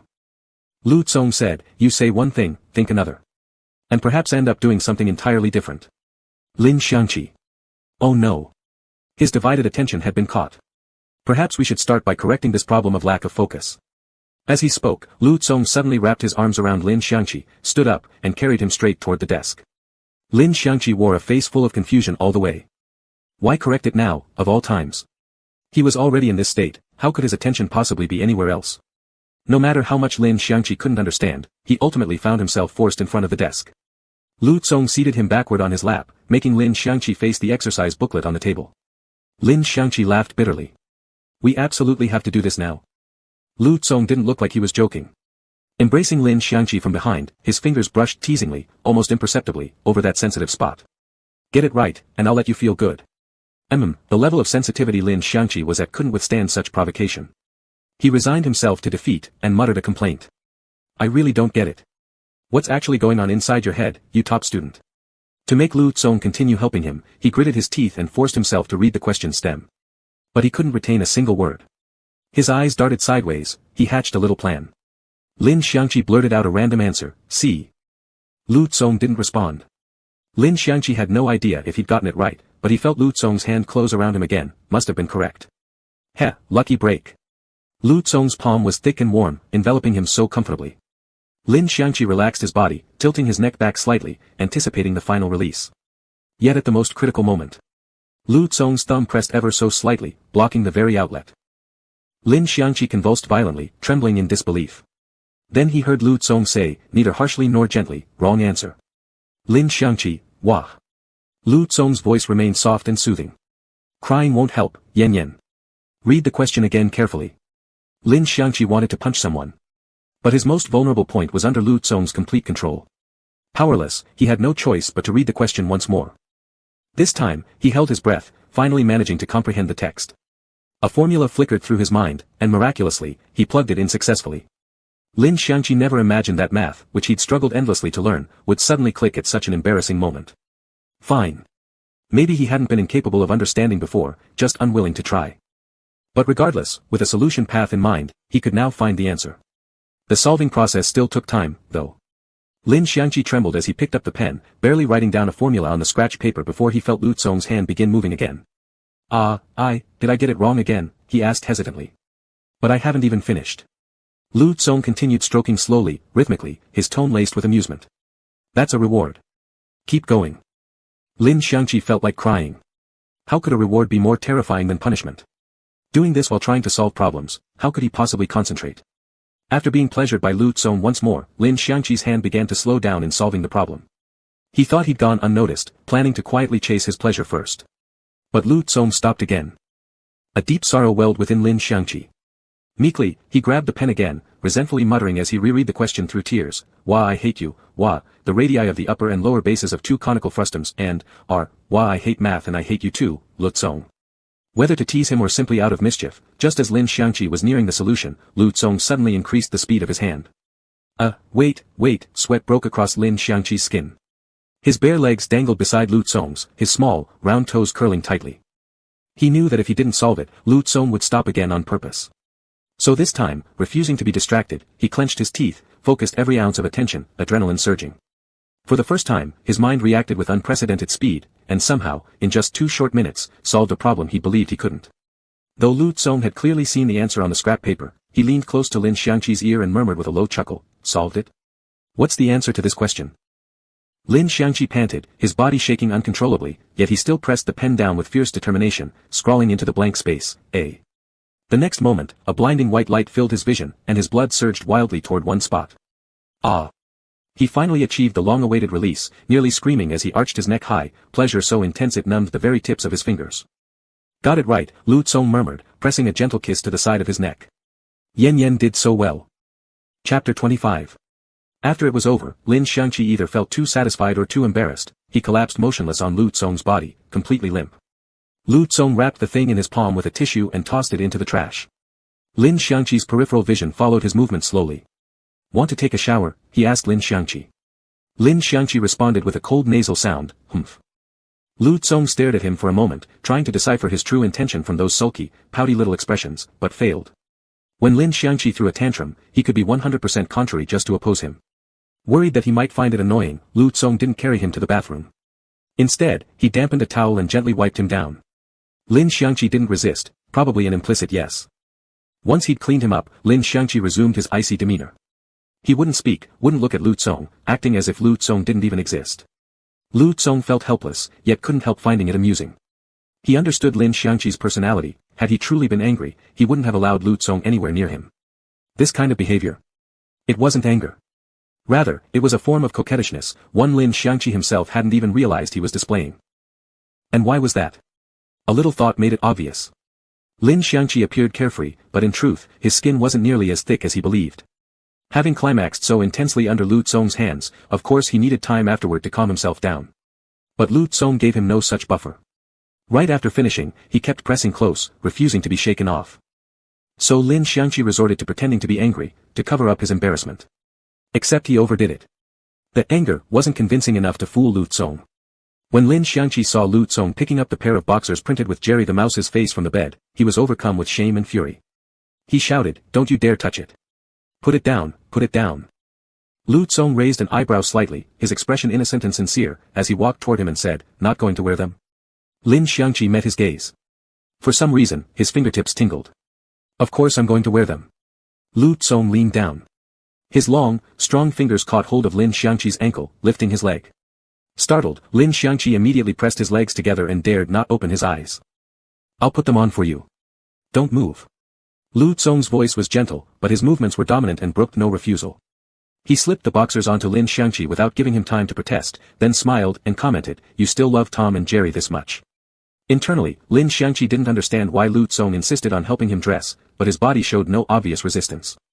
He simply covered his face and glared at Lu Tsong through the gaps between his fingers. "What? I like them, so what? Not allowed." He knew the print on his briefs was a bit childish, but they were cute. Who says an 18-year-old can't love Tom and Jerry? He would always love Tom and Jerry, period. "It's fine," Lu Tsong said, standing by the bed, smiling at him. "They're adorable." Even though he was being complimented, Lin Xiangqi didn't feel particularly happy about it. In frustration, he kicked out at Lu Tsong.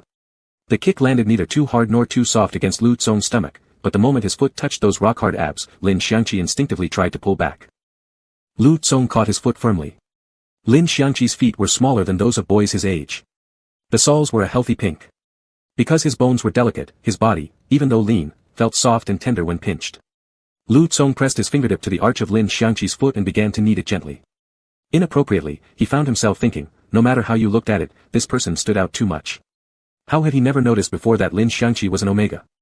The sensation made Lin Xiangqi's foot tingle, so he kicked again. "Let go." Lu Tsong either didn't hear clearly or deliberately ignored him, shifting instead to another topic. "Hungry? Should I make a midnight snack?" Lin Xiangqi looked at him with complex exasperation. "Do you really have to ask me while holding my foot like this?" But Lu Tsong continued what he was doing, kneading from the top of his foot down to his ankle, then slowly tracing his fingers up to squeeze his calf, his tone calm and collected. "Your muscles are too tense. You need to relax." Lin Xiangqi refused to admit how good it felt. He snorted coldly.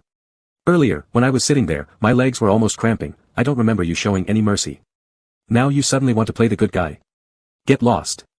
The earlier Lin Xiangqi referred to was when he sat on Lu Tsong's lap solving math problems. That had probably been the most agonizing few minutes of his life, gritting his teeth to stop his body from shaking too violently while also struggling to calculate the answers. His calves had no support, and if tensed too hard, they'd easily cramp.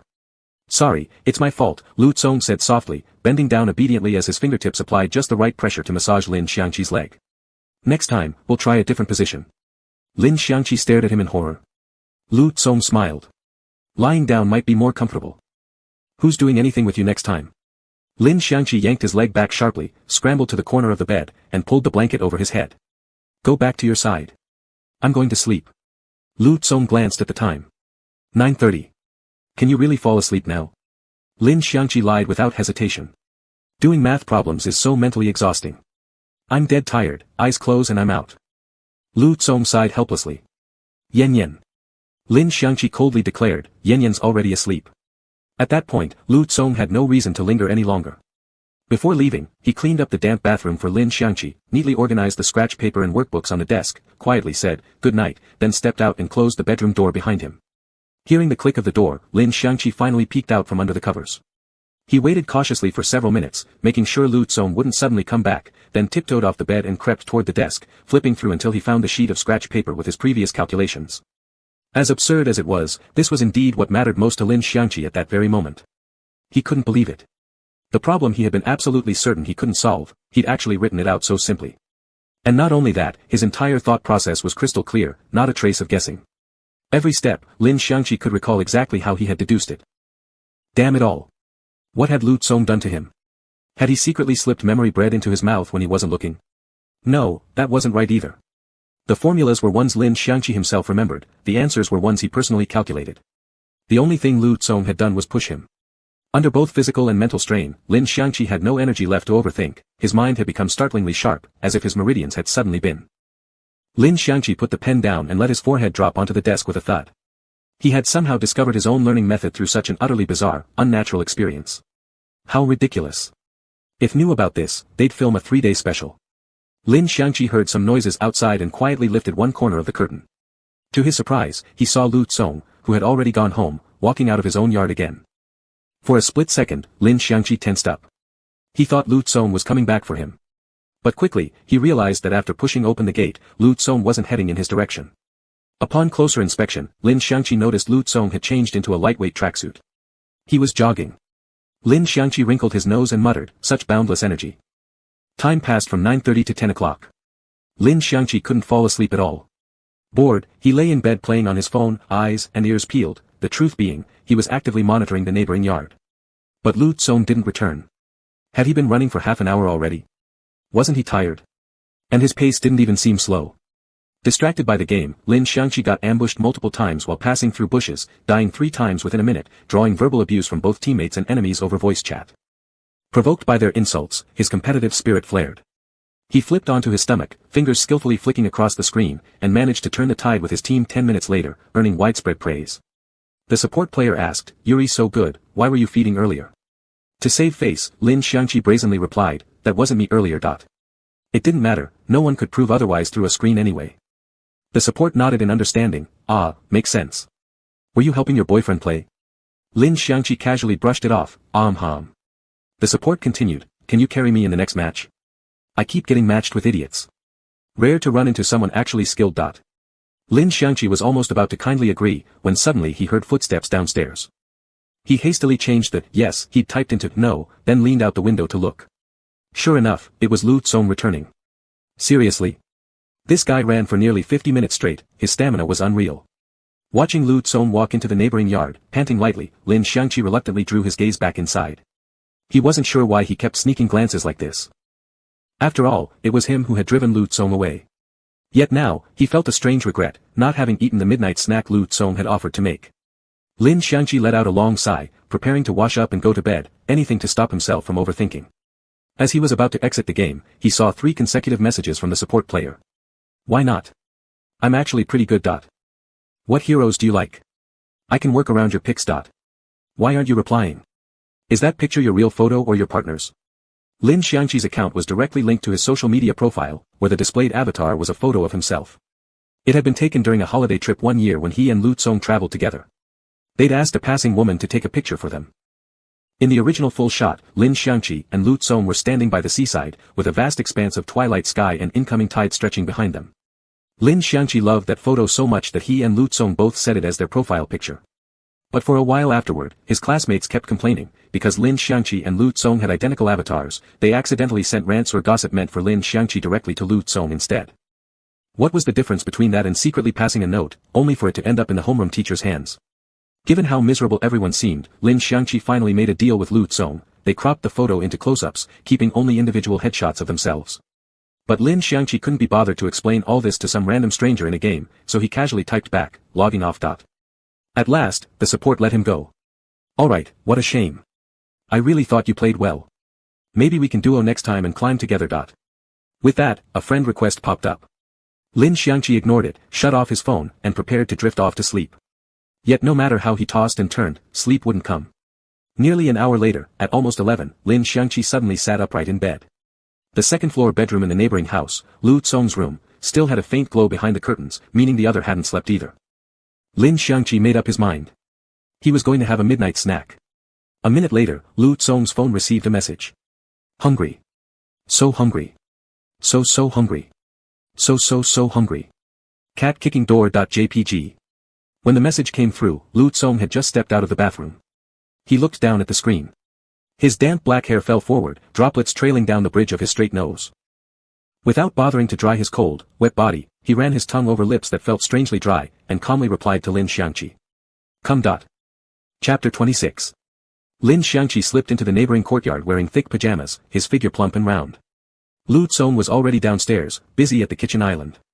Seeing Lin Xiangqi poke his head in from the doorway, he glanced over, smiled, and said, Come here. Lin Xiangqi changed into slippers and ran over, leaning beside Lu Tsong to peer into the pot. Without warning, a piece of fried crispy pork was shoved into his mouth. Chewing noisily, Lin Xiangqi let out a satisfied sigh. Delicious. How much longer until it's done? 5 minutes. It's smoky in here, go play outside. Lu Tsong lifted a hand to the back of his neck, not pressing hard, just gently squeezing. There's a bowl of ginger milk curd on the table, it should be set by now. Go check. It was an ordinary gesture, one they'd shared countless times before. But today, Lin Xiangqi felt oddly uncomfortable. He subtly shrank his neck, suppressing his inexplicably racing heartbeat, and murmured, Oh, okay, I'll wait outside then. Lu Tsong's gaze followed him, steady but soft, watching as Lin Xiangqi turned and left the kitchen. Just before he disappeared, Lu Tsong added lightly, If you're really bored, you could do some math problems. Lin Xiangqi nearly tripped. Random, chaotic images flooded his mind. With his back to Lu Tsong, he dashed out of the living room, his entire body flushed. He threw himself onto the sofa, burying his face in a cushion, and muffled a shout, Who would do math problems? Can't I just play games? From this distance, Lu Tsong probably couldn't even hear him. To prove he wasn't thinking about math at all, Lin Xiangqi pulled out his phone, reopened the game, logged in, and queued up. Whether due to the late hour or sheer coincidence, Lin Xiangqi ended up matched with that same support player who had wanted to team up earlier. The other player clearly recognized his ID too, sending a greeting the moment they entered the room. Empty stomach can't eat, what a coincidence. Empty stomach can't eat, should we add each other?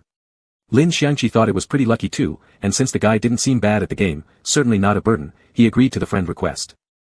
The other player immediately perked up, opening full team voice chat as soon as the match started. Be honest with me, this account is actually yours, right? You don't really have a partner, otherwise you wouldn't have added me, haha. Why aren't you playing jungle this time? Doesn't matter, I'll follow you wherever you go. Lin Xiangqi frowned in annoyance.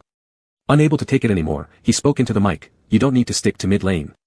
And hey, your support, stop stealing blue buff from our jungler. Wait, seriously, what are you even doing? He hadn't played this badly last time. But the guy only grew more excited. Your voice is so nice, exactly matches your looks, sweet and cute. Here, I'll pull this blue buff to you. Lin Xiangqi. Bro, are you blind? Can't you see our jungler spamming messages in chat? Why are you ignoring me?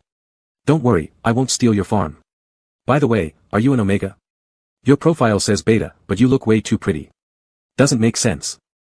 Maybe you changed it to avoid harassment. Fair enough, there are plenty of creeps in this game who only target Omegas. Be careful identifying those trash people. At that moment, several messages popped up in the team chat. Jungler, are you FING insane? I'm losing my mind here ******. Topper, gross. This dude's voice sounds like a greasy middle-aged man. Bottom, hilarious. Harassing someone non-stop and telling them to watch out for scumbags. Lin Xiangqi was utterly speechless. He muted the voice chat immediately. If it weren't for not wanting to ruin it for the rest of his decent teammates, he'd have quit the game right then. When they were pushing the second turret, Lu Tsong walked out carrying the late-night snack. Lin Xiangqi quickly raised his phone with both hands toward Lu Tsong, making a trade. Help me finish this, I'll eat first. Alright. Lu Tsong, clearly used to this, placed the food in front of Lin Xiangqi and took the phone to continue pushing the tower. Tomorrow's sports day, can we go to school a bit later? Lin Xiangqi asked, stuffing food into his mouth. Can we sleep until 8? Lu Tsong's brow faintly furrowed at something, perhaps something on the screen, but his expression stayed calm. We need to assemble at 8. Fine. Lin Xiangqi scooped a spoonful of ginger milk curd, hesitated, then brought it to Lu Tsong's lips. Ah, open your mouth. Lu Tsong stiffened, instinctively about to say he didn't like it, but in the end, he didn't refuse, just opened his mouth and ate the bite Lin Xiangqi offered. Good? Lin Xiangqi asked. He wore that expectant look, as if he'd been the one who made the ginger milk curd himself. A faint upward curve touched Lu Tsong's lips. Lin Xiangqi beamed, then scooped up a spoonful for himself. You always just watch me eat, you never feel involved. Why don't you make a bowl for yourself sometime? Lu Tsong said nothing, eyes fixed on the phone screen, as if fully absorbed in the game. In truth, he didn't want to agree. Feeding Lin Xiangqi and watching him eat was one of his favorite things. Lin Xiangqi probably didn't even realize, when he ate, his cheeks puffed rhythmically. When he was happy, he'd suddenly hum a tune, swaying his head side to side, then glance up at Lu Tsong with bright, crinkled eyes. After finishing, he'd lick his lips and say, so good, his plump lips glistening slightly with contentment. These small, fleeting, unconscious actions were Lu Tsong's real midnight snack, enough to sustain him through the entire night. Before Lin Xiangqi finished his late-night meal, Lu Tsong completed the match. But instead of handing the phone back, he asked, who is empty stomach can't eat? The ID sounded familiar. Lin Xiangqi had to think for a moment before remembering. Oh, that support from last match. He played decently, so I added him. Didn't expect he'd turn out so weird. Lu Tsong fell silent, perhaps scrolling through some messages. Lin Xiangqi frowned. Did he say something strange again? Don't bother replying, just block him. He could just create another account and add you again. Lu Tsong's tone was odd. It wasn't expressive at all, yet Lin Xiangqi felt something was off. Normal people aren't that obsessive, Lin Xiangqi said. Once he realizes I've blocked him, he'll probably back off. What if not? Lu Tsong lifted his gaze, giving Lin Xiangqi a faint, level look. Better to eliminate the problem completely. Lin Xiangqi snorted. You're being way too serious. Eliminate how? Kill him. Lu Tsong didn't respond to the joke. Instead, right in front of Lin Xiangqi, he tapped open the private chat window. Lin Xiangqi frowned. Don't reply, this guy's like a sticky plaster. If you answer once, he'll get pushy. But then Lu Tsong hit voice message and said firmly, delete him. Lin Xiangqi blinked. Yeah, delete. I was gonna do that anyway. He pointed out gently, but your fingers on voice. Lu Tsong acted as if he hadn't heard, looking straight at Lin Xiangqi. From now on, don't randomly add strangers as friends. Why are you suddenly? Lin Xiangqi had never seen Lu Tsong so assertive. Instinctively, he wanted to resist. But quickly, he understood what Lu Tsong was doing. Since the other person doubted he had a partner, Lu Tsong was proving it beyond doubt. Lu Tsong's voice sounded harsh, more effective than 100 of Lin Xiangqi's polite refusals. Blinking rapidly, Lin Xiangqi swiftly caught on, leaned toward the phone, raised his voice, and said, then next time I want to add someone, I'll tell you first. This one, just help me delete him. Caught up in the moment, seeing that Lu Tsong hadn't ended the recording, he boldly added, thank you. Lu Tsong's hand jerked. He'd meant to say more, but instead, the message sent as is. Of course, this would definitely be enough to scare off the other player. But Lu Tsong looked stunned, as if he hadn't just successfully executed a plan. His neck nearly locked in stiffness, taking a long moment before he finally turned his gaze to Lin Xiangqi. What did you call me? Lin Xiangqi stared back, wide-eyed and innocent. Huh? Isn't that what you meant? Pretending to be his boyfriend to scare off that persistent pest. Oh. Lu Tsong slowly lowered his lashes, hiding the fluster in his eyes. His throat bobbed slightly. After a long pause, he managed, yes. You caught on quickly. Of course. Our chemistry needs no explanation. Lin Xiangqi lifted his chin proudly, then added, remember to block him. But in reality, even without blocking, the other player wouldn't dare harass Lin Xiangqi anymore. Because the moment that voice message was sent, it didn't just warn the other side, it immediately made the stranger question whose account this really was. If the guy had any shame at all, he'd already be banging his head against the wall in embarrassment. If he had no shame, that was fine too, either way, he wouldn't be able to add Lin Xiangqi's account again. In a way, it was cutting off the problem for good. Lu Tsong didn't respond. It was unclear whether he'd even heard Lin Xiangqi. He held the phone in his hand but made no move to do anything. Lin Xiangqi waved a hand in front of his eyes. What are you spacing out for? Lu Tsong asked, are there many people like this? Lin Xiangqi froze for a moment before realizing what he meant, how often people bothered him when he played alone. Most of the time, Lin Xiangqi logged on with Lu Tsong, their IDs clearly indicating they were teammates. Lin Xiangqi's was, I'll sneak base you cover, Lu Tsong's, covering now. Under those circumstances, hardly anyone ever sent them private messages. But whenever Lin Xiangqi played solo, 9 out of 10 times, someone would send a friend request. Until today, Lin Xiangqi had always thought it was because of his exceptional skills, drawing in players hoping to ride his coattails. He'd felt smug and proud about it. But now, after that empty stomach can't eat kept asking things like, is your profile picture really you, or, you're an Omega, right? He realized those past contacts probably hadn't been drawn by his gameplay at all. Lin Xiangqi pouted. Seems like there actually are such people. Though this one today was especially rude. What's the point? It's just a game, why pry into someone's privacy? Maybe I should just change my avatar. Before he could finish, Lu Tsong said, want to establish an intimate relationship? Huh. Why bring that up all of a sudden? Lin Xiangqi faltered. Aren't we already linked? The game offered several types of intimate connections, like friend, bestie, confidant, lover. Lin Xiangqi and Lu Tsong had always been set as besties. He didn't understand why Lu Tsong brought this up now. If we set our relationship to lovers, it might stop people like that from bothering you, Lu Tsong said casually, as if merely suggesting an idea. Of course, if you prefer to save the lover's title for someone else, that's fine too. At first, Lin Xiangqi thought the whole thing unnecessary, but the moment he heard Lu Tsong's last sentence, he straightened abruptly, eyes wide. Save it for who? Lu Tsong rested his elbow on the table, knuckles pressing against his chin as he looked at him. I don't know. Do you have someone in mind? What I mean is, I wasn't planning to save it for anyone, Lin Xiangqi snapped, half laughing, half annoyed. Whatever. I don't want to deal with creeps like this again. The phone's with you, just go ahead and link us already. Hurry up. Okay. Lu Tsong asked, though his fingers were already swiftly tapping open the interface. Lin Xiangqi huffed, half joking. Fine, fine. While you're at it, link all 4, friend, bestie, confidant, lover. 1 account, 4 roles. So impressive. A gentle smile touched Lu Tsong's lips. A moment later, the setup was complete. As he handed the phone back to Lin Xiangqi, he said quietly, no need for all that. Just lover is enough. Lin Xiangqi reached for the phone, and suddenly choked, coughing violently. Cough, cough. Damn it. This felt so familiar. Who was it that last time gasped and coughed like this? Before Lin Xiangqi could trace the déjà vu to its source, Lu Tsong beside him asked with genuine concern, catch a chill. I still have some cold remedy powder. Lin Xiangqi. So this was what it felt like to get hit by your own boomerang. Chapter 27. Lin Xiangqi thought he couldn't sleep because he was craving a snack, but even after having a late-night meal at Lu Tsong's place and returning home, he still lay awake until midnight. He wasn't sure if it was due to mental excitement or just his imagination, but throughout the night, he kept feeling warmth emanating from his gland. He'd even gotten up once in the middle of the night, pointed the thermometer gun at himself, beep, and saw that his temperature was normal before crawling back under the covers. He finally drifted off somewhere past 3 in the morning, but even then, his sleep was restless and fragmented. In his dreams, all kinds of chaotic scenes flashed by. At one point, he dreamed of meeting Lu Tsong for the first time as a child, finding the tiny Lu Tsong utterly unlovable, sullen-faced, harsh, an absolute nuisance. Yet somehow, over time, they began spending more and more time together, eventually becoming best friends. Then the dream shifted, showing him those unsettling futures from the original storyline, Shen Xiaolan's cold mockery ahead, Lu Tsong's sudden disappearance behind.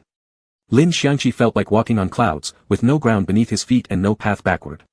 He swayed, helpless, unsupported, and ultimately fell, crashing down to a gruesome end. In the final moments of the dream, a math problem appeared.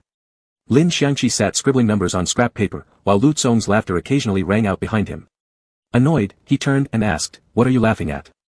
Lu Tsong didn't answer, he simply wrapped his arms around Lin Xiangqi's waist and gently rubbed his lips against the nape of his neck. Afterward, Lin Xiangqi solved the same problem over and over again.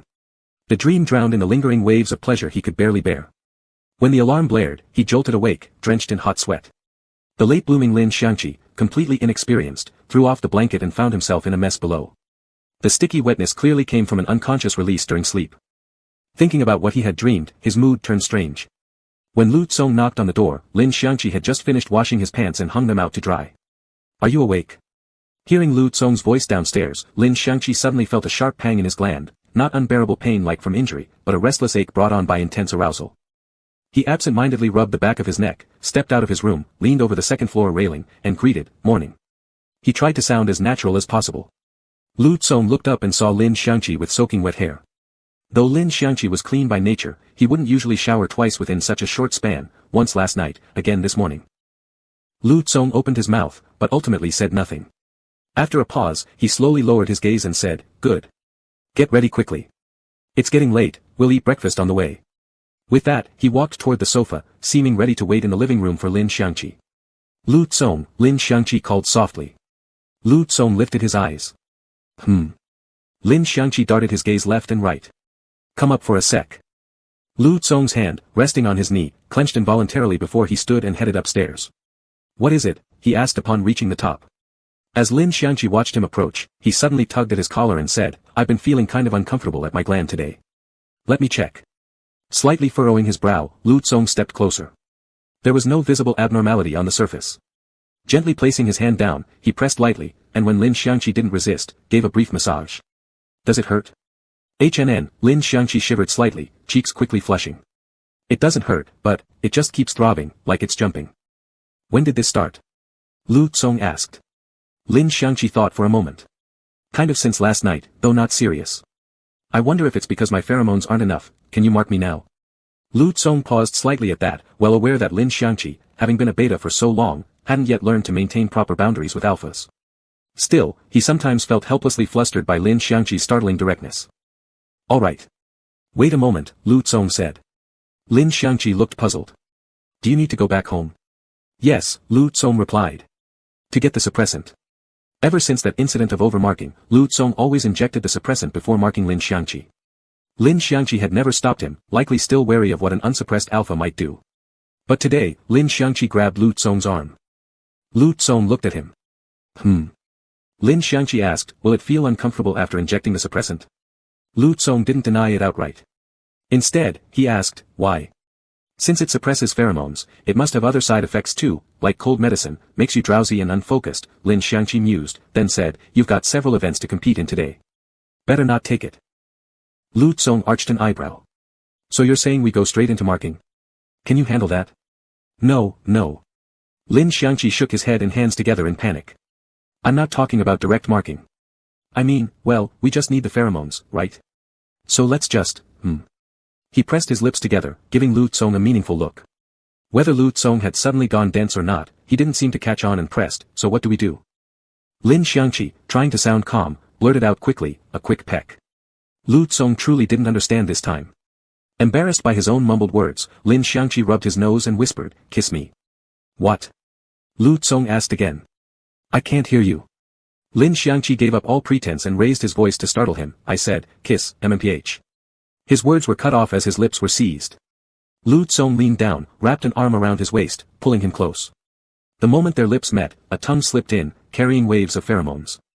The kiss was deep, long, intoxicating. Several minutes later, Lin Xiangqi was finally saturated with pheromones. His gland calmed at once, and he felt so good he nearly melted into Lu Tsong's arms. Lu Tsong slowly pulled back, his tongue lingering to brush over Lin Xiangqi's slightly swollen lips. Was that what you meant? Lin Xiangqi. You kiss me first and then ask. Kiss me and still ask. He shot Lu Tsong a lazy glare. Lu Tsong wiped away the dampness on his lips with his thumb. Dry your hair before leaving. I won't, Lin Xiangqi declared defiantly. I don't have the energy. Lu Tsong didn't respond. Instead, with a slight pull, he guided Lin Xiangqi into the bedroom and effortlessly retrieved his hairdryer from its usual spot, clearly intending to dry the hair himself. Lin Xiangqi didn't resist. He seemed to grow more comfortable sitting on Lu Tsong's lap each time. He slumped onto Lu Tsong's broad shoulders and murmured lazily, then you do it. I'll close my eyes for a bit. Lu Tsong hummed in response, turned on the dryer, and began massaging his damp hair. The warm air lulled Lin Xiangqi into drowsiness, the noise of the dryer like a lullaby. But his nap was uneasy, something about his posture felt off. Today, sitting on Lu Tsong felt oddly uncomfortable. He squirmed left, then shifted right. Suddenly, the dryer shut off. Lin Xiangqi blinked, dazed. Done already? He wriggled his hips, trying to get up. Lu Tsong suddenly let out a low groan, then firmly pinned Lin Xiangqi in place, voice rough. Don't move. But. Lin Xiangqi stopped mid-sentence, his face freezing as he looked down, his mind finally registering what had been pressing against him all along. It wasn't the posture. It was Lu Tsong. It's okay. Probably because I released too many pheromones. Lu Tsong had never lost composure like this in front of Lin Xiangqi, he'd always carefully hidden such reactions. Fearing Lin Xiangqi might be frightened, he defaulted to blaming the pheromones. But Lin Xiangqi remained surprisingly calm, even turning concern toward Lu Kang. Are you okay? I'm fine, Lu Tsong said, his hand resting almost casually on Lin Xiangqi's waist. Just need a moment. Lin Xiangqi frowned deeply. He put himself in the other's shoes, empathized, and realized if it were him in this state, waiting a moment wouldn't cut it. Guided by principles of friendship, reciprocity, and gratitude, Lin Xiangqi bravely patted Lu Tsong's shoulder. Want me to help? Lu Tsong slowly turned his neck to look at him. What? You helped me yesterday, Lin Xiangqi said with unexpected openness. Now it's my turn. Lu Tsong's pupils were shadowed by trembling lashes, concealing a flicker of shock. After several breaths, he finally replied, no. We don't have time.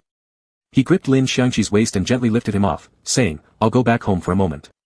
And without waiting for further questions, he strode out quickly.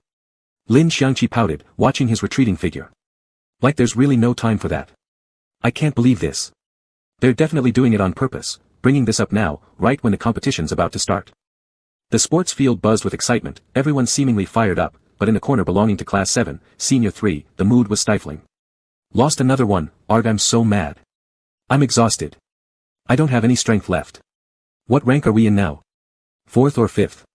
It's fine, it doesn't matter yet. The class monitor hasn't competed yet. He's definitely winning first in his individual event. Once that happens, we'll shoot straight into the top 3. But our team events have already lost 2 rounds. If we lose one more, even if the monitor wins everything, we're still stuck at 4th. Damn it. At the beginning of the sports meet, everyone had been goofing around, not really caring about rankings. But as the competition heated up and the standings between classes grew tighter, each clinging fiercely to their positions, everyone's competitive spirit flared to life. Especially Lin Xiangqi's. A teacher who'd once coached him had said this about Lin Xiangqi: he was the most easily provoked person in the world. He'd originally planned to take it easy today, since his gland had been faintly bothering him, he wouldn't push himself too hard during the races. But no one expected that during the team events, several classes would suddenly join forces and file a formal protest. Since Lu Tsong from Class 7 was an elite alpha, having him compete on equal terms with others under the same headcount constituted dimensional suppression. They demanded Lu Tsong be removed from the competition to ensure fairness. Although the request came out of nowhere and was shockingly abrupt, their argument held weight. And given Lu Tsong's physical abilities far surpassed those of average students, after discussion between teacher Qin Xiao and instructors from other classes, they reached a compromise. Lu Tsong could remain in individual events, but had to be replaced by another student in all team events. Class 7 hadn't anticipated just how devastating their losses would be after losing their star player. It could only be blamed on their own over-reliance on the class monitor. They'd always assumed, as long as the monitor competes, everything will be fine, and thus hadn't taken training seriously. Lin Xiangqi watched helplessly as their class ranking sank lower and lower, growing increasingly anxious. Someone nearby murmured, Hey Qizi, isn't your 400-meter race next? Others immediately turned their heads. What? Qizi is running 400 meters. I thought it was the monitor. We're doomed. The other competitors are all athletic recruits. Can we switch people last minute?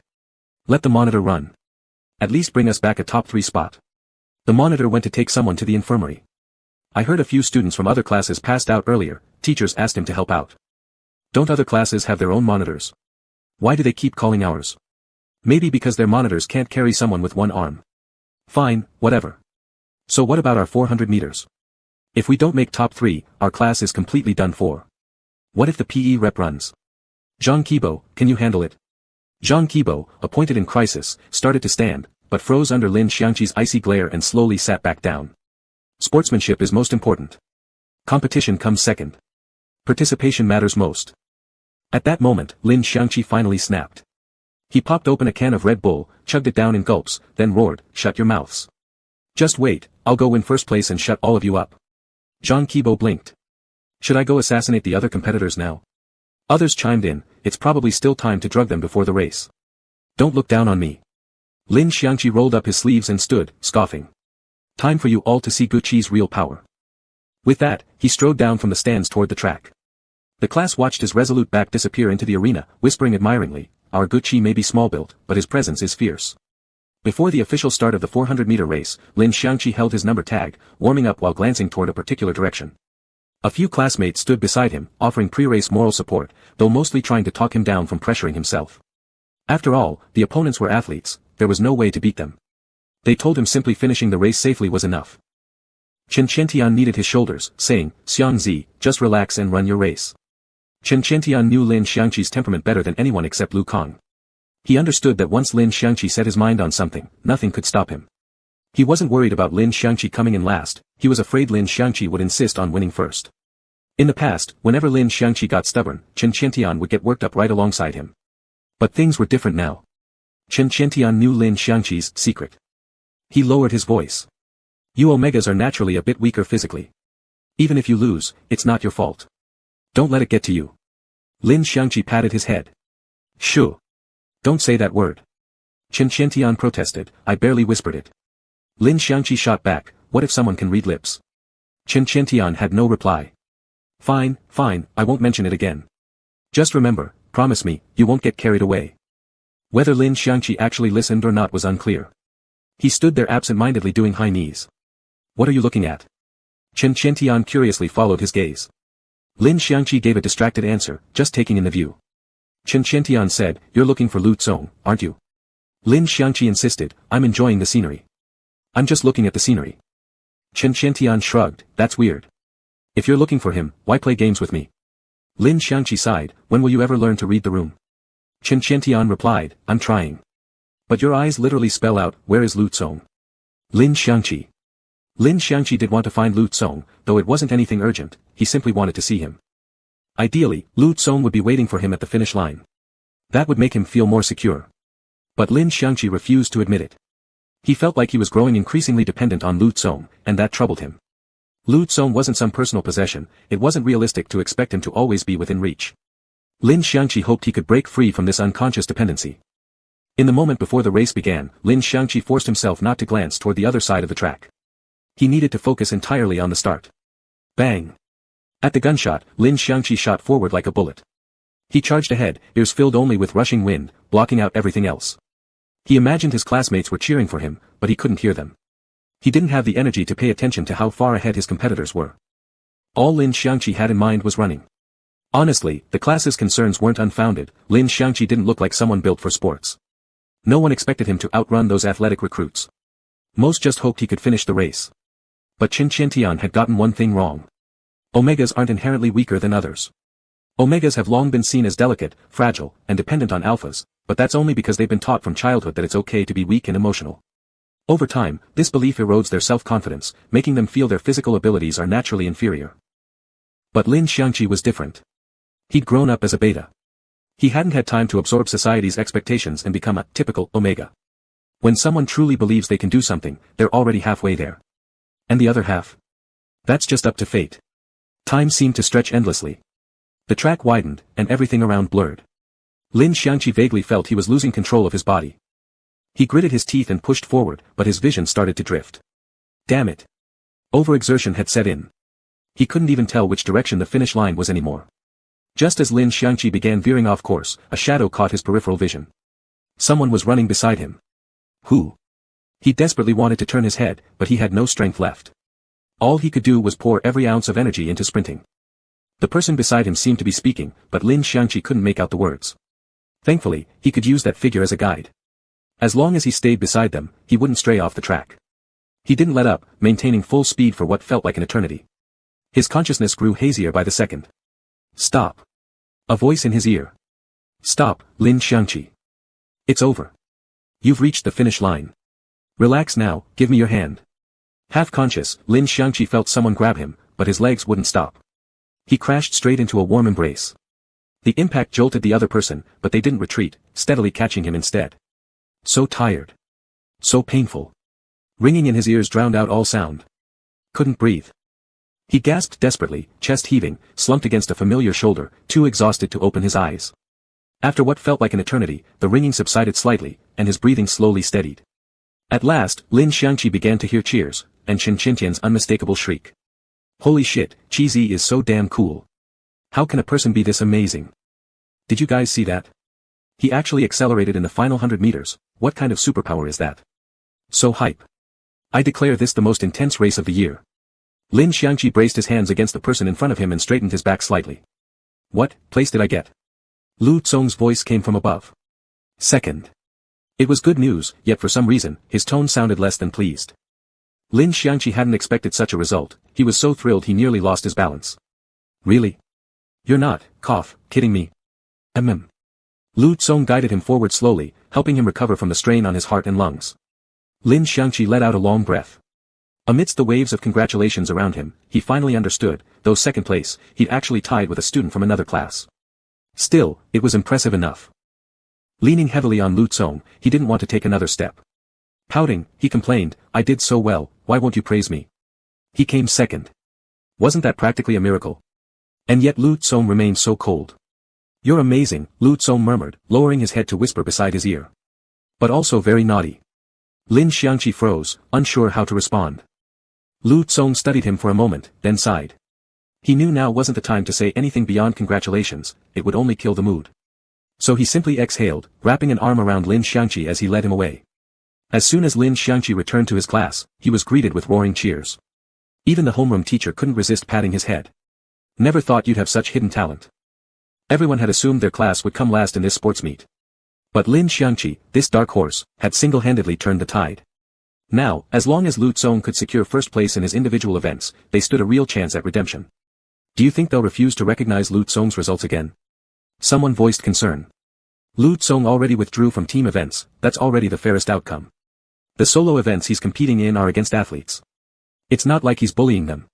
If they still challenge it, Qin Xiao, rarely showing his tyrannical side, said grimly, I'll cause a scene right on the main platform. Lin Xiangqi had worked hard to give their class a chance, and naturally cared deeply about the final outcome. He quickly chimed in, me too, I'll cry on stage. Soon others joined. I'll bring a banner. I'll grab the microphone. I'll run around the field randomly bumping into everyone, one by one, none of you will be spared. Lu Tsong rubbed his temple wearily. There's no need to worry. I've already spoken clearly with the referees. I'll be giving up some points. Lin Xiangqi shot upright immediately. Why? Why would you give up your points? Even Qin Xiao looked surprised. They approached you privately. As the homeroom teacher, he hadn't even known about this. Lu Tsong replied calmly, this is to prevent them from using fairness as an excuse again. If he voluntarily conceded points and still ended up far ahead, others wouldn't have the nerve to keep pushing the issue. But that's unfair to you, someone objected. Are you going to give up points in the 1500 meters too? How much are you planning to give, what, 30 seconds? Just hand them the victory already. Qin Xiao frowned. I can accept point concessions, but 30 seconds is too much. 5 seconds is enough. There are 2 athlete students who are alphas too, how big could the gap possibly be? No, I'm going to talk to them. Lu Tsong said, no need. That time was my own suggestion. Everyone fell silent. Only Lin Xiangqi still couldn't accept it. Isn't giving up 30 seconds a bit excessive? Are you confident you can still win? Lu Tsong said, it's fine. Lin Xiangqi pressed, what do you mean, it's fine? Don't hand over the championship just because you're being kind. Lu Tsong glanced at him. I won't waste the opportunity you fought for. Precisely because of that, he had to concede points. Otherwise, someone would inevitably find reasons to argue at the end. Their school had no omegas, very few alphas, and only 2 top-tier genetically enhanced students. Shen Xiaolan, with his princeling temperament, didn't care about winning or losing in these competitions, he hadn't even shown up today. So the only elite alpha participating was Lu Tsong. As the sole high-rank alpha, under these circumstances, anyone could accuse him of leveraging his superior genetics. That was exactly why the concession needed to be as extreme as possible, to make everyone think, no way, they're letting that much time go. They're definitely losing, ideally, every single person except Lu Tsong himself should feel that Lu Tsong was being unfairly disadvantaged. Only this way could he silence the endless rumors and complaints. Seeing Lu Tsong's composed and calm demeanor, Qin Xiao didn't press further. He simply reminded Lu Tsong not to be overconfident, if winning by 30 seconds proved impossible, it was alright. To everyone in Class 7, he was already number 1. Lu Tsong merely smiled without responding. I remember last time at the sports meet you ran a 4-minute 30, but the second-place runner was only 2 or 3 seconds behind you. The gap wasn't big. Lin Xiangqi leaned in close, speaking softly so only Lu Tsong could hear. But now you're willingly giving up 30 seconds, that means you weren't even trying your best before. Tell me honestly, what's your real capability? Can you break 4 minutes? The world record was just over 3 minutes, Lin Xiangqi didn't dare imagine anything too extreme. Lu Tsong curled his lips slightly. Never tried. He'd never pushed himself to the limit. Because until now, there had never been anyone worth going all out against. But Lin Xiangqi apparently misunderstood, thinking, never tried, meant he'd never broken the 4-minute mark. He grabbed Lu Tsong's hand anxiously and said, then maybe I should run for you instead, losing wouldn't be embarrassing for me. Lu Tsong. Look at that. What Omega dares look down on their own alpha? Lu Tsong expressionlessly pinched his cheek and said, just wait quietly. Soon, Lu Tsong was called away to prepare for the 1,500-meter race. Lin Xiangqi sat restlessly in his seat. If he hadn't already used up all his energy, he would have rushed down to warm up with Lu Tsong long ago. Unable to control his anxiety, he turned to chat with someone nearby. Do you think Lu Tsong can win? Lin Xiangqi asked Qin Qiutian. Chen Qiutian hummed distractedly, fingers busy on his phone screen. Lin Xiangqi tilted sideways, and shouted, "Hey!" Chen Qiutian jumped. "What? What is it?" "Lin Xiangqi, you were secretly taking photos of me and Lu Cong." On Chen Qiutian's phone screen was clearly a photo of him and Lu Cong, specifically, a candid shot of Lu Cong pinching his cheek moments ago. Chen Qiutian grinned sheepishly. "Can shipping count as spying?" "But you still can't." Lin Xiangqi began scolding him for snapping pictures without permission, but upon closer inspection realized the photo actually looked quite good, so he switched tactics. "Just don't over-smooth it. Keep some natural texture." "Chen Qiutian, I didn't retouch it at all, just added a filter." "Lin Xiangqi, don't add filters either. Send it to me as is." Chen Qiutian, "Wait, are you into this too?" Lin Xiangqi replied, "I just think this photo came out pretty well." Chen Qiutian humbly asked, "How so? Where's it good?" Lin Xiangqi stared back and forth, struggling to articulate, "Not sure. Just, decent overall. Let me analyze it for you." Chen Qiutian zoomed in on Lu Cong's profile in the photo and gestured to show Lin Xiangqi. "See? The key is in the eyes." Lin Xiangqi nodded. "Yeah, his eyes are really nice. And his nose bridge is sharp too." Chen Qiutian, dot. "Lin Xiangqi, why are you rolling your eyes at me?" Chen Qiutian, "Stop looking at his facial features. Look at his expression." Lin Xiangqi, "What about it?" Chen Qiutian, "His eyes are filled with nothing but you, no room for anything else." Lin Xiangqi. When nervous, people tend to fidget. Suddenly, Lin Xiangqi started adjusting his hair and casually said, "Obviously, he's talking to me. Of course he's looking at me. My eyes are full of him too." Chen Qiutian shrugged. "But even when you're not talking, he still looks like that." Lin Xiangqi pretended not to hear, staring toward the track. "It's about to start. Hurry up, let's get ready to cheer for Lu Cong." "Oh." Chen Qiutian saved the photo, put his phone away, and followed Lin Xiangqi's gaze to the starting line. But he casually added, "Are you feeling hot? Your face is really red." Lin Xiangqi touched his cheek. "Maybe. I'm still exhausted from the 400 meters earlier." "Yeah, makes sense, you were amazing. Ran so fast we thought you'd take off flying." Seizing the chance, Chen Qiutian slipped in a compliment.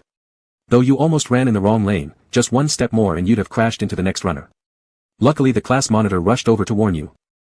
"Warn?" Lin Xiangqi froze. He hadn't heard a single voice during the race. Wait, so that figure lingering in his peripheral vision wasn't just his imagination after all. It was Lu Cong running beside him. Surprising? Actually, not really. Lu Cong was always like this, reaching out to catch Lin Xiangqi just when he felt helpless and defeated. Sometimes, Lin Xiangqi couldn't even tell whether Lu Cong had appeared by coincidence or had been waiting in silence all along. As long as Lin Xiangqi needed him, he was there. Lin Xiangqi's heart leapt violently the moment the starting gun fired for the 1,500-meter race. This race, Lu Cong won without any doubt. His actual time was crucial because 30 seconds would be added to his result afterward. Yet not a single person who watched the entire race cared about that 30-second gap anymore. Because Lu Cong had lapped the field, by 2 full laps. Even if they added another full minute to his time, he would still be the undisputed first place. Students and teachers across the school rose to their feet, clapping spontaneously. Still, the students who lost didn't feel regret, because this was no longer a result a normal person could achieve. They could comfort themselves with the thought, an exceptionally superior alpha is simply not ordinary. In that exhilarating moment, Lu Cong instinctively turned his gaze toward Lin Xiangqi in the stands. For him, rankings didn't matter. He hadn't given his all to prove anything to anyone. Lu Cong simply wanted Lin Xiangqi to be happy, to let him know that he had seized the chance of a lifetime, the reverse victory Lin Xiangqi had almost lost his soul fighting for. In the stands, Lin Xiangqi jumped up and down on his seat like the rest of his classmates, waving fiercely at Lu Cong. Lu Cong couldn't help but lift the corners of his lips, feeling that this run, poured from his very limit, had finally meant something. But the moment he removed his race number, a sudden movement caught his peripheral vision, a figure full of joy collapsing to the ground. Chaos erupted instantly among Class 7 of Senior 3. Without even thinking about why Lin Xiangqi had fainted, Lu Cong's legs had already carried him forward, faster than he'd run in the race, like a storm sweeping across the field, up the steps, through the crowd, cradling Lin Xiangqi into his arms. At the instant of physical contact, a sharp, throbbing ache shot through the back of Lu Cong's neck. He caught the sweet, creamy coconut scent of Lin Xiangqi's pheromones. But it wasn't the faint, subtle trace from before, it was now bursting forth violently, surging uncontrollably.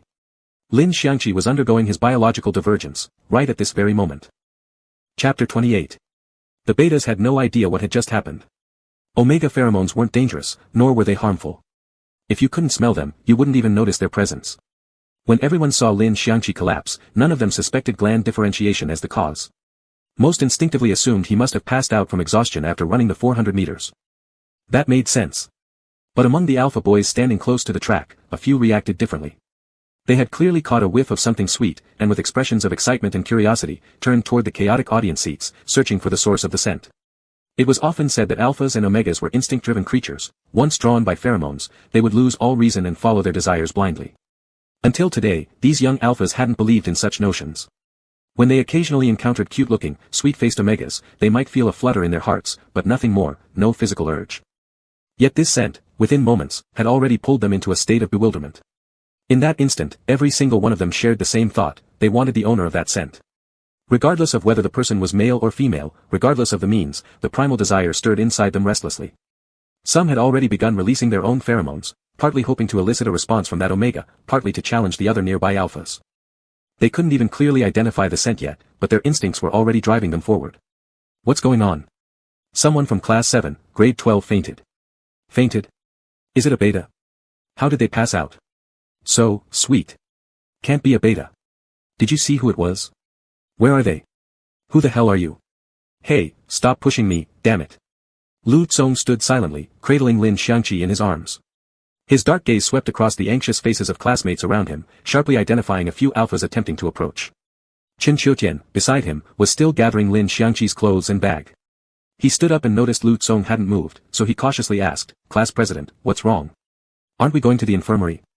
Lu Tsong remained silent for a moment. Without explanation, he didn't immediately leave with Lin Xiangqi.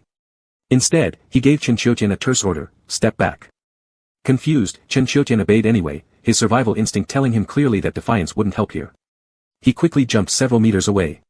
And in an instant, the noisy crowd fell eerily silent, as if someone had pressed a mute button. Everyone instinctively clapped their hands over their noses. The few alphas who'd been moving closer stopped dead in their tracks. The dazed fascination on their faces vanished instantly, replaced by sudden alarm. The hell? Feels like fire. Cough, cough, cough. No, this is pheromone leakage from an alpha. What the F***ck kind of savage scent is this? Ugh, my head, it hurts. Back off. Back. The faint, sweet coconut milk aroma they'd been chasing was completely overwhelmed by this sudden, violent wave of smoke and burning heat. In the chaos, no one could remember sweetness or omegas anymore. Their brains, triggered by danger, switched automatically into self-defense mode, selectively erasing their original intentions, leaving only wariness, resistance, and fear. Lu Tsong's pheromones were brutal in nature. Even a small inhalation felt like molten ash being poured into their eyes, ears, mouths, and nostrils. Everyone struggled to keep their eyes open, couldn't speak, found breathing nearly impossible. Betas fared slightly better, they couldn't perceive the exact scent, but their bodies still felt severely uncomfortable, prompting them to instinctively retreat from the source. As for those alphas, they scrambled backward without dignity, crawling and stumbling to get away. Still, even at top speed, they couldn't escape unscathed from the impact of such high-level genetic suppression. For both alphas and betas alike, it was terrifying. Only when everyone's attention had shifted entirely to some alphas leaking pheromones did Lu Tsong finally step forward and walk away. Soon, everyone realized the pheromones had come from Lu Tsong. Thus, within minutes, Lu Tsong, who had just moments ago been celebrated and cheered for winning the race, became, in the blink of an eye, a figure everyone feared and avoided. Countless eyes filled with shock, suspicion, fear, and rejection stared at him from afar. But Lu Tsong didn't care. His goal had already been achieved. Now, no one was chasing the fleeting omega scent from earlier, because the vast sports field was almost entirely shrouded under the shadow of this alpha's pheromones. Several teachers who had rushed over, along with Qin Xiao, blocked Lu Tsong's path. They had originally come because they heard Lin Xiangqi had fainted. But upon arrival, they realized Lin Xiangqi was no longer the center of attention. Compared to a student fainting, the teachers were now far more afraid that Lu Tsong might take Lin Xiangqi away in this state, and cause a fatal incident. Lu Tsong, put Lin Xiangqi down first. Can you hear me? Qin Xiao was also a beta, but as a middle-aged one, his glandular degeneration was more complete than that of the students. As such, he was much less affected by pheromones and relatively less afraid of Lu Tsong's presence. But not completely unaffected. Lu Tsong's pheromones were simply too dense, too powerful, an invisible pressure in the air that no one could ignore. The stronger it became, the more dangerous Qin Xiao felt it was. He had never seen Lu Tsong release so many pheromones at school before. The last time something similar happened, it was provoked by Shen Xiaolan, which was understandable. Besides, Lu Tsong had remained restrained, reining it in almost instantly once he noticed the discomfort on his classmates' faces. But today, Lu Tsong had done this deliberately, it wasn't like him at all. And when spoken to, he gave no response. Qin Xiao thought he had lost control. Lu Tsong, calm down. Stop releasing your pheromones, or else. Qin Xiao hesitated, unable to finish out of reluctance. Zhou, the school nurse, wearing professional pheromone protection gear, stepped forward and warned, "Student, if you still have any rationality left, give us some sign. Otherwise, we'll consider this an unconscious pheromone outbreak, and in that case, we will forcibly subdue you." In her hand, she held alpha-specific inhibitors and sedatives. Her meaning was clear: if Lu Tsong didn't suppress his pheromones soon, she would inject him by force. But neither she nor anyone else knew, these inhibitors had absolutely no effect on Lu Tsong. Perhaps they believed that forcibly injecting a young alpha was already an extreme and cruel measure. They assumed that as long as Lu Tsong still possessed some rationality, he would stop. Little did they know, Lu Tsong didn't care at all. He had no intention of responding. He let them misunderstand. His pheromones continued to overflow, enveloping the Omega in his arms, carefully concealing Lin Xiangqi's scent within their folds. And so, expressionless, Lu Tsong kept walking forward. The teachers exchanged uneasy glances. Did anyone call the police? No, we can't wait. We need to stop him. Student safety comes first. We tried. We can't get close. Teacher Li took just 2 steps forward and is now collapsed on the ground, unable to get up. Alright, Qin, you call Lu Tsong's parents immediately. Find out what's going on with this kid. Why would he release so many pheromones for no reason? See if the parents know how to handle this. Meanwhile, Teacher Zhou, do whatever you can to get close and administer the inhibitor injection.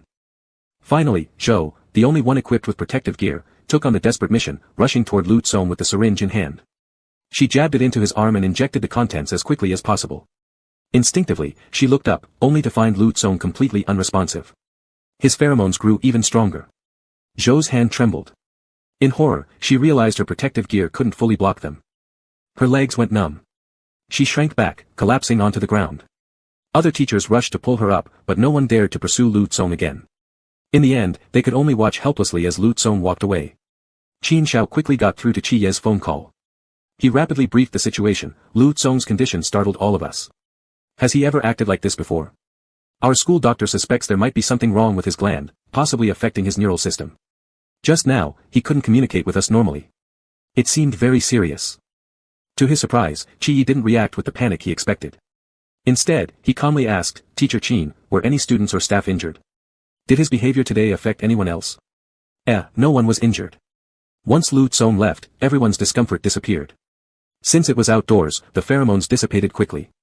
After a few minutes of rest, the sports meet resumed as usual. Right now, the only real concern is that he took Lin Xiangqi with him. Qin Xiao rarely contacted Lu Tsong's parents, so he had no idea whether Qi Yi was strict or gentle as a mother. Worried that she might blame Lu Tsong excessively afterward, he added an explanation: "Actually, we all believe Lu Tsong definitely didn't mean any harm. He's normally such a steady and responsible young man. The fact that he acted this way today is most likely due to some gland issue, something that's affecting his control over pheromones. Betas have very low tolerance for alpha pheromones, and Lin Xiangqi was already unwell before being taken away, he even fainted. We're afraid something serious might happen, so we've arranged for 3 teachers, myself included, to go check on him at home. I'm not quite sure what kind of work you do, but I know you and Lu Tsong's father seem to be away from the city most of the time. Still, under these circumstances, I'd strongly recommend that at least one parent come back as soon as possible." There was a brief silence on Qi Ye's end before she replied, "Mr. Qin, actually, you don't need to worry too much. Lu Tsong." She had intended to say that if Lu Tsong's pheromones were truly out of control, simply releasing them would inevitably hurt someone. But since no one at the scene had been genuinely injured, it meant Lu Tsong had kept his actions within bounds. Yet she chose not to voice it. Although Qi Yi couldn't claim to fully understand her son, she knew certain things about him. Lu Tsong always had his own reasons for doing anything. He'd been responsible since childhood and would never act recklessly.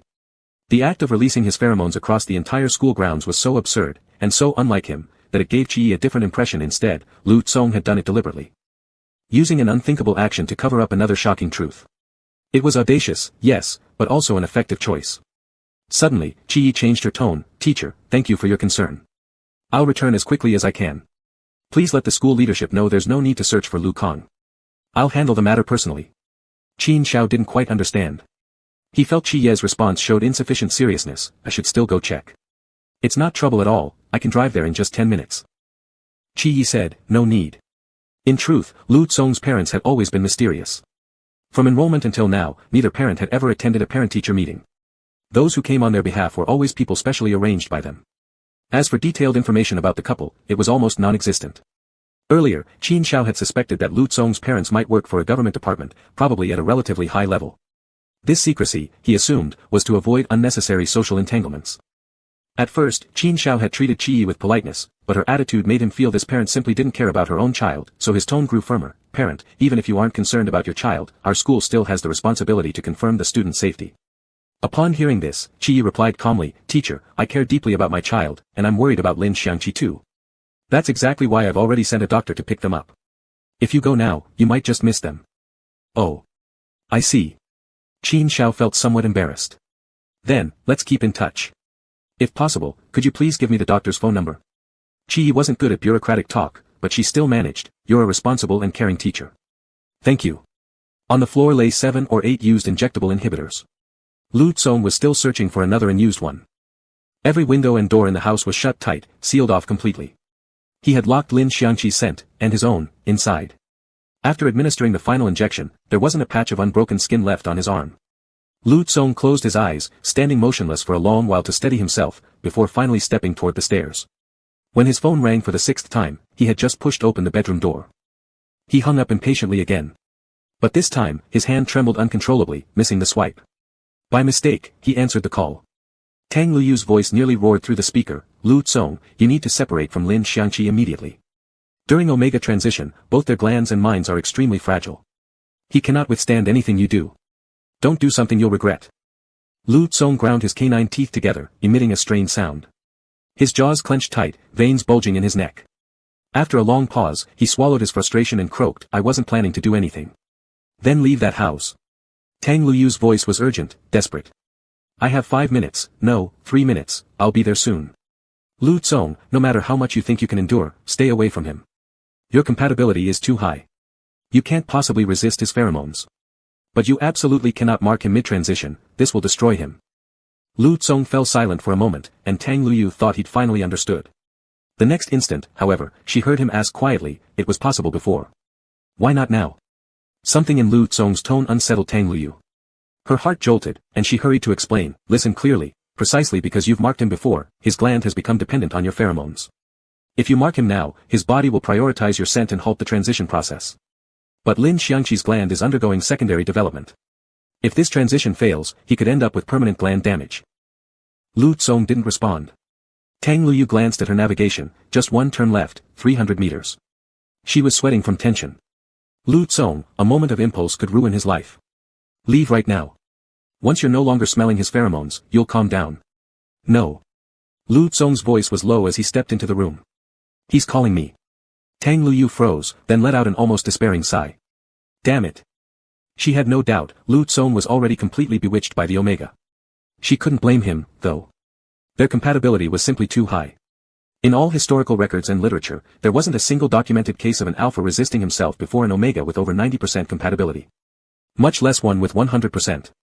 The fact that Lu Tsong hadn't marked Lin Xiangqi at school was already a miracle, one born from years of habitual restraint.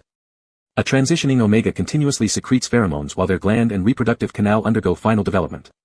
Typically, the process takes 3 to 5 days. If marked mid-transition, an Omega's development suffers irreversible consequences.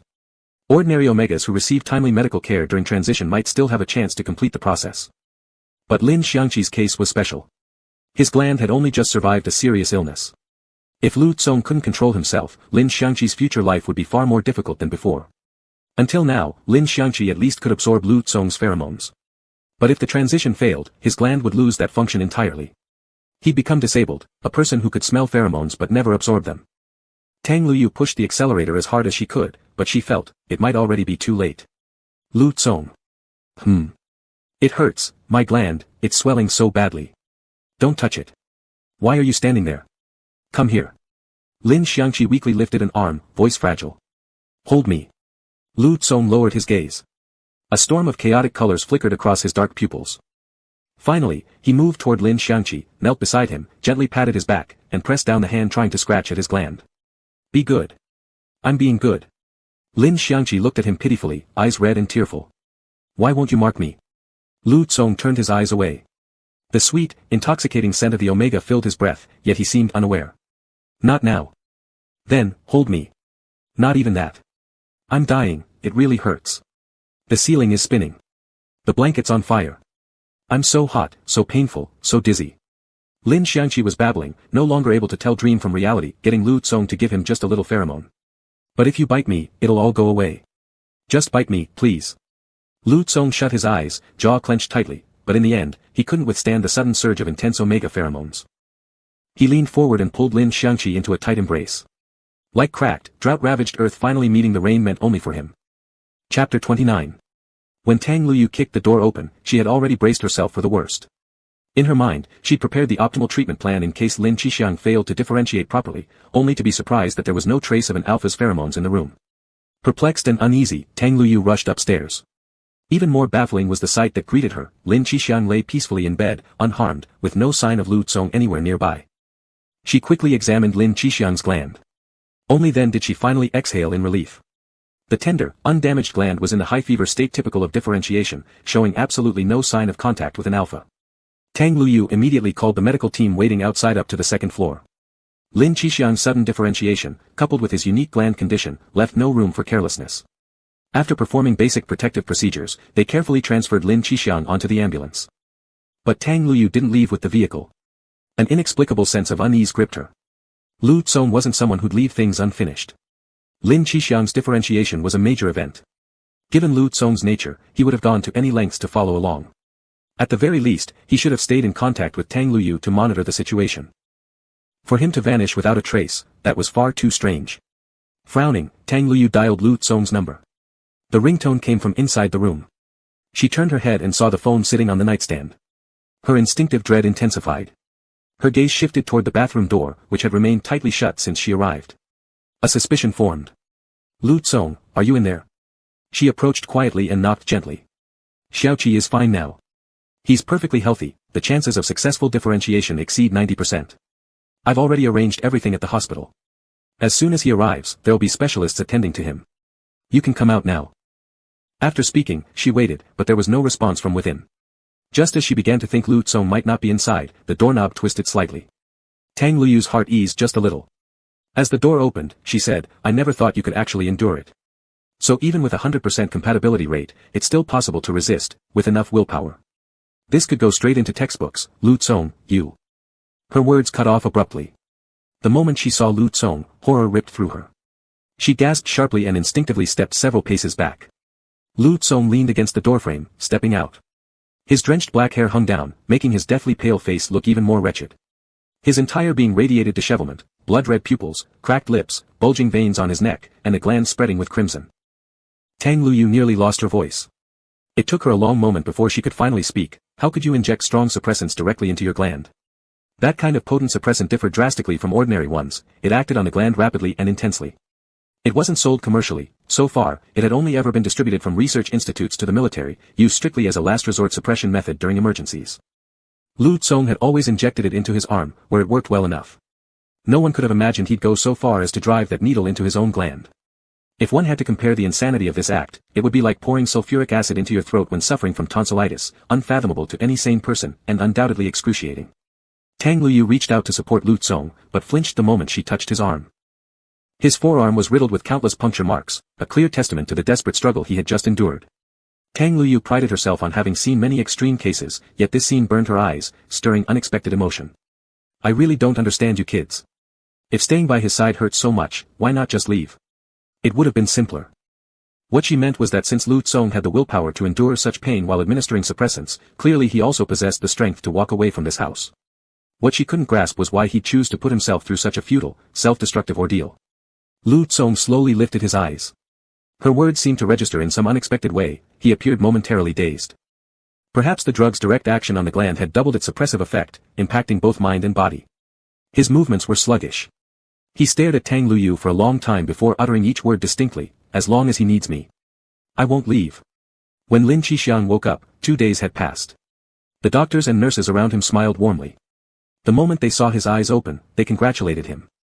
Though his differentiation period hadn't fully ended, his gland would continue secreting pheromones uncontrollably over the next several dozen hours. Medically speaking, he had successfully differentiated. Congratulations. Your differentiation went very smoothly, your gland is in great condition, and all your vital signs are extremely healthy. After waking up for the first time during the differentiation phase, it's best to sit up and rest, chat a bit, or do light movement. Letting your gland secrete pheromones while you're conscious is actually beneficial for your body. I just have to say it again, congratulations. It's truly wonderful that you've successfully differentiated. Lin Xiangqi felt dazed. He had only differentiated, it wasn't like he'd undergone major surgery or given birth. Why was everyone reacting so emotionally? You know, your pheromone level is exceptionally high. You're a rare top-rank Omega. Hearing this, Lin Xiangqi finally began to grasp the situation. Ah, he understood now. It was because he had become an exceedingly rare high-grade Omega.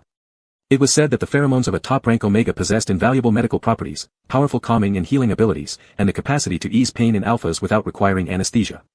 Tang Luyu herself was a top-rank Omega, once in a million, hailed universally as a genius. Fresh out of school, she was fiercely pursued by major hospitals. But back then, she had been too proud to accept any offer. Eventually, she joined the military under invitation from the Alliance, serving there for several years. Yet her personality wasn't suited for military life, so she was later invited back by the Alliance government. After several more years, at the peak of her career, she suddenly vanished from public view. It was rumored that Tang Luyu retired because she had been permanently marked, by someone who turned out to be alpha. The marking altered her pheromones, stripping them of their once sought-after, potent healing power. But regardless, Dr. Tang had lived an extraordinary life for over 30 years. Even the most powerful figures bowed before her, begging for her help. And it wasn't just her, whenever a top-rank Omega emerged anywhere across the Alliance's medical field, it was always a sensational event.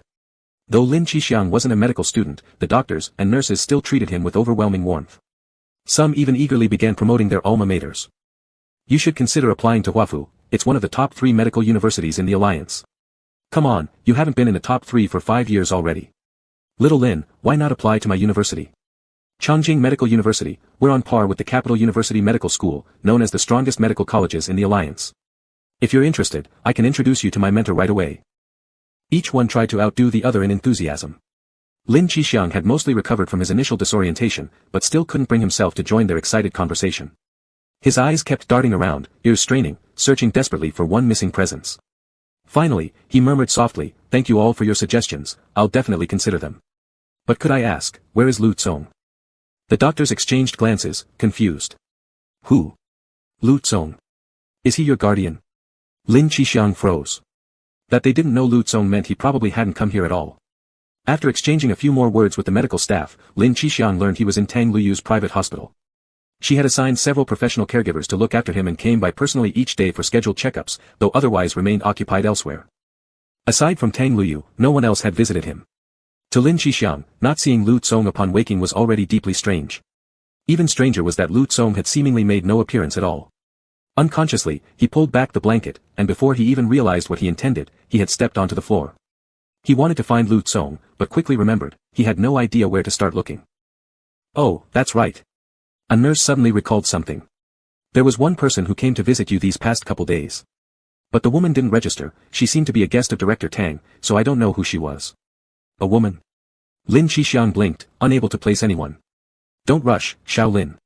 We contacted the director the moment you woke up. When she arrives, you can ask her yourself.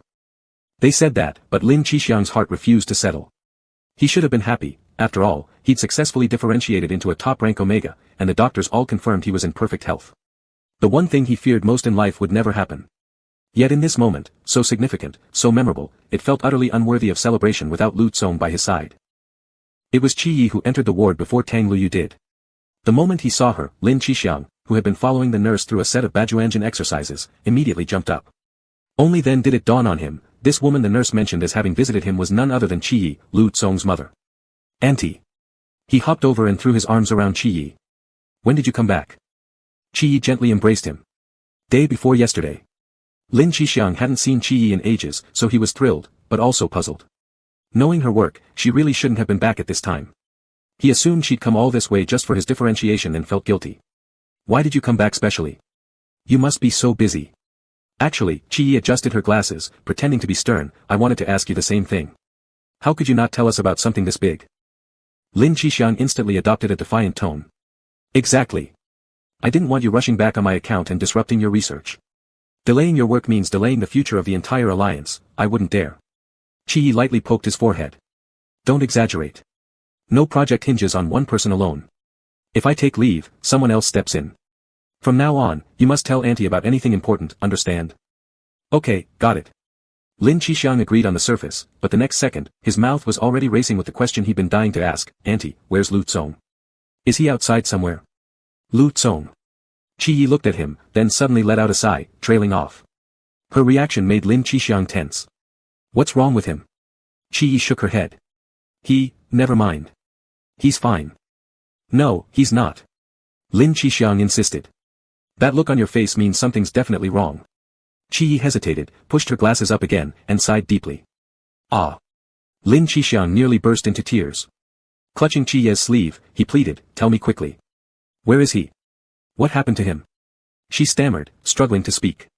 Xiaoqi, Lu Tsong might not make it much longer. She deliberately left, not make it vague. What?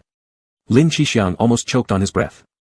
With all those memories of the original timeline still fresh in his mind, hearing such an ambiguous phrase naturally led him to imagine the worst. How could this happen so suddenly? It can't be true. Lu Tsong won't die, not now, at least. He kept saying it was impossible, yet tears instantly welled up, spilling down his cheeks in large drops, startling Qi. There, don't cry, Qi said softly, using her sleeve to wipe his tears. I was just teasing you. Lu Tsong is perfectly fine. Really? He won't die. But Lin Xiangqi didn't believe her. He thought she was only comforting him. No wonder he didn't come see me. No wonder he wasn't here with me, wow. He sobbed uncontrollably, trembling. For a moment, he even questioned what the point of changing his fate had been. He had fought so hard to survive, and now Lu Tsong was going to die. How could he live the rest of his life? How could Lu Tsong die? Lu Tsong knew, he couldn't live without him. Wahik. Lin Xiangqi started crying and hiccuping at the same time. No matter how much Qi tried to explain that she really had only been joking, he couldn't stop. With a loud bang, the slightly ajar door to the ward was kicked open. Lu Tsong stood there, suddenly appearing. He wore special patient attire, a metallic collar fastened around his neck, and an alpha-specific bite inhibitor over his mouth. His usually dark, shadowy eyes were today a fierce, blood red. He immediately pulled the tearfully weak-legged Lin Xiangqi into his arms, soothing him in an incredibly gentle voice, don't cry. I'm perfectly fine. Don't be afraid.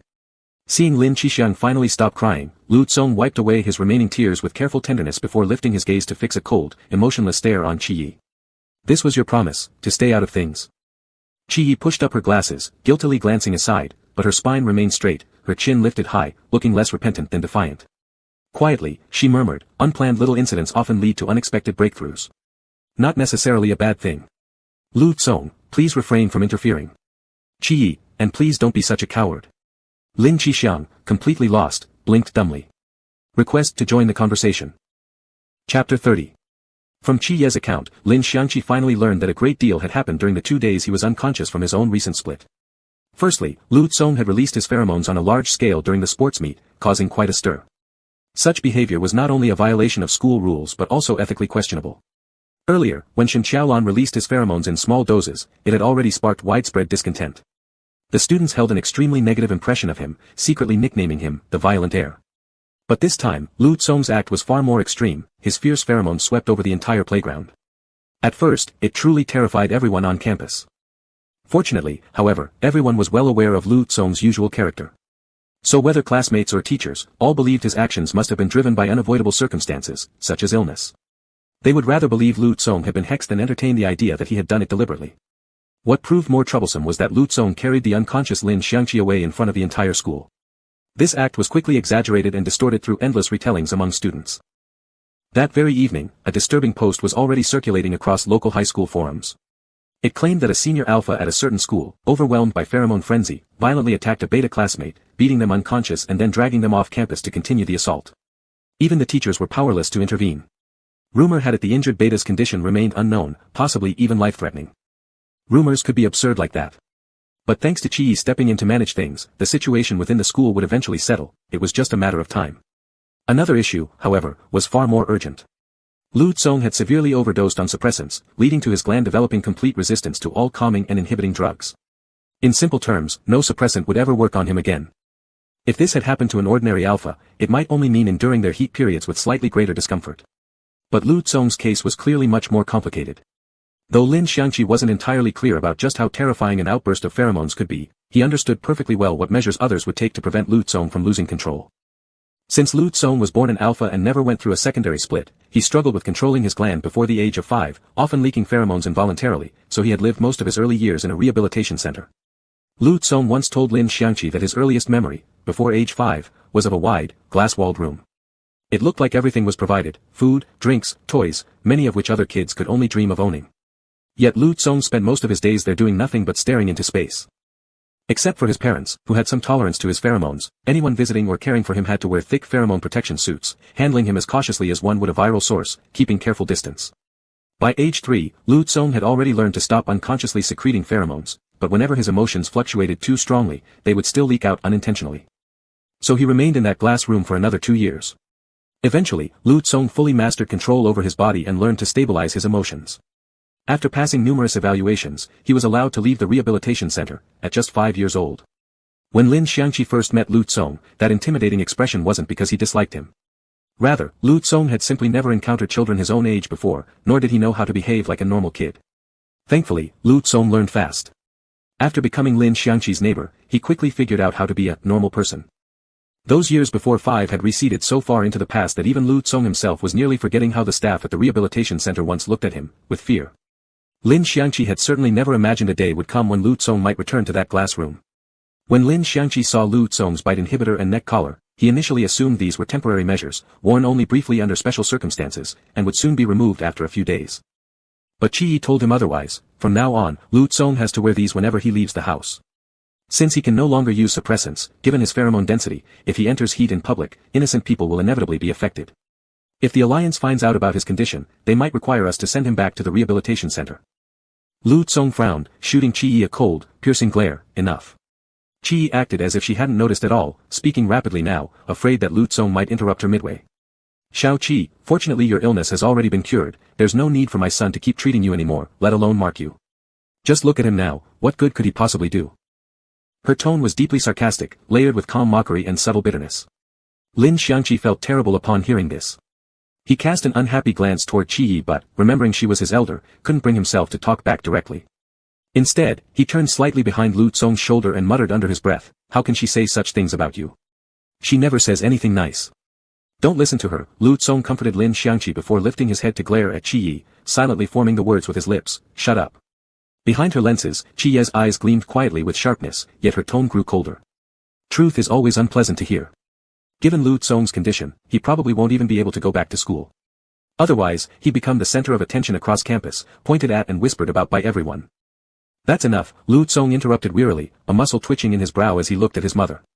Don't exaggerate. Exaggerate? Qi leaned forward. Are you willing to go to school every day wearing those things, becoming a spectacle for classmates to gawk at? Do you know how people outside describe an alpha who has to wear a bite inhibitor? They call them mad dogs. Lin Xiangqi turned to look at her with quiet resentment. Auntie Qi. Qi feigned shock. Goodness, you sound so distant. Lin Xiangqi wrinkled his small face. What you're saying is too much. Then tell me, Xiao Qi. Qi propped her chin on her hand, speaking with heavy implication. Do you want Lu Tsong to be stared at differently by others? No, Lin Xiangqi replied instantly, without hesitation. Qi smiled faintly, glancing briefly at Lu Tsong before replying. But when he goes to school looking like this, how could people not talk? Lin Xiangqi turned his face sideways, studying Lu Kang. Though reluctant to admit it, deep down, he knew Qi was right.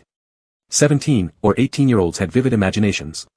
If they could spread rumors claiming Lu Tsong had beaten Lin Xiangqi unconscious, who knew what even more horrifying assumptions they'd make about his bite inhibitor and neck collar. At that moment, Lin Xiangqi felt overwhelming guilt. Lu Tsong had released pheromones deliberately in front of everyone solely to cover up the truth of Lin Xiangqi's split, he'd done it to protect him. And Lu Tsong had stayed by Lin Xiangqi's side during his own split, injecting himself repeatedly with suppressants, over 10 shots, piercing his gland with needles until finally rendering every single inhibiting drug completely ineffective on his body. Isn't there any other way? Lin Xiangqi murmured, digging his fingernails into his palms. He doesn't just randomly release pheromones normally, can't he just wear these during heat episodes? Lu Tsong sensed Lin Xiangqi's distress and gently rubbed his back. Don't worry. Dr. Tang is still looking for a compromise. There's no compromise. Only surrender. Qi stood up. A smile remained on her face, but as a highly dominant alpha, her presence carried natural authority. Ignoring Lu Tsong's pleading gaze, she fixed her eyes on Lin Xiangqi and said, Lu Tsong's heats cannot be predicted. So either we keep him chemically suppressed long-term, or we isolate him entirely. But Dr. Tang did mention one hypothesis, she continued, raising one eyebrow slightly, her gaze challenging as she looked straight at Lin Xiangqi. If a kind Omega were willing to stay by his side, monitoring him closely, releasing their pheromones the moment something went wrong, provided the compatibility was high enough, then over years of consistent pheromone soothing, his heats might gradually stabilize. She arched one half of her brow provocatively, though addressing Lin Xiangqi directly. The question is, where would we find such an omega willing to spend their whole life like that? It would be even better if someone were willing to marry him. Don't you think so, Xiaoqi? Lin Xiangqi answered firmly, there will definitely be someone willing to marry him. And besides, marriage isn't strictly necessary to help him. I'm an omega too, my pheromones can assist him as well. Before Lu Tsong could speak, Qi abruptly covered his mouth with her hand, deliberately ignoring the second half of Lin Xiangqi's sentence. Oh really? But I think my son's silent, withdrawn personality makes it hard for anyone to imagine spending their entire life with him. Who says that? Lin Xiangqi frowned, clearly displeased with Qi Ye's sharpness today. I think he's great. I'd be willing to spend my whole life with him. Lu Tsong, cough. Still covering Lu Tsong's mouth, Qi Yi pressed on. Don't say things like that just because you're close to him. Dare you actually marry him? Lin Xiangqi pouted slightly. Well, honestly, no, I wouldn't dare. That's enough. Lu Tsong's face was paler than ever. He abruptly stood up, not daring to even glance at Lin Xiangqi's expression, and said only to Qi Yi, he just finished splitting, he needs rest. You come with me. Qi Yi also felt a pang of regret, as if she'd lifted a rock only to drop it on her own son's foot. But she feared that leaving the conversation unfinished might make things awkward between the two boys in the future, so she quickly added, see? Even Xiaoqi doesn't want to marry you. It just proves you really might end up alone, son. Lu Tsong didn't even have the energy to argue with her. With his eyes lowered, he grabbed her wrist, trying to drag her out. But at that moment, Lin Xiangqi frantically waved his hands, blurting out words that nearly made both mother and son collapse. No. It's not that I wouldn't marry Lu Tsong, it's because Uncle Lu hates me, not because there's anything wrong with him. Lu Tsong froze, staring at Lin Xiangqi strangely. What? Qi Yi was stunned too. What? Lin Xiangqi had never actually imagined any romantic future with Lu Tsong, but still, he couldn't help saying, didn't Uncle Lu say before, if Lu Tsong dared to be with me, he'd beat him to death. 2 minutes later, Lu Hua, on the other end of a phone call, let out an earth-shattering roar. What? The year they finished their middle school exams, Lin Xiangqi was preparing to advance directly into the affiliated high school. Lu Tsong had originally planned the same, but Lu Hua suggested sending him to AO United School instead. This request, in fact, was understandable. As parents, they naturally hoped Lu Tsong could escape the constant anxiety caused by possible pheromone instability as soon as possible. If Lu Tsong could meet a compatible Omega at AO United, someone who matched well in both temperament and biological compatibility, the issue might be resolved at its root. But Lu Tsong refused. He insisted on staying with Lin Xiangqi and advancing together into the same high school. On that day, Lin Xiangqi was secretly overjoyed, but he dared not show it. When he was 14, Lu Tsong rejected his parents' proposal to move away, choosing to stay behind decisively. At the time, Lin Xiangqi faintly understood why, but pretended not to. At 15, overwhelmed by loneliness, Lin Xiangqi had wanted to die. Lu Tsong promised he would always stay by his side. That tiny spark of emotion stirred quietly within Lin Xiangqi, but he buried it deep inside. Back then, he hadn't dared ask, because he was too young to understand. And he feared being wrong, afraid that if he reached out, he would lose everything. Then came the year he turned 16, when Lu Tsong got into a furious argument with Lu Hua just to stay. That day, Lin Xiangqi hid quietly in a corner of the courtyard, listening to the muffled voices drifting from the neighboring house. Every word struck his heart like blows, filling him with dread. Lu Hua, even if your mother and I agreed, don't you care about your own body? What about the future, what do you plan to do then? Lu Tsong, we'll deal with the future when it comes. Lu Hua, utter nonsense. Lu Tsong, your excellent parenting has taught me well. Lu Hua, don't get smart with me. Yes, I admit I haven't paid enough attention to you all these years, that's why I said I'd try my best to accommodate your reasonable requests. But not so you can go mad. Lu Tsong, I'm not going mad. Lu Hua, if you were sane, you'd listen to me, go to AO United, and properly find an Omega worthy of you. Lu Tsong, I'm not worthy of anyone. Lu Hua, bullshit. Qi Yi, you two fight, don't drag me into it. Lu Hua smoked 3 cigarettes before speaking again. I'm asking you one last time, are you absolutely determined to stay here, all by yourself? Lu Tsong, yes. Lu Hua, then I can't stop you. But you must promise me one thing. Lu Tsong, what? Lu Hua, don't ever go too far with that Lin boy. Leave yourself a way out, and him, too. Do you understand? Lu Tsong, no, I don't. A brief silence followed. Lin Xiangqi, like a furtive thief, squeezed his head through a gap in the fence, straining to hear more clearly. Then came a sharp, crisp slap. Lin Xiangqi turned ghostly pale, jerking his head back. Terrified, he turned and ran home, but as he fled, Lu Hua's voice rose sharply, forcing itself into his ears one final time, if you dare to be with him, I'll beat you to death. Just you try it. Sometimes, misunderstandings form like that. Because of that loud slap, because of that warning, Lin Xiangqi silently buried his still unformed feelings deep inside. After that, he always subtly implied to himself, Lin Xiangqi and Lu Tsong would forever remain best friends. Greed wouldn't bring good results. It was better to stop at a point where no one got hurt, leaving an escape route for both. Lu Hua. Qi Yi gritted her teeth and flashed a honey-coated needle of a smile at the phone speaker. I seem to have forgotten, would you kindly remind me why exactly you said those words back then? Lu Hua, Major General of the Allied Forces, suddenly broke into a cold sweat. Didn't I just repeat what you told me? Qi Yi, huh? Lu Hua quickly added, the Lin kid is a beta.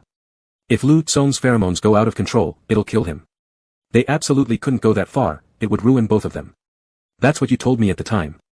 Qi Yi. Now that she thought about it, she really had said that. Yet Qi Yi still blamed Lu Hua, so she darkly warned, you better personally go explain everything clearly to Shao Qi. If I lose my future daughter-in-law, I'll make you pay with your life. The ward was silent, not a sound to be heard.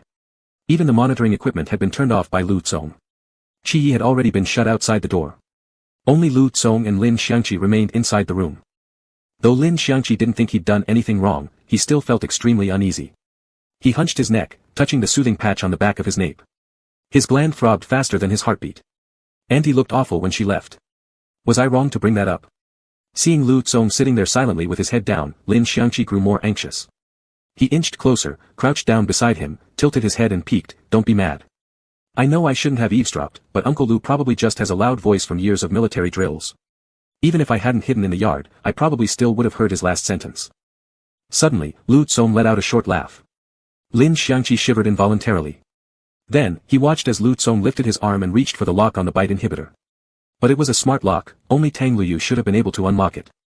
So Lin Xiangqi said, are you in pain? Should I call Dr. Tang? Before he could finish, click, Lu Tsong pried it open barehanded. Whoa! Lin Xiangqi was utterly stunned. That brute strength, truly worthy of an alpha. Lu Tsong tossed the inhibitor aside, wordlessly reached out, scooped up the crouching Lin Xiangqi, pulled him into his arms, gripped both cheeks firmly in one hand, and squeezed just hard enough to force Lin Xiangqi's lips apart. He lowered his head and bit sharply at Lin Xiangqi's jaw, harder than usual. Lin Xiangqi twitched in pain. What's wrong with you? Lin Xiangqi sensed something different about Lu Tsong, but this wasn't merely physical. It was the aura Lu Tsong exuded. As if Lu Tsong had come to collect a debt. I feel like I missed so much, Lu Tsong murmured, eyes burning with insatiable hunger as he stared deep into Lin Xiangqi's. Lin Xiangqi, missed? At that moment, Qi Ye's voice came from the doorway. The room had excellent soundproofing, even if Qi Yi shouted, her voice only carried as a muffled echo. Still, the gist could be made out, Shao Qi, your Uncle Lu has something to tell you. Open the door. Curious, Lin Xiangqi tried to turn his head, but Lu Tsong seized his skull and savagely pressed his lips against his. No pheromones, no medical purpose, suddenly, senselessly, they were kissing. Qi Yi knocked again. When there was no response, she paused, then seemed to walk away. Lin Xiangqi's scalp tingled. He felt like he was doing something forbidden. But Lu Tsong's kiss was so familiar, so intoxicating. As part of his mind screamed to stay calm, another part surrendered helplessly. Hadn't Lu Tsong's hands begun slipping beneath his clothes, Lin Xiangqi might have truly melted under the kiss. But he remembered they were in a hospital room, and there was a camera in the corner. They couldn't do anything too extreme here. Lin Xiangqi pushed weakly, knowing full well that such feeble resistance meant nothing against Lu Tsong, yet Lu Tsong withdrew as he wished. Seizing the chance, Lin Xiangqi gasped for air, are you in heat? Why did you suddenly? If I were in heat, you couldn't push me away, Lu Tsong whispered, pupils turning deeper crimson, breath hot against Lin Xiangqi's ear. Right now, don't think of anything. Just tell me, do you want to? Not for a day, or a year. But always. Always. Always stay with me. That faint, elusive flutter stirred again within Lin Xiangqi. He seemed to understand what Lu Tsong meant, yet instinctively, deliberately, he steered his thoughts elsewhere. You mean using your pheromones to calm me down? Sure, that's fine. Lin Xiangqi. Lu Tsong laughed in exasperation, grinding his molars, speaking each word with deliberate intensity. Pretending to be clueless won't work. This time, there's no way I'm letting you escape. Chapter 31. Lin Xiangqi recalled eavesdropping back then, which had caused a misunderstanding. Now Lu Tsong had personally explained everything to him. So his father hadn't said those words because he disliked Lin Xiangqi, on the contrary, he'd been afraid that Lu Tsong, young and impulsive, would make a rash decision that ruined both their lives, so he issued a warning. After hearing this, Lin Xiangqi's strongest reaction was guilt. I need to apologize to Uncle Lu, he said. For the past 2 years, whenever he called you, I was actually right beside you, but deliberately avoided greeting him. I thought he hated me, it was all a misunderstanding. I'm really sorry to him. Lu Tsong stared at him expressionlessly. Lin Xiangqi gave an awkward laugh. Now that things are clear, can you let me go? Since a moment ago, Lu Tsong had been tightly embracing him. Lin Xiangqi couldn't move at all, every slight struggle earned him a punishing kiss at the corner of his lips. Then, Lu Tsong lowered his gaze, each word colder than the last. If you hadn't heard those words back then, what would you have thought? What would you have done? Lin Xiangqi's eyelashes fluttered rapidly. Well, maybe, during holidays or festivals, I might have proactively sent Uncle Lu a blessing text message. Lin Xiangqi. Lu Tsong narrowed his eyes. Keep pretending. Lin Xiangqi shivered. I'm not. Lu Tsong stared at him for a long while, then suddenly laughed. Fine. Lin Xiangqi thought he'd finally dropped the subject, only to have Lu Tsong abruptly grab his hand and pull him toward the door. Qi Yi was probably still outside, talking with Lu Hua. Lin Xiangqi froze. No, more accurately, he thought Lu Tsong was doomed. He didn't understand what had gotten into Lu Kong suddenly kissing him in the earlier was one thing, but now dragging him in front of Qi Yi and abruptly declaring, without reason or warning, Mom, just letting you know, I will never marry anyone except Lin Xiangqi. Qi Ye's phone was still on call, speakerphone open. She and Lu Hua on the other end paused simultaneously, but quickly accepted the non-negotiable announcement. Oh, okay.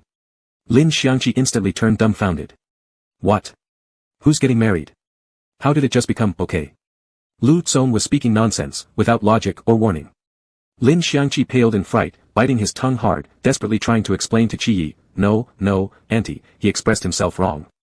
He probably, maybe, possibly, meant to say he currently has no plans to get married at all. Yes. Lu Tsong, no. Lin Xiangqi, don't talk. Lu Tsong, I want to. Lin Xiangqi stomped in panic. Did a muzzle clamp damage your brain? Why are we suddenly talking about marriage? Lu Tsong raised an eyebrow. I never said I wanted to marry you. Huh?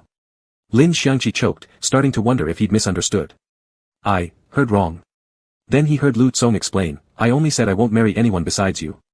I'm informing my parents to prevent them from scheming behind my back. But you, Lin Xiangqi, you're free. You don't have to respond, you can pretend you heard nothing, you're best at that, aren't you? If you don't want me, I'll spend my life alone. That's fine. I'm prepared. Hearing this, Lin Xiangqi immediately jumped up and hit his head. You're being absurd. Lu Tsong smiled faintly. I'm willing. Qi Yi quietly ended the call nearby and said, I have something to attend to. I'll leave first. Lu Tsong must have taken too many suppressants, they probably damaged his brain, because from that day onward, he kept saying shocking things without restraint. Besides solemnly declaring in front of Lin Xiangqi, as if making a vow, that he'd never marry anyone else, he also began constantly staying by Lin Xiangqi's bedside, seizing every opportunity to ask him, marry me? Each time, Lin Xiangqi nearly died of fright, flustered and stammering, stop saying weird things. I only agreed to give you pheromone comfort, don't bring other stuff into this. Lu Tsong, not rejecting means agreeing. Lin Xiangqi, I reject. Lu Tsong, dare not look me in the eye, that means lying. Lin Xiangqi struggled to meet his gaze, squeezing out syllables through clenched teeth, I reject. Lu Tsong cut him off directly, do you hate me? Lin Xiangqi froze, his mind not yet catching up, but his mouth blurted out, no, I don't. Then you like me. Lu Tsong stated matter-of-factly. Yen, I like you too. Lin Xiangqi let out a sharp cry, covering his ears. Dr. Tang. Dr. Tang. Lu Tsong's heat seems to have started, he's not in his right mind. Lu Tsong stepped forward, pulling him into an embrace with barely any effort, then lowered his head and kissed his flushed ear. Yen, he murmured, if you truly wanted to reject someone, you wouldn't let them get close enough to hold you. Lin Xiangqi, I just can't run faster than you. Lu Tsong smiled faintly, said nothing more, but gripped the back of Lin Xiangqi's head and kissed him deeply. To Lin Xiangqi, Lu Tsong's personality seemed to have changed overnight. This was no longer the quiet, reserved, and restrained man he used to be. Back then, Lu Tsong wouldn't even dare ask whether Lin Xiangqi would fall in love with someone else in the future, or if their relationship might drift apart after that, let alone bring up sensitive topics like marriage. Even when Lin Xiangqi was still ill, whenever Lu Tsong needed pheromone comfort and wanted to kiss him, he always came up with various plausible excuses, giving Lin Xiangqi room to refuse. But now, when Lin Xiangqi no longer needed his pheromones, Lu Tsong began initiating kisses far more frequently. No warning. No excuse. The moment their eyes met, Lu Tsong would lean in and kiss him. It was terrifying. And yet, Lin Xiangqi felt utterly powerless against this new version of Lu Tsong. Strange as it was, this side of Lu Tsong didn't feel entirely unfamiliar. The way he acted now was exactly like how he had been before, the time when he'd marked Lin Xiangqi without suppressants. If the old Lu Tsong was like a precision-programmed computer, powerful processing ability, flawless functionality, all-knowing, master of everything, his only flaw being too perfect for Lin Xiangqi to find any way to reciprocate. Then the current Lu Tsong was like a wild beast, awakened from hibernation, ravenous and desperate. Impulsive. Mad, overwhelming. He lunged toward Lin Xiangqi with unrestrained hunger, his gaze filled with raw desire for the long-craved prey before him, and an urgent need to break free from every chain. This Lu Tsong was completely transparent in front of Lin Xiangqi. And so, Lin Xiangqi finally realized, not without shock, yet somehow not surprised, that all those previously unfathomable emotions he'd sensed in Lu Tsong were about him. But Lin Xiangqi was a turtle retreating into its shell. Before he could sort things out, he once again tried to hide back inside. Maybe Lu Tsong was right, he was best at pretending not to know, because that way, he didn't have to respond to anything. Facing problems terrified him. With questions, there were usually only two possible answers, correct or wrong. And Lin Xiangqi was terrible at this. He skimmed through questions carelessly, lacked logical rigor, got distracted easily, and overthought constantly, so chances were, he'd never find the right answer. But as long as he kept escaping, kept running, kept convincing himself that he hadn't even seen the question clearly, then he'd never make a mistake. So after confirming his pheromones were fully stabilized post-heat, Lin Xiangqi quietly packed his belongings and slipped home from the hospital a day early. Lin Xiangqi thought that if he didn't tell Lu Tsong wouldn't know. Yet shortly after getting home, fresh out of the shower, Lin Xiangqi stepped into his bedroom, and found Lu Tsong sitting casually at his desk, propped up on one elbow, watching him with calm amusement. Lin Xiangqi's mind exploded with panic. He immediately retreated back into the bathroom and slammed the door shut with a loud bang. Lu Tsong's voice floated lightly from outside. "I ordered takeout." Lin Xiangqi stayed silent, pretending he hadn't heard. Lu Tsong spoke again. "Been restricting your diet for days. Don't you want something delicious now?" Inside the bathroom, the soft shuffling of slippers could be heard. Lu Tsong stood up and walked to the bathroom door. He didn't try to force it open. Instead, his tone softened, as if coaxing a child. "There's coconut jelly. Want some?" "Which place?" Lin Xiangqi asked quietly through the door. Lu Tsong, something like, "The dog in the alley, I remember you liked going there." Lin Xiangqi couldn't help but laugh, but quickly realized it wasn't the right mood, so he coughed awkwardly to straighten up. "It's called Alley Cat." Lu Tsong's lips curved upward. "Oh. I got it wrong. Still want some?" "Yeah." Lin Xiangqi replied cautiously. "But only eat. No talking." Lu Tsong nodded agreeably. "Fine."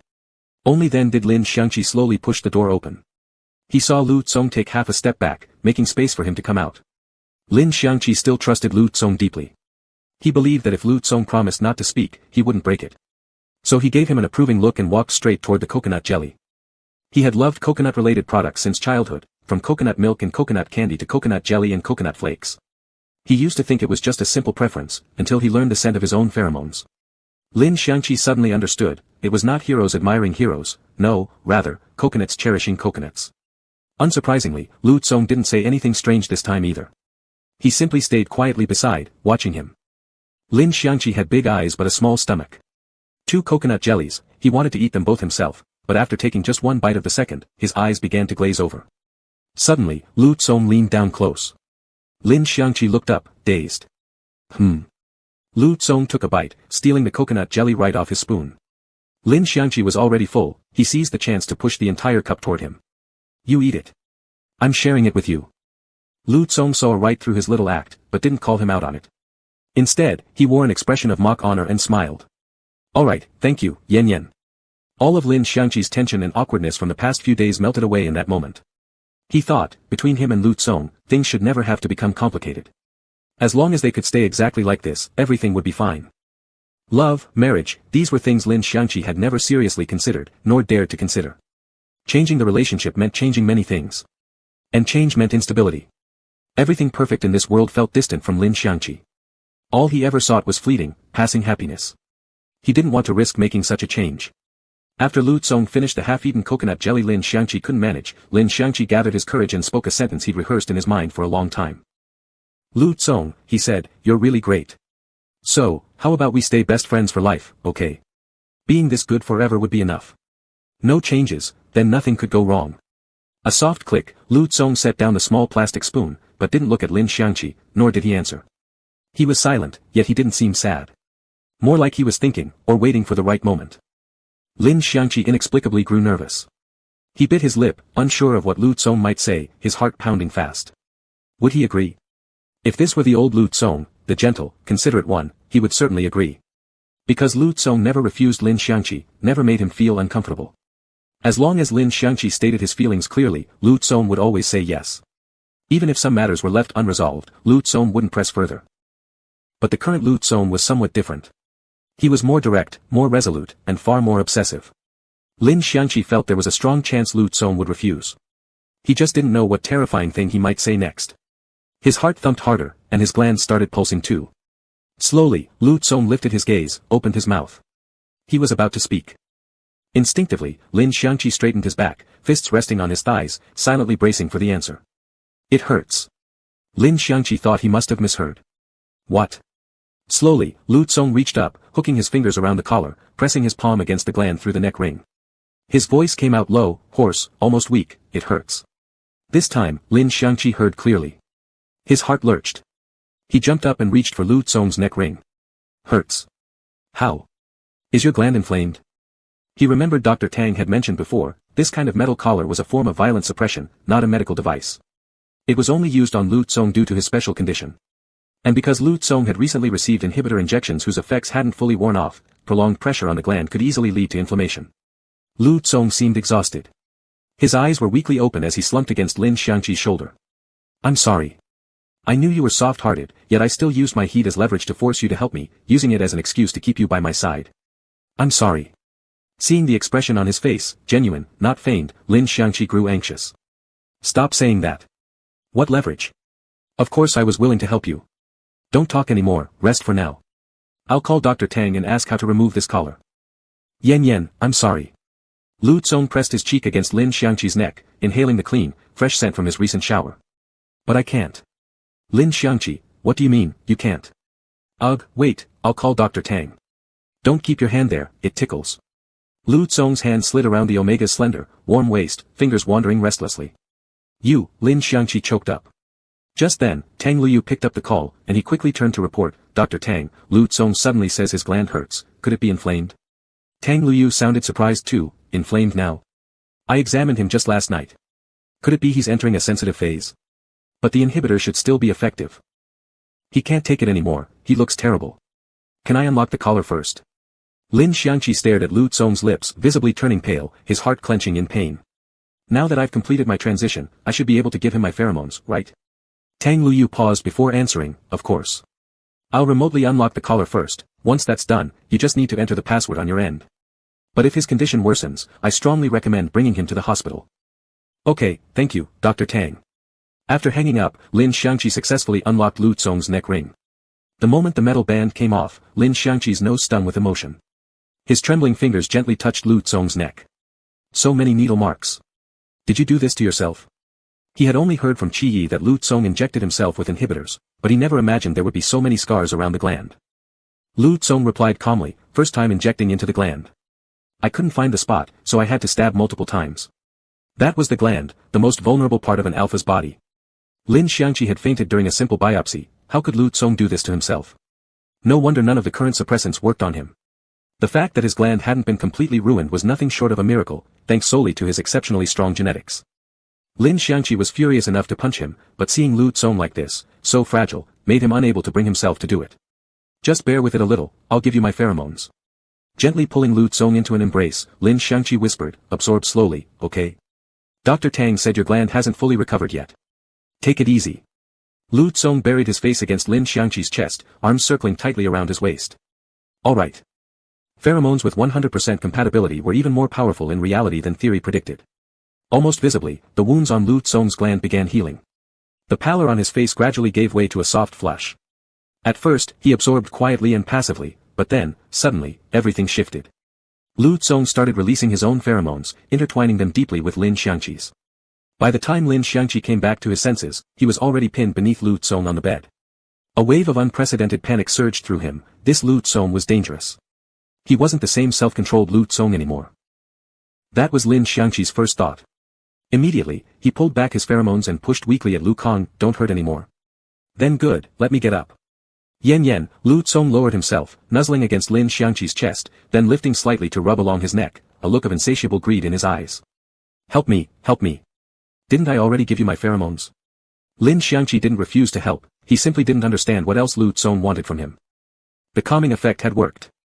Lu Tsong looked better than fine, he no longer seemed pained at all, but rather flushed and overly vibrant. What more did he need? Until Lu Tsong pressed his body fully against him, heat blazing through the fabric, making Lin Xiangqi shiver from head to toe. Then he understood. Ah. This kind of help. Chapter 32. Lin Xiangqi still remembered the last time Lu Tsong had helped him, although during that process, Lu Tsong had teased him with a math problem, at least the outcome had left him feeling comfortable. He wasn't the type to dismantle the bridge after crossing it, nor was he ungrateful. So now, with Lu Tsong the one suffering, Lin Xiangqi had no reason not to return the favor. Let alone how Lu Tsong had once saved his life and how close they were, helping each other was only natural. Even if he looked at it from the most distant perspective, Lu Tsong was currently a patient. No one knew when his sensitive phase might occur, or what specific symptoms it would bring. Any abnormal physiological reaction should be taken seriously. If ignored, something could go wrong. Lin Xiangqi had more than enough reasons to help, so even though he lacked experience and confidence, he didn't resist. An eye for an eye, it was only fair. Thus, Lin Xiangqi reached out gallantly, driven by goodwill, tentatively poking, but then shivered in fright at its hardness, impulsively giving a clumsy shove without measure. He swore, he truly intended to help, but admittedly, with his limited experience, this action had turned out abrupt and reckless. Lu Tsong had already been on the edge of endurance, touched like that, his entire body stiffened. He let out a muffled groan, exhaling heavily as he looked at him helplessly. Is this your way of punishing me? Lin Xiangqi felt deeply wronged. I'm trying to help. Saying this, he reached out again. This time, to prove his sincere intention to assist, his movements became even more hasty. He wanted to imitate Lu Tsong's previous method, but his palm was smaller than Lu Tsong's by a full inch, making it difficult to operate. His palm burned painfully from the heat. With nothing but awkward fumbling, he randomly brushed against it. HSS. Lu Tsong frowned, grabbing those restless hands. Yen, murder isn't necessary just to make a point. Lin Xiangqi's pride was wounded, I can't hold it properly. Lu Tsong fell silent. Lin Xiangqi continued earnestly considering solutions, testing again while asking about Lu Tsong's sensations, like this? If I touch gently, does it stop hurting? Why aren't you saying anything, is there no feeling? Or would this feel better? Lu Tsong. Lin Xiangqi, huh? Damn it. Why is this thing changing again?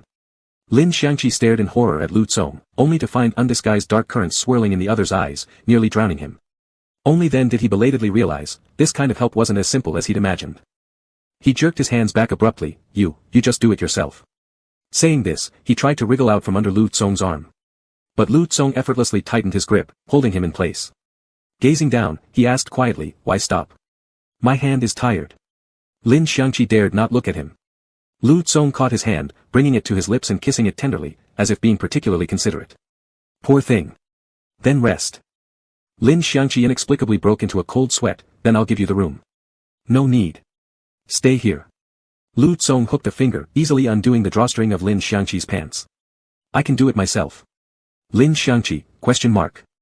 Lin Xiangqi, you said you do it yourself, why are you taking off my pants? Your hands are tired. Let's try another way. Lin Xiangqi was utterly baffled, my hands are tired, then use your own hands. I prefer using yours. Lin Xiangqi lifted his foot to kick, but Lu Tsong seized the chance, tugging lightly.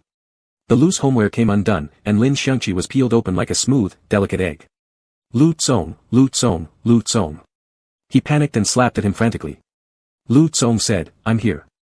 Lin Xiangqi was furious and dazed, obviously you're here, I told you to stop. Lu Tsong pinned both his hands down, pressed his kicking legs into submission, and leaned his body over. Lin Xiangqi grew even more bewildered, what are you doing? A faint curiosity about Lu Tsong's actions crept in, so his struggles weakened. Propping himself up slightly, he lifted his head to look. Lu Tsong raised his eyes, meeting his gaze, the corner of his thin lips lifting in a smile. Lin Xiangqi's heart fluttered at that smile, what are you doing? This feels so strange, just get off, Without warning, Lu Tsong lowered his head. In that instant, Lin Xiangqi thought of murder scenes and cover-ups, of Lu Tsong's mutated gene stripping away his humanity, turning him into a cannibal, he was going to die here today. Wait. It doesn't hurt. Lin Xiangqi gradually regained awareness from his shock. Oh. He wasn't biting down, just enveloping it with something warm and moist. No life-threatening danger, then. Wait. But still. Dude. This isn't right either. Lu Tsong, please, calm down. He desperately wanted to slap Lu Tsong back to his senses, but his hands were pinned down and his body completely powerless. All he could do was cry out miserably, condemning him, don't eat random things. Lin Xiangqi would rather believe that Lu Tsong had mutated suddenly and intended to devour him than accept that Lu Tsong was actually doing this. His knowledge on such matters was entirely blank, he couldn't think straight at all. After what felt like an eternity, a sudden warmth stung his eyes, physiological tears welled up as he gasped open-mouthed, struggling to breathe yet unable to make a sound. Lin Xiangqi always came quickly. Probably because Lu Tsong truly knew how to pleasure him. He was utterly unprepared for this. It took a long time before his senses returned, leaving him limp as he weakly cursed Lu Tsong, "You psycho, you're insane." Then, belatedly recalling something, he stammered, "Did you spit it out?" Lu Tsong pressed another kiss against the already sensitized spot, sending fresh tremors through Lin Xiangqi. He didn't speak, but the action itself answered Lin Xiangqi's question completely. No, he hadn't. He must have swallowed. Lin Xiangqi's entire worldview shattered. Lu Tsong really was perverted. This went far beyond some kind of eating disorder. The act had shocked Lin Xiangqi so profoundly that he couldn't even savor the pleasure in peace. His body still trembled with lingering aftershocks, yet he stubbornly insisted, "Give me your phone. I need to look up whether swallowing, that kind of thing, can make you sick." Lu Tsong didn't respond. Instead, he pushed himself up slightly and caught both of Lin Xiangqi's shaky legs, lifting them easily onto his shoulders. Focus. It wasn't over yet. Lin Xiangqi lost his voice. He suddenly felt something press close again. His unsettled nerves, not yet recovered, plunged once more into a roller coaster of emotions. He grew afraid, pleading weakly, "Lu Tsong, this won't work, really, can't you just wait? Hold back a little." "I am holding back." Lu Tsong swallowed hard, voice husky. "Tighten your legs, baby."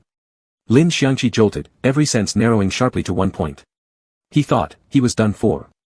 Fine, if Lu Tsong had gone mad, why hadn't he resisted? Had they both lost their minds?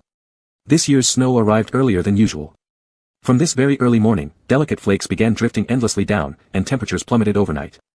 Chi had arranged leave for them from school, supposedly valid only until today.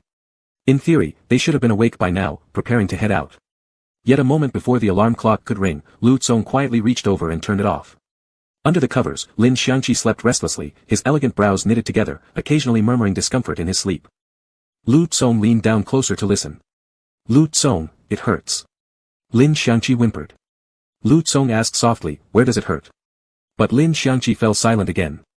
Perhaps uneasy in his dreams, his head burrowed deeper into Lu Tsong's chest, squirming slightly, though his eyes remained closed, maybe still clinging to that warmth. Lu Tsong had been excessive last night.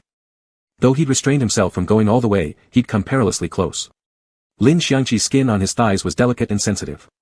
After being worked on for nearly 2 hours, he would have cried from pain long ago if not for the soothing mingling of pheromones. Feeling guilty, Lu Tsong gently touched Lin Xiangqi's forehead, confirmed he had no fever, then cautiously released a bit more pheromone to calm him. Carefully, he lifted the blanket to check Lin Xiangqi's skin. There were scattered red marks everywhere, but thankfully nothing too serious. Lin Xiangqi continued sleeping for another half hour or so, finally waking from thirst. When he opened his eyes, he found himself cradled in Lu Tsong's arms. His mind went blank, almost convinced that last night hadn't ended yet. Lu Tsong handed him the water waiting on the nightstand, already fitted with a straw. Too lazy to move, Lin Xiangqi drank several mouthfuls in that half-lying, half-leaning position. Lu Tsong asked, "Do you still feel uncomfortable?" After finishing the water, Lin Xiangqi mumbled, "Feels like you rubbed my skin raw." "It didn't break." Lu Tsong said, though instinctively releasing even more pheromones. "I was watching, I wouldn't let myself hurt you." Lin Xiangqi had meant to scold him later, but breathing in the alpha's pheromones made it impossible to stay angry. He simply muttered, "You were really scary last night, seriously. Are you sure this isn't your sensitive phase?" Lu Tsong said quietly, "No." Lin Xiangqi didn't believe him. "Don't avoid facing your problem." Lu Tsong paused for a moment and asked, "You really think I'd act that way just because of a sensitive phase? Then why?" Lin Xiangqi shuddered. "You were like a madman, eating random things, constantly rubbing against my inner thighs. What normal person does stuff like that?" Though Lu Tsong knew Lin Xiangqi was always rather slow when it came to such matters, he hadn't expected his understanding to be completely blank. He rephrased his question, Yen, tell me, was last night pleasant for you?" Lin Xiangqi froze for a second, then suddenly twisted his body and rolled out of Lu Tsong's embrace. "Of course not. What kind of stupid question is that?" With that, he tried to jump out of bed and escape into the bathroom to end this conversation. But the moment his feet touched the floor, his legs gave way at the thighs, and he collapsed back onto the ground. Lin Xiangqi groaned, "Ouch." In an instant, Lu Tsong slid off the bed and swiftly scooped him up into his arms. That soft "ouch" hadn't even fully escaped before Lin Xiangqi was already lifted off the floor. "You can't even stand, where do you think you're going?"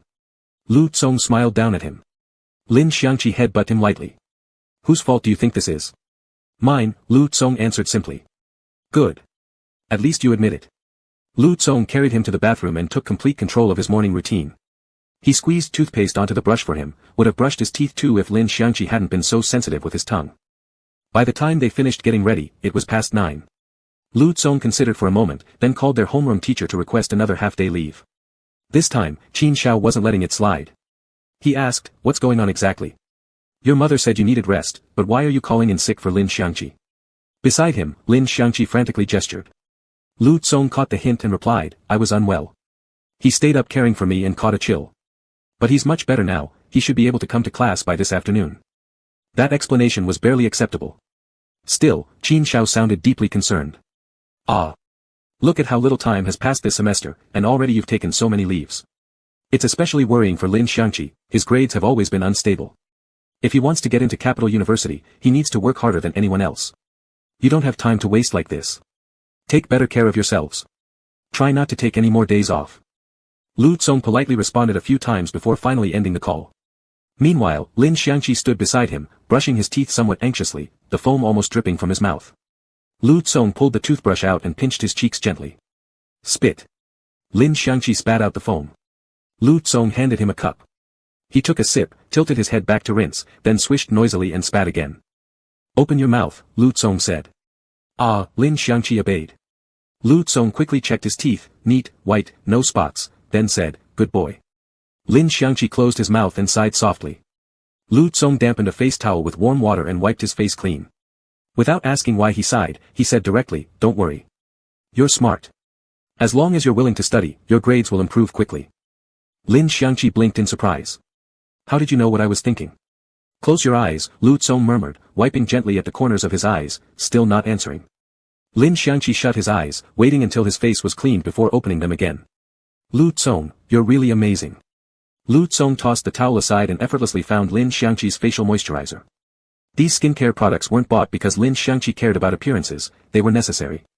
His skin was exceptionally delicate, during winter dryness, he'd easily suffer chapping. That's why he'd always kept the habit of applying lotion. Lu Tsong warmed the cream between his palms and gently cradled Lin Xiangqi's face, smoothing it over evenly. With a completely straight face, he said, "If the next sentence is about being best friends forever, don't bother saying it." Lin Xiangqi felt exposed, pouting slightly. "Oh." Lu Tsong sighed and pinched his earlobe gently. "Don't be so cruel to me." Lin Xiangqi looked genuinely bewildered. "I'm not. I'm sorry. I don't want to upset you. I won't say things like that again." Lu Tsong gazed at him, unable to bear the sight of those beautiful eyes looking so innocently into his own. So he dipped his head and pressed a light kiss to Lin Xiangqi's brow, half joking, "Since Yan Yan is being so obedient, will you marry me?" Lin Xiangqi gasped, slapping a hand over Lu Tsong's mouth. "I'm warning you, don't say stuff like that at school." Lu Tsong laughed. "No." Lin Xiangqi snapped, "Don't forget, we signed that pledge promising not to start early relationships." Lu Tsong replied calmly, "I only promised not to date early. Never said anything about not getting married." Lin Xiangqi stared, stunned. "Wow. You're really turning heaven and earth upside down." He bit down on Lu Tsong's chin, leaving a tooth mark, then turned and ran. But due to the weakness in his legs, his run was lopsided and unsteady, stumbling with every step. Lu Tsong followed behind, letting Lin Xiangqi dash forward a few steps before taking one himself. Whenever Lin Xiangqi nearly fell, Lu Tsong would catch him. When Lin Xiangqi growled from hunger, Lu Tsong prepared breakfast for him. Watching Lu Tsong bustling around the kitchen, suddenly Lin Xiangqi didn't feel that getting married to him was such a terrifying idea after all. "Is it okay?" Lu Tsong's voice suddenly broke through. "Yan Yan, did you hear me?" Lin Xiangqi guiltily jumped up from his chair. "No. No no no. I won't marry you." We won't get married," Lu Tsong said, arms crossed as he leaned against the wall, giving him a half-smile. "But I was asking, would it be okay to eat dumplings today?" Lin Xiangqi almost bit his own tongue off.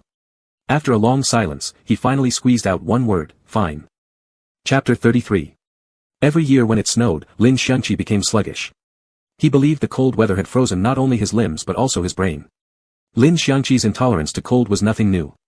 As a child, while other kids played outside building snowmen and throwing snowballs during heavy snowfalls, he would lock himself in his room, keeping the heating on 24/7, so high that it dried out his nasal passages and made him bleed, yet he still refused to turn it off. Fortunately, Lu Tsong was a walking furnace, generous with his body heat, always willing to share his warmth with Lin Xiangqi. So from childhood to now, whenever it snowed, the moment they stepped outdoors, Lin Xiangqi would obediently stick to Lu Tsong's side like a shadow, following him without deviation. Today, after dawdling over breakfast until past 9, and knowing Lu Tsong had already asked the homeroom teacher for leave, seeing the thin white layer covering the streets, Lin Xiangqi indulged in a small selfish thought. While Lu Tsong was washing dishes in the kitchen, he limped back to his bedroom, smoothly slipping under the covers to feign illness and play hooky. One of life's greatest pleasures was being full and then dozing off again. He closed his eyes contentedly. But within minutes, Lu Tsong came upstairs. Lin Xiangqi shut his eyes tightly, pretending to sleep, yet the sound of Lu Tsong's footsteps approaching sent his heart racing. He couldn't stay calm. Without reason, a throbbing sensation pulsed intermittently at the top of his thighs, as if the blood beneath his skin were boiling, evoking a phantom sensation of friction. Lin Xiangqi clenched the blanket, struggling to suppress inappropriate thoughts. Lu Tsong sat on the edge of the bed and touched his forehead. Lin Xiangqi reacted dramatically by pulling the blanket over his head. Lu Tsong sighed. Time to go to school. I'm not going, Lin Xiangqi mumbled from under the covers. Why? Lu Tsong asked cautiously. Are you feeling unwell? Lin Xiangqi lasted exactly 2 seconds before complaining. I told you I scraped my skin, but you wouldn't believe me, and now you want me to go to school. Don't you know how much it hurts? His voice quivered as if he were about to cry. Lu Tsong paused, not to argue, but because he'd checked Lin Xiangqi's body more than once from last night to this morning. He was certain he hadn't injured Lin Xiangqi, there was no way he could have. After everything ended last night, Lin Xiangqi had fallen asleep. Lu Tsong gently cleaned him up and applied medicine. He knew there was no scrape. But he also knew Lin Xiangqi had a low pain tolerance, likely more sensitive than average, which was why he'd continuously released alpha pheromone since last night to soothe him. How could it still hurt? On the verge of speaking, Lu Tsong chose silence instead. Leaning closer, he peered into the gap beneath the blanket, spotting Lin Xiangqi's bright red ears, and said softly, It's my fault. Where does it hurt? Lin Xiangqi seized the opportunity. Where you touched me. It really, really hurts, I can't even walk. There's no way I'm going to school today. Lu Tsong pressed his lips together, giving a non-committal, sound serious. I'm sorry, it's all my fault. Let's go to the hospital right away. Lin Xiangqi muttered from beneath the covers, well, maybe that's not necessary. So what do you want to do, Yan Yan? Lu Tsong asked, smiling. Lin Xiangqi revealed his true intention, right now, I just can't move. If I lie down and rest, I'll be fine. Just ask for leave for me until tomorrow. I see. Lu Tsong pretended to ponder, then after a pause said, but if you're truly uncomfortable, you probably won't be able to sleep. Let's apply some medicine first. Lin Xiangqi protested, medicine isn't. Lu Tsong interrupted, wait a moment. Even as he spoke, he stood and headed for the door. Lin Xiangqi popped his head out from under the blanket, watching Lu Tsong's retreating figure, regretfully biting his lip. Had he overacted? Wasn't the plan for Lu Tsong to feel guilty, comfort him, and let him sleep in peace? Then, just as Lu Tsong reached the doorway, he suddenly paused, turned around, and glanced back. Lin Xiangqi blinked guiltily. What is it? Did he suspect his truancy scheme? Lu Tsong simply smiled wordlessly, then turned and left. The medicine cabinet at Lin Xiangqi's home was identical to Lu Tsong's, filled with items Lu Tsong himself had stocked. So finding what he needed was easy, but Lu Tsong didn't take it upstairs immediately. In truth, Lu Tsong had hesitated for a moment. Was what he was doing right? Was he pushing Lin Xiangqi too hard, risking the opposite of the intended effect? Lu Tsong had always been accustomed to taking things slow with Lin Xiangqi. Whenever he intended to make a change, he would carefully test the waters and lay the groundwork, ensuring Lin Xiangqi was fully mentally prepared. Lu Tsong knew that Lin Xiangqi had long grown used to their previous way of interacting. Faced with his suddenly impulsive and dominant behavior now, Lin Xiangqi's personality made it easy for him to panic and ultimately choose to avoid the issue altogether. Lu Tsong hoped that his initiative might bring some new turning point, yet at the same time, he worried that moving too fast might scare Lin Xiangqi away. But with this matter, hesitation was useless. A choice had to be made. Continuing to humor Lin Xiangqi's feigned ignorance, slowly boiling the frog in lukewarm water, might preserve stability in their relationship, but in the end, nothing might ever truly change. The Lu Tsong of the past was undeniably overly cautious. As Tang Luyu once said, he wouldn't make a move without absolute certainty, always fearing he'd startle his prey. Yet now, the reason he dared to take the risk was because he had discovered a breakthrough. Lin Xiangqi had never truly rejected him. Whether it was the initial excessive marking or the repeated kisses afterward, Lin Xiangqi always gave Lu Tsong the impression of pretending to be oblivious despite knowing full well what was going on. Lu Tsong understood Lin Xiangqi, he knew exactly what it looked like when Lin Xiangqi genuinely resisted something. His stubbornness could not be swayed even by 10 oxen, if his heart didn't agree, he would never submit to anyone. Previously, Lu Tsong had played along with his pretense, intending to let Lin Xiangqi gradually accept things in a gentle manner. But in the hospital, after unraveling the years-old misunderstanding, Lu Tsong realized almost immediately one crucial thing: Lin Xiangqi's act of cluelessness had a reason behind it. It wasn't that he truly wanted to remain ignorant, but rather that he had misheard Lu Hua's words back then, thus subconsciously setting up a psychological boundary for himself. Perhaps Lin Xiangqi himself hadn't realized the emotional burden those words had placed on him, causing him, in his interactions with Lu Zong afterward, to appear carefree on the surface while actually being overly cautious beneath. Whenever he sensed his emotions nearing a dangerous boundary, the warning implicit in that old statement would echo in his mind. And so, to avoid making Lu Hua angry or putting Lu Zong in an awkward position, he'd unconsciously correct himself. Lin Xiangqi was naturally someone who preferred to leave room in every situation. That explained why he occasionally appeared oddly slow to grasp certain obvious truths. Maybe it wasn't that he didn't understand, it was that he didn't dare to. This logic followed perfectly. Having figured it all out, Lu Zong quickly changed his approach. He abandoned his previous restraint and reserve, instead becoming warm and forceful.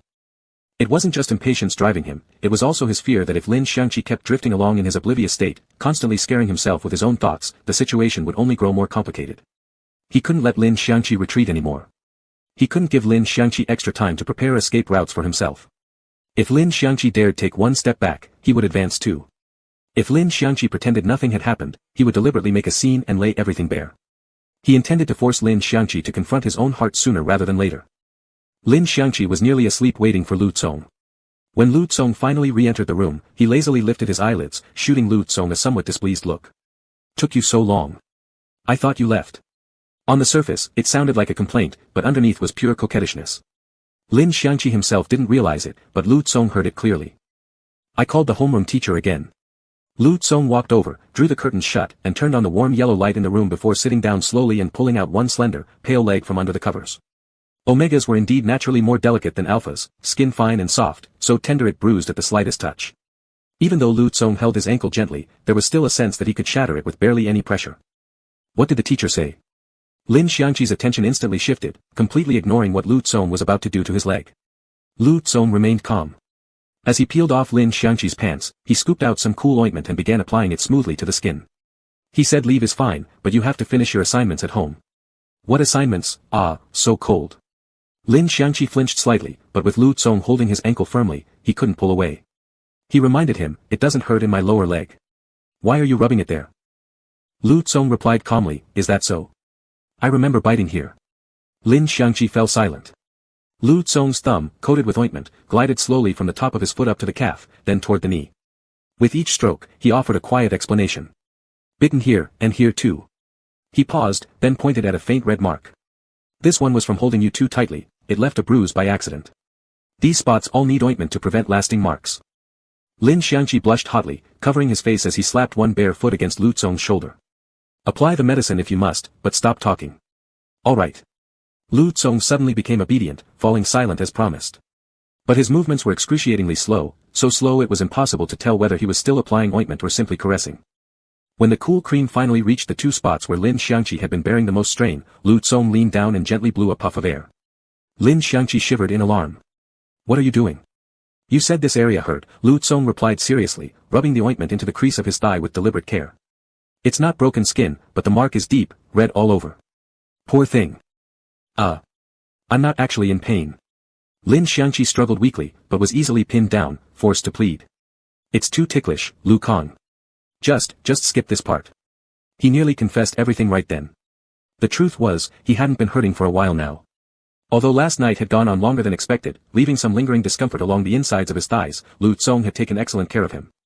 An alpha's soothing pheromones worked wonders, and normally, so long as an omega didn't have any open wounds, a single night's rest would erase all discomfort. Lin Xiangqi stubbornly refused to admit it, and Lu Zong didn't call him out. Instead, he leaned down and pressed a soft kiss onto one of the reddened marks. "Good boy, Yan. After the medicine, it won't hurt anymore." Lin Xiangqi bit his lower lip, afraid to open his mouth, terrified he might let out some strange sound.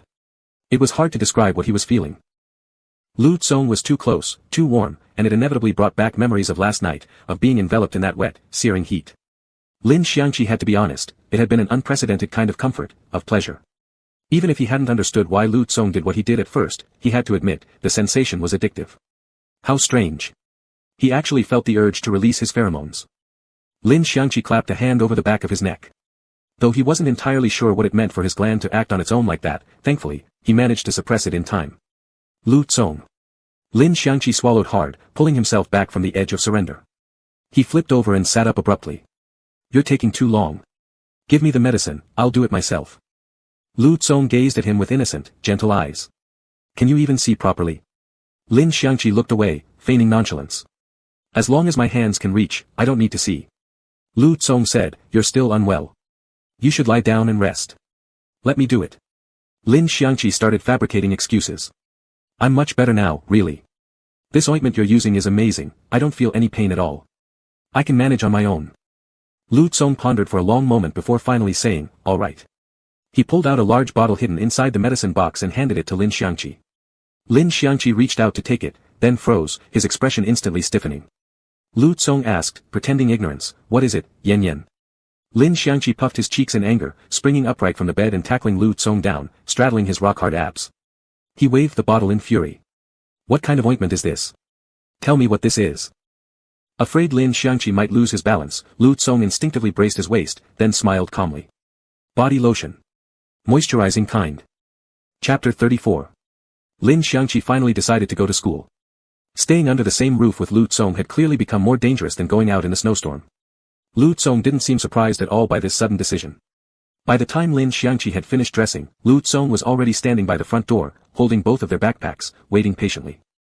Lin Xiangqi. He had a vague feeling that he'd just walked straight into some kind of trap. I've called a car, it'll arrive in 2 minutes. As Lin Xiangqi approached, Lu Tsong suddenly reached out his hand, nearly touching his hair. Put on your hat. It's cold outside. Lin Xiangqi hadn't even heard what he said. He instinctively stepped backward. Don't touch me, okay? From now on, we keep our distance. Lu Tsong raised an eyebrow, smirking slightly. How far apart exactly? And until when? Lin Xiangqi hadn't thought through the details. He blurted out, at least 2 meters apart, at school especially, don't come near me unless absolutely necessary. Unless you feel unwell and need my scent, then we stay like this. He didn't dare look at Lu Tsong as he said this, afraid that one glance into those eyes would make him waver. If Lu Tsong looked disappointed or hurt, Lin Xiangqi knew he'd immediately soften and forget every word he'd just spoken. But none of that came. In fact, Lu Tsong didn't hesitate at all, he agreed right away. Then added one himself, so no holding hands at school either. And no hugging you. Lin Xiangqi widened his eyes. Of course not. Why would you even want to hug me at school? Lu Tsong, use your head for something proper, we're going to school to study, okay? Lu Tsong nodded obediently. Okay. Though Lin Xiangqi had been somewhat overwhelmed by Lu Tsong's unusually intense affection lately, he still trusted his character. Lu Tsong could be hard to read, his thoughts deep, his mind sharper and faster than Lin Xiangqi's, often leaving him a step behind. But there was one thing Lin Xiangqi found deeply reassuring, once Lu Tsong made a promise, he kept it. With that verbal agreement secured, Lin Xiangqi felt much more at ease. He thought that once they got to school, putting some space between them while surrounded by teachers and classmates, Lu Tsong wouldn't have any chance to cling to him like this. He'd finally catch his breath, and have time to reassess the current state of their relationship. The more Lin Xiangqi thought about it, the more urgently he wanted to leave. He yanked open the door, only to be instantly frozen in place by a fierce blast of icy wind hitting him head-on. He stood there, paralyzed, for several long seconds. Lu Tsong's voice came from behind. What is it? Lin Xiangqi's neck stiffened. Shivering, he took a shaky step back, stammering, H-hat, put it on. Okay.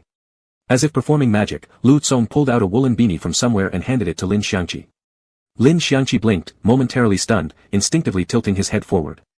But Lu Tsong took half a small step back, offering the hat again without advancing. Lin Xiangqi grew impatient. Stop messing around. Just put it on already. Lu Tsong sighed helplessly, measuring the distance between them precisely before uttering 2 words, 2 meters. Lin Xiangqi. He felt utterly wronged. When he said, keep distance, he meant not letting Lu Tsong hug or cling to him in public, wasn't it obvious? What if someone saw them? He hadn't expected Lu Tsong to take it so literally. Fine. Whatever. You win. Clenching his teeth, Lin Xiangqi snatched the hat from Lu Tsong and hastily shoved it onto his head. Lu Tsong lowered his gaze, compliantly correcting himself. Don't be angry.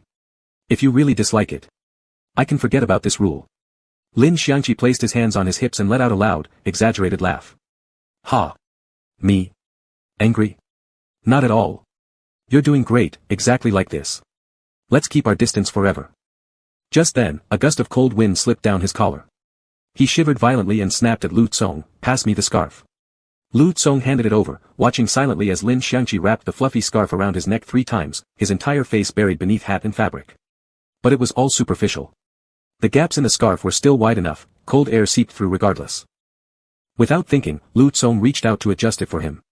Lin Xiangqi seized the moment like catching a crime in progress, exclaiming, "Ah! Ah! What do you think you're doing? Can't stick to your own words. Don't touch me. No. Touch." Aloud. Lu Tsong laughed softly, withdrawing his hand. "All right. No touching." Lin Xiangqi, wearing a thick white down jacket and a fluffy hat and scarf, walked heavily, like a little snowman sealed inside layers of fabric. When he got into the car, he almost tumbled into the back seat. He glanced over to see Lu Tsong opening the front passenger door. Lin Xiangqi shrank into the corner, pretending not to care as he turned his face toward the window to watch the falling snow, yet his hand crept up to press gently against his chest. It felt strange. After all, it was him who had demanded distance from Lu Tsong, him who first acted so resistant.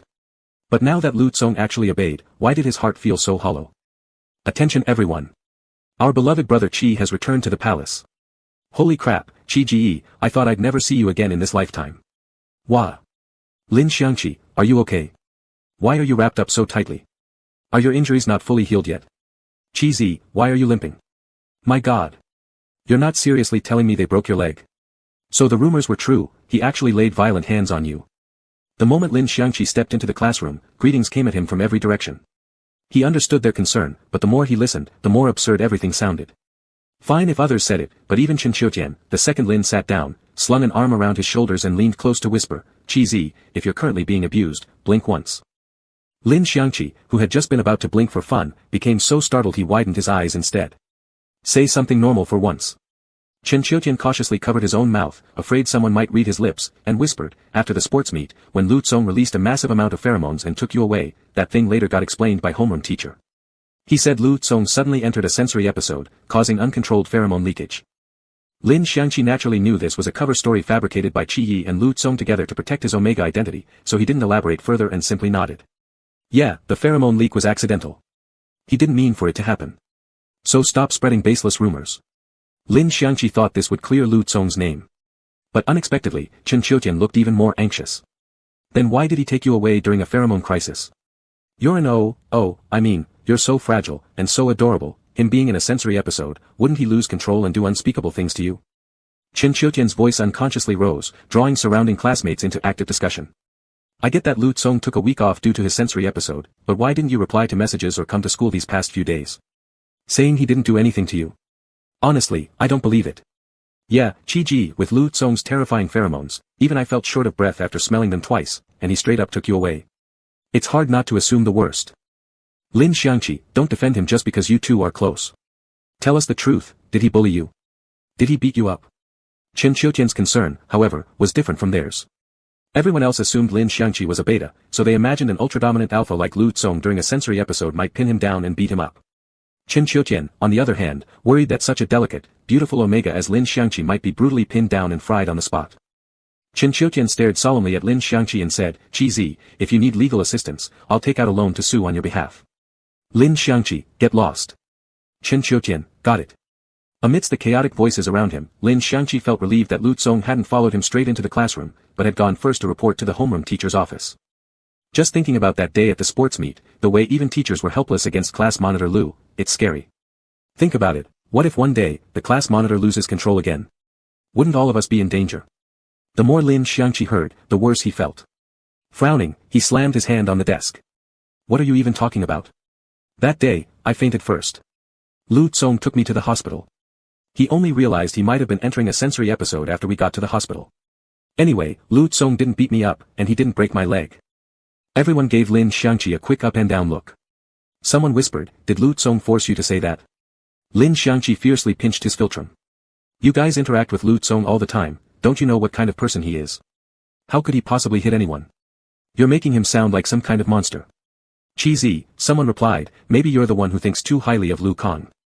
"Exactly. It's precisely because we know how Lu Tsong normally is that this feels so terrifying. If it had been Shen Xiaolan from the next class, I wouldn't have thought much of it, because he's always been kind of crazy, whether his pheromones are under control or not. But this is Lu Tsong we're talking about. From the moment we met him until now, he's always been so calm and composed. Who could have imagined that once he entered a sensory episode, his pheromones would go completely haywire like that? And class monitor's pheromones really were terrifying. Honestly, I don't even want to recall it. It felt like the sky was collapsing on me, crushing me until I couldn't breathe." Lin Xiangqi was momentarily speechless.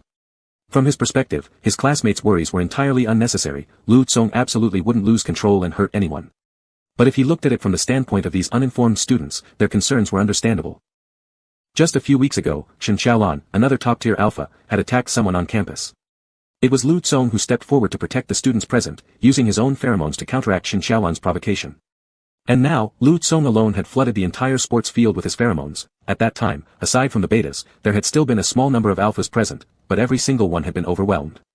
Not one could stand against him while enduring Lu Tsong's presence. The most horrifying part of this situation was that the very person who had once protected them nearly ended up harming them instead. They couldn't treat Lu Tsong the way they treated Shen Xiaolan, simply venting complaints without deeper thought. They believed Lu Tsong hadn't meant any harm, yet they couldn't help wondering, will Lu Tsong lose control again next time? This sense of oppression came not only from Lu Tsong's overwhelming pheromones, but also from the shattering of their long-held image of him. When faced with someone far stronger than themselves, and someone who might lose control at any moment, fear was inevitable deep down. But only Lin Xiangqi knew the truth. Lu Tsong had never lost control, nor had he actually entered a sensory episode. The story about pheromone leakage was merely a cover-up, invented to conceal Lin Xiangqi's true Omega nature. Lu Tsong had willingly placed himself in the line of rumors and prejudice, silently safeguarding Lin Xiangqi's secret. This wasn't the first time Lin Xiangqi realized just how well he'd been protected by Lu Tsong, perhaps even too well. Lu Tsong had woven an almost impenetrable safe zone around him. Lin Xiangqi enjoyed this careful protection and grew increasingly dependent on it, often failing to notice that his ease and indulgence were built upon Lu Tsong's silent sacrifices. It's not like that. Amidst the noisy chatter, Lin Xiangqi suddenly spoke up. Everyone instinctively turned to look at him. He clenched his fists tightly, psyching himself up. He thought, Lu Tsong has protected me for so long, this time, it should be my turn to do something for him. Even setting everything else aside, Lu Tsong didn't do anything wrong in the first place. He should tell everyone the truth. So what if it means revealing he's an Omega? At first glance, there wasn't actually any compelling reason to keep it a secret, right? Driven by a surge of emotion, Lin Xiangqi threw caution to the wind and said directly, it wasn't anything like you're imagining. Lu Tsong didn't lose control, he did it because. Lin Xiangqi. A voice from the classroom door sounded both strange and slightly familiar. Half of the courage Lin Xiangqi had mustered instantly drained away as he, along with everyone else, turned toward the entrance. He froze in shock. Why was it Shen Xiaolan? Seriously, why does this guy keep showing up everywhere? At that moment, others around him lowered their voices to whisper to Lin Xiangqi, while you and the class monitor were absent these past few days, this young master here kept coming back repeatedly, no idea what he's after. Looks like he finally got his chance today. Chi, don't go out there. I strongly suspect Shen Xiaolan has a performative personality. Back when you were chasing him, how cold and aloof was he? Now that you've ignored him, he can't sit still anymore. So pathetic. There was no way Lin Xiangqi would step forward. His heart pounded violently, relieved that he hadn't managed to finish speaking earlier. How could he have forgotten about Shen Xiaolan, the walking time bomb? Hiding his Omega identity wasn't just about avoiding excessive attention and speculation at school. Most importantly, it was to avoid getting dragged back into entanglement with Shen Xiaolan. Shen Xiaolan, that twisted, emotionally unstable jerk, alternated between hot and cold, sometimes trying to pull Lin Xiangqi back, sometimes pushing him away, simply because he looked down on Lin Xiangqi for being a beta. If Shen Xiaolan were to find out Lin Xiangqi was actually an Omega, knowing his relentless, domineering personality, wouldn't he immediately turn this into some twisted, dramatic love-grabbing farce? Lin Xiangqi shuddered inwardly and instantly turned his face away, refusing to make eye contact with Shen Xiaolan. No one expected it. Shen Xiaolan, that arrogant young master who acted like no one else existed, simply walked right in. Hey! What do you think you're doing? You don't know interclass visiting is banned? Chen Qiutian stretched his arm out in front of Lin Xiangqi. Lin Xiangqi felt touched, good brother. Shen Xiaolan gave a cold smirk and waved his hand near Chen Qiutian's neck, sending Chen immediately ducking under Lin Xiangqi's armpit. Lin Xiangqi. Well, even the strongest brotherhood couldn't override bodily reflexes.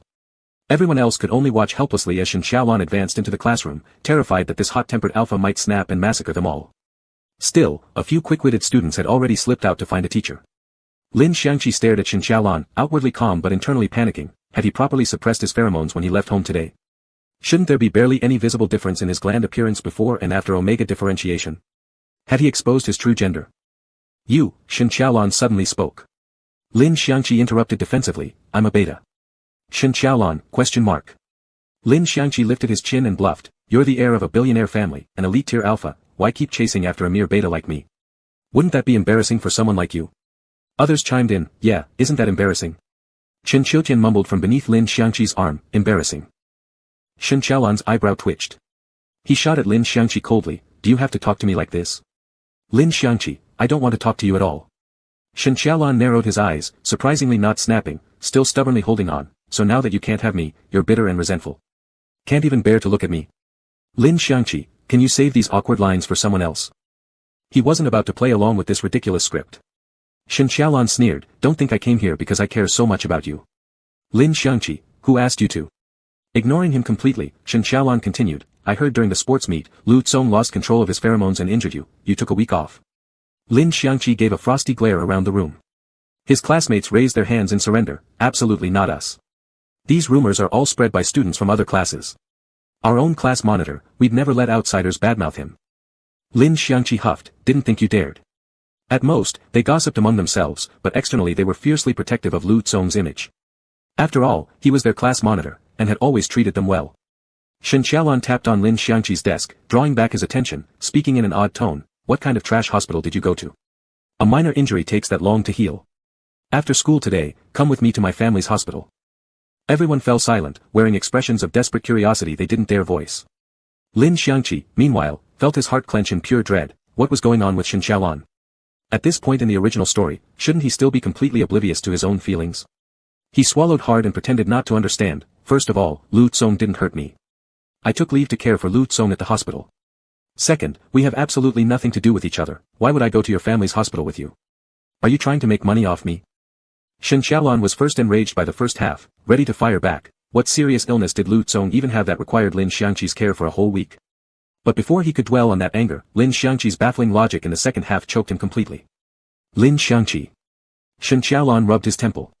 You're utterly ungrateful. Lin Xiangqi, you're the one making trouble for no reason. Shen Xiaolan often didn't know how to handle Lin Xiangqi, yet leaving outright felt unsatisfying. So he awkwardly forced another topic, the pheromones of an elite tier alpha aren't something a beta like you can withstand, especially someone like Lu Kang. You two don't belong in the same world. Every alpha's scent carried its own unique trait. Shen Xiaolan had experienced Lu Tsong's pheromones, they reeked of violence, slaughter, bloodshed, and madness. Even he couldn't endure that aura for long, let alone Lin Xiangqi. Lin Xiangqi simply had no business getting close to an alpha like that. Shen Xiaolan, Lin Xiangqi said coldly, you have no right to interfere in anything between me and Lu Kang. Shen Xiaolan, I'm just trying to warn you, stay away from Lu Kang. Lin Xiangqi, even if you look like an omega, that doesn't mean you actually are one. You can't possibly endure an alpha's rutting phase, so stop throwing yourself at every alpha you see. After saying this, Shen Xiaolan immediately felt a pang of regret. He always ended up speaking harshly, even though his heart wasn't truly in it. Fuck, what the hell did you say? Chen Qiutian exploded, jumping up and shoving Shen Xiaolan. Let's go, I'll fight you. Lin Xiangqi and several classmates rushed to pull them apart. In the chaos, Lin Xiangqi accidentally stepped hard on Shen Xiaolan's foot, the 170-pound PE monitor unintentionally jabbed him with his elbow, and even the shyest, most reserved class monitor, lacking experience in breaking up fights, could only mistakenly bash Shen Xiaolan over the head repeatedly with her workbook. Come on, chill out, Tian. Don't hit him, don't get violent. Man, why'd it have to come to this? Shen Xiaolan was practically shoved out in humiliation. At one point, he considered releasing his pheromones to suppress these daring betas who had laid hands on him, but strangely, he held himself back.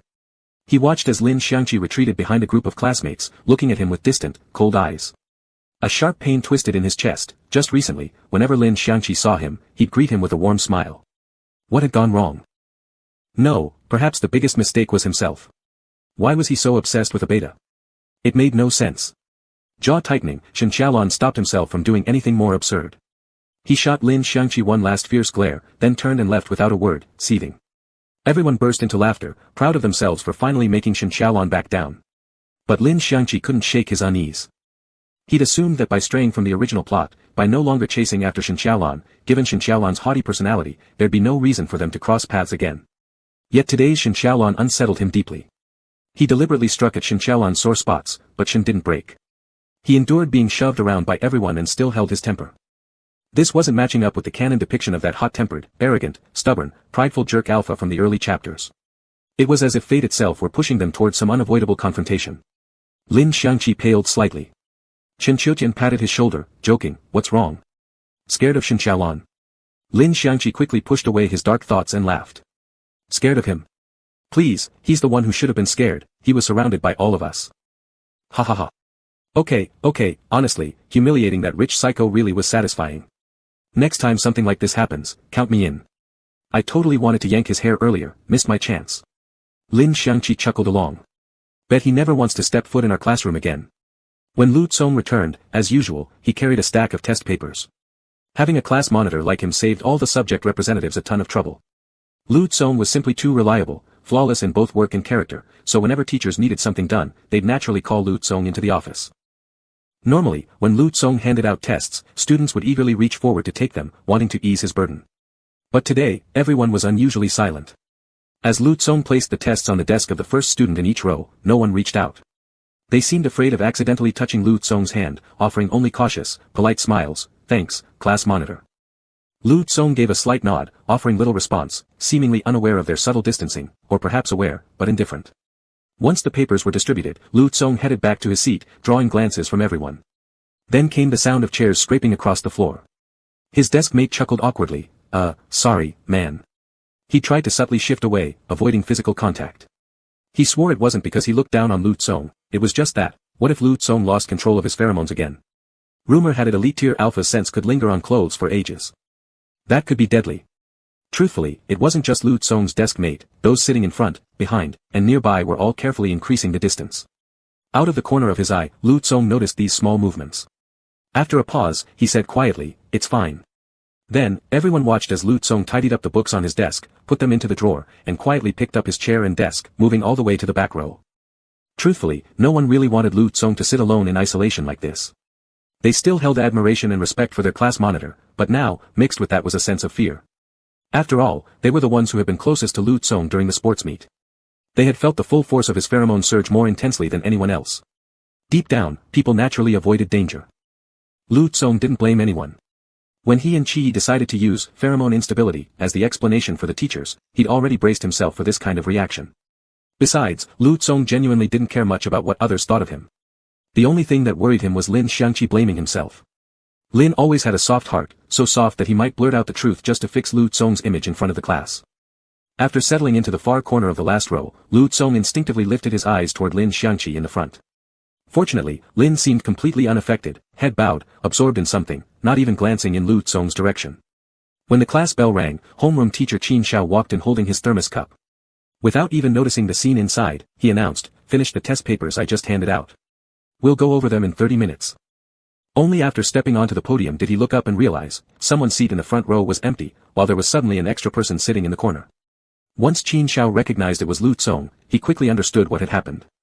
As a homeroom teacher, he certainly didn't want any student to be ostracized or treated differently. Yet, he could also understand the student's fears. Just as he hesitated, preparing to say something, Lin Xiangqi shot up from his seat like a bamboo shoot breaking through soil. Qin Xiao jumped in fright.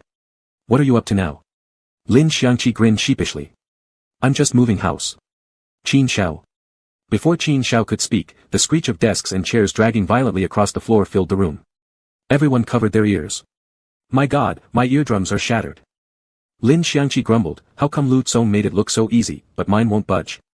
Qin Xiao growled, teeth grinding, "This is class time. Sit down right now." Lin Xiangqi puffed as he dragged the desk forward. Almost done, almost done.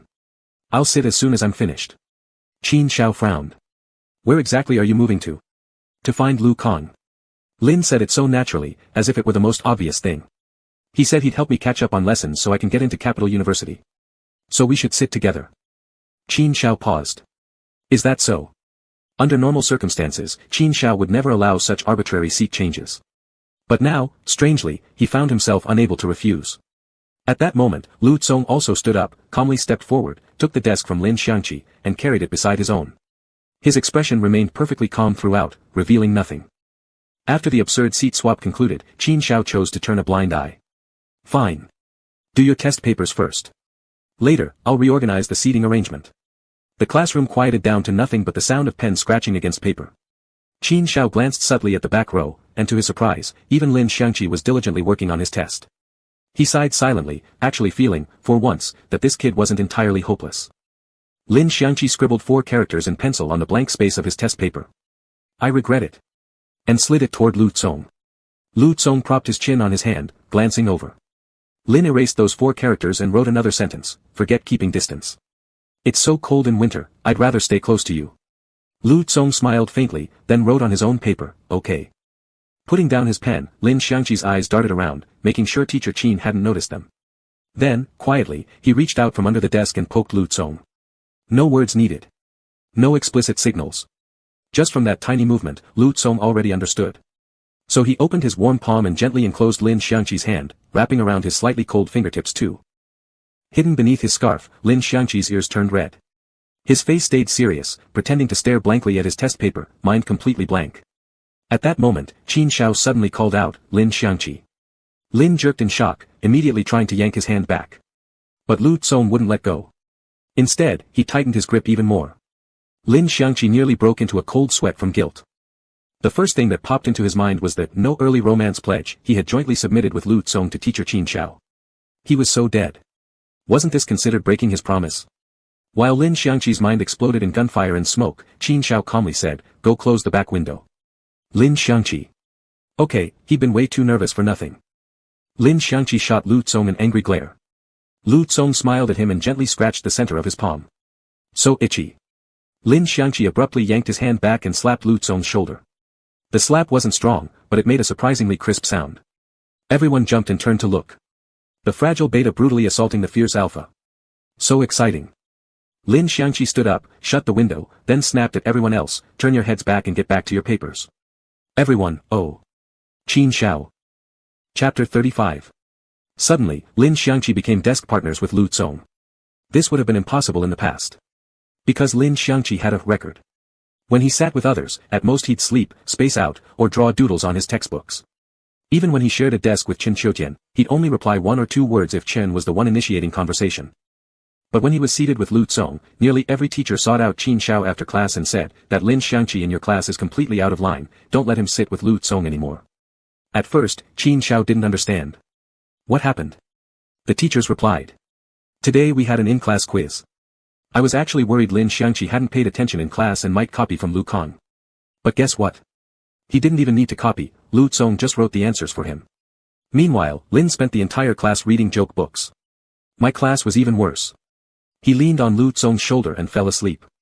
When I threw a piece of chalk at him, Lu Tsong actually reached out and blocked it for him. That's Lu Tsong, the class monitor. Instead of setting an example, he's going along with Lin Xiangqi's antics. Lu Tsong used to be so well behaved, he'd sit quietly, never broke any rules. The moment he started sitting with Lin Xiangqi, both of them went crazy. That's why I'm telling you, Mr. Qin, kids who've known each other since childhood get too close, they shouldn't be seated together. Separate them quickly. Later, Qin Shao hurriedly rearranged their seats, afraid that Lu Tsong's grades would suffer, and even more afraid that Lin Xiangqi would become too disruptive in class. But this time, adjusting the seating was an unavoidable necessity. Even though Lu Tsong now wore the alpha-specific neck ring, and appeared externally restored to how he'd been before his pheromone instability, anyone who had ever smelled his pheromone still retained a deep, instinctive fear toward his high-rank alpha genes. It wasn't just the students, even Qin Shao, as homeroom teacher, couldn't help feeling a sense of submission and obedience whenever facing Lu Tsong. Qin Shao could maintain a composed facade only because of his age and experience. But the young, impressionable students were highly susceptible to pheromone influence. No one could blame them. Except for Lin Xiangqi, no one dared get so close to Lu Tsong. Standing on the podium, Qin Shao pretended to blow on the tea in his thermos cup while secretly watching the two students in the corner from the corner of his eye. When he saw Lin Xiangqi slap Lu Tsong's shoulder, Qin Shao calmly thought, well, at least Lin Xiangqi voluntarily changed seats, this behavior saves both me, the homeroom teacher, and our class monitor Lu Tsong, from embarrassment. I won't publicly criticize him today. When he saw Lin Xiangqi scribbling nonsense all over his test paper, Qin Shao thought again, it's fine. I'll talk to him after class. When Lin Xiangqi suddenly took off his scarf and shoved it into Lu Tsong's arms, Qin Shao's hand trembled slightly, but he kept reassuring himself. It's okay.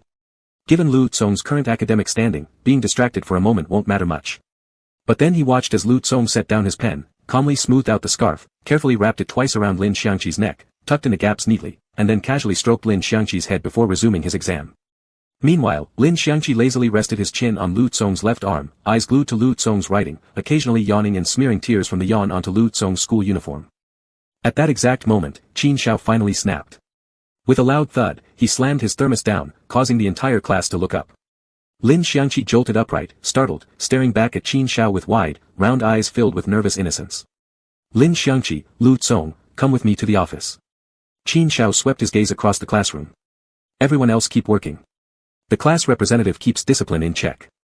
Lin Xiangqi never expected he'd be forced to write another, promise not to engage in early romance, statement. With intense determination, he penned the words, "Lu Tsong and I are absolutely not in an early romance," in a tone of indignant protest.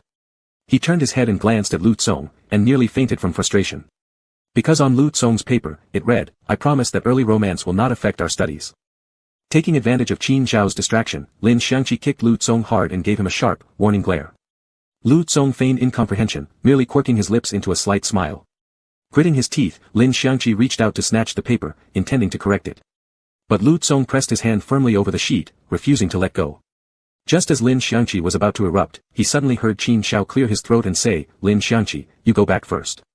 I need to have a word with the class monitor." Lin Xiangqi froze, the pen in his hand stabbing at the notebook, leaving behind an awkward blot of ink. He thought he was the most disobedient one, so if Qin Zhao wanted to talk to someone, it should have been him. Why was Lu Tsong being kept behind? Uneasy, Lin Xiangqi glanced at Lu Tsong, who gently patted his back and said, "Go on." Lin Xiangqi reluctantly let out a soft, "Oh." He left the office looking obedient enough, even politely closing the door behind him. In reality, he didn't go far. He crouched by the door crack, eavesdropping. It took a while before he heard voices from inside. "I heard from Lin Xiangqi that you're going to tutor him." Qin Zhao's voice came through the door, not very clear but still understandable. Lu Tsong replied, "Yes. I made a study plan, but we haven't started yet." Qin Zhao wasn't particularly concerned, he simply asked, "Why haven't you started?" "Too many things lately." Lu Tsong's explanation was vague, without specifying what exactly had been keeping him busy. But indeed, they'd been taking frequent leaves recently, as if troubles never stopped piling up. "Do you really think Lin Xiangqi can get into Capital University?" Qin Zhao asked bluntly. Outside the door, Lin Xiangqi nervously scratched at the wall tile. He heard Lu Tsong say, "It shouldn't be a problem." Qin Zhao pressed, "Is that to comfort him, placate me, or do you truly believe it?" Lu Tsong didn't answer directly. Instead, he said, "He's smart. He used to rank among the top 3 in his grade since primary school. Of course, that was only before his parents passed away. After turning 14, his grades plummeted. But everyone understood Lin Xiangqi's situation back then, so no one pushed him to study. Actually, his current grades aren't that bad," Qin Zhao said half-jokingly. "Last semester, on the final exams, he didn't even finish some papers, yet still managed to pass." Lu Tsong nodded. "Yes. But that's precisely the problem, don't you see?" Qin Zhao continued. Lu Tsong remained silent. Qin Zhao went on, "He's gotten used to getting by without effort. He could achieve so much more, yet chooses to slack off. He talks about wanting to attend Capital University, but shows no real action. Without motivation to improve, no amount of study plans will help. For once, Lu Tsong seemed at a loss for words. Because Qin Zhao was right, Lin Xiangqi was strange. He clearly had a goal, yet lacked any drive. Qin Zhao added, "You can make excuses for him all you want, but facts won't change. Honestly, I suggest you stop thinking you can pull his scores up to 680 in just 6 months. That's unrealistic. Focus on yourself first. As for Lin Xiangqi, I'll speak with him a few more times and try to adjust his mindset." But Lu Tsong said, "It doesn't matter." Qin Zhao assumed he was being modest, so he added, "The school has high expectations for you." Then Lu Tsong casually said something that left Qin Zhao utterly speechless. He said, "I can't go to university." Not just Qin Zhao, even Lin Xiangqi outside the door was stunned. "Can't go? What does that mean, can't go?" Lu Tsong had such outstanding grades, someone who could score full marks across all subjects. If even he couldn't attend university, then who could? Besides, hadn't he promised Lin Xiangqi they'd go to Capital University together? Qin Zhao voiced the very question on Lin Xiangqi's mind, "Why? Did something happen?" "You can tell the school, we'll actively help you resolve it." Calmly, Lu Tsong touched the neck ring around his throat and explained, "Because of this." In an instant, Qin Zhao understood.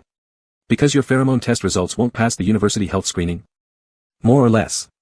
Lu Tsong didn't elaborate further. The real issue lay primarily in the inhibitor failure. Lu Tsong's pheromones were too dangerous. If not for that, given his perfect academic potential, even top universities wouldn't refuse such a student.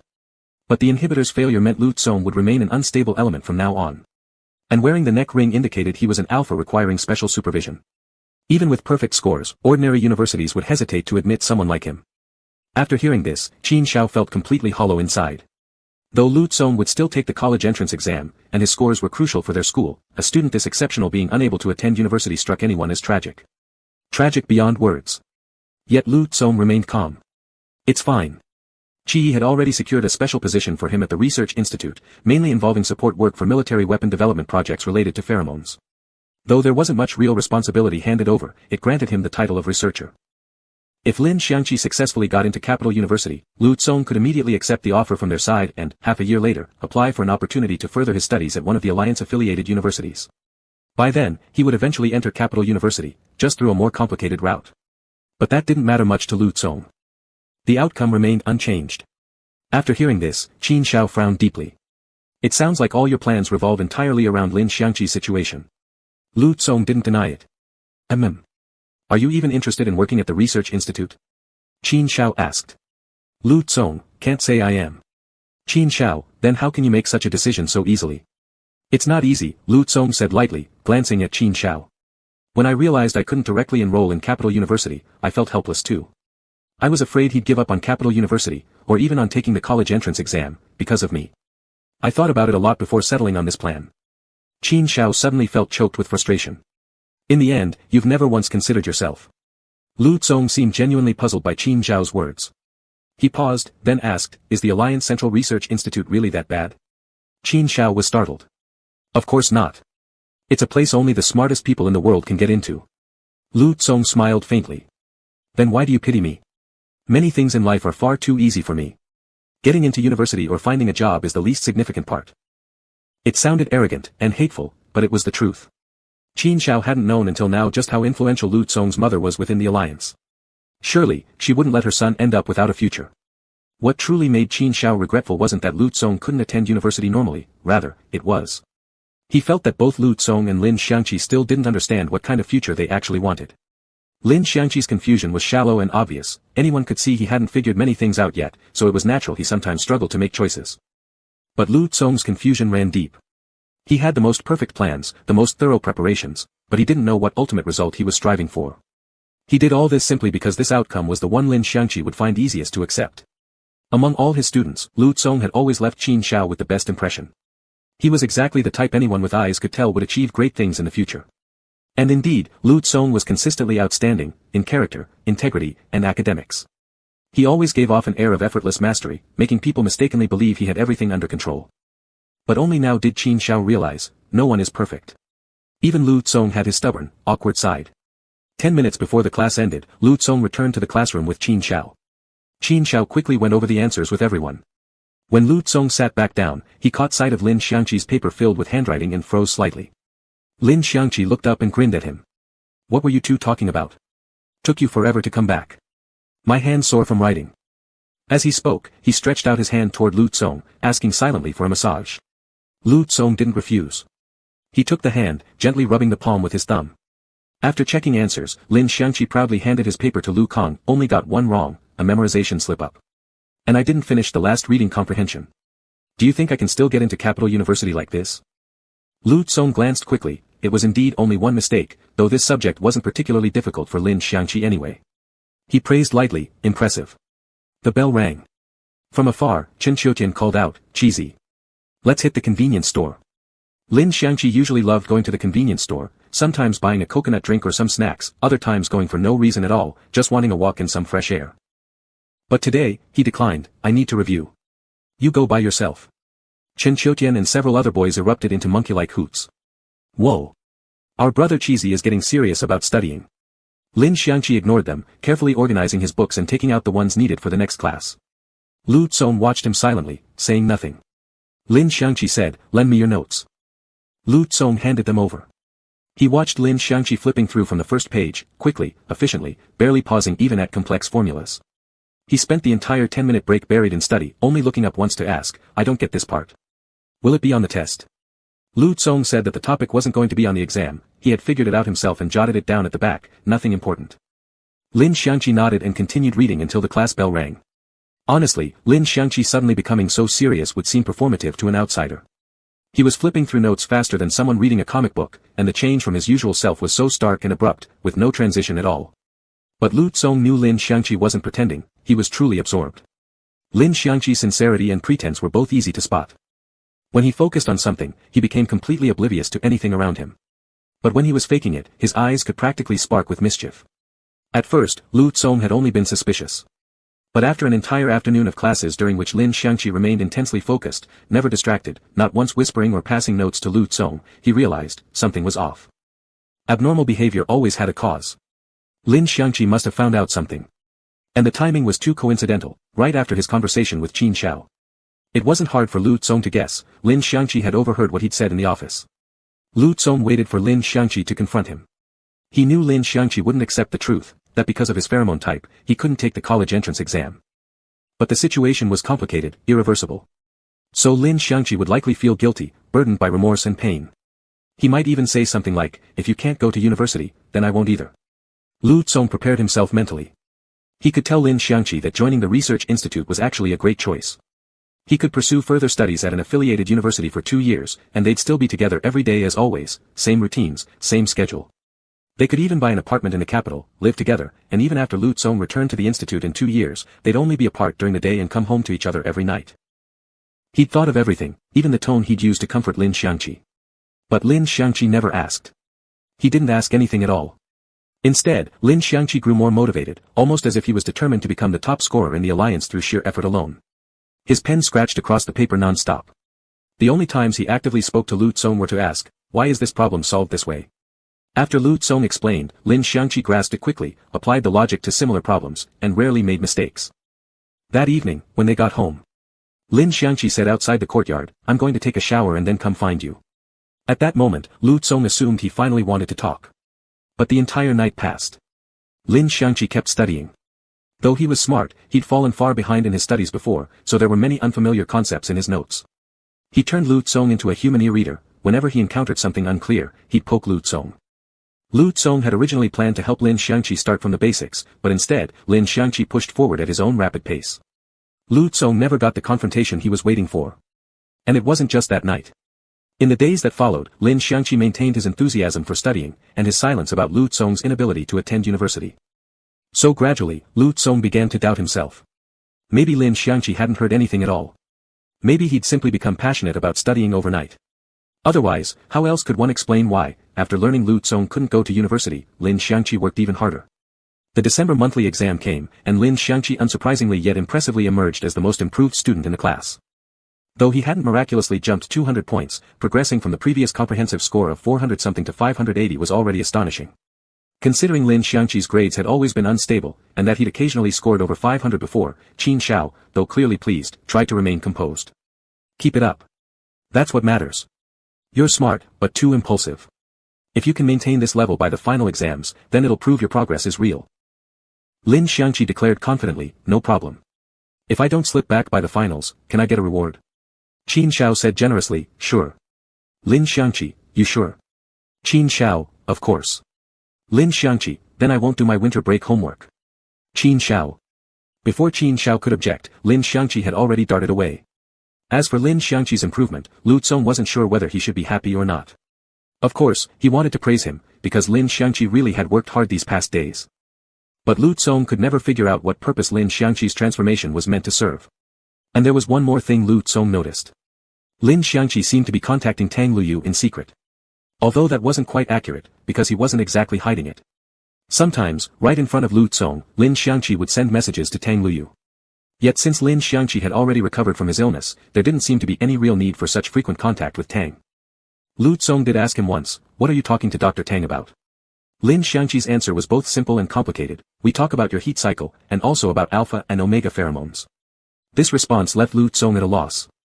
After all, it made sense that Lin Xiangqi would worry about his heat cycle, so consulting Tang Luyu about it wasn't unreasonable. Lu Tsong even asked Tang the same question. But strangely, Tang appeared even more confused than he was. I thought it was you who sent him to me. He keeps asking me detailed questions about your genes and pheromones, from your heat cycle to the diffusion effects of pheromones, very specific things. I figured maybe you couldn't explain the technical aspects clearly, so you sent him instead. I even forwarded all my research papers from the past few years to him. Watching Lin Xiangqi grow more diligent by the day, Lu Tsong increasingly felt that something was slipping beyond his control. This sense of disorder unsettled him.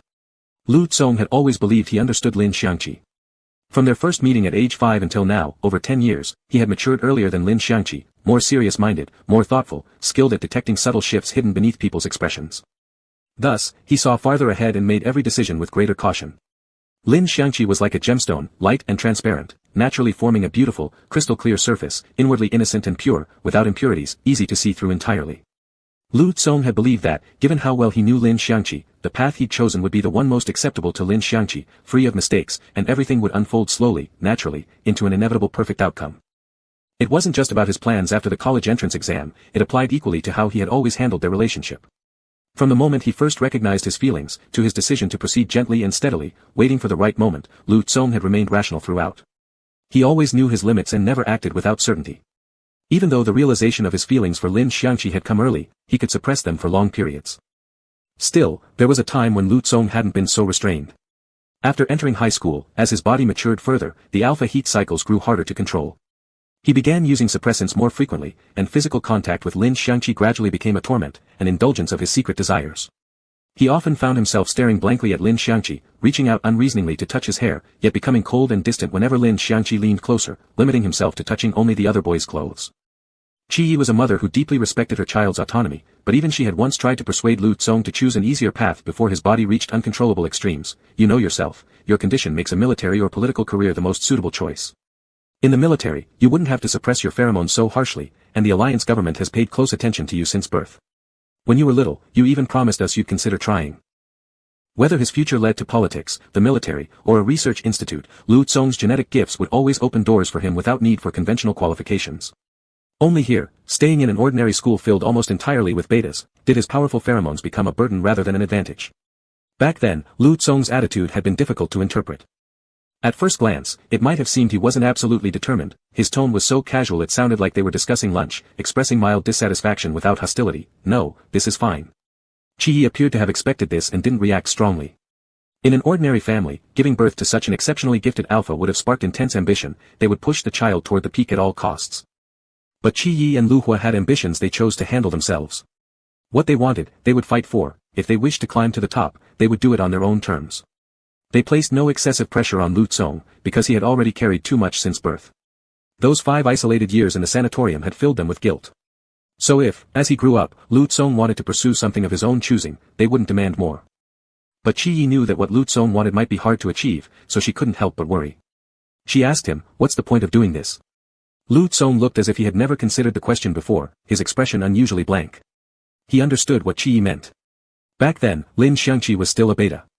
If Lu Tsong got too close to him, it could hurt him. But if that alone were reason enough to give up, Lu Tsong couldn't do it. He could easily suppress his pheromones, but there was no way to suppress emotion. Besides, Lin Xiangqi wasn't at all independent. He had many bad habits and often made a mess of his life. And he wasn't obedient. He wouldn't ask for help when things went wrong, always trying to tough it out alone. Even when he couldn't endure anymore, he wouldn't say a word, thinking it was enough to cry quietly under the covers. Fortunately, Lu Tsong always noticed, always comforted him. Lu Tsong quietly gathered up every shattered piece of him and put them back together in silence. So if Lu Tsong left, Lin Xiangqi would never be able to take care of himself. Lu Tsong told Qi Yi all this plainly, without much sentimentality, just stating the reasons he believed he couldn't walk away. Qi Yi rarely drank, but that night she finished half a bottle of engsub. Before passing out, she hugged Lu Tsong and said, "If he doesn't want it, don't force him." Lu Tsong said, "I know." Lu Tsong had imagined the worst possible outcome, that Lin Xiangqi felt nothing extra for him. Perhaps Lin Xiangqi simply had no one else to rely on, so he settled for leaning on Lu Tsong instead. At worst, Lin Xiangqi was just using him to get through loneliness. Even that, he could accept. If Lin Xiangqi was willing, he could use him for a long time. Maybe even a lifetime. Lu Tsong thought that would still be fine. Only, Lu Tsong feared the day when Lin Xiangqi would no longer need him. He probably wouldn't have the heart to force Lin Xiangqi to stay. So if Lin Xiangqi ever truly made his choice, there would be nothing better Lu Tsong could do than let him go. At midnight that night, Lin Xiangqi was again studying hard in Lu Tsong's room. Lu Tsong thought about whether he should just confess. Regardless of whether Lin Xiangqi had heard his conversation with Qin Shao in the office, the truth would come out sooner or later. If Lin Xiangqi had other hopes, as long as he spoke up, Lu Tsong would follow. Silently, Lu Tsong went downstairs and cooked a late-night snack for Lin Xiangqi. But when he returned, Lin Xiangqi was already asleep on the desk. Another good chance missed. Lu Tsong gently set the bowl down, lifted Lin Xiangqi onto the bed, then went to the bathroom to fill a basin with hot water. He soaked a towel, wiped Lin Xiangqi's body, and changed him into pajamas. Lin Xiangqi didn't wake up once throughout, clearly exhausted. Lu Tsong tucked him into bed, but didn't leave. Instead, he leaned down and pressed a light kiss to Lin Xiangqi's forehead. Suddenly, Lin Xiangqi reached up and hooked his arms around Lu Tsong's neck. Whether awake or dreaming, he pulled him down. Lu Tsong hesitated for only a moment before yielding to the pressure, bending lower to give Lin Xiangqi a damp but not excessive kiss, carefully balanced between satisfaction and longing. When his tongue retreated, Lin Xiangqi opened his eyes slightly, gazing at him with a soft, drowsy look. Lu Tsong wasn't entirely sure why the kiss had happened, but he treasured it deeply. For the first time, without any prior condition, Lin Xiangqi had kissed him first. But Lin Xiangqi was already tired tonight, so Lu Tsong didn't intend to continue. Go to sleep. His hand stroked the nape of Lin Xiangqi's neck, massaging gently and slowly to soothe him. But Lin Xiangqi didn't sleep. Lazily, he murmured, "What about the 10 yuan you made? It cooled off. I can make another bowl if you want it." Lin Xiangqi lifted his head and rubbed his nose against Lu Tsong's. "Then I won't eat it." Lu Tsong hummed softly, thinking he'd finally fall asleep, but then felt the arms around his neck tighten. "Have some of your pheromones," Lin Xiangqi said. Lu Tsong thought he'd misheard, stunned for a second. Lin Xiangqi's hands, with no sense of restraint, moved to the lock on the collar. He already had first-level access from Tang Luyu, able to unlock Lu Tsong's restraints at will. A soft beep, the collar released.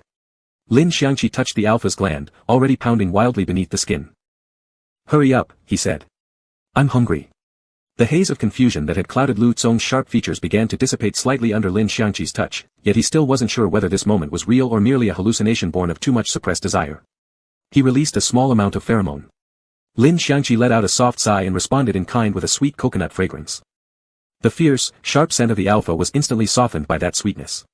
Lu Tsong lowered his body and brushed a kiss against Lin Xiangqi's cheek.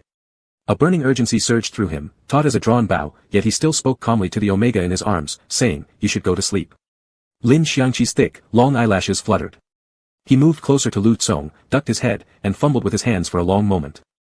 Suddenly, Lu Tsong stiffened. He felt Lin Xiangqi's hand slip beneath his clothes, clumsy from inexperience, yet determined, reaching down and firmly wrapping around his cock. The mischievous Omega let out a soft laugh near his ear and whispered, "So hot. You really think I should sleep?" Chapter 36. Lin Xiangqi's hands were soft in a way that was different from ordinary skin. They were also slightly warmer than usual, and when he curled his fingers, a small, warm hollow formed in his palm. Clearly, he had no intention of sleeping, nor did he intend to let Lu Tsong sleep. He kept moving his hand at varying speeds, sometimes fast, sometimes slow, almost teasing, yet more caring than playful, because he did it with such earnest attention. As he stroked, he asked Lu Tsong, "Am I doing it right?" Lu Tsong remained silent, his breathing gradually deepening. He looked at him helplessly, a faint crease of tense discomfort forming between his brows. Not getting an answer, Lin Xiangqi grew somewhat displeased. His efforts went unrewarded, his enthusiasm dampened. He pouted slightly. "Is it really that bad? Then forget it." He tried to pull away. But immediately, Lu Tsong pressed his hand down firmly. His larger hand covered Lin Xiangqi's, guiding him gently back into motion. "You're doing very well," Lu Tsong whispered against his ear. "You've improved a lot." Lin Xiangqi's face flushed faintly, though he tried to maintain a composed expression. "Of course. I looked it up online." Lu Tsong found it amusing. He felt that lately, Lin Xiangqi had become addicted to learning, developing a curious, studious attitude toward everything, even going so far as to research this specifically. His voice, usually flat, now carried the faintest hitch of breath as he chuckled lowly, "Looked up what exactly?" "Just." Lin Xiangqi actually paused to think. Suddenly, the thing in his hand twitched noticeably, nearly slipping from his grasp. Flustered, he cupped it with both hands and blurted out a question that almost made Lu Tsong lose control, "Why does it move? Didn't the internet say?" Lu Tsong's voice was hoarse, yet he still teased him. Lin Xiangqi shot him a light glare. "They didn't explain that much. For details like that, they charge extra." Lu Tsong paused, then burst into quiet laughter, pressing his face into Lin Xiangqi's shoulder, holding him tightly without moving for a long while. Only the subtle rise and fall of his chest and intermittent breaths filled with suppressed laughter broke the silence. Lin Xiangqi pushed him gently, probably aware that he'd just killed the mood, so he admitted fault promptly. "I won't talk anymore. Hurry up and keep going." Lu Tsong gazed deeply at him. "Yen, why?" Lu Tsong knew asking this now was somewhat inconvenient, even dulling. It wasn't easy to explain. But he always felt that if he didn't ask now, he'd miss another chance. He'd already missed too many times. He couldn't afford more. To his surprise, Lin Xiangqi answered quickly. "Lying down is more convenient." Lu Tsong didn't let it go. He pressed further, "Why so obedient today? Why are you helping me?" Lin Xiangqi countered, "You think touching you counts as helping?" Lu Tsong pinched his cheek. "Isn't it?" "Of course not," Lin Xiangqi raised an eyebrow. "I'm playing with you." Lu Tsong was momentarily speechless, then laughed, repeating his words with a teasing tone, "So you're just playing with me?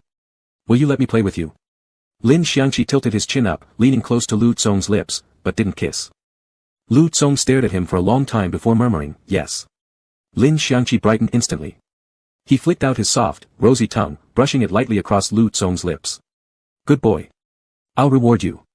Lu Tsong's Adam's apple rolled sharply. His eyes darkened further, pupils deep with unfathomable desire. But he didn't let himself give in. Instead, he waited, watching as Lin Xiangqi provocatively taunted his body with clumsy, unpracticed moves. Lu Tsong, lie down, Lin Xiangqi poked at his firm pectoral muscles. This position limits my range. Lu Tsong obeyed completely, doing exactly as Lin Xiangqi told him. Once lying down, Lin Xiangqi impatiently shoved aside the obstructive fabric. His movements weren't gentle. While undressing Lu Tsong, he struggled to lift his arm over the shoulder, finding it immovable. He glared in frustration. Move yourself a little. Lu Tsong smiled, though his tone sounded innocent. Earlier, you said I shouldn't move on my own. Lin Xiangqi retorted proudly, well, I'm taking it back. Finally, with Lu Tsong's cooperation, he managed to strip him completely. He first admired Lu Tsong's body for a moment, praising how well-defined his muscles were, before placing his hands back where they belonged. Compared to his initial shock at Lu Tsong's size, Lin Xiangqi now considered himself worldly wise. One hand. Not enough, two would do. Determined to prove he had indeed learned something, he placed the palm of his other hand gently over the tip, pressing and circling slowly. But the motion was hesitant and mechanical, awkwardly imitating what he'd read. It gave Lu Tsong a frustrating mix of stimulation, enough to stir but not satisfy, without achieving anything substantial. But Lin Xiangqi believed he was doing exceptionally well, having technically replicated the online tutorials to the best of his ability. Feeling Lu Tsong's body tense slightly, his breathing grow heavier, and noticing a faint dampness gathering at the tip, he sped up and asked with hopeful anticipation, feels good, right? Lu Tsong looked at him with mild helplessness. How should he put it? This technique wasn't exactly pleasurable, closer to torture, perhaps. Because Lin Xiangqi's stamina was truly terrible. He couldn't maintain the pace for long. Every time he pushed himself for a few quick strokes, his arms would ache, and he'd subtly slow down without realizing it. Lu Tsong didn't rush him. Watching the expression on Lin Xiangqi's face while he did this was far more satisfying than actually benefiting from his flashy yet ineffective handwork. Whether it was Lin Xiangqi's overly sincere goodwill that delighted him, or the clumsy determination in his fumbling efforts, Lu Tsong couldn't bring himself to extinguish that enthusiasm. So he indulged him with a soft sigh, feels good. Lin Xiangqi beamed with pride. Lin Xiangqi pressed on with renewed vigor. Lin Xiangqi tried several techniques on Lu Tsong one after another. Only, the techniques he had learned were rather horrifying. Without proper lubrication, it was essentially harsh, abrasive friction on Lu Tsong's most sensitive spots. A couple of times along the way, Lu Tsong genuinely thought he might lose it entirely. Yet Lin Xiangqi's expression remained so serious, those beautiful eyes locked onto little Lu in his hand. The visual impact overwhelmed any physical discomfort. Lu Tsong couldn't help but stay aroused. Truthfully, he didn't care whether Lin Xiangqi had actually mastered any real skill, nor did he mind whether tonight would truly make him feel incredible pleasure. In fact, he suspected Lin Xiangqi was probably just playing around, maybe even teasing him deliberately. But for Lu Tsong, reaching this point was already enough. As long as Lin Xiangqi didn't shy away, didn't fear him, and willingly helped him like this, even if it hurt, Lu Tsong would still say it felt good. He had never asked for much. Ah. After a while, Lin Xiangqi began making lazy little whimpers, pouting and hinting at Lu Tsong, my hand's so sore. I'm tired. Well, it wasn't really a hint anymore. It was outright signaling, basically telling Lu Tsong to finish up already. Lu Tsong chuckled, propping himself up. He hadn't actually been fully immersed anyway, so stepping out of the mood came easily. He took Lin Xiangqi's hand and gently rubbed it, saying, tired? Then go to sleep, okay? But you're not done yet. Lin Xiangqi wanted to keep trying, but Lu Tsong held him tight, leaving no room. So he argued instead, it's been a long time, I've been watching the clock. Over 20 minutes. You haven't even. My fault. Lu Tsong bent his legs and sat cross-legged, pulling Lin Xiangqi into his lap. He kissed his forehead, his eyelids, and that pouting mouth full of stubborn protest, murmuring with a smile, you've worked hard. Thank you, Yan Yan. The ever-polite Lu Tsong. The thoroughly dissatisfied Lin Xiangqi. Nestled in his arms, receiving comforting kisses for quite a while, Lin Xiangqi still couldn't let go of his frustration. He braced himself against Lu Tsong's thighs and pushed upright. I've got one more move I learned. Try it with me, please. Lu Tsong didn't hold any real hope for whatever move Lin Xiangqi had picked up. But seeing the competitive spark in his eyes, Lu Tsong knew, if he didn't let him play it out to the end, there would be no peace tonight. With silent apology to his own body, he gave in and coaxed gently, all right. Show me.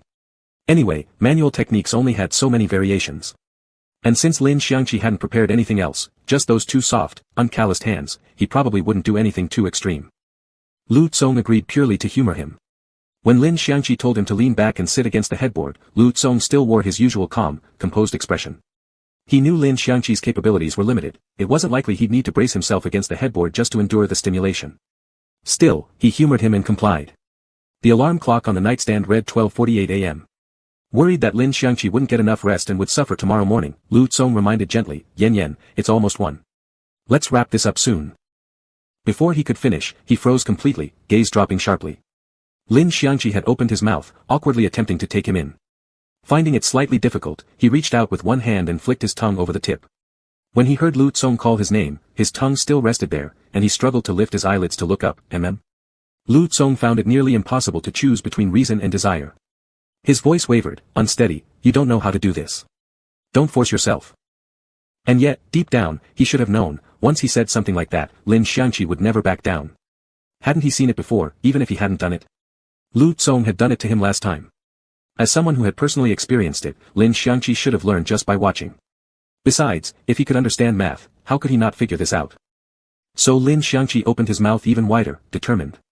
Fortunately, the human mouth was quite malleable, so even though little Lu looked as thick as Lin Xiangqi's wrist, he finally managed to take him in. It was extremely difficult, his cheeks aching and jaw strained, swallowing with great effort. Lu Tsong already knew that Lin Xiangqi was sensitive, that during kisses, too much intrusion would make him uncomfortable, his body going limp and his breathing labored. Yet now, Lin Xiangqi still pushed himself forward, taking Lu Tsong into his mouth. Most of it remained outside, but he had indeed touched the sensitive tip of Lu's gland. Lu Tsong felt Lin Xiangqi wanting to pull away, but he didn't, he bravely endured through the most uncomfortable phase. Only in moments like this did Lu Tsong realize how utterly powerless he truly was. All that praised composure and restraint of his had long been shattered by the sight of Lin Xiangqi's dewy eyes, reduced to fragments, revealing the raw truth buried beneath. He didn't feign resistance or push Lin Xiangqi away. Instead, guided purely by instinct, he reached up and gently stroked Lin Xiangqi's hair, touching him with infinite tenderness. Every drop of blood in Lu Tsong's body was boiling, his lower abdomen taut, veins flaring outward from their origin like furious brushstrokes across a canvas. And the diligent little artist was clumsily churning the ink, bit by bit coaxing forth even more flame. Lin Xiangqi proudly noticed that this time, Lu Tsong reacted quickly. Unfortunately, as Lu Tsong grew increasingly aroused, his mouth was stretched more painfully. His jaw felt on the verge of dislocating, so he looked up at Lu Tsong pitifully, hoping Lu Tsong would understand that his mouth had reached its limit, that he shouldn't be expected to endure any more. At the moment their eyes met, Lu Tsong's brow nodded sharply. His hand clenched into Lin Xiangqi's hair, and after struggling for control, he rasped hoarsely, "That's enough. Pull off." Lu Tsong rarely used such a commanding tone, it sounded harsh. But Lin Xiangqi didn't know that Lu Tsong wasn't trying to scare him, he was simply at the end of his endurance, each word forced out with difficulty. Unfortunately, Lin Xiangqi pulled back too late. A thick surge, laden with intense pheromones, flooded Lin Xiangqi's throat. He scrambled backward, coughing twice, his eyes reddened from choking. Lu Tsong looked deeply conflicted, hand hovering near Lin Xiangqi's mouth. "Spit it out." Lin Xiangqi stuck out his tongue pathetically, showing Lu Tsong the inside of his mouth, there was nothing left. He said miserably, "I already swallowed it." Lu Tsong's Adam's apple dipped slightly. He stayed silent for a long while, then quietly got up, poured a glass of water for Lin Xiangqi, watched him drink it all, then led the dazed Lin Xiangqi to rinse his mouth. Lin Xiangqi didn't understand what was wrong with Lu Tsong, but judging by the air growing increasingly hot with pheromones, he guessed Lu Tsong wasn't very calm. He was tucked under the covers, then watched as Lu Tsong took out an ointment and carefully applied it to a small split at the corner of his mouth. With pheromones swirling around, Lin Xiangqi didn't feel any pain, obediently letting Lu Tsong treat him. Much later, Lu Tsong turned off the lights, slipped into bed, and wrapped his arms around Lin Xiangqi from behind. He never once commented on Lin Xiangqi's technique, leaving Lin Xiangqi rather uneasy. Before drifting off, Lin Xiangqi whispered softly, "Do you think I did well?" Lu Tsong pulled him closer, lips pressing against his gland. "Yes." A simple answer. Lin Xiangqi wasn't sure if it was sincere or just appeasement. But he was too tired, studying all day, then demonstrating his new moves to Lu Tsong all evening. He simply didn't have the strength to ask further. So he sank heavily into sleep. Around 3 or 4 in the morning, Lin Xiangqi woke briefly. Because the alpha's pheromones had faded, his dreams had grown restless. Instinctively, he turned to hug Lu Tsong, only to find the other side of the bed empty. He rubbed his sleepy eyes and glanced over, noticing the bathroom door was closed, the light on, water running. Lu Tsong was showering inside. Lin Xiangqi couldn't understand why he'd be showering at this hour, thinking he'd ask when Lu Tsong came out. But Lu Tsong kept showering, for so long that Lin Xiangqi fell asleep again before he ever emerged. Chapter 37. The next morning, as soon as Lin Xiangqi woke up, he felt a sore throat and a slight stinging sensation in his mouth. Before he could even react, Lu Tsong had already handed him hot water and medicine. That wasn't unusual. Lu Tsong always knew what he needed, so all Lin Xiangqi had to do was take it and swallow. But then he noticed Lu Tsong stuffing 2 packs of throat lozenges, a bottle of cough syrup, a bottle of Chuanbei loquat paste, and various other throat-related items into his backpack. Unable to help himself, Lin Xiangqi chuckled weakly and asked in a hoarse voice, "Why are you bringing all this? I'm not sick, you don't need to go overboard like this. And honestly, isn't it a bit much?" Lu Tsong glanced at him briefly. Despite his usual composure, there was an uncharacteristic flicker of unease on his face. "It's not heavy." Lin Xiangqi narrowed his eyes, let out a soft "oh," and said, "Fine then, bring it all along. Maybe I'll need something later." Lu Tsong lowered his gaze. Lu Tsong," Lin Xiangqi suddenly called. Lu Tsong looked over. "I don't want to walk." Sitting on the bed, he pushed aside the thick winter quilt, lazily raised his arms, and said, "Carry me." It was strange. Lu Tsong sensed that something between them had changed. They'd long been intimate, doing things far more intimate than this countless times before, but Lin Xiangqi's attitude was always the key. He knew Lin Xiangqi's initiative never came without reason, yet this time, Lu Tsong couldn't pinpoint any logical explanation. He bent down and lifted Lin Xiangqi into his arms. Lin Xiangqi naturally wrapped his legs around Lu Tsong's waist, rested his cheek against his neck, and brushed against the cold collar. Mumbling quietly, he said, "Wait, okay? I'll figure out how to remove it for you." Lu Tsong paused. "How would you remove it?" Lin Xiangqi hesitated for a long moment before biting gently at Lu Tsong's earlobe and saying, "I'm still figuring it out. Don't rush me." Lu Tsong wasn't in a hurry, not really. The collar didn't affect him much at all. Lin Xiangqi didn't understand. He saw the collar as something like handcuffs or chains, binding and restricting Lu Kang. But in truth, with Lu Tsong's abilities, breaking it wouldn't be difficult if he truly wanted to. The collar existed only to make others feel at ease. Nothing more. But Lu Tsong was curious. Curious why Lin Xiangqi had suddenly decided that he had to remove the collar. Curious whether Lin Xiangqi's recent changes were somehow tied to this. And Lu Tsong's intuition wasn't wrong. Lin Xiangqi's odd behavior became increasingly apparent, and he grew unusually obedient. It showed not just in his studies, but in how they interacted. At night, when he couldn't sleep well, he'd toss and turn until he found Lu Tsong's arms. At school, he no longer cared about rumors, he reached for Lu Tsong's hand first. When Lu Tsong explained problems to him, he focused intently, and after being praised, he'd lean in and kiss him without hesitation. Lin Xiangqi became clingy. Holding hands, hugging, kissing, each gesture came naturally now. He also became considerate, asking Lu Tsong if he was cold, too hot, hungry, or tired. It was remarkable, considering Lin Xiangqi's notoriously careless, oblivious personality, he hadn't even taken such good care of himself before.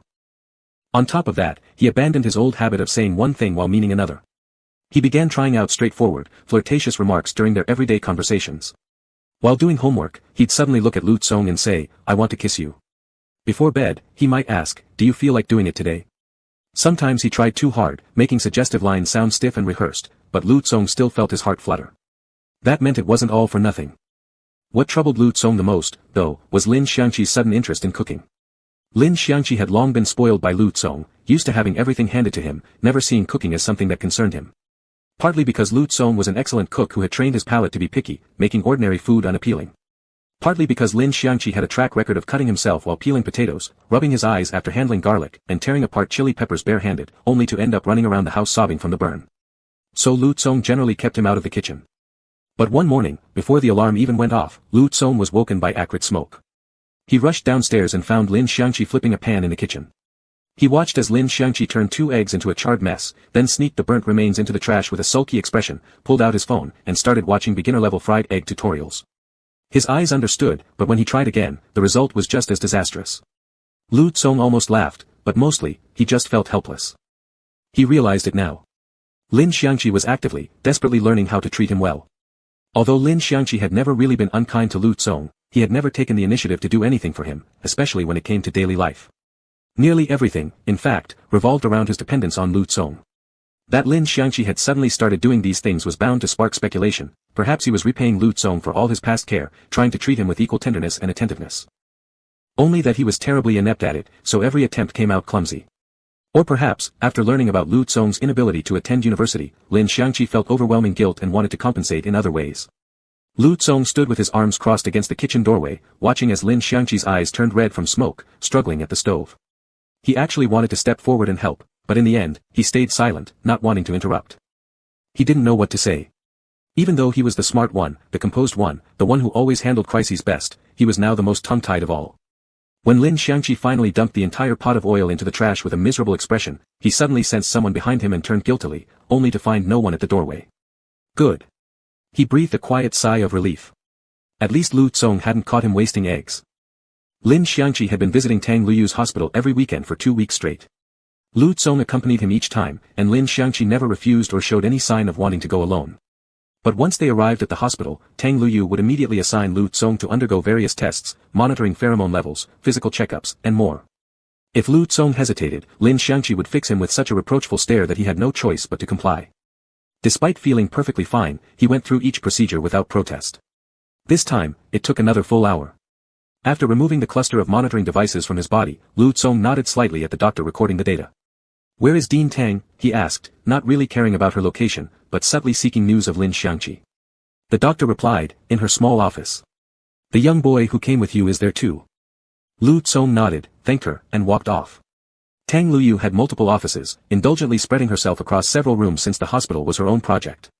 Lu Tsong knew exactly where the small office was and headed straight up the elevator.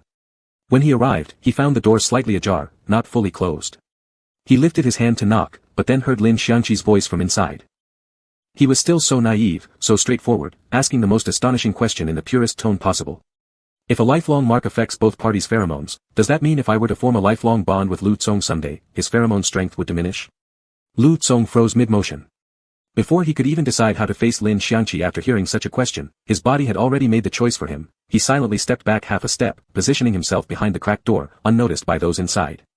Unaware of the presence outside, Lin Xiangqi and Tang Luyu continued their conversation with growing enthusiasm. Tang Luyu was first stunned, how openly Lin Xiangqi had brought up the possibility of a permanent bond with Lu Kang. But she suppressed her curiosity and explained the matter professionally. If it were with another omega, yes, there would be potential pheromonal interference, meaning that lower-grade pheromones fusing with higher-grade ones could neutralize the unique properties of the stronger one. When supreme and inferior traits merge, there's a high chance both parties' pheromones become inferior. However, there's roughly a 10% chance both may fuse into superior or even supreme-grade pheromones. In truth, this topic has no definitive conclusion yet. Research institutes and pheromone evolution centers are still conducting ongoing studies. Generally speaking, however, for superior genes to sustain and evolve, the purity of their pheromones must be preserved. Once fused with others, interference becomes inevitable.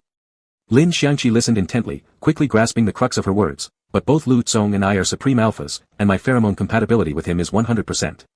In that case, wouldn't that ensure the preservation of pheromone purity?" Tang Luyu nodded approvingly.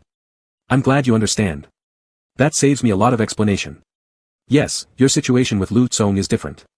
First, as two supreme alphas, your pheromones are both strong enough that fusion wouldn't interfere with each other. Data shows that among married supreme pairs, the greatest change after permanent marking is merely the scent, special attributes and abilities remain completely unaffected." Lin Xiangqi let out a breath of relief. Tang Luyu continued, "There's another point worth noting, the fact that your compatibility with Lu Tsong is a perfect 100%. This has never happened before, so there are no existing cases to reference. But both data and experience give me reason to believe that fusing your pheromones would only make each of you stronger. Lu Tsong's genes are undoubtedly powerful, but both his parents were dominant supreme alphas with strong offensive instincts, which resulted in Lu Tsong inheriting the most unstable aspects of their pheromones. A lifelong mark with you might provide Lu Tsong with the stability he needs most right now."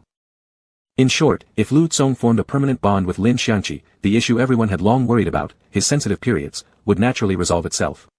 After listening, Lin Xiangqi lowered his head and pressed his lips together, appearing to be thinking deeply. Tang Luyu noticed he had the habit of picking at his fingers, something he always did when struggling with a difficult decision. She could easily guess what was on his mind. If she looked at this purely from the standpoint of being Lu Tsong's doctor, she would encourage Lin Xiangqi to go through with it. A permanent mark could resolve the serious issues hidden within Lu Tsong's body, and given Lu Tsong's excellent background and character, being with him would bring nothing but benefits to Lin Xiangqi. But Tang Luyu couldn't bring herself to say it. She felt Lin Xiangqi was too young. Unless his life was at risk, she didn't believe he should rush into such a life-altering choice just to save someone else. So Tang Luyu decided not to encourage or discourage him. She would simply present the facts objectively, laying out both pros and cons. Still, nothing in life is 100% certain. I can share my personal experience with you as a reference. Lin Xiangqi looked at her. Your experience? You probably know that I used to be a supreme omega. After forming a lifelong mark with an inferior alpha, my pheromones became disrupted. Tang Luyu refilled Lin Xiangqi's cup with hot tea. Her tone was light, as if she weren't about to recount a painful story, but merely sharing everyday insights. Now, though I'm not truly inferior, I've completely lost my previous supreme-level strength. My pheromones can no longer be used in medical treatments. Perhaps because Tang Luyu remained so calm, Lin Xiangqi failed to sense any pain in her words. He was only curious, why? Logically speaking, Tang Luyu had begun studying medicine as a teenager and had been working in the field ever since. She must have fully understood the consequences of a permanent mark. Why, then, had she chosen to do it? To her surprise, Tang Luyu stared at him. You're not going to curse that alpha first? Lin Xiangqi frowned. Why should I? Because most people, when they hear this story, automatically assume I wasn't willing. They think some shameless, inferior alpha must have tricked or even forced me into it, leading me to fall from grace. She laughed at her own words, unable to help herself. He's been cursed for years. No matter how much I explain, everyone still thinks I'm stubbornly defending myself, convinced that I was victimized. Lin Xiangqi gazed at her for a long time. Then, without a word, he set down his teacup, stood up, and gently hugged Tang Luyu. Tang Luyu stiffened, slowly asking, what is it? Lin Xiangqi whispered, you seem a little sad. Tang Luyu gave a dry chuckle. Not at all. I'm just trying to tell you, using my own experience, to consider not only Lu Tsong, but yourself as well. Interference doesn't only happen when someone falls from supreme to inferior. Even if your pheromone scent changed from coconut milk to something revolting like gunpowder, that would still be interference. Lin Xiangqi said nothing. He stayed holding her, lightly patting Tang Luyu's back as if comforting her. Even as she denied feeling sad, Tang Luyu forced a steady smile and asked, why do you think I'm sad?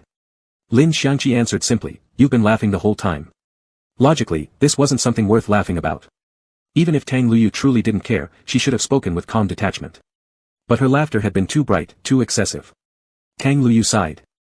Laughing means I've long stopped caring. How could it mean I'm sad? Lin Xiangqi said quietly, you're laughing because you're afraid others will see through you. Tang Luyu groaned, oh come on, you're so young, why overthink so much? Seriously, you're putting emotions on me that aren't there. Haha. I'm just talking about you and Lu Kang. Lin Xiangqi paused, then said, I do the same thing. Tang Luyu, what? Lin Xiangqi said, because sometimes I laugh just like you. That's how I know. Tang Luyu stared blankly for a long moment, then suddenly let out a sigh. Alright, fine. I can't believe you actually saw through me. Yeah, I am a little sad. Because of that alpha you formed a permanent mark with? Lin Xiangqi asked her. Tang Luyu, Lin Xiangqi, what did he do? Tang Luyu said, he died. Lin Xiangqi immediately regretted asking. I'm sorry. No, it's fine. He's been gone for nearly 10 years. I've long forgotten about it. Tang Luyu turned around and comforted Lin Xiangqi instead. Actually, forming that lifelong bond was kind of impulsive on my part. You know, I used to be the youngest chief physician in gland therapy across the entire alliance. I thought I was incredible, like the alliance couldn't function without me, nor the military. Arrogant, dismissive of everyone. I even believed he fell for my medical skills. Then after the permanent mark, my pheromones changed, and just like that, everything collapsed. In the blink of an eye, I was kicked back to my hometown. Ha ha ha. Lin Xiangqi looked at her, not laughing at all. Tang Luyu slowly let her smile fade. Not funny. Typical case of dying by one's own talent. Ha ha. Lin Xiangqi gazed at Tang Luyu with quiet sorrow. No wonder Lu Tsong always saw right through me when I laughed like this in front of him. It must have looked just as awful. Tang Luyu twitched her lips. Next time I check you up, I'll use the thickest needle available. Lin Xiangqi stuck his tongue out. Sorry. Tang Luyu said darkly, listen up, kid. My story is a warning, don't be an idiot in love. You're still so young. If you rush into a permanent mark now, what will you do if you regret it later? After all, Lu Tsong's situation wasn't like Lin Xiangqi's back then. He wasn't facing life-threatening danger, and currently, just having Lin Xiangqi's pheromones was enough to keep him stable. Without deep emotional commitment or any intention to marry, a lifelong bond simply wasn't worth it. But Lin Xiangqi didn't seem to care about the term love-struck fool. He looked straight at Tang Luyu and asked, then, do you regret it? Tang Luyu choked, evading the question. 20 years ago, people would pay 9 figures just for a single dose of my pheromone suppressant. Now, no one would take my pheromones even if I gave them away for free. Lin Xiangqi had a sharp mind, he instantly picked up on the oddity in her words. So back then, everyone only wanted your pheromones. They didn't actually care whether your medical skills were good or not. Tang Luyu. Lin Xiangqi continued, but now, no one cares about your pheromones anymore. All they know is that you're the most authoritative gland expert in the entire alliance. Tang Luyu finally surrendered. Your reading comprehension must be off the charts. Lin Xiangqi nodded proudly. When I'm smart, I'm really smart. And when I'm dumb, I'm really dumb. Tang Luyu chuckled. So now you know, the permanent mark back then was intentional on my part. Yes, it was impulsive. Yes, I was crazy. But I truly don't regret it. And back then, I believed my pheromones could save him. Lin Xiangqi froze. Save him? Yes. Because my pheromones had strong healing properties. I already knew his illness couldn't be cured by conventional means, so I lied to him and said there was a way. I even proposed, telling him we'd have our wedding once he recovered. Tang Luyu covered her face, her voice muffled, impossible to tell whether she was crying or laughing. So why would anyone pay so much for my pheromones back then? When in truth, they were useless. Lin Xiangqi didn't know what to say. He had always thought Tang Luyu was someone free-spirited and unbothered. After all, she was always talking about dating, about picking up men, as if she were constantly flitting from one romance to another. Now he realized, she was just trying to move on. But no matter what she tried, nothing worked. So that's the point. Tang Luyu regained her composure remarkably fast, shifting back into a solemn, advisory tone. I know you're worried about Lu Tsong being affected by his sensitive periods, and you want to help him this way. But you need to think harder. A permanent mark traps you for life. Perhaps in a relationship. Perhaps in the past. Yet Lin Xiangqi didn't seem to care at all. He simply said, it's fine. As long as I can help Lu Kang. Tang Luyu had already realized it. Lin Xiangqi seemed to have made up his mind long ago. He hadn't come seeking her advice at all, he was only here to confirm a few doubts. She was just an observer, and she didn't intend to interfere with Lin Xiangqi's decisions. All she said was, if you really plan to go through with this, don't act on impulse. You must first make things clear with Lu Tsong's parents. And one more thing, don't even think about it right now. You've only recently completed your differentiation. Your body might not be able to handle it yet. I strongly suggest waiting at least another year before making any decision. Back then, she had advised Lin Xiangqi to form a permanent mark with Lu Tsong because Lin Xiangqi's condition had been so dire, there was nothing worse it could become. But now it was different. Lin Xiangqi's body was developing again. Though later than others his age, all of his physiological indicators were healthy. At this stage, forming a lifelong bond would cost more than it offered, his reproductive tract could even end up damaged as a result. Yet Lin Xiangqi spoke with childish naivety, so if something suddenly happened to Lu Tsong and he took a turn for the worse, I wouldn't be allowed to help him. For a moment, Tang Luyu felt like she could see the words, love-struck fool, glowing right above Lin Xiangqi's forehead. But she knew, he wanted to help Lu Tsong out of pure sincerity, not because emotions clouded his judgment. So she said, how bad could Lu Tsong possibly get? Before, he needed suppressants every single day. Now, with your pheromones, his vitals are far more stable. As long as you keep supplying them at the current frequency, that alone will be enough to keep him calm. Lin Xiangqi nodded. He never insisted on a permanent mark in the first place, he just wanted to be fully prepared. Hearing Tang Luyu confirm that Lu Tsong was stable, Lin Xiangqi relaxed. Then that's good. I've been giving him my pheromones every day. Tang Luyu, well, not necessarily every day. Actually, fine, if you feel it's manageable, then do what works for you. Lin Xiangqi had intended to ask Tang Luyu more about top-tier Omega studying medicine when someone knocked on the door. Lu Tsong didn't walk in. He gently pushed the door open and stood there, neither too close nor too far, simply looking at Lin Xiangqi. Lin Xiangqi smiled at him. Finished your checkup? Lu Tsong reached out his hand, replying simply, Let's go. Lin Xiangqi stood up and bid farewell to Tang Luyu. Thank you, Dr. Tang. We'll take our leave now. He ran over, took Lu Tsong's hand, and naturally leaned against his arm as he asked, how were your readings today? All stable, Lu Tsong answered. Are you hungry? Want to grab something to eat? Lin Xiangqi asked. Sure. Tang Luyu wasn't sure if she was overthinking, but something about Lu Tsong felt off. On the surface, he appeared no different than usual, his tone still as gentle as always. Maybe it was his eyes. There was a kind of heaviness, indescribable and lingering. Chapter 38. After returning home, it was still early. Lin Xiangqi slumped onto the sofa, pulled out his phone, and found himself torn between studying and playing games. He'd been working hard lately, and his grades had improved significantly. He really wanted to sneak himself a break. But he was afraid that one moment of slack might trigger a chain reaction, leaving him unable to focus on studying afterward. Just as he was struggling with this dilemma, Lu Tsong suddenly sat down beside him, took the phone from his hand, looked at him, and said, "Can we talk?" Lin Xiangqi's heart jolted. In the past, whenever Lu Tsong said something like this, it usually meant Lin Xiangqi was troubled or in some kind of distress. Lu Tsong would always manage to draw out everything he wanted to say, and even things he didn't, through their conversation. But recently, hadn't he been behaving normally? What could this be about? Lin Xiangqi gave him a confused and nervous look. Lu Tsong sighed helplessly. You really don't know what I want to talk about? Lin Xiangqi nodded. Lu Tsong was momentarily speechless. He lightly pressed his forehead, laughing in quiet disbelief. So Lin Xiangqi hadn't realized it. Despite all the major changes lately, all those uncharacteristic actions, he genuinely thought they were normal. Or was he pretending not to know, trying to hide something?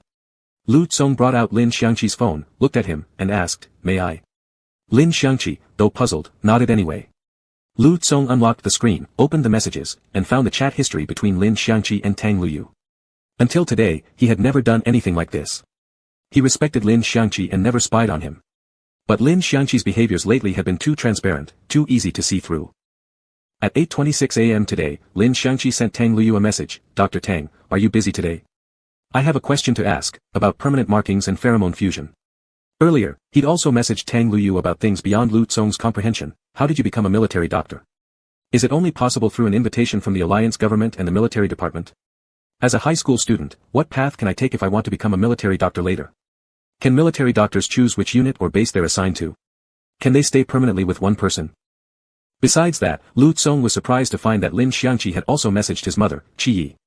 Qi had never told Lu Tsong, well, although Lu Tsong didn't usually initiate conversations with her either. The questions Lin Xiangqi asked Qi were within Lu Tsong's expectations. "Auntie, are there any projects at the research institute that collaborate with Capital University? Specifically, in which directions?" Qi's reply was complicated. Lin Xiangqi probably couldn't fully understand it, so he honestly replied, "Could you tell me, Auntie, which major at Capital University should I apply for if I want to have a chance to work with the research institute?" Qi, being as intelligent as she was, instantly grasped his intention and without delay, immediately sent him the relevant majors. Qi asked Lin Xiangqi, "Have you discussed this with Lu Tsong?" Lin Xiangqi replied, "Not yet. I'm just preparing in advance. Please don't tell him for now, I'm afraid he'll misunderstand that I've already decided to go. I haven't made up my mind yet. Once I've planned everything out, I'll talk to him." Qi replied with, "Okay." Lu Tsong slowly scrolled through the messages, then handed the phone back to Lin Xiangqi, holding the screen in front of him. Softly, he asked, "Why keep these things from me?" Lin Xiangqi stared at him with wide eyes. "I wasn't keeping them from you. I just wanted to get things ready before telling you." Lu Tsong studied him for a long time, searching Lin Xiangqi's expression for any hint of guilt, but found none. Lin Xiangqi looked completely open and honest. Still puzzled, Lu Tsong asked, "So you want to become a doctor? Or join the research institute?" Lin Xiangqi said, "Either is fine." Lu Tsong frowned.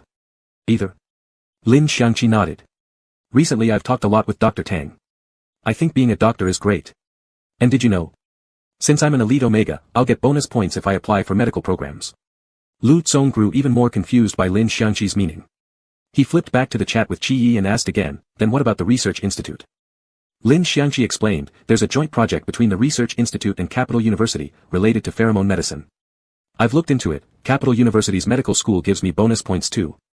As long as I score above 620, I can get in. After graduation, Auntie Qi can recommend me directly into that project." Now Lu Tsong began to understand what Lin Xiangqi meant. Simply put, he wanted to become a doctor. Whether it would be as a military physician or a researcher, Lu Tsong still wasn't entirely clear. But to Lu Tsong, neither possibility was really a problem. If Lin Xiangqi wanted to become a military doctor, Lu Tsong could go to military academy. After all, the military department sent him several invitations every year under the pretense of campus visits, really just hoping to persuade Lu Tsong into enlisting.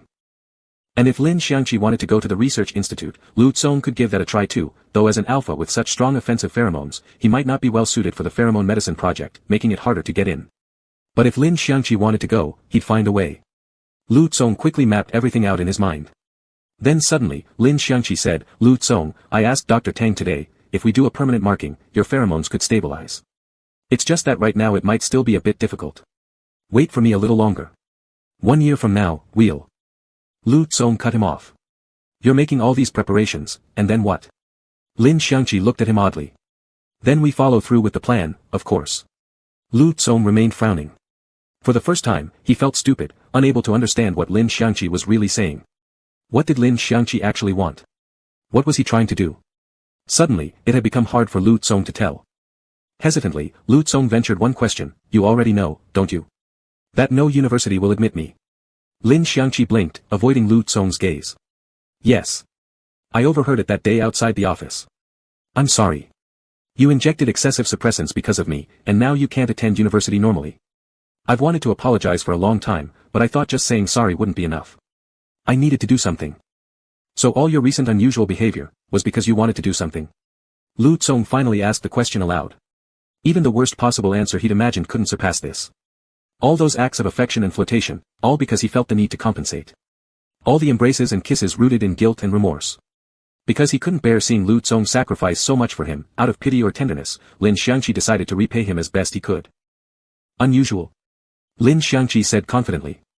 I've just been a bit more considerate than before. Not unusual at all. Lu Tsong couldn't respond to this playful tease the way he used to. He thought he was still calm, composed, as he gently told Lin Xiangqi, Yan, you don't have to feel guilty about my situation. Injecting suppressants was my decision, it wasn't something you made me do. I can take responsibility for my own actions. You don't need to shoulder the consequences for me. Lin Xiangqi shook his head. I'm not feeling guilty. I just think you've done so much already. This time, it's my turn. Lu Tsong let out a bitter smile. So Lin Xiangqi truly thought this way. It was obvious now, Lin Xiangqi didn't like him, didn't even need him anymore. He simply believed Lu Tsong had done too much, and therefore something had to be given back. Maybe the reason he had tolerated all those intimate, ambiguous acts before was simply repayment for saving his life. Lu Tsong decided to ask one final question. He said, so your plan is to do the permanent marking in a year and remove my collar? Lin Xiangqi frowned. That's only one possibility. I haven't decided yet. I've considered many options, but the preliminary preparations aren't complete. Lu Tsong coaxed gently, let's assume we really do mark each other a year from now. Then what? Lin Xiangqi said, then you'll be a perfectly healthy alpha, never troubled by rutting cycles again. Your pheromones will stabilize, and who knows, they might even become stronger than they are now. Lu Tsong said, and you? What about you? Lin Xiangqi, I'll be stronger too. If Lin Xiangqi didn't look so sincere, Lu Tsong would have thought his ability to hide his true feelings had gotten even more sophisticated, answering completely off topic without a single flaw. Lu Tsong let out a soft sigh, took Lin Xiangqi's hand, and said, Yan, if you don't want to marry me, don't trap yourself with a marking. My situation isn't as complicated as you think, and going to university isn't some absolute necessity. You don't have to think so much. Having said that, he stood up, as if their conversation were finished, and asked whether Lin Xiangqi wanted any drink, or if he should go ahead and fill the bathtub for him for a soak. Such trivial matters, yet Lu Tsong spoke of them seriously, as if at this very moment, he genuinely cared about a bottle of soda or a warm bath. Suddenly, Lin Xiangqi hurled a cushion from behind, hitting Lu Tsong squarely in the back. Lu Tsong froze mid-step, turning to look at him. Yan. Lin Xiangqi said irritably, you're the one who wanted to talk, yet you're trying to leave before we've even finished. Do you think you're so smart that you can figure me out without me having to say a word? Lu Tsong's expression stiffened slightly. To be honest, in the past he had indeed been clever, perceptive enough to always accurately read Lin Xiangqi's moods. But not this time. Only today had Lu Tsong realized that his supposedly perfect plans were never as flawless as he thought. There were things he couldn't understand, and answers he was afraid to hear. Now he was doing exactly what only a fool would do, avoiding the truth, refusing to face it. I don't know why you interpret everything I've done as compensation or guilt. Lin Xiangqi rose from the sofa and walked toward Lu Tsong, pouting unhappily. Sure, I do feel a bit guilty, but I'm not stupid. I know the real reason you can't go to university has never been your pheromones. It's me. Lu Tsong's untrimmed black hair had grown long, hanging down and casting shadows over his dark, shadowed pupils, making them appear even darker. He looked at Lin Xiangqi, remaining silent for a long time, afraid of saying the wrong thing again. All these years by Lin Xiangqi's side, he had always planned meticulously, never careless. If it wasn't absolutely certain, he'd never voice it aloud. But now he must have made a mistake. And worse, he didn't know how to fix it. Lin Xiangqi looked genuinely upset. Lu Tsong wanted to hold him, to comfort him, but all he could manage was a clumsy, I'm sorry. Lin Xiangqi laughed bitterly. What are you sorry for? Lu Tsong answered honestly, for clinging to you. He assumed it was because he'd clung too tightly, leaving Lin Xiangqi with no escape, ultimately forcing him into accepting the idea of attending university together. Lin Xiangqi picked up the fallen cushion from the floor and threw it at Lu Tsong again. Lu Tsong stood straight, letting him vent. But Lin Xiangqi wasn't truly angry, he found it amusing. It was the first time seeing Lu Tsong like this, acting like a complete fool, blurting out nonsense, dull-witted and disoriented, where was the usual calm, composed alpha who always had everything under control. He kept lightly throwing the cushion, but Lu Tsong stood there like he'd been sentenced to death, wearing an expression of helpless resignation. Finally, Lin Xiangqi tossed the cushion aside and reached up with his hands. Lu Tsong still didn't move. He thought, if Lin Xiangqi wanted to slap him, he'd take it. But then he worried, what if Lin Xiangqi's soft hands got hurt from hitting him? The slap never came. Instead, Lin Xiangqi wrapped his arms around him and said, Lu Tsong, you're such an idiot. Lu Tsong's heart pounded wildly. He instinctively put his arms around Lin Xiangqi, still unable to comprehend anything, his mind felt frozen. Just as he opened his mouth to speak, Lin Xiangqi bit down on his shoulder and said, "Shut up. Let me speak first. Otherwise, you'll just say something wrong again." Lu Tsong didn't know exactly where he'd gone wrong, but since Lin Xiangqi said so, he must have messed up. So he obediently closed his mouth. This time, Lin Xiangqi didn't give him room to overthink. He spoke quickly, "I wasn't deliberately hiding anything from you, I simply wasn't ready yet. If those plans weren't even feasible, telling you would have been pointless. I'm not as capable as you, effortlessly solving everything. I need time to prepare, to think things through. I know you might wonder, how come I insist on doing this alone? Why can't we just discuss it together? But no, Lu Kong. Because every time, it hasn't really been a discussion. Whenever problems arise, it's always you giving in to me, always you. No matter how much of a mess I make, you're there to clean it up. That kind of discussion is meaningless. I've already let you do too much. This time, it's my turn. This isn't about repaying you. It's about wanting to find out, what can I do on my own, without everything you've given me? What can I do for you? Lu Tsong, you're amazing. Exceptionally so. Sometimes, you're so good that I start thinking your devotion is just natural, inevitable. I've forgotten what life was like before you. I rely on you too much, always assuming you can handle anything. But I never realized, some of what I've taken for granted is built on your sacrifices." At this point, Lu Tsong suddenly stirred, as if he wanted to object. Lin Xiangqi glared at him. "Don't you dare speak. Wait until I finish." Lu Tsong held back, then reluctantly obeyed, staying quiet. Lin Xiangqi pressed his hand over Lu Tsong's mouth, satisfied, and continued, "You're always so good, I know that. Even if one day I turned into a pile of mud, you'd still pick me up and reshape me into someone decent. You dote on me even more than my parents ever did, but you've never once thought about your own life. Our homeroom teacher says I lack ambition in studying, that's true. But it's not because I'm lazy. It's because, deep down, I might not actually crave getting into Capital University at all. What I've always wanted was just the outcome of being together with you. And I knew that no matter which school I ended up attending, you would follow me there. So why should I push myself? But when I found out you couldn't go to university normally, I realized things couldn't go on like this. I realized I'd just keep dragging you along with me until we both hit a dead end." Lin Xiangqi had finally reached the heart of the matter.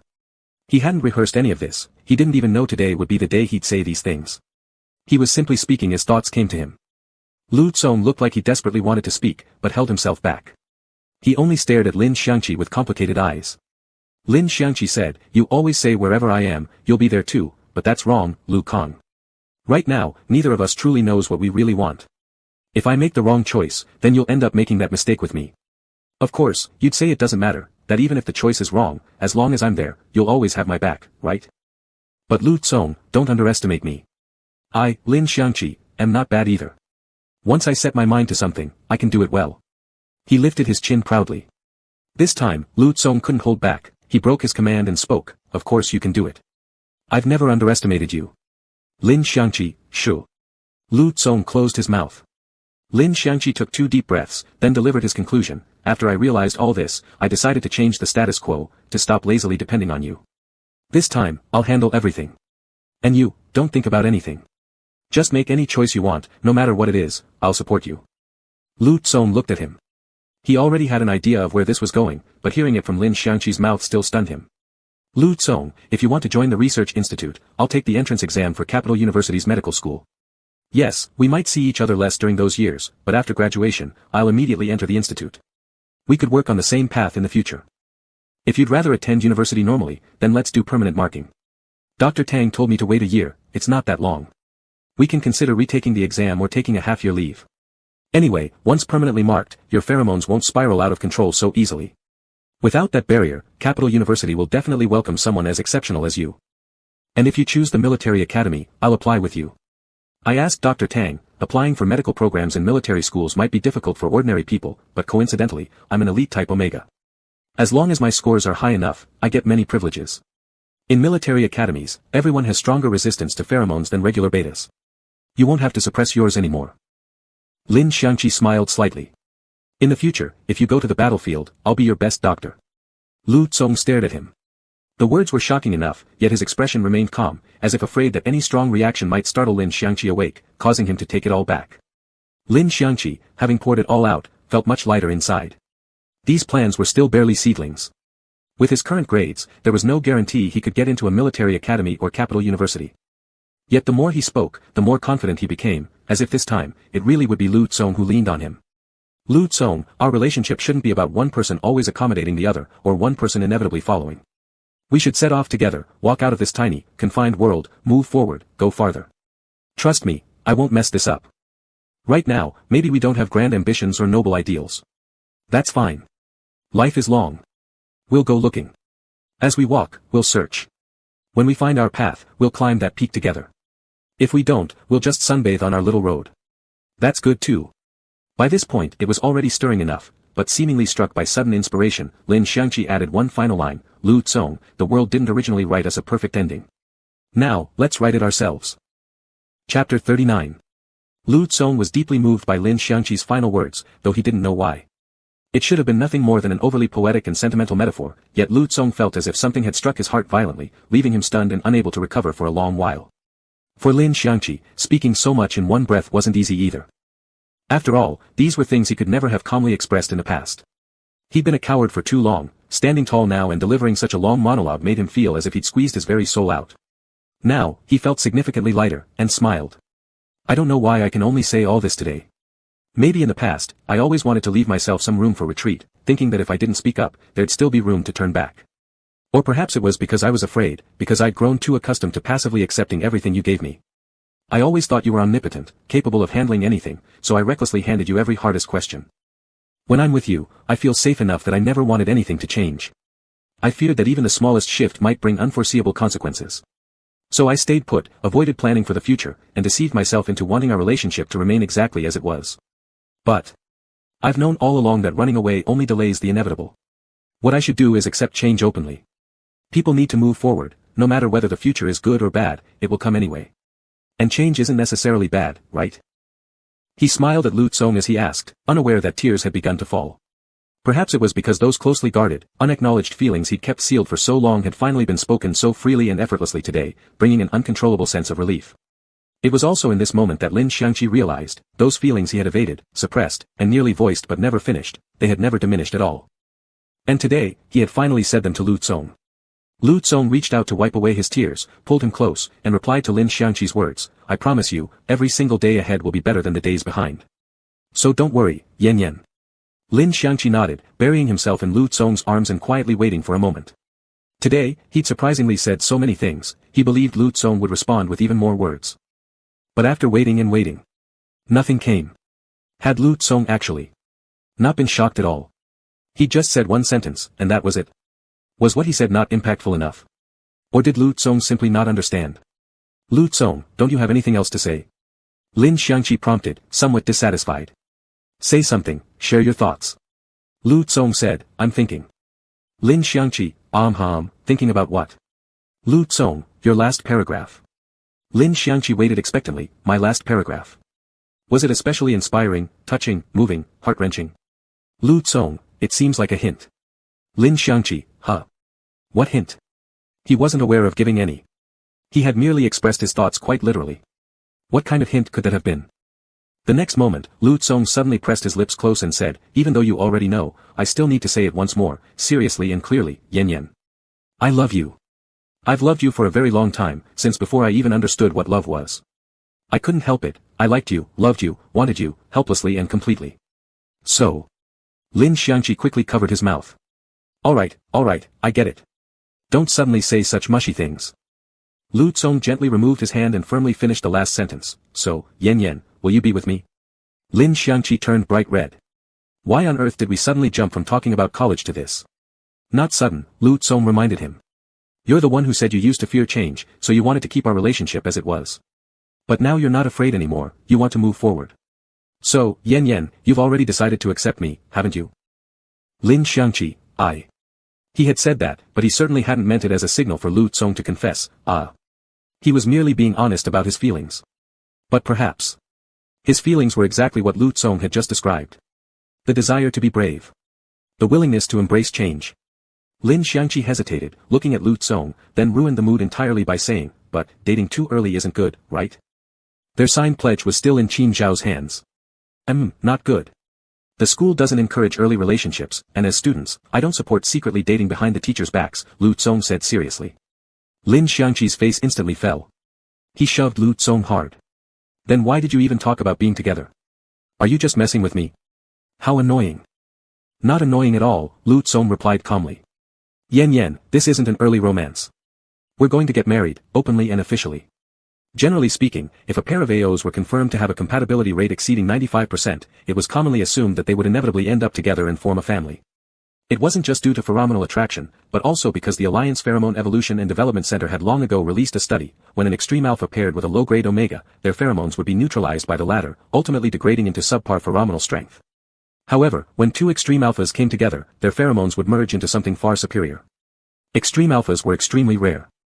To protect the continuity of such high-level genes, the Alliance intervened at the national level, helping high-rank A and O individuals match through pheromonal data. From the moment they underwent secondary sexual differentiation, their information was recorded into the Alliance database. Once they reached marriageable age, the system would automatically identify suitable partners for them. All 30-plus allied nations shared one vast pheromone repository. Strangers from the opposite end of the planet could become potential matches as long as their pheromone levels were compatible.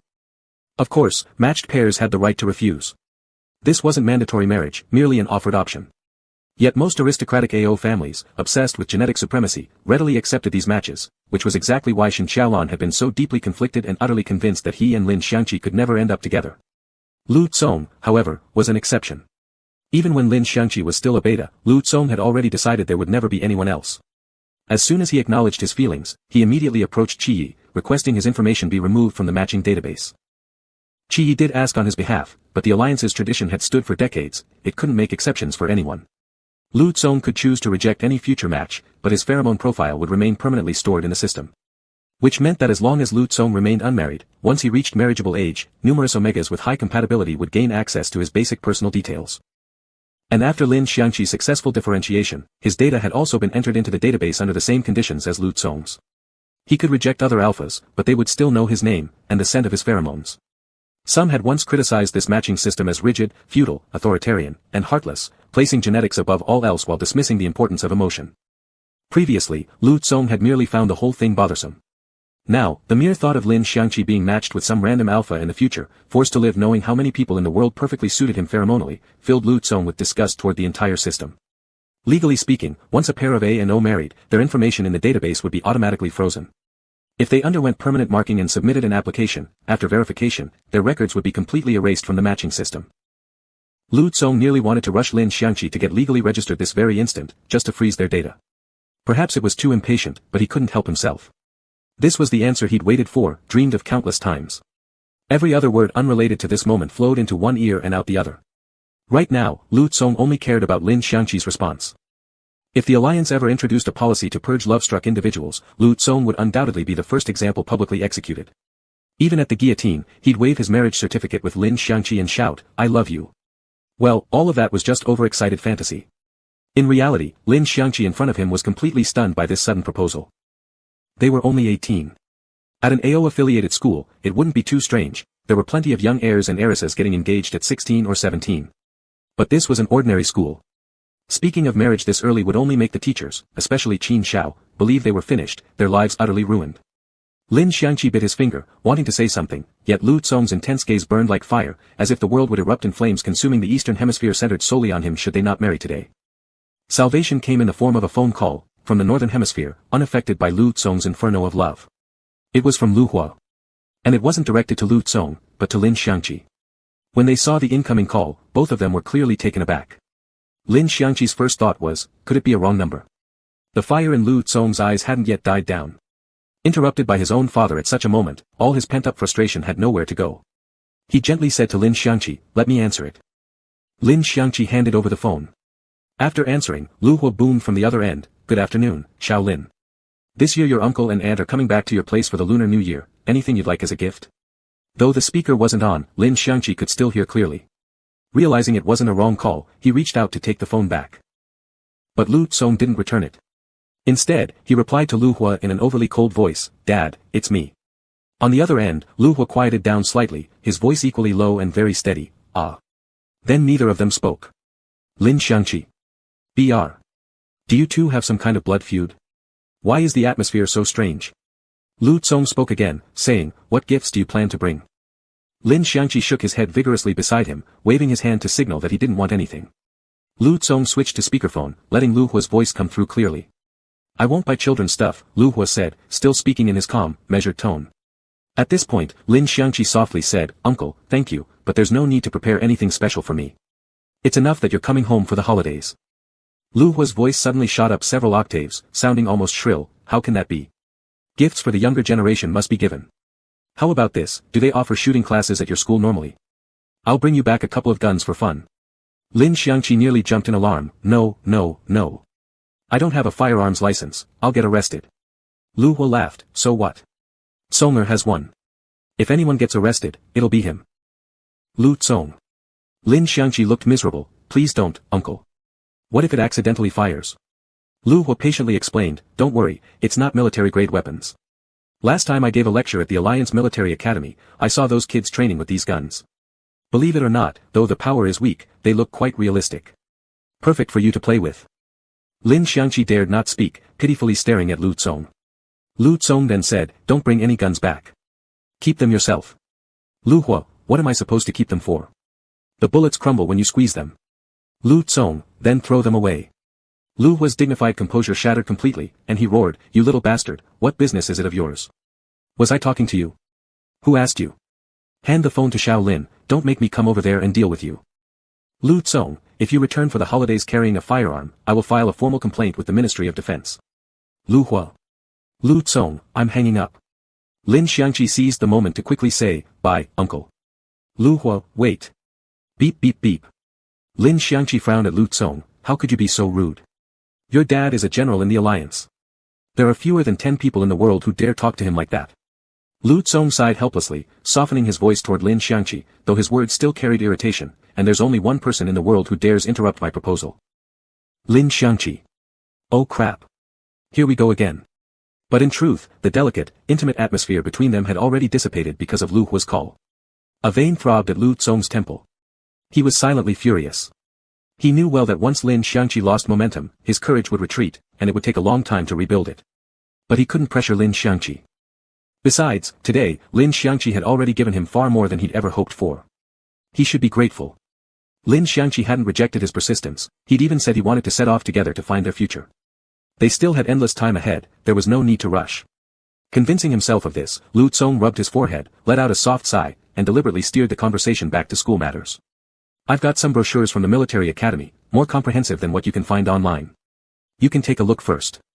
I'm not too familiar with Capital University's medical program, but we can research it together these days. Then let's get married, Lin Xiangqi suddenly said. As for permanent marking, don't think about it for now. Focus first on taking care of your body. Lu Tsong paused mid-sentence, his neck going stiff. Yan, did you just say something? Lin Xiangqi tilted his head, looking at him, of course I did. Lu Tsong still thought he'd imagined it. Lin Xiangqi seemed unaware that he had just said something significant, and started planning on his own, but I think getting married now is too rushed.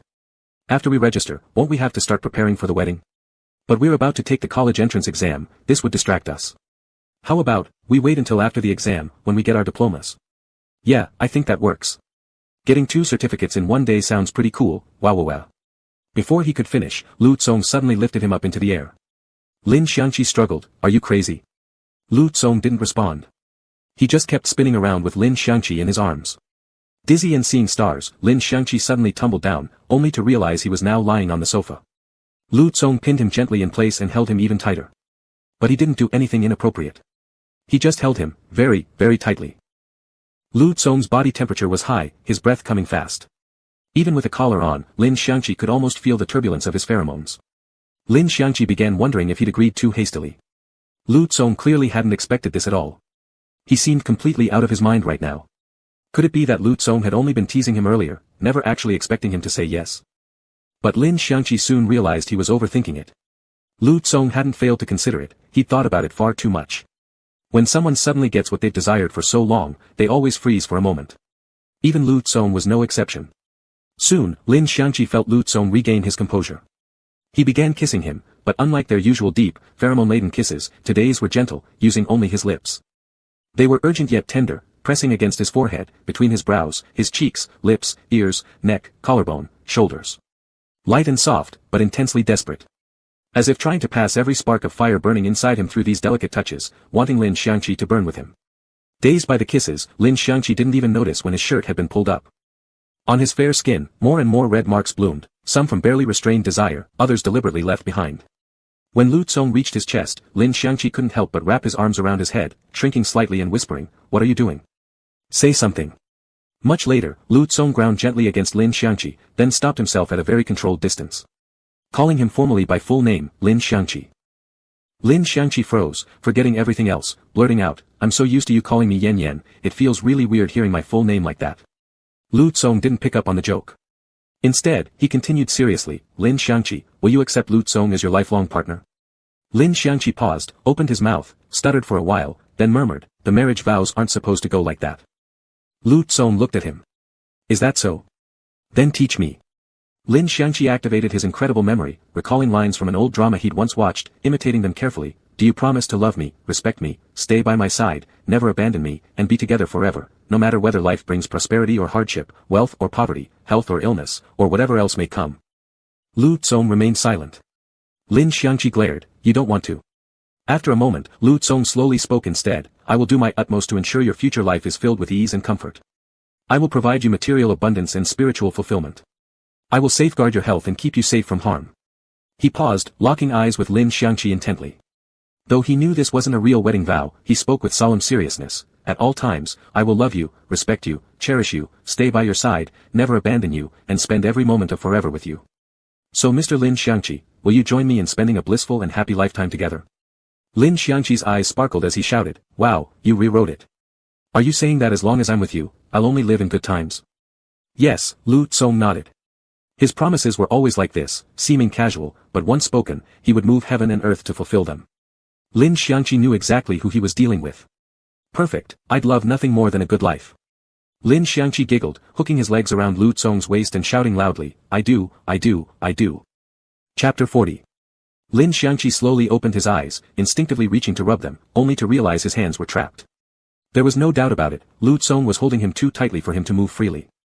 Lin Xiangqi took a moment to assess the way Lu Tsong was embracing him now, and almost laughed. Although they had often slept together before, their closeness had always been limited to the upper body. Normally, Lu Tsong would simply drape an arm over his shoulder, that alone counted as something intimate. Now, Lu Tsong was like a giant octopus, wrapping every limb around Lin Xiangqi, burying his face in the nape of Lin's neck, each breath softly grazing the omega's gland. Lin Xiangqi thought he felt heavy, yet didn't push him away, quietly lingering in bed a little longer. "Awake?" Lu Tsong's voice sounded uncharacteristically lazy. As he spoke, he nuzzled against Lin Xiangqi's neck and stole a small kiss. After the kiss, he suddenly remembered they no longer needed to hold back. Boldly, he kissed several more times, deliberately making loud, exaggerated sounds. Lin Xiangqi felt a slight itch on his neck, but could still bear it. He asked Lu Tsong, "Why aren't you getting up today?" Lu Tsong usually woke up very early. What amazed Lin Xiangqi most was Lu Tsong's so-called superpower, being able to control exactly when he woke up. Though Lu Tsong claimed it wasn't magical at all, just a stable biological clock, Lin had noticed multiple times that no matter what time the alarm was set, Lu Tsong always woke up a few minutes earlier. But today, Lu Tsong was lazier than even Lin Xiangqi himself. "I don't have anything going on," Lu Tsong said. Lin Xiangqi glanced at the time. "Don't you usually go jogging on weekends?" Lin Xiangqi used to think Lu Tsong just liked staying fit. Later, through Tang Luyu, he learned the real reason was tied to Lu Tsong's pheromones.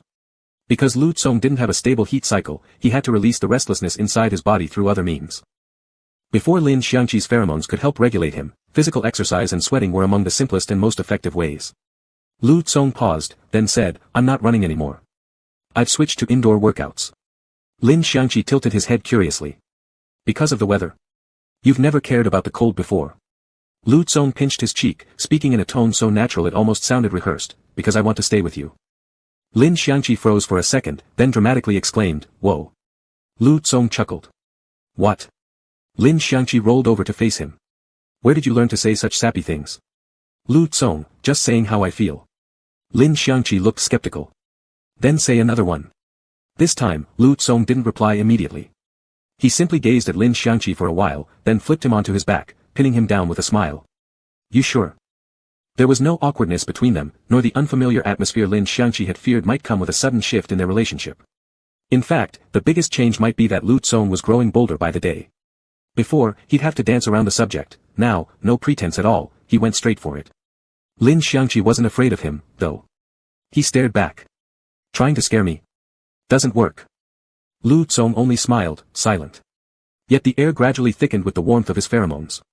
As if silently telling Lin Xiangqi, I'm not bluffing, I'm warning you. Lin Xiangqi pursed his lips, a flicker of mischief crossing his eyes. He pushed himself up and quickly bit down on Lu Tsong's Adam's apple. In the instant Lu Tsong froze in surprise, Lin swiftly grabbed the collar from the nightstand and snapped it shut behind Lu Tsong's neck. With a soft click, he fastened the collar around Lu Tsong with practiced ease. Lu Tsong gave him a helpless look. Yen yen. Lin Xiangqi stuck his tongue out at him. Dr. Tang reminded me, not to let you use your pheromones too frequently. Lu Tsong let out a long sigh, seemingly surrendering. He lowered himself slowly, but didn't loosen his hold. Instead, he cheekily pressed his face against Lin Xiangqi's waist and rubbed gently. Lin Xiangqi played with Lu Tsong's hair. Though it looked coarse, it actually felt quite soft to the touch, just like Lu Tsong himself, appearing as a top-tier predator in the food chain, yet surprisingly skilled at showing vulnerability and submission. He complained, why are you so clingy? Lu Tsong accepted the label without protest.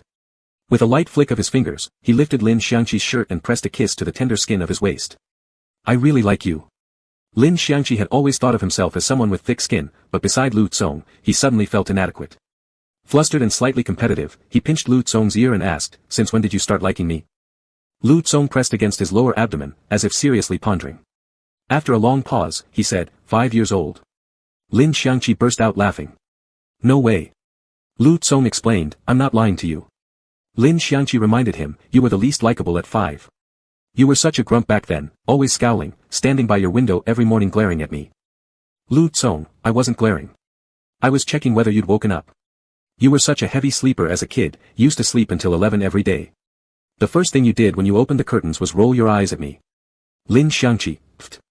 Lu Tsong himself found his younger self somewhat ridiculous now, and chuckled quietly together with Lin Xiangqi. What Lu Tsong said wasn't entirely a joke, he truly had liked Lin Xiangqi since he was 5. But of course, that kind of affection back then wasn't this kind of feeling. It was more like a hazy, instinctive curiosity. Lu Tsong had grown up in a sanatorium, surrounded only by medical staff who conducted tests and monitored his vitals. There were no children his age. Even his parents rarely appeared. He was used to fixed routines, blood draws at 6, breakfast at 7, class at 8, lunch at 12, nap from 12:30 to 2, then afternoons spent on whatever subject interested him. As long as he could name it, the Alliance would arrange it for him. Lu Tsong had an unusually early memory, even events from when he was 1 or 2 remained vivid. Even now, he could recall the names, ages, genders, and official positions within the Alliance government of every teacher who had ever instructed him. The teachers were patient with him, and some even expressed admiration, recognizing talent. But to Lu Tsong, they all felt the same. Especially because he knew their patience existed only under strict isolation protocols. Back then, no one dared touch him without protection. Deep down, they were still afraid of him. Growing up in that environment until the age of 5, Lu Tsong had essentially lost the emotional expressions typical of a normal child. When he was sent to his grandparents' old house, he didn't feel excitement or dislike, just calmly accepted the adults' arrangements. To him, it was merely stepping from one glass enclosure into another. The adults' guilt, remorse, tenderness, and cautiousness meant nothing to Lu Kang. He didn't want to give them any response at all. Then Lin Xiangqi came close. He was a beautiful little doll, glowing as if lit from within, with a fair, plump face filled with bright-eyed curiosity and joy toward his new, unfamiliar neighbor. He didn't know who Lu Tsong was, so he wasn't afraid of him. His emotions were easy to read, like was like, dislike was dislike. When he first tried to befriend Lu Tsong, his eyes sparkled with excitement. Later, when Lu Tsong called him an idiot, he immediately pouted, eyes clouded with misty tears of hurt. Lu Tsong deeply regretted being so harsh to Lin Xiangqi during their first meeting, but he hadn't known how else to react. It was the first time anything outside his rigid routine had entered his life. The first tiny variable in his dull, monotonous world. After that, Lin Xiangqi sulked and refused to speak to him, no longer coming over to the neighboring yard. The adults made no effort to reconcile the two children, probably misunderstanding Lu Tsong's temperament as inherently unfriendly, worrying Lin Xiangqi might get hurt if he got too close. Lu Tsong waited for days, but no suitable opportunity arose to make amends. His grandparents saw him walking around cold and expressionless every day, assumed he still wasn't used to life outside the sanatorium, and thus dared not approach him. They just brought meals to his door, waiting for him to eat whenever he pleased. So Lu Tsong locked himself in his bedroom each day, silently watching Lin Xiangqi in the house across the yard. Lin Xiangqi was a classic example of a spoiled, adorable child, so cute everyone adored him, always laughing, playing, eating, and speaking sweetly to grown-ups. Lu Tsong had seen other kids his age before, but he was certain, none were as well-behaved as Lin Xiangqi. And this well-behaved Lin Xiangqi had cried the first time Lu Tsong yelled at him. Lu Tsong felt deeply ashamed. Finally, one afternoon after his grandparents went out for a walk, Lu Tsong wandered around the house, then tore open all the high-end gift boxes originally prepared for him, candies and chocolates shipped from overseas, uniquely custom-made toys, and a six-figure laptop. His small frame carried the heavy pile of gifts, step by step, over to the neighboring yard. With no hands free to ring the doorbell, and too shy to call out, he stood under the blazing sun for nearly 10 minutes. It wasn't until Lin Xiangqi's mother came to the yard to water the flowers that she noticed Lu Tsong standing outside the door, drenched in sweat. She invited Lu Tsong inside and asked what he was holding in his hands. Lu Tsong didn't answer. He only asked, "Where's Lin Xiangqi?" Yuan Wei immediately understood what Lu Tsong meant, so he had come to play with her son after all. She went to fetch Lin Xiangqi, who had been napping for nearly 3 hours, and carried him down from his room. Lin Xiangqi was already grumpy upon waking, and when he saw Lu Tsong, his mood worsened instantly. He pouted and turned to leave. Lu Tsong quickly laid out the snacks, tearing open the wrapper of a chocolate bar. He'd intended to use it to win Lin Xiangqi over, but the heat had melted it, dripping down his fingers. He stared helplessly at the mess, suddenly feeling as if he were completely lost the moment he stepped outside his glass enclosure. Lin Xiangqi gently tapped his mother's shoulder. Yuan Wei set him down. He toddled over to Lu Tsong, his long, curled eyelashes fluttering with curiosity as he looked at the chocolate in Lu Tsong's hand. He asked, "What's this?" Lu Tsong replied blankly, "Chocolate." Lin Xiangqi wrinkled his delicate brows. "The chocolate I've eaten before doesn't look like this. This looks like mud." Lu Tsong instinctively wanted to correct him, or lecture him about how chocolate was made, but then remembered how his earlier know-it-all attitude had upset Lin Xiangqi. So this time, he simply went along with it. "Yeah. It's mud that tastes like chocolate." Lin Xiangqi immediately grew interested. "Really? Mud that you can eat?" To show sincerity, Lu Tsong stuck out his tongue and licked the chocolate off his finger. Lin Xiangqi watched, eyes wide, then wrapped his arms around another of Lu Tsong's fingers and gave it a lick too. He beamed. "It really is chocolate-flavored mud. Super delicious." Lu Tsong blinked rapidly, pulled his hand back gently, and offered the rest of the chocolates in the box to Lin Xiangqi. "Do you want some?" Lin Xiangqi hesitated. He clearly wanted them, but politely asked Lu Tsong, "What do you like?" "I'll trade with you." "I don't want to trade," Lu Tsong said. "I'm giving them to you." But Lin Xiangqi insisted, "We have to trade. Mom says we shouldn't take things from others for free." Lu Tsong paused, thinking. This was his chance to make amends. "I'll give you all these," he said, "but can you play with me?" He was only 5, but his cognition was far beyond his age. He didn't truly need someone to play with him, strictly speaking, perhaps he just wanted to play with Lin Xiangqi. Luckily, Lin Xiangqi didn't catch on to Lu Tsong's cleverness. Feeling he'd gotten an excellent deal, he hugged the chocolates and milk candies tightly and nodded vigorously. "Then we're friends now." Yuan Wei stood nearby, smiling quietly, not saying a word to interrupt. When Lu Tsong wasn't looking, she quietly removed the most expensive items from the gifts he'd brought and returned them later. As for the rest, she left them be. At first, Yuan Wei thought perhaps Lu Tsong's parents or grandparents had taught him to apologize this way. But gradually, she realized, Lu Tsong genuinely enjoyed being with Lin Xiangqi. He wasn't as gloomy and cold as he appeared. Beneath that quiet exterior beat a slightly awkward yet tender heart. Whenever adults saw Lu Tsong and Lin Xiangqi together, they always assumed Lu Tsong was indulging Lin Xiangqi. Because sometimes Lin Xiangqi would say something naive, and even though Lu Tsong knew it was wrong, he wouldn't call him an idiot anymore. Instead, he'd say, "I've heard a different version. It's not quite like what you said. Want to hear it?" Lin Xiangqi loved listening to Lu Tsong's stories, so many complex things the adults never told him, all shared in gentle, simple words. Lu Tsong told him where stars in the sky came from, explained the rings inside a tree trunk, described how ants could carry things much heavier than themselves, and even told him about a limping little cat at the sanatorium. The cat often lay outside the glass house. During Lu Tsong's blood draws, it would peer curiously through the window. While Lu Tsong had class, it would nap there. It probably didn't understand humans, couldn't recognize who Lu Tsong was, but it stayed with him for a long time. Separated only by a sheet of transparent glass. Then one day, it was gone. Lu Tsong waited for months, and finally couldn't hold back. He asked a nurse. The nurse said it wasn't actually a kitten. It was over 10 years old, very old. It had become thin and small because it was sick. Cats lived shorter lives than people. Now, it had passed away and gone to Cat Star. They'd buried it beneath a tree. Lu Tsong's fantastical, vivid stories were sometimes easy for Lin Xiangqi to understand, sometimes not. But he always listened intently, straight-backed, eyes bright, hanging on every word. When he heard the story about the little cat, he burst into tears, sobbing uncontrollably. Lu Tsong looked utterly bewildered as he stared at him, asking why he was crying. Had he accidentally said something wrong again? He apologized to Lin Xiangqi, not even knowing what he had done wrong, only hoping that Lin Xiangqi would forgive him. Thinking that Lin Xiangqi was sad about the limping cat, he tried to comfort him. It will definitely be healthy and happy in its next life. Don't be sad. Lin Xiangqi cried with shaky breaths, suddenly hugging Lu Tsong tightly, wiping his tears and snot all over Lu Tsong's clothes, stammering, "You shouldn't be sad either. I'll live longer than the cat, I can stay with you." Not long after, Lin Xiangqi painted a brightly colored picture and gave it to Lu Kang. He said they would grow up together. Lu Tsong hung the painting on the wall and kept that promise deep in his heart. Until today, that wish had finally come true. Chapter 41. Help me check this set of exercises, mark the wrong ones first, and give it back to me in half an hour. I'm timing myself on a practice test now. Lin Xiangqi dumped the workbook into Lu Tsong's hands and prepared to lock himself in his bedroom to work on the. Today was supposedly their last weekend without classes. After this, not only would they have extra lessons on weekends, but even winter break would be drastically shortened. Still, their school was relatively lenient compared to others. Lin Xiangqi had even heard rumors about another school giving only 4 or 5 days off for winter vacation. He didn't know if it was true, nor did he care anymore. He no longer thought about holidays, all that mattered now was how many question types he still hadn't mastered. Lu Tsong caught the workbook with one hand and grabbed Lin Xiangqi with the other, pulling him close.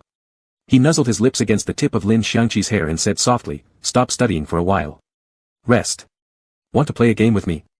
It was the final bit of weekend time, and Lu Tsong genuinely wished to spend it doing something else with Lin Xiangqi.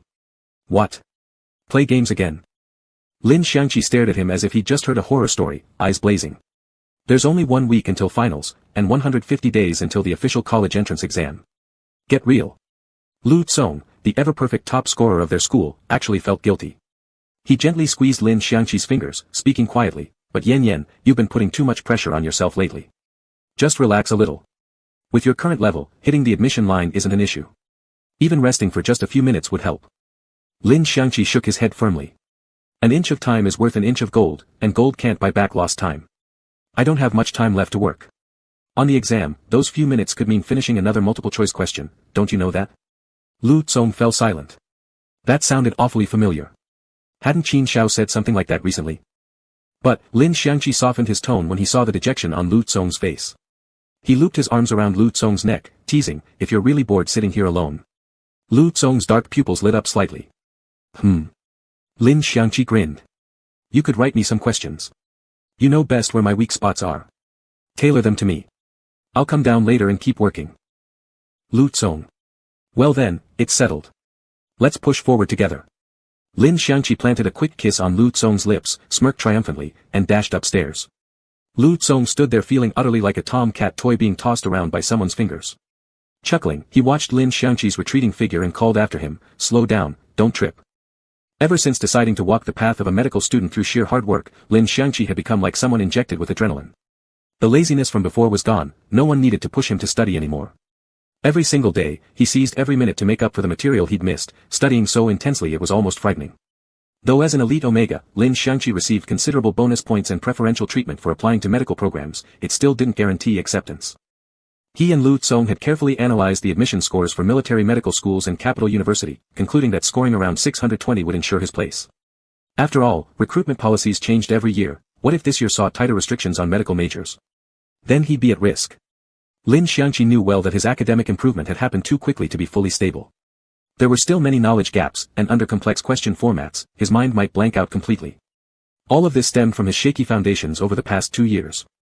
He'd consulted each of his subject teachers, and their advice had been surprisingly consistent: practice relentlessly. The key advantage Lin Xiangqi had was his excellent memory. Even when certain difficult concepts eluded him, he could memorize entire problem patterns simply through repetition.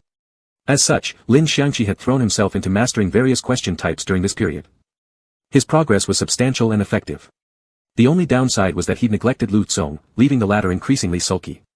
That said, Lu Tsong wasn't the type to constantly nag or demand attention. He simply stayed by Lin Xiangqi's side late into the night, propping himself up on one elbow, silently watching him with those deep, shadowed eyes. Yet Lu Tsong was also incredibly easy to placate.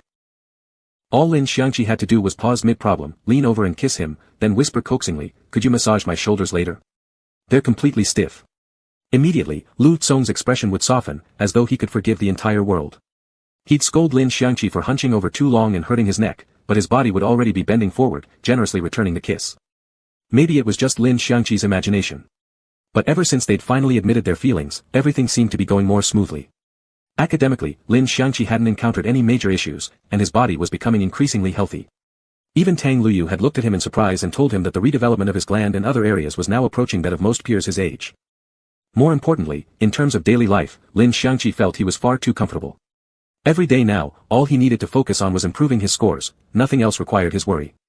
Still, Lin Xiangqi had pondered this very issue. He felt that apart from growing even closer to Lu Tsong, there didn't seem to be particularly significant changes in other aspects of their lives. Yet somehow, he couldn't help but feel that everything had suddenly become much smoother. Lin Xiangqi even thought that perhaps he had been living inside a cocoon all along, a world so small, confined to this old house, this city, limited only to the narrow field before his eyes. But recently, that cocoon had cracked open. It was as if Lin Xiangqi had stepped out just a little. Yet objectively, he was still commuting with Lu Tsong between school and home every day, along the same route, under the same sky, returning to the same house, encountering mostly the same people. There was nothing visibly different. But after turning it over in his mind again and again, Lin Xiangqi still felt something was off. This sense of offness wasn't about anything bad, troubling, or ominous. It was more like a subconscious realization that something massive had already changed. But Lin Xiangqi couldn't put it into words. In the end, he could only attribute this strange feeling to overthinking. Sometimes, when one is too happy, suspicion naturally arises, one begins to wonder whether their luck will run out, whether some sudden accident might strike one day. Convincing himself to stop dwelling on unnecessary thoughts, Lin Xiangqi refocused entirely on the upcoming final exams. This exam was crucial for him. Only by achieving 620 points could he advance his plan, otherwise, those ambitious options he'd confidently promised Lu Tsong would remain out of reach. With Qi Yi and Lu Hua due back for the Lunar New Year, Lin Xiangqi wanted to share the news with Lu Tsong's parents if he hit his target score, perhaps it would bring new opportunities. The exam went quite smoothly. His drill-heavy strategy had proven successful once again. This time, not only was his answering efficiency high, but after reviewing his work, he already had a solid idea of his expected score. For the last exam of the afternoon, Lin Xiangqi was the first in his room to submit his paper. He hadn't originally planned to leave so early, but his answers flowed so effortlessly that he vaguely sensed his score would exceed expectations. Excited, he rushed to exam room 1, eager to share the news with Lu Tsong. Lu Tsong's exam room was on the first floor. Lin Xiangqi tucked away his stationery case and quietly slipped downstairs, loitering outside, trying to catch Lu Tsong's attention. He knew Lu Tsong must have finished ages ago, he'd surely come out the moment he spotted him. But Lu Tsong didn't appear. Instead, the proctor came out. Unluckily, the teacher monitoring room 1 happened to be Lin Xiangqi's math teacher. The moment she saw him, she grew annoyed and hissed, "Why did you finish so fast? Did you even complete all the questions? You didn't leave any blanks on yesterday's math sheet, did you? I'm warning you, if your math score drops to 30 again, I'll give you 30 sets of practice papers for the holiday." Lin Xiangqi quickly said, "I finished everything. This time I'll score at least 130, He paused, realizing boasting too much might backfire if he didn't actually achieve it, so he quickly corrected himself, "I definitely passed this time." The teacher snorted, but considering how seriously Lin Xiangqi had been studying lately, she gave him a bit of leeway. "We'll see," she said. Lin Xiangqi craned his neck, trying to peer inside. "Teacher, where does Lu Tsong sit? Isn't he top of the grade? Shouldn't he be near the front? I don't see him." "He submitted his paper early," the teacher replied. "Left half an hour ago." Lin Xiangqi froze. Half an hour ago? That wasn't right. Lu Tsong always waited for him. Even if something urgent came up, he'd always send a message first. But Lin Xiangqi checked his phone, no call, no text. Half an hour had passed. What could Lu Tsong possibly be doing? Worry stirred in his heart. Lin Xiangqi was certain he wasn't imagining things. He knew Lu Tsong too well, so certain, in fact, that he could say without doubt that Lu Tsong must have run into some serious trouble. And the first scenario that came to mind was Lu Tsong's heat. If it really was his heat, then Lu Tsong must still be somewhere on campus. In that state, he wouldn't be able to go far. But if it really was his heat, why hadn't Lu Tsong contacted him? He called immediately, only to find the phone switched off. Lin Xiangqi, clutching a bundle of questions in his chest, began searching for Lu Tsong across the campus. He deduced that Lu Tsong must have gone far from the academic buildings. Lu Tsong's pheromones were too potent, even with a collar, there was no guarantee they wouldn't leak. Given Lu Tsong's caution, he would naturally seek out the most secluded spot possible. Lin Xiangqi rushed through every building known for having the fewest people, even checking the school history exhibition hall, a place he'd never visited before. Still, there was no sign of Lu Tsong. Doubt crept in. Could Lu Tsong have already gone home? But when he reached the school gate, he stopped. Perhaps it was a sudden sixth sense, or perhaps simply because Lin Xiangqi couldn't think of anywhere else, he suddenly remembered the storage room in the southwest corner of the playground. It was where Lin Xiangqi had hidden during his last episode. At this moment, lower grades had already been on holiday, and all senior 3 students were taking exams. The playground stood completely empty. The chances that Lu Tsong was there were extremely high. Lin Xiangqi immediately sprinted toward it. Chapter 42. If I report your situation to the school, do you really think you'd still be allowed to stay here? Shen Xiaolan's posture was somewhat awkward at the moment, yet a faint sneer remained on his face, as if completely unbothered by the danger before him. Lu Tsong gripped the back of his neck and slammed him against the edge of a metal shelf, his thumb pressing against Shen Xiaolan's gland. With just a little more pressure, this young master would be rendered useless right here. So what? I had someone look into you long ago. They told me all your family records were sealed within the Alliance's confidential system, impossible to access. Never thought some information would fall into my hands so easily. Shen Xiaolan spoke with biting mockery. No wonder you've repeatedly disregarded the Shen family in the past, not only because your parents hold high positions, but also because you rely on your superior pheromone level, convinced the Alliance would treat you differently. That's why you've dared to defy us. Isn't that right? How long do you plan to keep spouting nonsense? Lu Tsong showed a flicker of impatience. Unhurried, Shen Xiaolan, confident he'd seized the upper hand, wore an almost twisted, excited smile. Didn't the Alliance initially consider using your pheromones to redefine their entire classification system? They wanted to place you above even S-rank alphas, an exceptionally unique alpha. But that never happened. Let me think, why was that? Could it be because the Alliance fears losing control over your pheromones? Worried that elevating you too high might result in them no longer being able to manage you? After all, if your pheromones ever went out of control and erupted, everyone in the school today would die a violent death. Such a massive threat, if they can't recruit and pacify you, they'll certainly find ways to make you disappear. Lu Tsong slowly blinked, his gaze calm, yet his voice carried a cold edge. Who told you this? To a certain extent, Lu Tsong's pheromones truly were a terrifying weapon. That was precisely why he had been isolated before the age of 5. But Lu Tsong had long passed every rigorous evaluation set by the Alliance regarding control over his pheromones. Even if he lost control now, it wouldn't escalate to the exaggerated scenario Shen Xiaolan described, where everyone dies. Most importantly, Lu Tsong's pheromone data was strictly classified. Even Lin Xiangqi had only learned fragments of it from Tang Luyu during sessions of pheromone-assisted therapy. As for the matter of reclassification, Lu Tsong was certain it occurred when he was just 2 or 3 years old, never officially documented at the time, nor mentioned since. Those who knew such old details clearly were probably limited to only Lu Hua and Qi Yi. Shen Xiaolan, someone entirely unrelated to their family, absolutely should not know these details so thoroughly. Afraid? Or are you already plotting how to kill me and silence the evidence? Of course, you fit that character perfectly. Bloodthirsty by nature, ruthless and obsessive.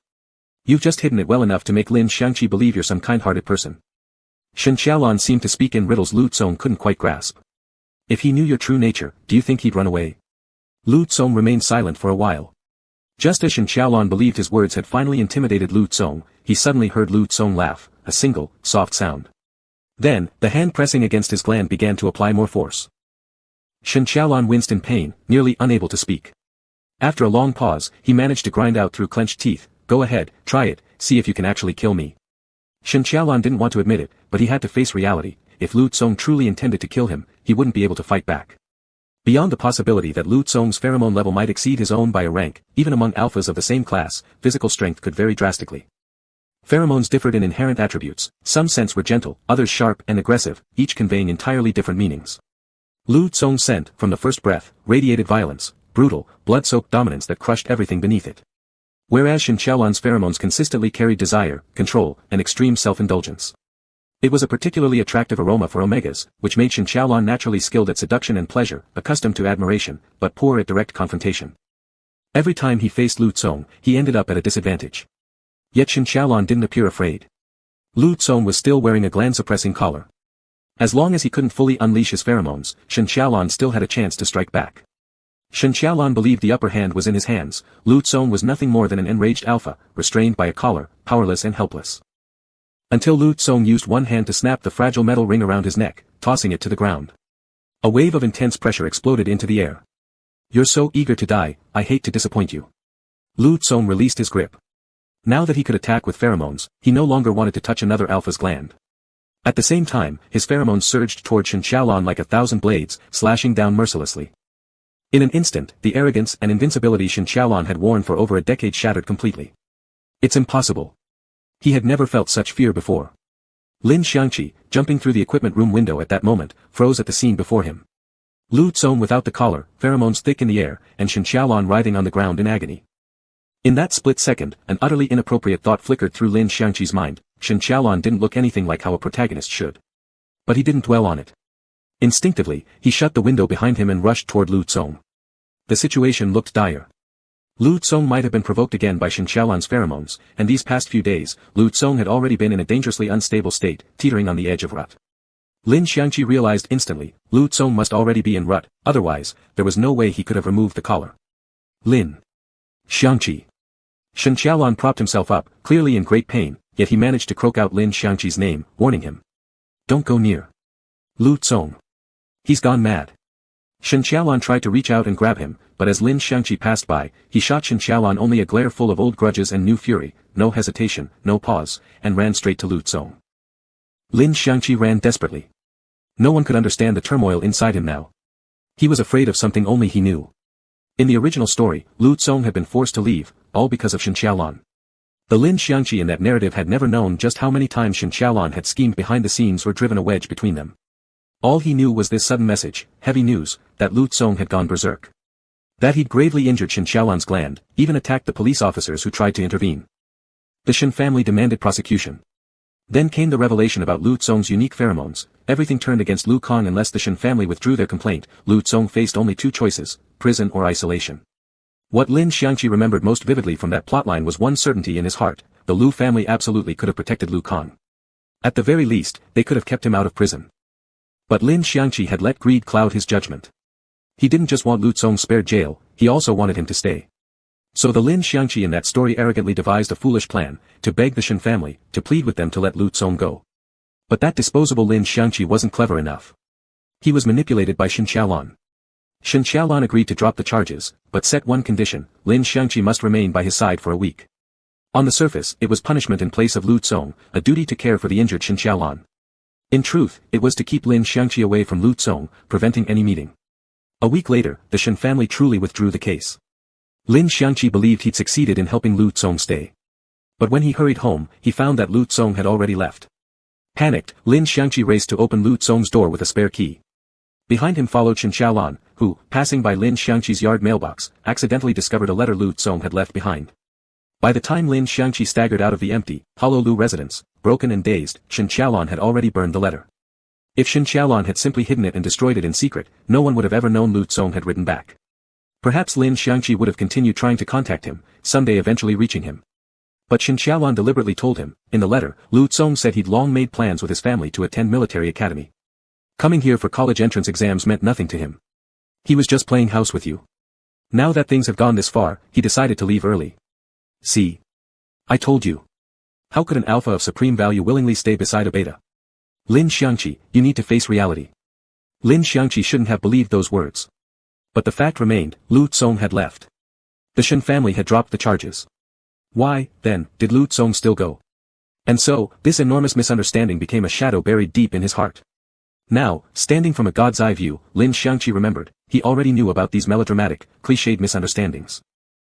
So from the very beginning, he had decided to keep his distance from Shen Xiaolan, that human emotional landmine.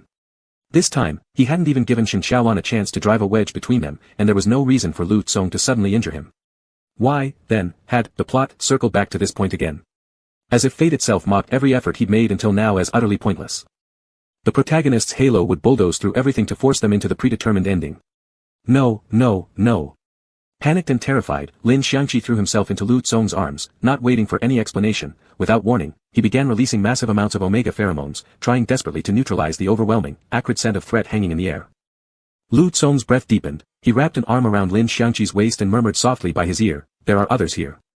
"I don't care," Lin Xiangqi snapped back, his mind filled with the horrifying image of Lu Tsong framed and imprisoned.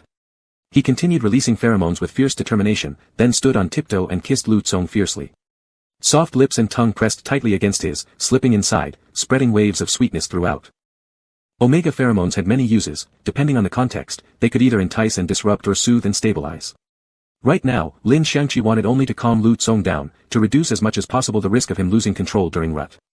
He kissed hard, with stubborn persistence. This plotline had changed once, it could change twice, 3 times. As long as Lin Xiangqi still drew breath, he would never accept that miserable ending from the original story for himself and Lu Tsong.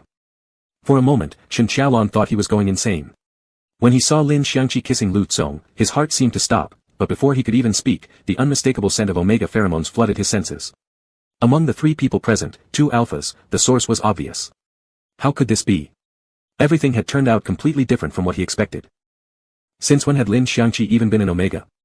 And since when had he and Lu Tsong become intimate enough to kiss so shamelessly in front of others? While Shen Qiaolan was drowning in his own confusion and disbelief, Lin Xiangqi finally pulled back his numb tongue, the pheromones lingering warmly between them. Arms still draped around Lu Tsong's neck, his palm gently massaged the heated gland at the base of his neck. Calm down. Don't release too much more. People will smell it when we go outside. Lu Tsong wasn't actually agitated, but he did notice how tense Lin Xiangqi was, and belatedly realized his own actions had indeed been rash. Although removing the collar had mostly been meant as a warning to Shen Qiaolan, it had still been an impulsive move. Reassuringly, Lu Tsong tightened his hold around Lin Xiangqi's waist and immediately suppressed his pheromones. I'm sorry, Yan Yan. I messed up. It's not your fault. It's all Shen Qiaolan's doing. Lin Xiangqi saw that Lu Tsong truly seemed lucid, not showing signs of entering rut, and breathed a small sigh of relief.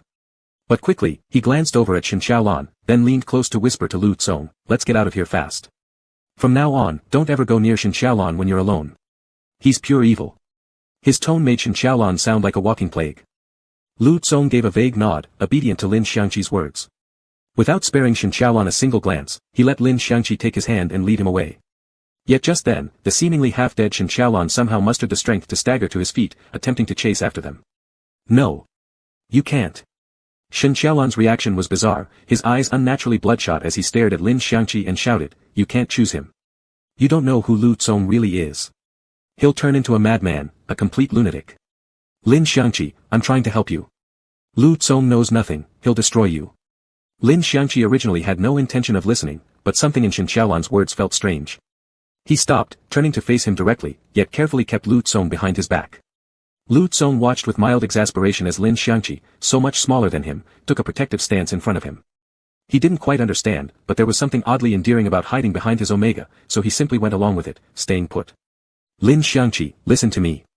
Shen Qiaolan assumed that Lin Xiangqi had stopped walking because he was finally willing to talk, so he hurriedly tried to tell Lin Xiangqi everything.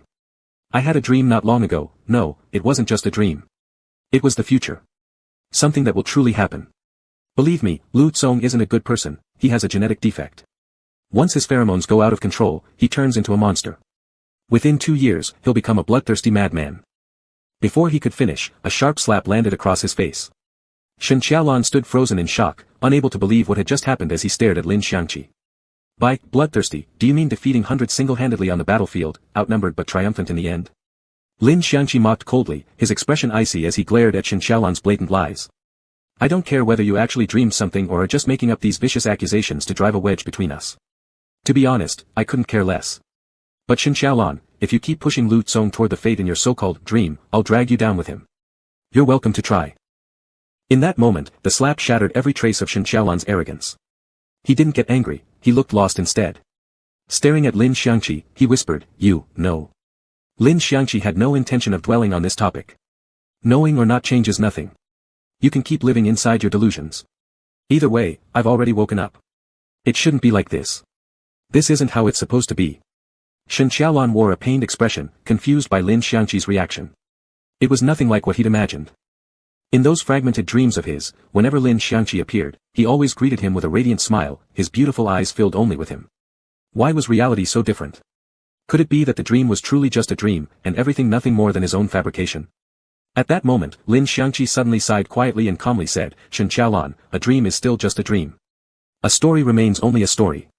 You've seen all those possible futures, yet you still insist on following the predetermined path. There were so many points where you could have changed things, but you chose to repeat the same mistakes, blind and stubborn. How could someone like you ever be the protagonist? You've reduced yourself to a meaningless NPC. Shen Qiaolan opened his mouth, but found himself unable to speak. At that instant, it felt as if a piece of his heart had simply vanished. But Lin Xiangqi had no desire to say more. After leaving those words behind, he turned and pulled Lu Tsong's hand, walking away. Shen Qiaolan did not chase after them.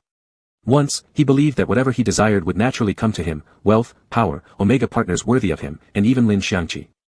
When he first had that dream, he thought heaven had granted him a second chance to grasp happiness once more. He possessed the script. He could command wind and rain. As long as he followed the written path, he would become the most successful character in this story. Yet now, Lin Xiangqi had gone out of character. Not only had this disrupted Shen Qiaolan's plans, it shook his entire mind. Lin Xiangqi's words cut through Shen Qiaolan's flawless world like a sharp dagger. In that moment, the invincible protagonist halo crumbled away, leaving behind a chilling clarity. Lin Xiangqi's words made sense. A real protagonist moves forward. The story is shaped by the protagonist, not the other way around. Those trapped by plotlines are just cannon fodder. Now, Lin Xiangqi and Lu Tsong were moving forward together, while he remained standing in place. How could someone like him possibly be the protagonist? Lin Xiangqi was far from as calm as he appeared. Though his words to Shen Xiaolon sounded strong and resolute, deep down, he was terrified. Shen Xiaolon had awakened too. Shen Xiaolon was originally the story's protagonist, already blessed with countless privileges. Now he also gained access to all the original plot settings. Wasn't that just cheating?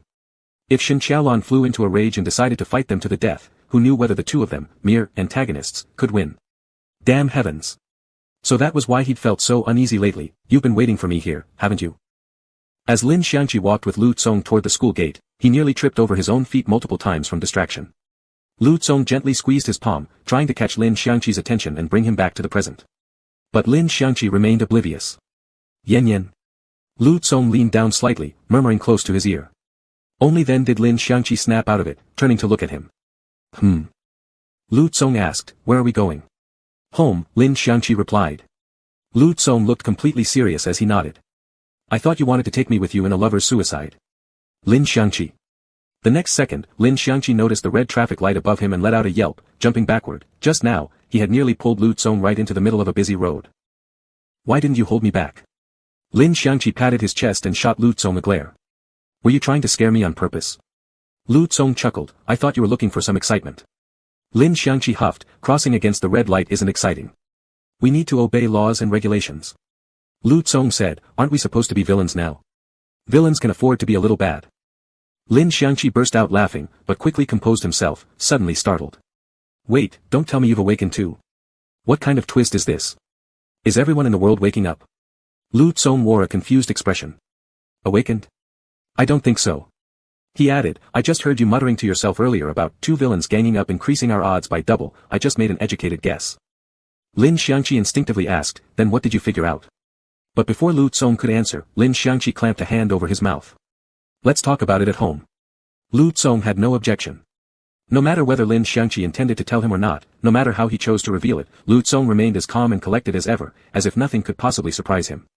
All the way home, Lin Xiangqi kept mentally rehearsing what to say, calculating exactly how to phrase things so that Lu Tsong could accept them more easily. Truthfully, Lin Xiangqi hadn't planned to say anything at all. About the story. About the original ending. At first, he was afraid Lu Tsong wouldn't believe him, that he'd be labeled insane. Now, he worried Lu Tsong might believe him too much, that he'd suffer because of those painful plotlines from the original text. If Shen Xiaolon hadn't shown up today causing all this chaos, Lin Xiangqi had already decided to bury all those predetermined settings and fixed endings forever. In the end, he still had to tell Lu Tsong the truth. Yet to his surprise, Lu Tsong appeared utterly calm. Only when Lin Xiangqi mentioned, in the original text, I died of sudden cardiac arrest the night I received my admission letter to Capital University, did Lu Tsong show the slightest reaction. He furrowed his brows. When Lin finished speaking, he immediately started chugging hot water. He seemed thirsty, but in reality, he was anxiously waiting for Lu Tsong's response. But Lu Tsong truly stayed unruffled. Once Lin finished drinking, Lu Tsong got up, refilled his cup, casually unwrapped a caramel candy, and slipped it into Lin Xiangqi's mouth. Then he crossed his legs and sat quietly on the sofa. Lin Xiangqi studied him for a while, then asked, are you so angry that you've gone crazy? After all, at the end of this story, Shen Xiaolon and his substitute ended up happily together, while both Lin Xiangqi and Lu Tsong were as dead as one could possibly be. Yet Lu Tsong merely laughed softly and said, there's nothing worth getting angry about. It didn't sound like forced bravado. He genuinely didn't seem angry or disturbed by the tragic events Lin had described. For some reason, Lin Xiangqi felt annoyed. He set down his cup, stepped over, and straddled Lu Tsong's lap, staring down at him. Then you don't believe me? I should have known, I shouldn't have said anything. Talking about awakening consciousness after a nap really does sound insane. If it weren't for Shen Xiaolon babbling nonsense today, I was fully planning to let all this rot away inside me. The more he spoke, the angrier he became. He tightly pinched Lu Tsong's cheeks. Even if you don't believe me, you should at least play along and help me rant. This story is melodramatic, illogical, utterly frustrating, and the protagonist has zero charm. Why does he get everything in the end, success and happiness? What did the white Moonlight do wrong? What did the villain boss do wrong? What did the substitute Omega do wrong? Lu Tsong continued smiling, obediently joining him in criticizing the protagonist's character for a bit, then said, I do believe you. I know what you're saying is true. You awakened your self-awareness and changed your own fate, that alone is more than enough reason for me to feel grateful. Honestly, I can't even imagine how the original Lu Tsong managed to keep living. I couldn't have done it. If you died, I'd follow you. Lin Xiangqi rested his chin on Lu Tsong's shoulder, looking relaxed. No way. Even if I'm gone, you must continue living well. But Lu Tsong stubbornly argued like a child, I don't want to live on alone. Lin Xiangqi retorted, your aunt and uncle will come back and beat you to death. Lu Tsong replied calmly, they'll understand. Lin Xiangqi snorted in exasperation. Hey, stop being so serious. We're alive and fine right now, aren't we? In truth, Lin Xiangqi hadn't realized one thing. When he thought Lu Tsong was reacting indifferently, he himself wasn't particularly agitated either, at least not with the same all-consuming anger he'd felt when he first awakened, that kind of visceral fury that shook him to the core whenever he recalled the original plot. Now, it was as if they were merely casually discussing a novel. Lu Tsong, you're right. We're still alive and well, so like I said, there's nothing worth getting angry about. Lin Xiangqi pondered for a moment, as if finally grasping what Lu Tsong meant. You mean we shouldn't be upset over things that haven't even happened, right? Lu Tsong gently stroked his hair, You've already changed so much. You'll lead this story toward a new ending. So there's no need to grieve over what never came to pass. A weight lifted from Lin Xiangqi's chest, as if a long-blocked breath had finally been released. Perhaps he'd known this truth all along, but just hadn't been certain enough. Hearing Lu Tsong say it, though, gave him a surge of encouragement. But then another whimsical thought popped into his mind, could there be, in some other world, a version of me who's deeply sad, and a version of you who's suffering too? No, Lu Tsong replied. Even if parallel worlds exist, they're already different books, different stories, another clever cannon fodder and another lucky villain. But for you and me, only the present is real. Only what happens right now truly belongs to us. Lu Tsong's effortless response made that tightness in Lin Xiangqi's chest ease even further. He grinned and planted a hard kiss on Lu Tsong's lips, I feel better now. Otherwise, I kept thinking my death in that past life was meaningless. But now I see, it doesn't matter about past lives or future ones. People only have the here and now. The choice was mine to make. Anyone who made a different choice isn't another version of me, they'd be someone else entirely. He kissed Lu Tsong again, their teeth clashing painfully yet absurdly, leaving them both aching and laughing. Lu Tsong laughed too, returning a softer, gentler kiss, my Yen Yen is the smartest. Lin Xiangqi said, so does that mean my Lu Tsong isn't smart? Lu Tsong chuckled, hard to say. He's occasionally foolish. Lin Xiangqi had expected this heart-to-heart to be somewhat oppressive, but Lu Tsong deftly dismantled every fear and anxiety, reshaping them into something bearable with barely any effort. Now, Lin Xiangqi felt no fear toward whatever so-called ending might come. No matter how great the trouble ahead, he and Lu Tsong would face it together, there was nothing to fear. Including Shen Xiaolan. In the original text, Shen Xiaolan's greatest skill was manipulating people's hearts, but even that relied on Lin Xiangqi loving him in the first place. Now, the mere sight of Shen Xiaolan annoyed Lin Xiangqi. He'd never allow an opening for manipulation. And even if it really came down to it, if Shen Xiaolan ended up pitted against both him and Lu Tsong, the odds of Shen being defeated stood at roughly 80%.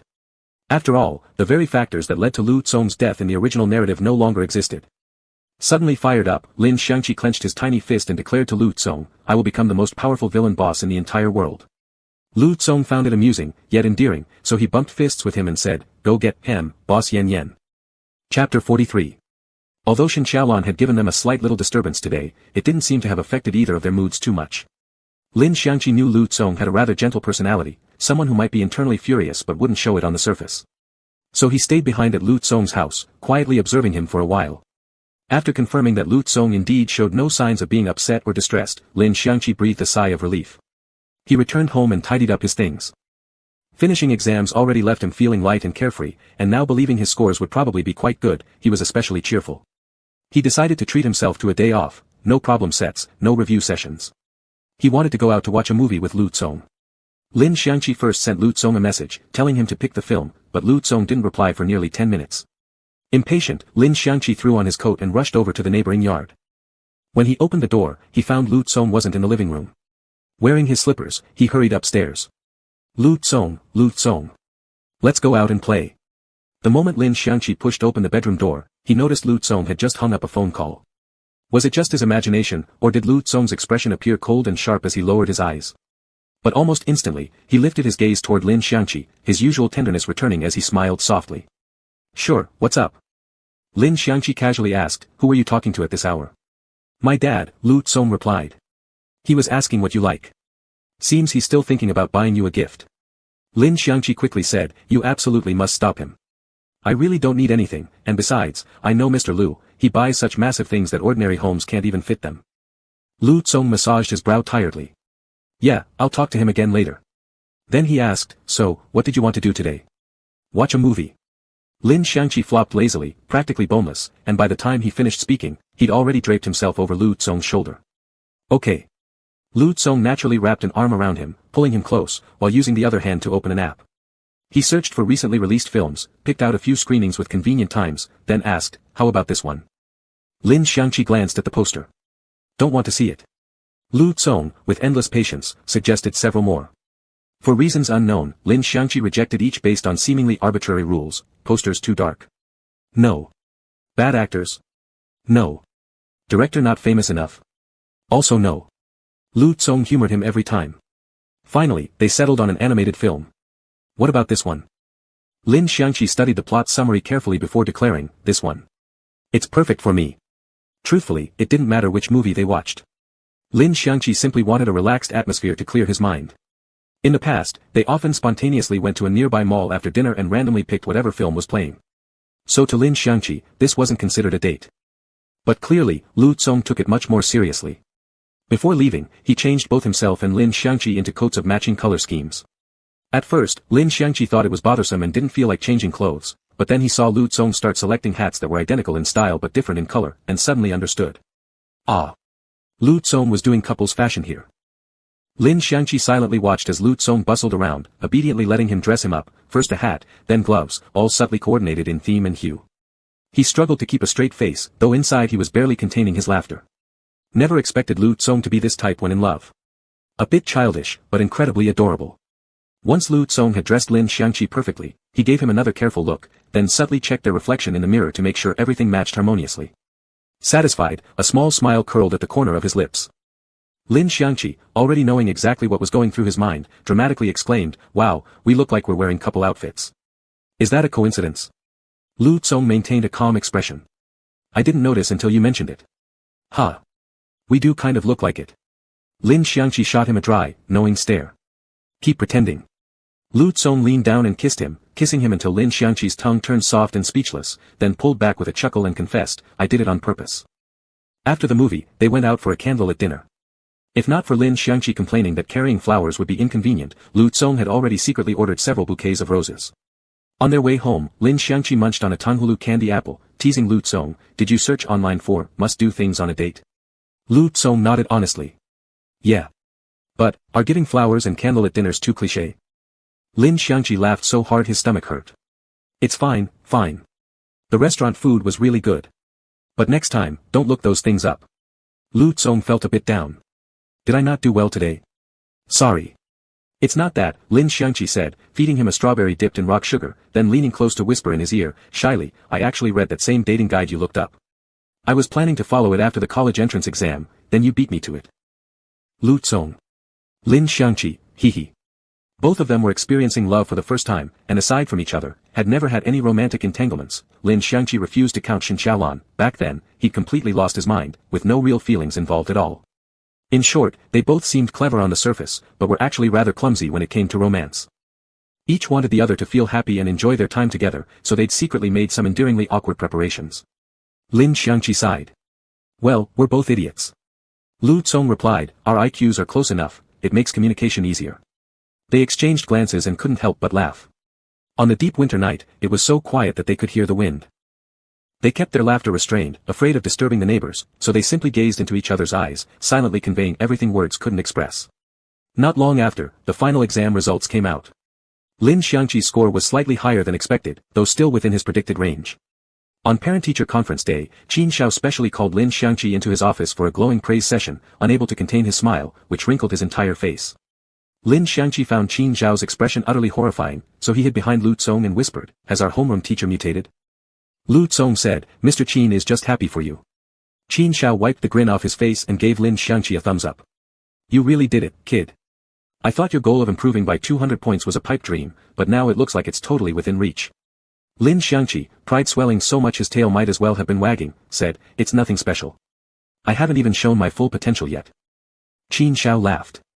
639 isn't enough to make you satisfied? You seriously want a perfect score?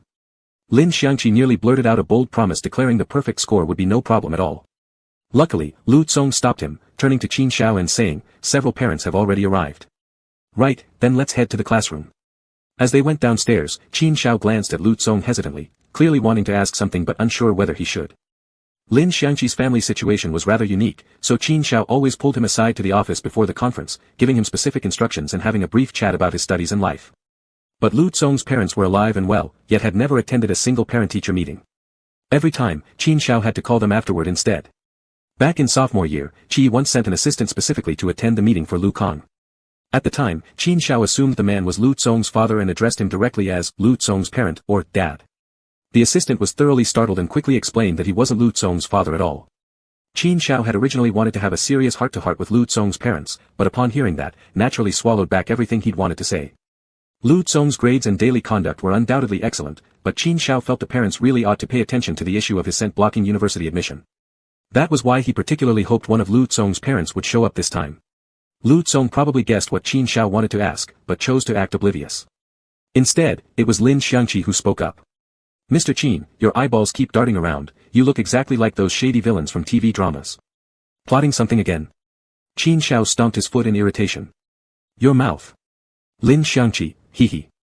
Speaking of which, Qin Xiao said, pretending to recall something, Lu Tsong's parents haven't attended a parent-teacher meeting before, have they? He knew the answer perfectly well, he was just trying to subtly ask Lu Tsong whether anyone from his family would be coming today. Lu Tsong gave an evasive answer. "I sent them the school notice. Whether they can make it depends on their schedule." Yes, Qin Xiao nodded. "Your mother's job is extremely important, it's not easy to find the time. But is your father equally busy too? He works at the institute as well, doesn't he, alongside Miss Qi?" Lu Tsong fell silent for a moment. In truth, Lu Hua's identity wasn't much of a secret. Anyone who paid even slight attention to Alliance news would recognize the name Lu Hua. The only reason Lu Tsong hadn't been allowed to reveal publicly that Lu Hua was his father over the years was entirely due to concerns for the safety of the two boys. When Lu Hua had initially decided to let the two boys stay alone in the old house, he had arranged a full staff for them, personal assistants, butlers, nannies, bodyguards, the works, almost as if planning to build a security booth right at the courtyard gate. But Lu Tsong had refused. He disliked having too many people around. After withdrawing the staff, Lu Hua and Qi Yi remained uneasy. Given their unique backgrounds, if someone with ill intentions targeted the two boys, the consequences would be dire. The compromise they eventually reached was to temporarily keep Lu Tsong's identity as the general's son confidential. At the same time, Lu Hua gave Lu Tsong access to certain special personnel he could contact anytime, people who could be dispatched and commanded by Lu Tsong directly under any circumstances. For years, things had gone smoothly like this. Fortunately, school life was relatively simple, and there had never been an urgent situation requiring Lu Hua's direct intervention. "He's not at the institute," Lu Tsong answered only that much, offering no further details. So even his father's occupation was classified? A clueless Qin Xiao looked slightly gloomy. He couldn't think of any job so highly confidential and demanding that the person couldn't make it to even a single parent-teacher meeting throughout the year. Could he possibly be an astronaut? Qin Xiao speculated wildly, though then again, it didn't seem entirely implausible. After all, if Lu Tsong's mother already worked at the institute, it made perfect sense for his father to work at the Aerospace Bureau. Uncle and aunt are truly busy. "It's not that they don't care about Lu Tsong, or that they disrespect the school's arrangements," Lin Xiangqi said, afraid Qin Xiao might misunderstand, so he offered an explanation. "They rarely get to see each other in daily life." Qin Xiao sighed in understanding, then asked, "Then what do you do if you have problems in daily life?" Lin Xiangqi joked lightly, "I go to Lu Tsong when I have issues." Lu Tsong chimed in perfectly, "I don't have any issues." Qin Xiao looked at the two, torn between amusement and exasperation. "Well, fine. You two really do complement each other." To Qin Xiao's surprise, every single seat in the classroom was filled for this parent-teacher meeting. He immediately spotted Lu Tsong's mother, Qi Yi, and gave her a grateful nod from the podium. Then he noticed another unfamiliar face. A tall, imposing man sat silently beside Qi Yi with arms crossed, a man radiating quiet authority. That seat had originally belonged to Lin Xiangqi. Qin Xiao didn't recognize him, but vaguely sensed a resemblance to Lu Tsong in his features. When the meeting officially began and exam results were being distributed, Qin Xiao instinctively held back Lin Xiangqi's report card as usual. Just as he was about to speak from the podium, he suddenly heard a deep, commanding voice from the corner, "Where's my kid's report card? Hand it over." The voice was low and resonant, carrying immense pressure. Though it was just a simple inquiry, it stunned all the parents present in the classroom. Qi Yi pushed up her glasses, smiling faintly. Under the desk, she stomped hard on Lu Hua's foot. Lu Hua stared at her, eyes wide. Question mark. With a gentle tone, Qi Yi addressed Qin Xiao, "Sorry, teacher. He's attending a parent-teacher meeting for the first time, still unfamiliar with the rules." Then she turned to Lu Hua. Go get it yourself. General Lu hadn't felt this oppressed in years, yet he could only obediently stand, walk up to the podium, and say to Qin Xiao, Lin Xiangqi's. Qi coughed softly. Lu Hua added, thank you, teacher. Qin Xiao, though confused, was already intimidated by Lu Hua's presence. Trembling slightly, he pulled out Lin Xiangqi's report card and handed it over, barely resisting the urge to ask, you're Lin Xiangqi's. Lu Hua didn't hesitate. His dad. Qin Xiao. Didn't Lin Xiangqi's father already? Qi spoke up again calmly, this parent, please return to your seat quickly. Don't delay the teacher's meeting. Lu Hua didn't feel he'd done anything wrong. And so, with complete composure, he returned to his seat, having just publicly claimed the role of Lin Xiangqi's father. An hour later, upon learning what had happened, Lu Tsong saw darkness before his eyes. He never expected both Qi Yi and Lu Hua to show up for the parent-teacher meeting, and above all, he never expected Lu Hua to become Lin Xiangqi's father overnight. The fact that Lin Xiangqi's parents had passed away wasn't exactly a secret in class. Though Lin Xiangqi seemed cheerful and broad-minded most of the time, Lu Tsong knew he hadn't fully moved on from the loss. Lu Hua's actions today, well, in the best light, one could call it helping out at a parent-teacher meeting, but more harshly, it was pouring salt onto a wound that hadn't even healed. So as soon as the parent-teacher meeting ended, Lu Tsong asked Lin Xiangqi to wait off to the side. He then strode forward, preparing to have a serious talk with his long-absent father. But he noticed that when Lu Hua stepped out of the classroom, he looked utterly crestfallen, his towering nearly 6-foot frame couldn't hide the meekness in his expression. Lu Tsong, ? Without even asking, the man had gone and declared himself someone else's father, and now he was acting like he was the wronged party. Qi Yi stepped out from behind Lu Hua with a cold look and gave him a shove. Go on, go book a flight and leave tonight. If Xiaoxi sees you, and he gets upset over this, just wait till I'm done with you. Lu Tsong silently approved. But didn't you say we'd each pick up one report card? Lu Hua lowered his voice, sounding uncharacteristically humble.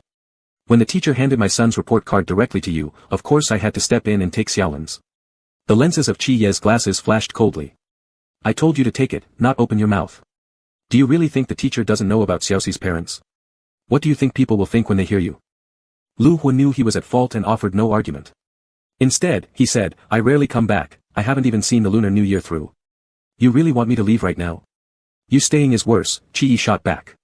If Xiaoxi sees you, he won't be able to eat a single bite. Lu Hua, it wouldn't be that bad. How wouldn't it? Qi Yi retorted. Imagine, someone suddenly shows up out of nowhere, claiming to be your dad.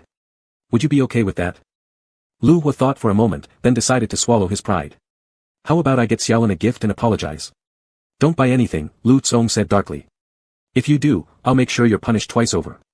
That set Lu Hua off, he glared at his son. Now buying a gift is wrong too. Isn't it just a gesture of goodwill? Lu Tsong, last time you called saying you wanted to send him a real gun, he spent days flinching at fireworks, thinking they were gunshots. Qi Yi turned sharply, you wanted to send Xiaoxi a gun. Lu Hua. As Lu Hua gradually sank lower in shame, Lin Xiangqi had quietly crept up beside them. He'd seen Lu Tsong deep in conversation with his parents and hadn't wanted to interrupt, but standing alone got boring. So bit by bit, he edged closer, and only spoke after the three fell into silence. Hello, uncle, auntie.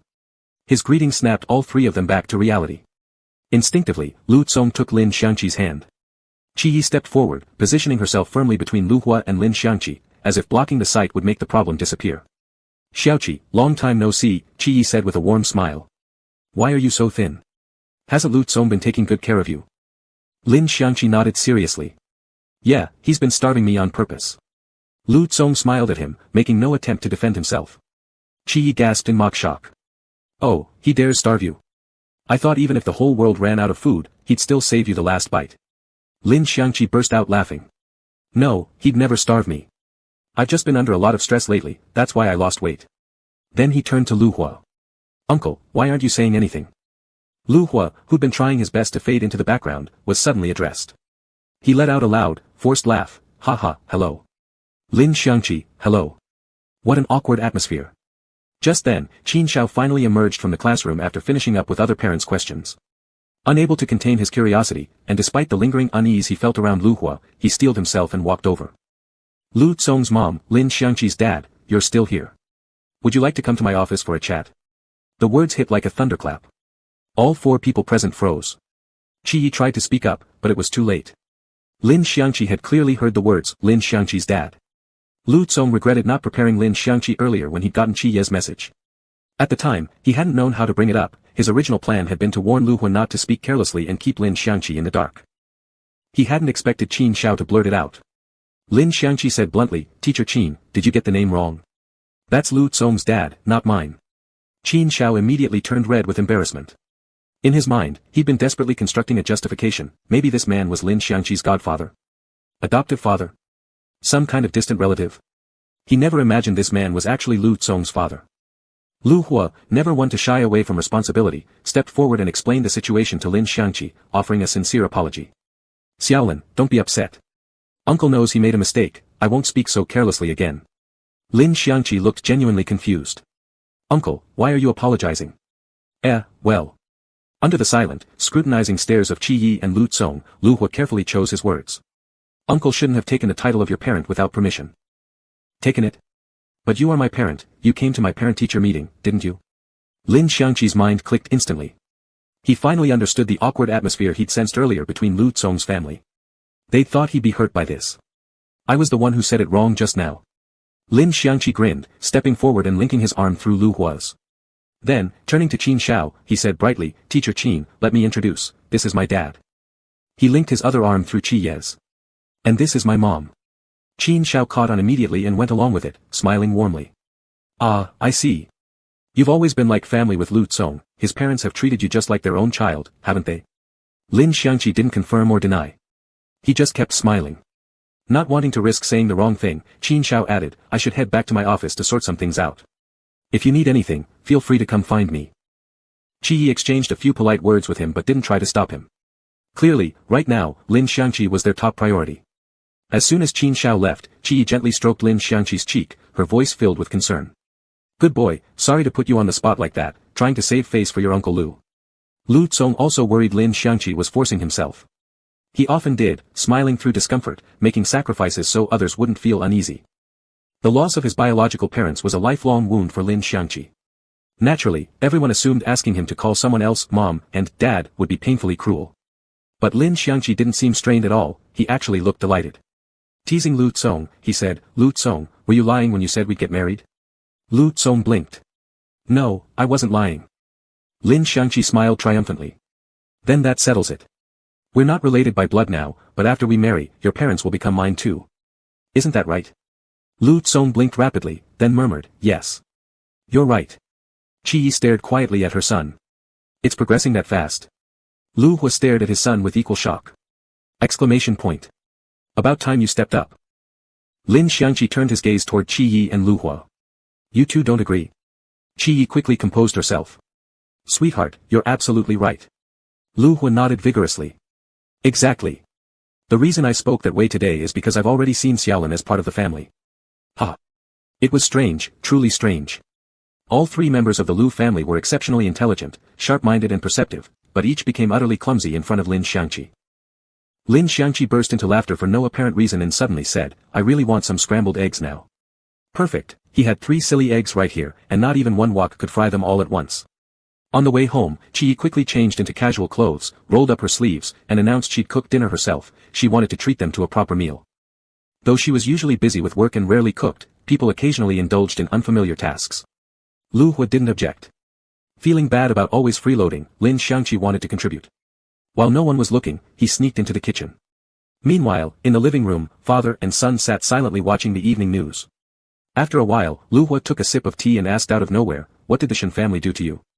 People with no connection to us, you went after them pretty hard. Lu Tsong glanced at him, unable to read his expression. You taught me, never provoke enemies unnecessarily. Lu Hua grunted. And the second half? Lu Tsong replied smoothly, but in battle, strike first. Lu Hua drank more tea in silence, tapping the table lightly with his fingertips, his tone casual. I won't pry into your affairs. Just know your limits. Lu Tsong lowered his eyes, unusually respectful in front of Lu Hua. He poured more tea for his father and said, understood. Just then, a loud popping sound erupted from the kitchen. Both father and son shot to their feet in alarm. Lu Hua, honey, what happened? Are you okay? Your hair, it's on fire. Lu Tsong, Yen, get out quickly. Be careful, don't get burned. What? You lit it? Are your hands burned? Qi Yi. Lin Xiangqi. In the end, Qi Yi and Lin Xiangqi slunk off to take showers and change clothes, both thoroughly flustered. When they returned, Lu Hua and Lu Tsong had already cleaned up the kitchen, prepared a full table of dishes, and even ordered a cake in the middle of it all, now sitting proudly on the table. Just 2 more minutes, Lu Tsong said. The last dish is reducing its sauce. Lu Hua called out from the kitchen, Zonger, come here. Watching the two bustling back and forth, Qi awkwardly pushed up her glasses and forced a recovery. Actually, everyone has different strengths, you know what I mean, precious. Lin Xiangqi nodded vigorously. That's exactly what I think. Chapter 44. Although Qi Yi and Lu Hua had specifically returned for the new year, the nature of their work made it impossible for them to take extended vacations. Lin Xiangqi learned from Qi Yi that while her leave was originally scheduled to last until after the holiday, the research institute could call her back at any moment. As for Lu Hua, he didn't even have that much time, he could only stay for 2 days and would have to leave before Chinese New Year's Eve. Fortunately, none of the 4 particularly cared about holiday traditions. So, upon Lin Xiangqi's strong suggestion, they decided to treat tonight as an early celebration of the new year. Raising their glasses of coconut milk, they exchanged countless good wishes, leaving Qi Yi and Lu Hua beaming with joy, so much so that they kept stuffing red envelopes into Lin Xiangqi's pockets in stacks. At the dinner table, Lin Xiangqi was genuinely happy. The other 3 weren't especially talkative, but he didn't mind. He did most of the talking himself, and yet all 3 pairs of eyes stayed fixed on him, responding when appropriate, laughing along, reacting warmly whenever something amusing came up, and stepping in with an even cornier joke whenever his own landed flat. Lu Tsong smiled throughout, rarely speaking, silently refilling his plate, peeling crabs for him, ensuring his soup never grew cold. Whenever a trace of oil clung to the corner of his mouth or his chin, a hand would instantly appear with a tissue, gently wiping it away. It had been a long time since the house had felt this lively. For years, Lin Xiangqi had rejected celebrations, holidays, birthdays, everything. He believed he no longer enjoyed such bustle. But now, immersed in it, he realized it wasn't that he disliked it, rather, having once lost it, he had grown afraid of never regaining it, so he convinced himself he didn't care, because then, he wouldn't dare hope. Just as he'd once told himself he didn't like Lu Tsong, didn't need him by his side. He wasn't sure if it was because he was just terrible at lying, but Lu Tsong always saw through him anyway. Lu Tsong knew his, I don't like, was actually, I do like, and his, I don't need, was truly, I do need. But instead of calling him out directly, Lu Tsong quietly, steadily gave it all back to him, little by little, until he finally accepted it. Until he dared believe that those things he once feared to hope for, he already had again. They didn't finish the meal until 10 at night. Qi Yi needed to attend an online meeting, so she claimed the study right away. Lu Hua, having drunk quite a bit, seemed slightly tipsy. He grabbed Lu Tsong and pulled him aside to talk about military school. The silent rivalry between Lu Hua and Qi Yi had begun the moment they heard from Lin Xiangqi that Lu Tsong might be choosing between the research institute and the military academy. Lu Hua couldn't openly compete with Qi Yi, so he put on the face of an enlightened parent, as long as my son is happy, that's what matters. But the second Qi Yi closed the door behind her, Lu Hua immediately rolled up his sleeves, slung an arm around Lu Tsong's shoulder, and declared, whether military school suits you, I won't push that point yet. But the research institute? Definitely not. You'll hate it there, I guarantee you'll feel miserable within 3 days. Don't believe me? Come on, let me explain properly. Meanwhile, Lin Xiangqi slipped noiselessly to the entrance hall, changed into his shoes, and prepared to leave. Lu Tsong instinctively called out, Yan Yan, where are you going? Hearing this, Lu Hua turned too. But by then, Lin Xiangqi had already opened the front door. He waved at them with a smile, it's getting late. I'll head home and rest. See you tomorrow. Lu Tsong started to rise, but beside him, Lu Hua called out in a loud, hearty voice, come earlier tomorrow. Dad will make you another signature dish. Lin Xiangqi obediently replied, sure thing. I'll come over the moment I wake up. Good night. And with that, he stepped out, deliberately ignoring the questioning look from Lu Tsong, closing the door behind him. Of course Lin Xiangqi knew what Lu Tsong was thinking. Lately, they had been sleeping together, partly out of habit, and partly because Lin Xiangqi still worried about Lu Tsong's heat cycles. He feared that one night, Lu Tsong might fall ill or grow distressed, and if he were nearby, he could offer soothing pheromones immediately. But deep down, Lin Xiangqi was easily flustered. In private, he could dote on Lu Tsong all he wanted, but now that Qi Yi and Lu Hua were both home, with only a few steps separating the bedrooms, he couldn't bring himself to share a room with Lu Tsong under the same roof. Not to mention, they weren't even officially married yet. Moving straight into someone else's home might rub either Qi Yi or Lu Hua the wrong way, especially if one of them held more traditional views, and that would undoubtedly damage their impression of him. He felt guilty, yes, but also cautious, because he cared too much. It was only for a few days, anyway. Lin Xiangqi figured it was better for everyone to go their separate ways for now. After returning home, Lin Xiangqi took a long, comfortable bath. When he stepped out of the bathroom, his entire body was flushed and hazy with warmth. Perhaps because he was in such a good mood, he felt energized and wide awake. Wearing loose, thin pajamas, he flopped onto the bed and pulled out his phone to send Lu Tsong a message. In fact, Lu Tsong had already sent a message half an hour ago. Nothing special, just asking if he'd gone to rest yet. Lin Xiangqi didn't reply immediately. He jumped off the bed, ran to the windowsill, and poked his head out through the gap in the curtains, hoping to sneak a peek at Lu Tsong's side. But the moment he pulled the curtain aside, he was caught red-handed by Lu Tsong across the way. The two houses weren't far apart to begin with, it was easy to see across. And just like that, they ended up staring directly at each other. Seeing Lin Xiangqi, Lu Tsong didn't seem surprised at all. Well, of course not. What else could he possibly be doing standing by the window late at night if not waiting for Lin Xiangqi? Lu Tsong's face was shadowed against the backlight, but he seemed to smile.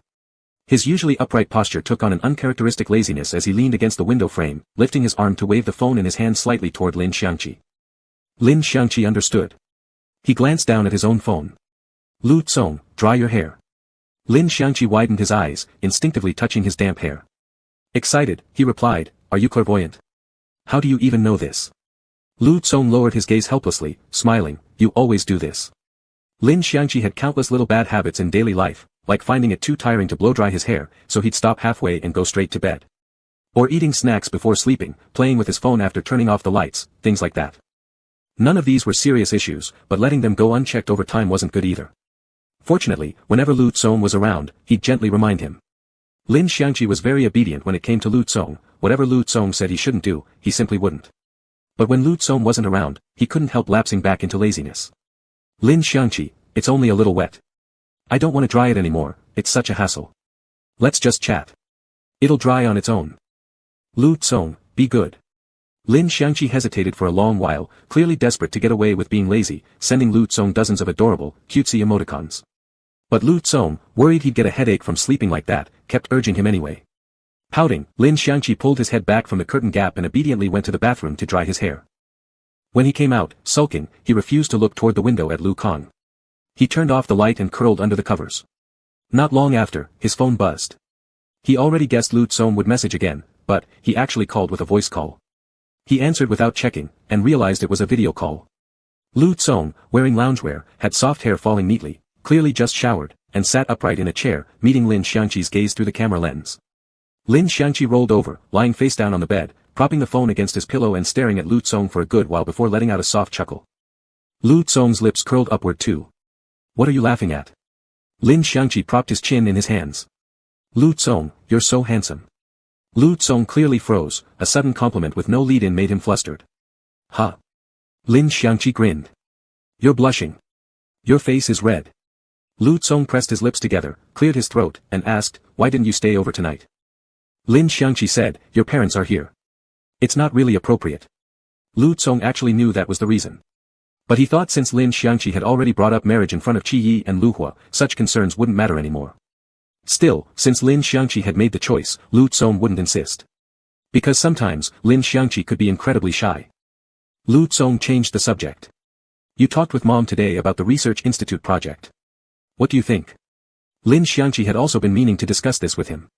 Honestly, I think the project's a bit too complex. The only contribution I might be able to make is providing my pheromone samples. If it comes down to actual skill, there's no way I'd qualify for the institute. After all, the Research Institute only collaborated with Capital University, not guaranteeing admission to any particular student. Even if Lin Xiangqi got into the medical program at Capital U, later joining the project would rely solely on Qi Ye's recommendation, and even then, he'd likely remain a marginal figure. And within a limited time frame, if he couldn't produce outstanding results, he probably wouldn't be retained at the institute. Although given Qi Ye's standing, she could probably pull strings and force his entry. But this involved principles. Regardless of whether Qi Yi would be willing, Lin Xiangqi himself found it hard to accept. As the saying goes, if you don't have the diamond drill, you shouldn't take on the porcelain job. If Lin Xiangqi wasn't cut out for it, shoving him into the institute would be pointless. After hearing him out, Lu Tsong didn't give a direct answer. He simply said, you still have half a year, no need to rush into a decision. In a few days, you can go with her to visit the institute and get a feel for it. Lin Xiangqi nodded. That's exactly what Auntie told me too.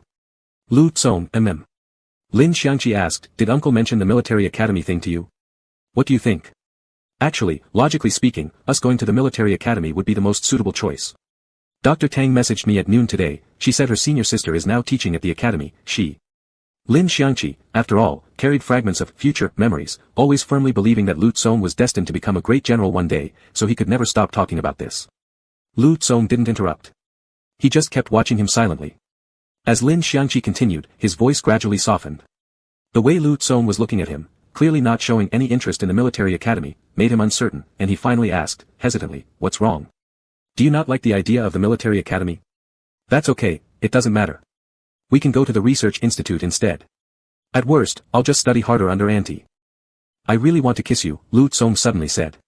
"Lin Xiangqi." It took Lin Xiangqi a moment to process, then he suddenly felt shy and covered his face. "What are you saying all of a sudden?" Lu Tsong leaned slightly forward, closer to the screen, tilting his head while resting his chin on his hand, gazing at Lin Xiangqi with a lazy yet intense expression. "You're right there across from me, but I already miss you." "Wow, you," Lin Xiangqi couldn't handle such direct, passionate words, they made his face burn repeatedly. He rubbed his cheeks, staring back at Lu Tsong, finally noticing something odd. "Lu Tsong, your face is actually a bit red. Are you feeling unwell?" Lu Tsong rubbed his temples before replying, "I had 2 glasses with my dad." Lin Xiangqi, huh?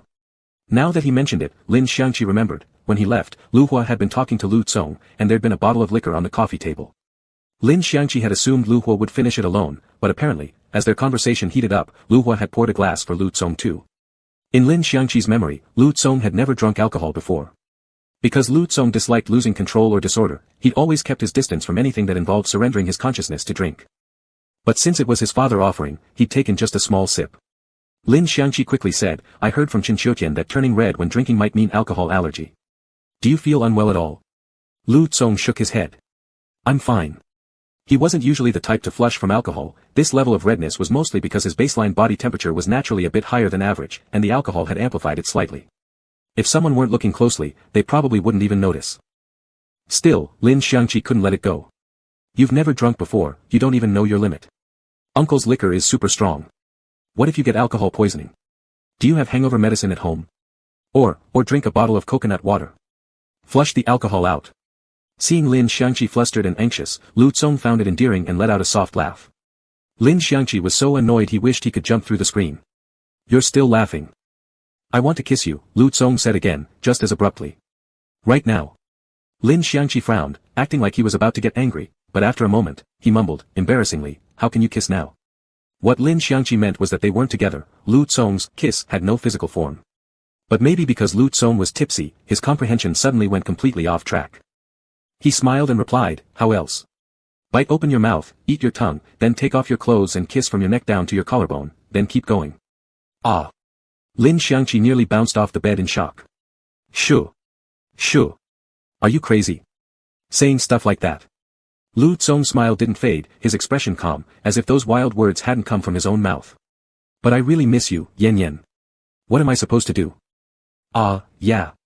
Lin Xiangqi dragged out the sound painfully long, as if utterly overwhelmed by Lu Tsong's bluntness, then started banging his head wildly against the bed, thump, thump, thump, matching the heavy rhythm of his heartbeat.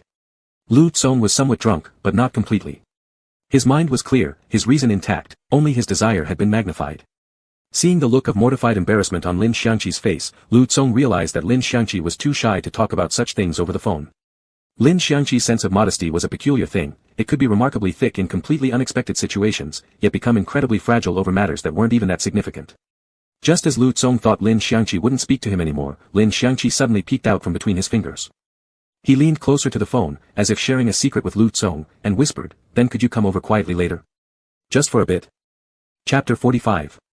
Lin Xiangqi had originally intended for Lu Tsong to come later, making sure his uncle and aunt were already asleep so no one would discover the two of them sneaking around and doing who knows what. But Lu Tsong clearly didn't grasp Lin Xiangqi's intention. Less than 2 minutes after the video call ended, Lin Xiangqi heard the front door downstairs open. "He's here already." Panicked and flustered, he hurriedly turned off all the lights in the house, afraid that someone across the way might notice he wasn't asleep yet. When Lu Tsong pushed open the bedroom door, Lin Xiangqi was still tugging at the curtains, making sure not a single gap remained. He took half a step back, then suddenly found himself pressed against a body radiating intense heat. The warmth startled him, making him shiver. He turned his head slightly to look at Lu Tsong. "Why are you so hot? Do you have a fever?" He reached out to touch Lu Tsong's forehead. Lu Tsong effortlessly wrapped an arm around him, pinning his hand down, then lowered his head and wordlessly kissed him. In the dark room, every sound was magnified. All Lin Xiangqi could hear besides the slick, wet sounds of their entwined lips and tongues was the thundering of his own heartbeat. Lin Xiangqi felt too shy to admit it, but he missed Lu Tsong desperately. It had only been less than 2 hours since they parted, yet the longing was unbearable. He'd never been addicted to anything before, so he couldn't say whether this counted as an addiction. But everything felt right when he was with Lu Tsong, and unbearable when they were apart. They'd known each other for over 10 years, they hadn't always been together, but ever since Lin Xiangqi had acknowledged his true feelings, all those hidden emotions he'd once buried refused to be suppressed anymore. At first, he'd worried whether his feelings were normal. Thankfully, Lu Tsong seemed even less capable of controlling himself. If they were both abnormal, then maybe that made them normal. Lin Xiangqi tilted his head up, lifting his chin higher, inviting Lu Tsong to kiss him deeper. Lu Tsong's left arm tightened around his waist while his right hand rose, palm gently covering Lin Xiangqi's throat, not pressing hard, just letting him feel completely enveloped in every sense. Sensing Lin Xiangqi's response, Lu Tsong's kiss shifted from tender exploration to urgent hunger, as if trying to steal every breath from Lin Xiangqi's lungs.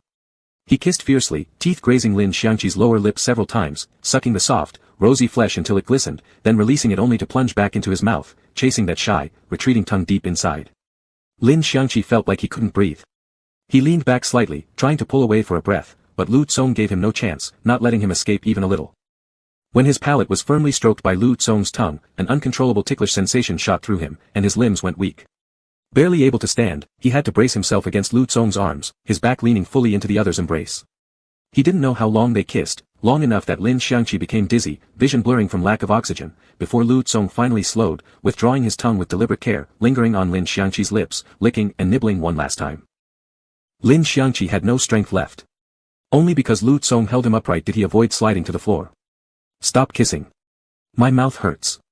He glared at Lu Tsong, trying to sound stern, but it came out more like playful whining, his voice low, husky, and soft, threatening no one. Lu Tsong watched his lips part slightly as he spoke, their swollen, glossy surface still faintly trembling, the plump bud of his lip catching a delicate thread of moisture. Utterly unmoved by Lin Xiangqi's protest, he dipped his head again and kissed him. "Don't, MMH." Lin Xiangqi hadn't even caught his breath before his mouth was sealed shut again. He tried to speak, but his tongue was captured, leaving him only helpless, enticing sounds. It was only at this moment that Lin Xiangqi finally understood. The kiss Lu Tsong meant, and the kiss he himself had imagined, were entirely different things. He'd thought that when Lu Tsong said he wanted to kiss him, it meant sharing a somewhat deeper kiss, satisfying the ache of missing each other for less than 2 hours, and then that would be it, time to pull back. But Lu Tsong clearly wanted much more. To him, as long as Lin Xiangqi could still breathe, their tongues had no reason to part. Kissed until his vision dimmed, Lin Xiangqi finally steeled himself and bit down on the intruding tongue rampaging in his mouth. Lu Tsong winced slightly, brows tightening, as if only now realizing he'd gone too far, and at last released him. Lin Xiangqi's lips were already impossibly red.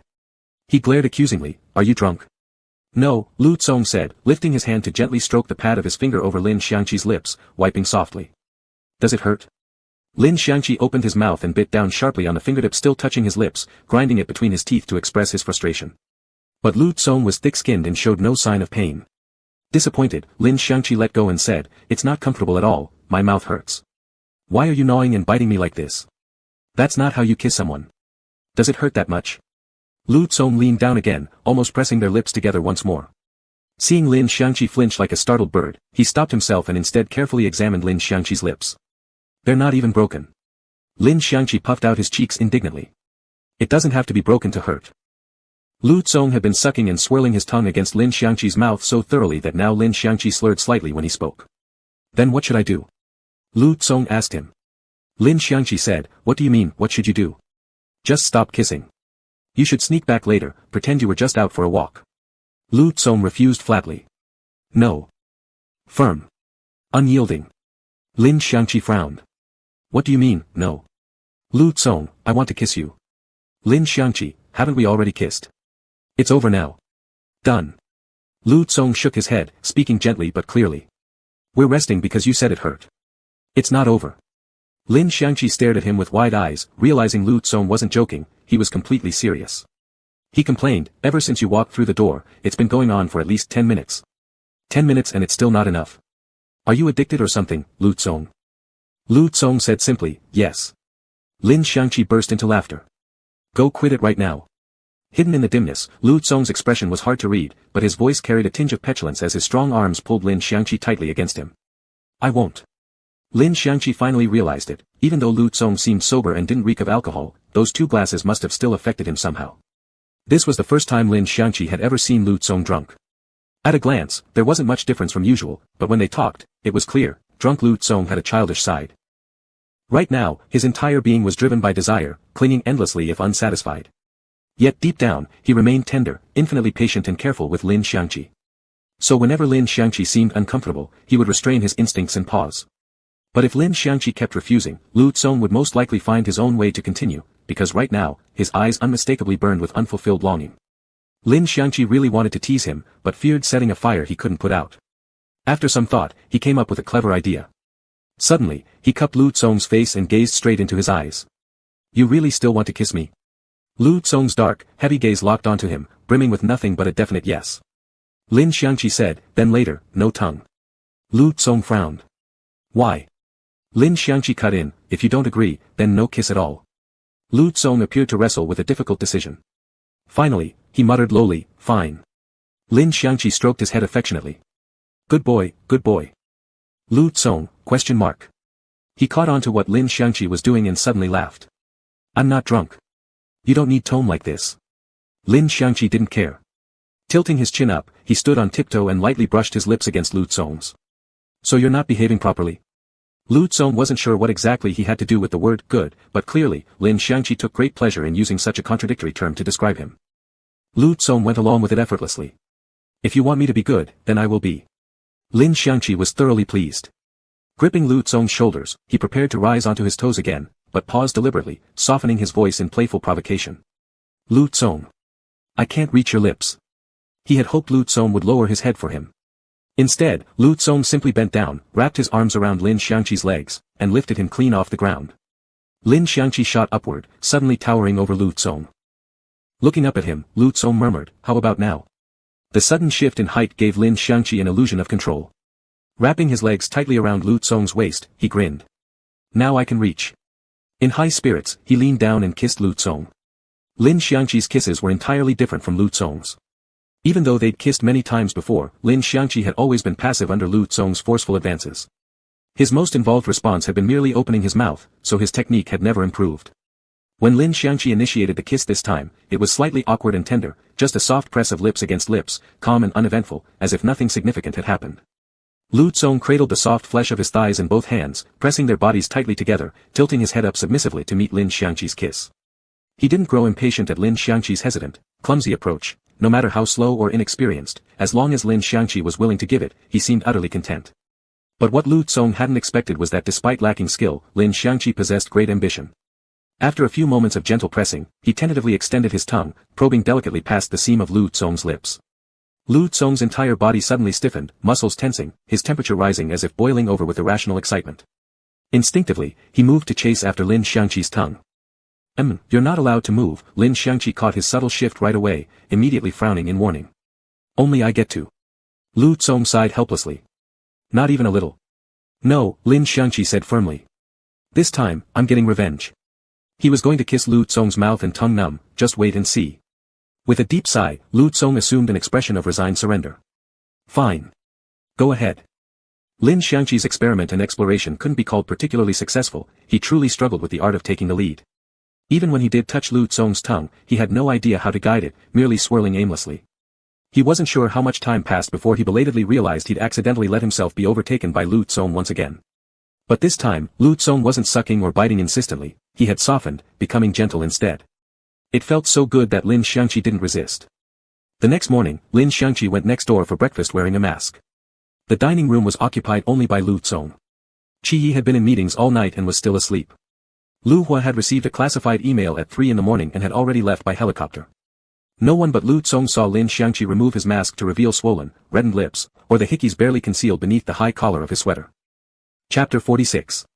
On the third day of Qi Ye's vacation, she was called back by a phone call from the research institute. Lin Xiangqi and Lu Tsong also followed Qi Yi on a trip to the Alliance capital. Ever since their results had been released, Lin Xiangqi had proactively brought up with Qi Yi and Lu Hua his plans after graduation. It was obvious that both Qi Yi and Lu Hua were delighted.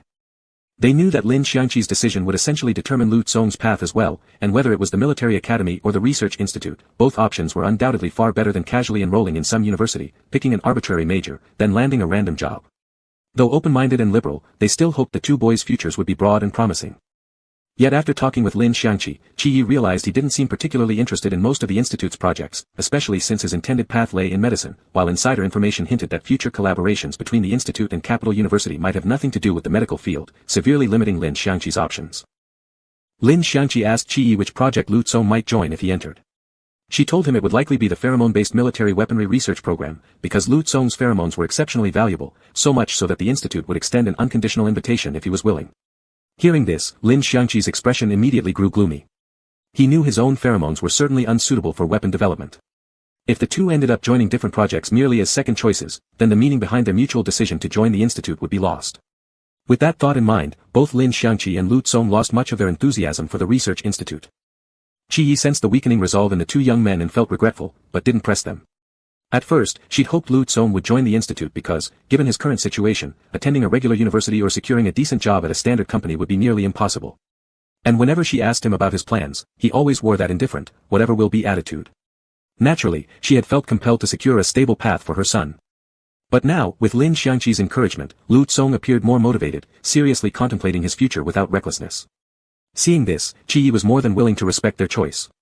Still, she suggested they visit the capital first, partly so they could tour the research institute, partly so they could take in the sights of capital city. Lin Xiangqi didn't refuse.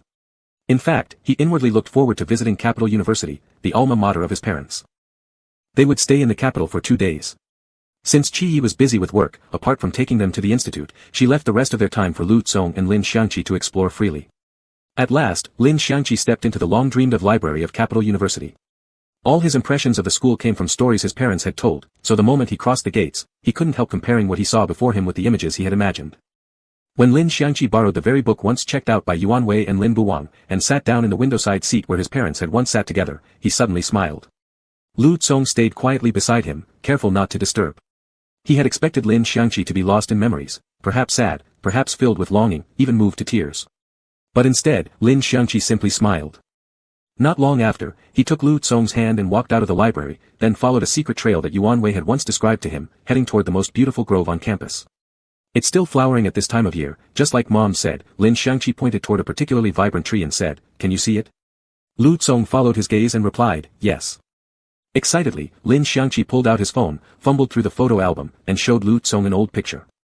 The scenery matched almost exactly what they were seeing now, even the position of the flowers hadn't changed. "Isn't it exactly the same? They stood right here when they took this photo." Lu Tsong looked at Lin Xiangqi and said, "Same." Every imagined detail of Capital University became increasingly real as Lin Xiangqi moved step by step through its grounds.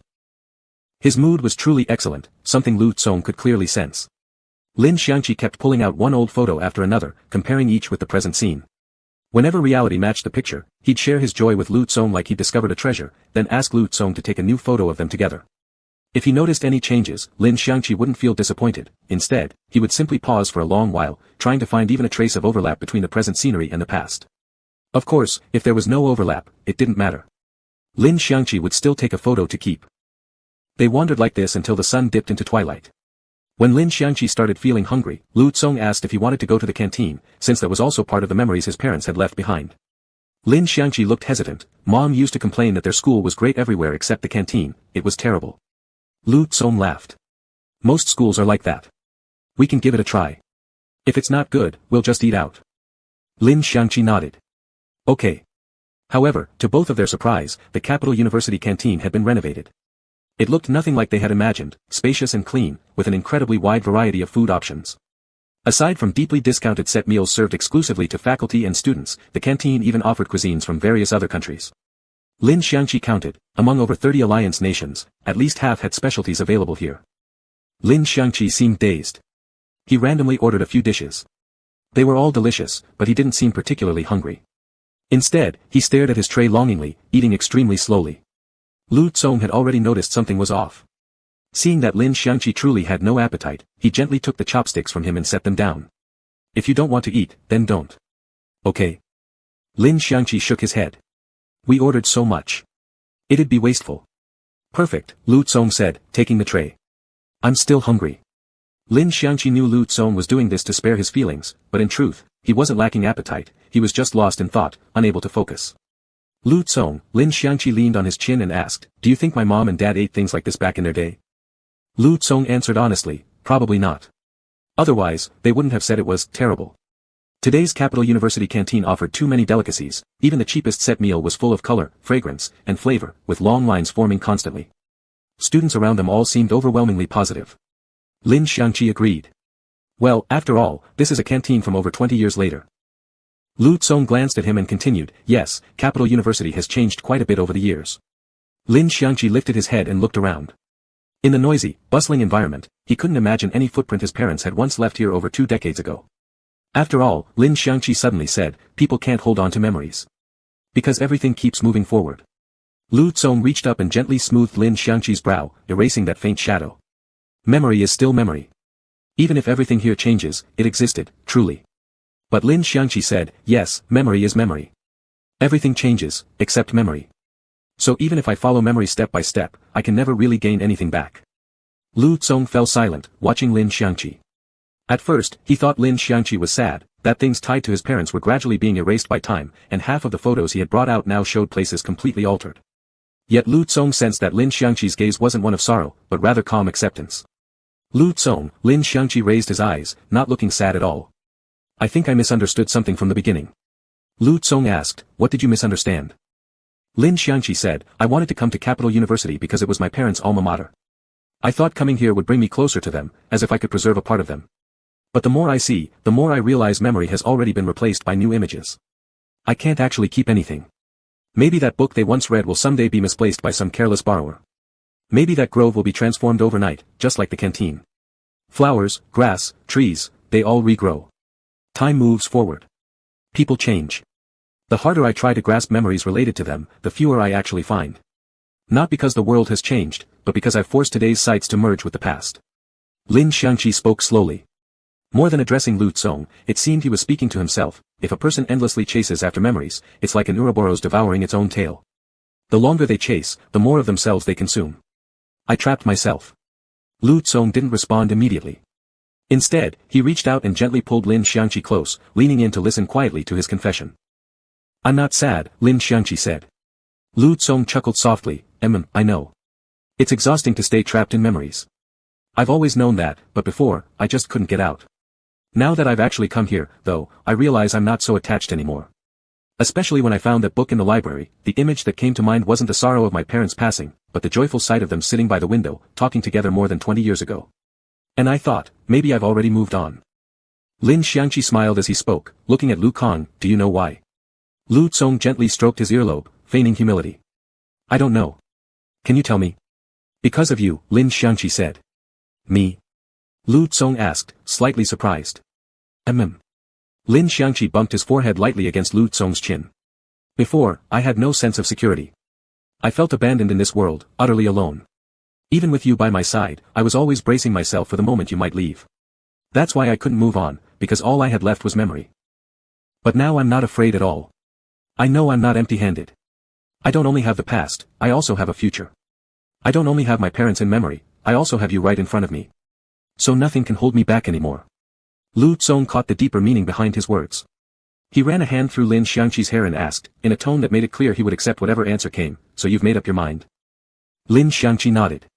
I have. He now had enough courage. He was ready to move forward. Lu Hua's base in the Alliance's northern fortress was 10 hours apart in time zone from the capital. When he received Lu Tsong's message, it was already 4 in the morning, but he still jolted upright and quickly returned the call. Lu Hua, decided. Military Academy. Lu Tsong, yes. Lu Hua, so my long speech the other night did make an impression on you after all. No wonder you rushed next door in such a hurry to discuss it with Xiao Lin, talking about it all night. Lu Tsong, Lu Hua, Lu Tsong, well, if that's how you want to see it, sure. He recalled that night, after drinking, Lu Hua had launched into an impassioned monologue about global politics, the state of the alliance, future strategies, personal beliefs. By the end, Lu Hua had poured him 2 glasses of alcohol.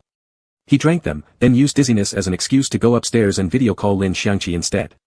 What Lu Hua had said that night was indeed inspiring, but Lu Tsong never lacked inspiration. His understanding of himself and his life's direction was far clearer than anything Lu Hua could envision. His ultimate decision to attend military academy wasn't solely because it suited him best, or because of grand ambitions or lofty ideals.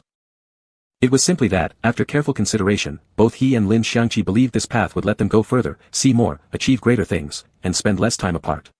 Suddenly, Lu Hua called him, son. Lu Tsong rarely heard him speak in such a gentle tone, so he listened attentively. No matter what led you to choose this path, I'm glad to see this kind of determination in you.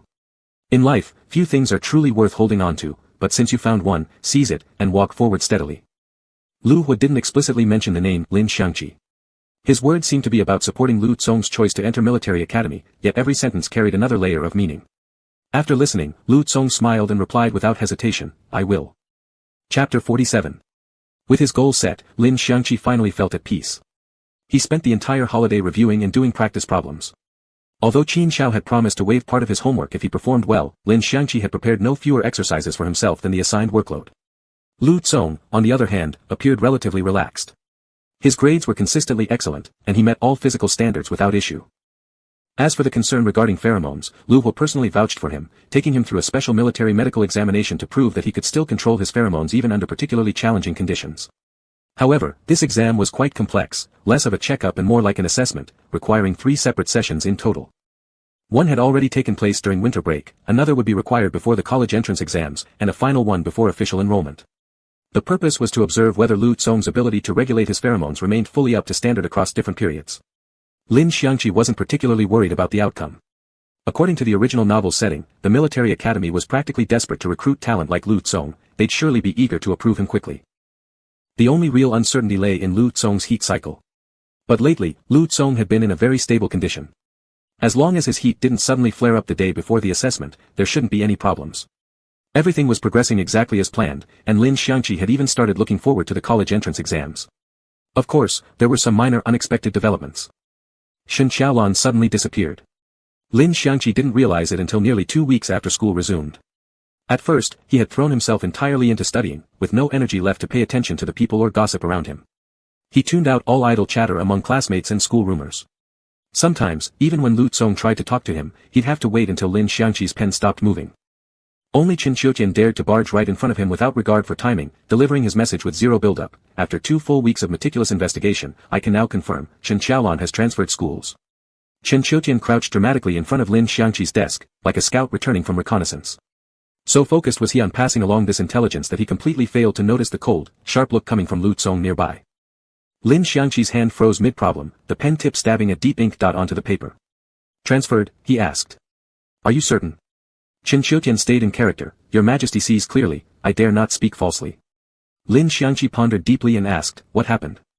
Chen Qiutian replied, I heard the hospitals and major businesses under the Shen family name were exposed for some rather unsavory scandals, stock prices plummeted, possibly due to internal power struggles among the elite. As the heir, Shen Xiaolan either had to step up or lie low for a while. Lin Xiangqi frowned. This plotline did appear in the original novel, but much later, in the second half.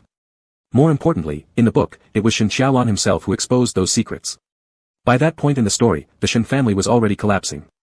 Multiple scandals had surfaced, massive bribery, accumulation of illicit wealth, and severe internal conflicts emerged, along with numerous illegal activities gradually coming to light. The family was in chaos, and their corporation barely functional. Back then, Shen Xiaolan inherited a complete mess. To save what little remained, he was forced to cut his losses and make drastic moves. This didn't add up.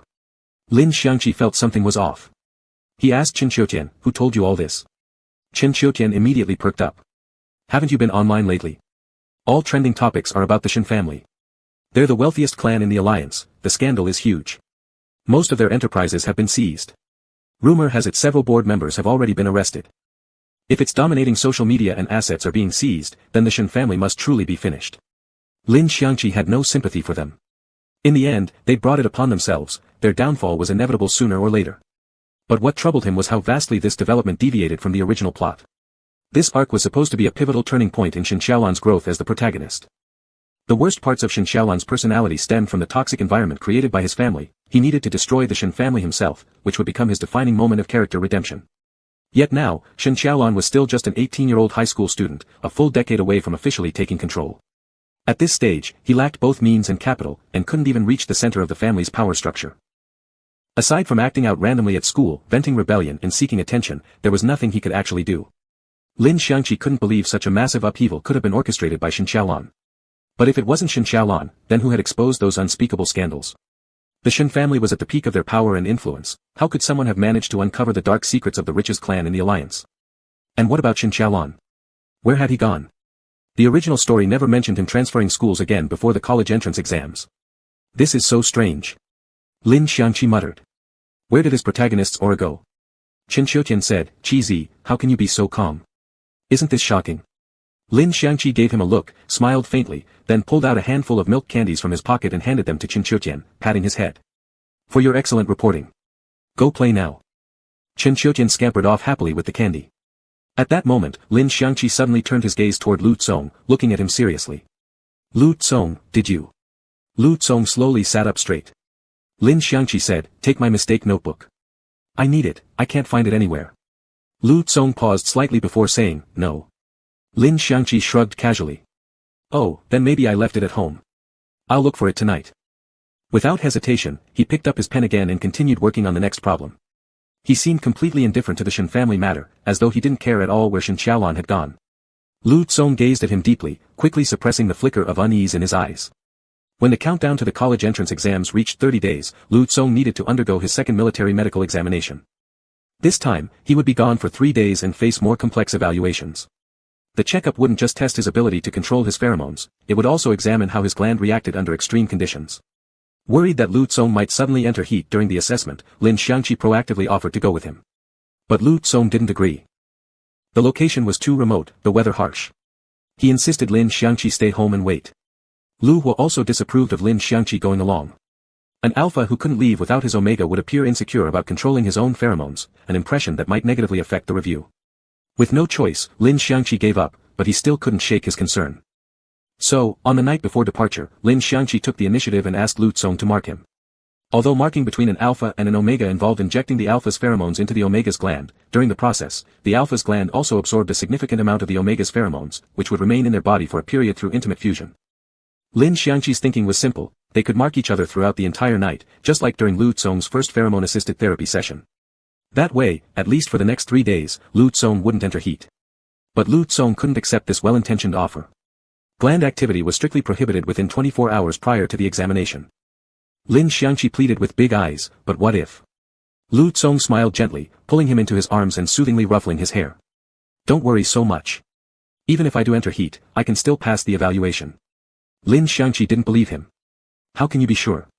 You've never properly gone into heat your whole life. Lu Tsong kissed his cheek lightly. Yen, if I truly fail such a basic pheromone test because of heat, then I simply don't meet the standard. Lin Xiangqi froze, finally realizing he'd been too anxious. The purpose of Lu Tsong's examination was precisely to confirm his complete mastery over his body, otherwise, the military academy would never dare admit him.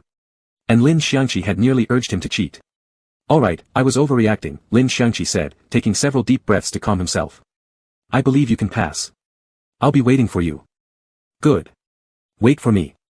Lu Tsong cupped his face, overcome by emotion and leaned in to kiss him. Lin Xiangqi swiftly dodged. Lu Tsong. Lin Xiangqi crossed his hands, forming a clear, stop gesture. Kissing is also bodily fluid exchange. If we lose control, it might stimulate your gland. Not allowed. Lu Tsong leaned closer again, his nose gently brushing Lin Xiangqi's chin. Just one little kiss. I'll control myself. Lin Xiangqi pressed his palm against Lu Tsong's face, pushing him away. No. What if they detect my pheromones on you tomorrow and think we cheated? That would cost more than it's worth. Even though it made sense, and being cautious wasn't wrong, Lu Tsong still felt like he'd shot himself in the foot. He really should have kissed him before leaving. Fortunately, Lu Tsong didn't suddenly enter heat. His 3-day evaluation went smoothly without any incidents, and the results satisfied the military academy completely.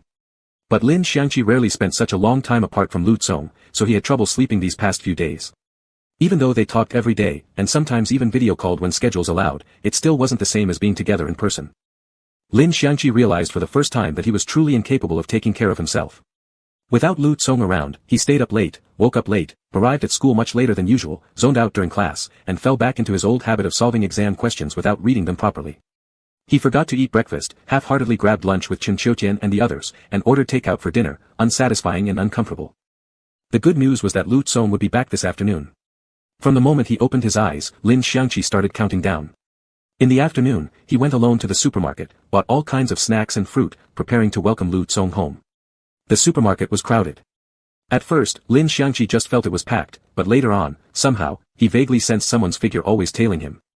He weaved through the crowd, trying to shake off the illusion of being followed. But the longer it went on, the more he realized, it wasn't an illusion at all. Someone really was following him. Lin Xiangqi quickened his pace toward home, and the person behind clearly sped up too. At that moment, a sudden thought flashed in Lin Xiangqi's mind. Could it be, he was going to die? The idea seemed abrupt, yet not entirely baseless. Lin Xiangqi had been worried about the original plot all along, afraid that Shen Qiaolan's protagonist aura was simply too strong to overcome. Although he and Lu Tsong had changed certain parts of the story, in truth, the most critical turning point hadn't arrived yet. His own death, the biggest foreshadowing in the book, was the origin that drove everything afterward. His illness had been cured, but there was still some time left until the day he was originally meant to die. What if the plot suddenly exerted its force, determined to make him, the doomed side character and idealized figure, die no matter what? What could he do then? Could this stalker possibly be here to correct the storyline? Lin Xiangqi's mind spun with chaotic thoughts, growing more terrified by the second, until finally, he just broke into a full sprint. He heard the footsteps behind grow louder, now the person was running after him too. Help! Help! Help! Lin Xiangqi dropped everything in his hands and fled for his life. In his panic, he didn't see someone standing at the crossroad, he crashed straight into a wall of flesh. Ah! So hard. Who was that? Was this how he was going to die, rammed to death? Yen, Lu Tsong held his shoulders, gently rubbing the forehead he'd bumped. Why are you running? At the sound of that voice, Lin Xiangqi's nose instantly stung. He threw himself into Lu Tsong's arms. Lu Tsong. You scared me to death, you scared me to death. Lu Tsong hugged him tightly, patting his back soothingly. What happened? Someone was following me. Huddled in Lu Tsong's arms, Lin Xiangqi tearfully recounted every terrifying scenario he'd imagined, whispering, am I going to die? Is someone coming to kill me? Don't be afraid. Lu Tsong frowned, shielding Lin Xiangqi close, then lifted his gaze toward the direction behind him. Even though he couldn't see anyone, Lu Tsong didn't let his guard down. He immediately released his pheromones, nearly covering the entire street within 100 meters. Soon, he detected a slight discordant energy nearby, likely from another alpha. With a cold voice, Lu Tsong snapped, come out. Lin Xiangqi peeked from behind him, both frightened and curious. To their astonishment, the person who emerged was Shen Qiaolan. Shen Qiaolan stood under the dim evening streetlight, the ambiguous glow accentuating his already somber expression, making him appear even more sinister. These past months, the Shen family had suffered internal and external attacks, their power base shaken. Yet Shen Qiaolan, the apparent heir, hadn't appeared in public once. Many speculated he had already been secretly exiled from the alliance, some media outlets even dared fabricate fake reports about his suicide. Lin Xiangqi had always believed, as the protagonist, Shen Qiaolan couldn't possibly be dead. But he never expected Shen Qiaolan would want him dead. Once discovered, Shen Qiaolan stopped hiding. He stepped forward urgently, seeming almost anxious. Lin. In an instant, Lu Tsong's pheromones pressed down on him, and Shen Qiaolan immediately felt as if 1,000 gene weighed upon his body. Truthfully, Lu Tsong wasn't calm at all in this moment. The fall of the Shen family was his doing. He had kept this hidden from Lin Xiangqi, precisely because he didn't want Lin Xiangqi involved. Truthfully, Lu Tsong had many ways to kill Shen Qiaolan silently and permanently.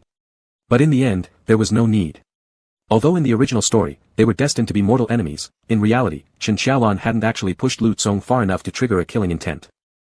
Or perhaps, Lu Tsong simply feared that if he went too far, one day Lin Xiangqi would find out and think him too ruthless.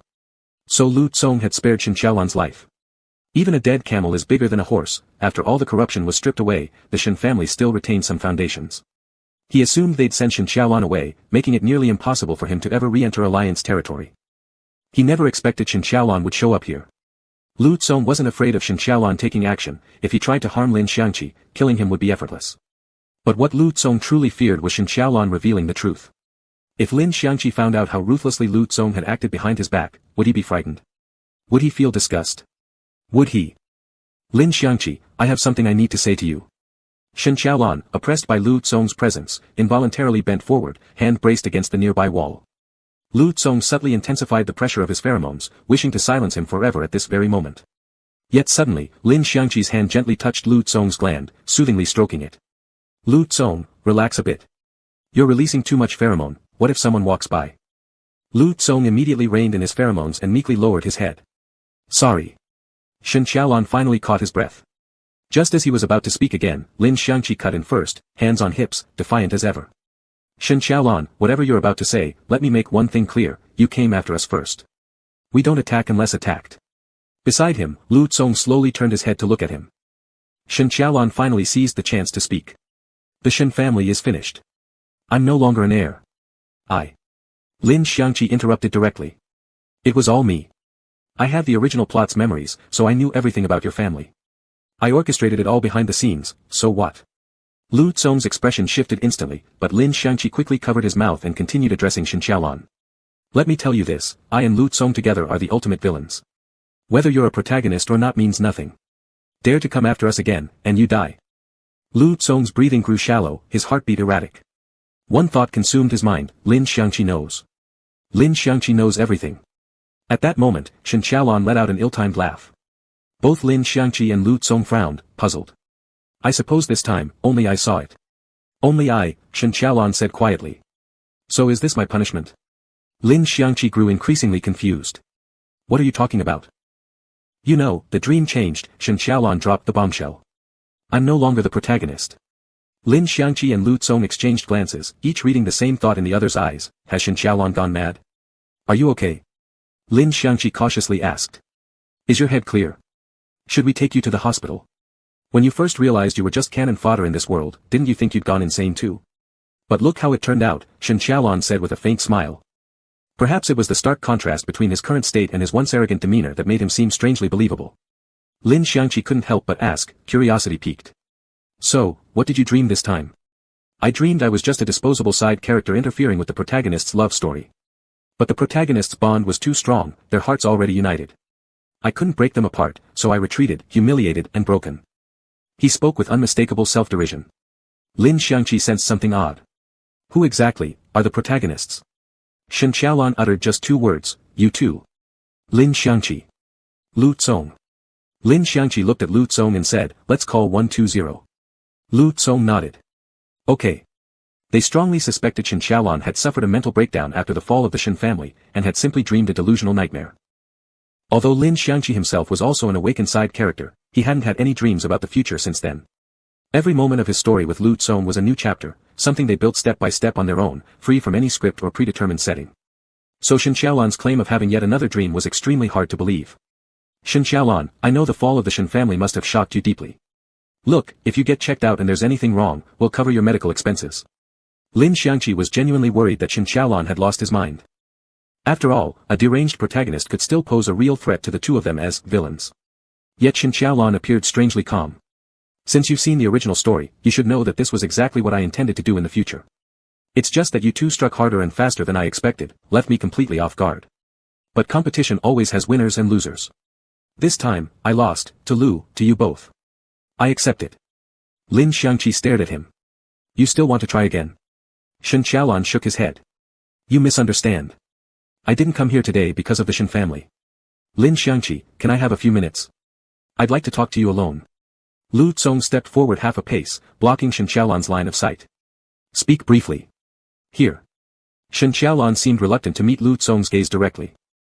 Fair enough, in the presence of an alpha with stronger pheromones, instinctively lowering one's head was only natural. Shen Qiaolon realized he had already fully accepted his role as disposable cannon fodder.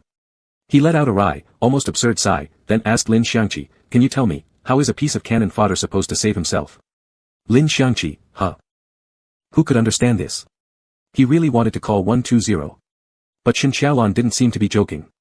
Are you sure this was a new vision, not just a random nightmare? Lin Xiangqi asked seriously. Shen Qiaolon nodded. I think you should know what it feels like. A dream isn't the same as awakening. I know what I saw, it was my future. Lin Xiangqi grew serious. Then, what's your ending? Shen Qiaolon said, death. Both Lin Xiangqi and Lu Tsong stiffened. What? Did we, Lin Xiangqi mimed a throat-slitting gesture, kill you? Shen Qiaolon rubbed his forehead. No. I already said, you two are the protagonists of this story. You wouldn't have any reason to personally eliminate a mere side character. Lin Xiangqi, still unaccustomed to suddenly being cast as a protagonist, scratched the back of his head. Then what happened? Shen Qiaolon, the Shen family, specifically, my elder brother. He sent people after me. Even though the Shen family's reputation is ruined, they're still wealthy, with significant assets outside the alliance, all now in my possession. But right when I was about to leave the country, I discovered his men. Lin Xiangqi gasped. Wow. Lu Tsong asked, how did you escape? Shen Qiaolon, because of that dream. I foresaw some things, I roughly knew where they'd ambush me. With nowhere left to run, I thought of Lin Xiangqi. Lin Xiangqi, you're asking us to save you? Lin Xiangqi felt that Shen Qiaolon's current predicament wasn't entirely unrelated to them. If Shen truly sought help, stepping in wasn't out of the question. The problem, though, was this a one-time rescue or an ongoing responsibility? I just want to confirm one thing, Shen Qiaolon asked him. How did you save yourself? He had fallen from protagonist to cannon fodder, while Lin Xiangqi had risen from a disposable side character to a main character. What had changed between them? Right now, Shen Xiaolon no longer burned with the desire to reclaim the spotlight. Instead, he felt lost. He no longer knew which story he belonged to.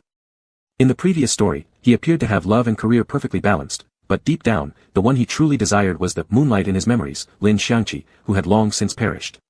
His obsession with that later, innocent Omega replacement was never true affection, it was merely an attempt to fill the void, to make up for what he'd lost.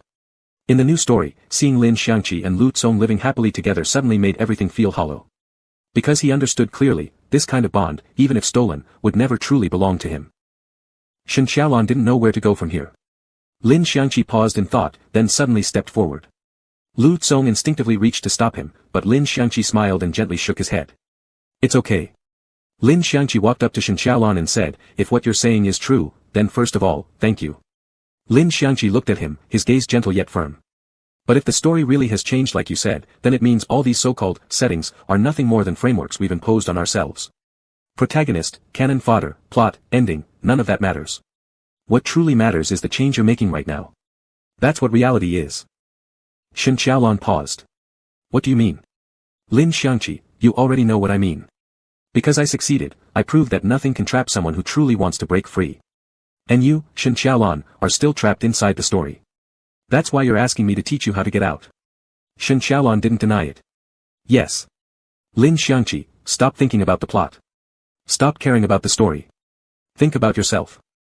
Shen Xiaolon, I still don't understand. I believe this world wouldn't have awakened us for no reason. Maybe it's our refusal to accept fate that allows us to see possibilities for change. Like how I refused to die helplessly from illness, because there was someone in my life I couldn't let go. I wanted to live properly with him, I had to write this story myself. Lin Xiangqi looked at him and asked, Shen Xiaolon, what about you? What's your refusal? If you don't know, then go find it. Once you do, you'll walk out of the story. Shen Xiaolon, if you dare say your refusal is me, Lin Xiangqi cut in, I'll kill you myself. At the same moment, Lu Tsong silently released a pressuring wave of pheromones. Shen Xiaolon. He laughed, but unlike his earlier bitter, self-mocking smile, this one came genuinely from the heart. Thank you. I thought you'd despise me, wouldn't even want to speak to me.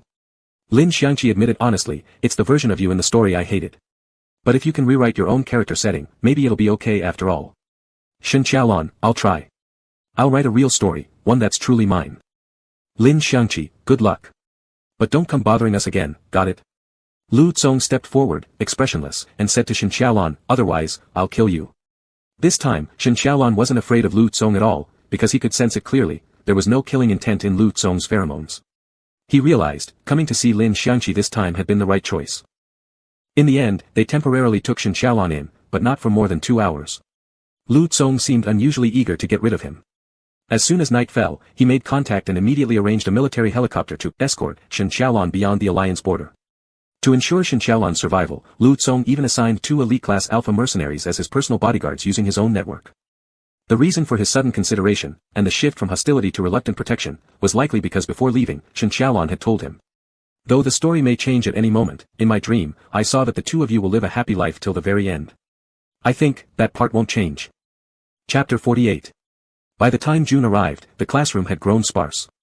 Some classmates had left school early to study abroad, while others went home for extra tutoring. Lin Xiangqi had originally planned to review at home with Lu Tsong, but Chen Qiutian looked at him with such pitiful eyes and said, Xiangqi, every day we see each other now is one less day we'll have. Lin Xiangqi hadn't felt much about graduation until then, but after hearing that, he was unexpectedly moved. In the end, he decided to stay on campus these final days to study and spend more time with his classmates. To be honest, Lin Xiangqi would really miss Chen Qiutian. Chen Qiutian's grades were average. It was said his parents had already picked a university for him, but he might not score high enough to get in, possibly facing either a gap year or settling for an ordinary school. As for Lin Xiangqi, attending a military academy was inevitable. Military schools were strictly managed, students couldn't come and go freely, and even mobile phone usage was tightly regulated. This meant that once they started college, meeting up would become nearly impossible. Their future paths were completely different. No one could guarantee whether best friends today would still have everything to talk about years from now. Chen Qiutian knew this too, which was why he'd been clinging to Lin Xiangqi these past few days, acting overly sentimental. Lu Tsong always watched him silently with a blank expression. Chen Qiutian was scared, but not backing down, and insisted on wedging himself between them like an unwanted third wheel. Class monitor, aren't you a bit too possessive? I'm just spending a little time with Xiangqi, and you're giving off death vibes. Why don't you think about how lucky you two are? You'll be together after graduation, while I'll be mourning all alone. Don't you feel sorry for me? Chen Qiutian whined, nearly in tears. Lu Tsong said coolly, I didn't say anything. Chen Qiutian shot back, then could you please take your hand off the back of my collar? Lu Tsong held back, then calmly released the grip he had on Chen Qiutian's neck. The next second, Chen Qiutian flung himself into Lin Xiangqi's arms and began sobbing, Wah, tomorrow we can't come to school anymore, the Gaokao is the day after. That means today's basically our last time seeing each other. And the class monitor won't even let me hug you, he's so heartless. It's not literally the last time. We'll have to come back for graduation certificates. And we can meet up later too, Lin Xiangqi replied, though he well understood the uncertainty ahead. Perhaps this truly was their last warm, familiar embrace. At this moment, Lin Xiangqi had no idea that later, Chen Qiutian would find university so boring that he'd start streaming games, quickly becoming one of the platform's top recommended streamers. For a while, every time Lin Xiangqi opened the app, he'd be greeted by Chen Qiutian's smug face front and center. Had Lin Xiangqi known that, he wouldn't have felt so sad right now. Even funnier was the reason Chen Qiutian eventually became famous. Among countless skilled players and attractive streamers, he stood out by obsessively shipping couples and producing top-tier fan content. There was a rumor in the community that any couple shipped by Chen Qiutian would inevitably end up real, causing his live viewership numbers to skyrocket far beyond even the biggest names. And just like that, he accidentally became one of the platform's leading influencers.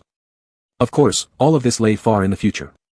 Right now, with graduation looming and separation approaching, no one knew when they'd meet again. Everyone naturally felt a tinge of melancholy. So Lin Xiangqi patted Chen Qiutian on the head to comfort him, then turned to the still glum-looking Lu Tsong and said, let him hug for a bit. After this, it'll be hard to see each other. Lu Tsong exhaled slowly, then resumed his usual gentle expression. He looked at Chen Qiutian and said, that's true. It will be hard to see each other. So if that's the case, we could also share a hug. Chen Qiutian looked as if he'd heard a horror story. No, that won't be necessary. Lu Tsong smiled slightly. We've been classmates for years. We've always gotten along well. With that, he reached his arms out toward Chen Qiutian. Chen Qiutian shuddered, immediately let go of Lin Xiangqi, and jumped several meters away. Class monitor, we're destined to meet again someday, distance won't matter. But for now, I gotta use the restroom. See you later. He zipped out like the wind. Lin Xiangqi turned his gaze back, looking at Lu Tsong with an almost smile. Why did you scare him? He really does care about us. Lu Tsong blinked innocently. I'll miss my classmates too. Yeah, right.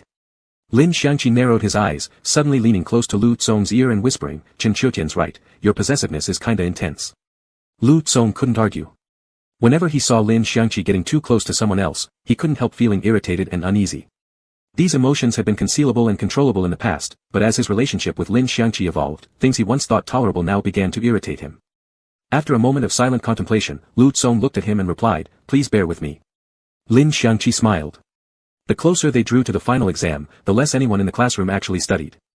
Some classmates, like Chen Qiutian earlier, hugged each other, talking about the future, dreams, farewells, and vacation plans, while others simply napped at their desks.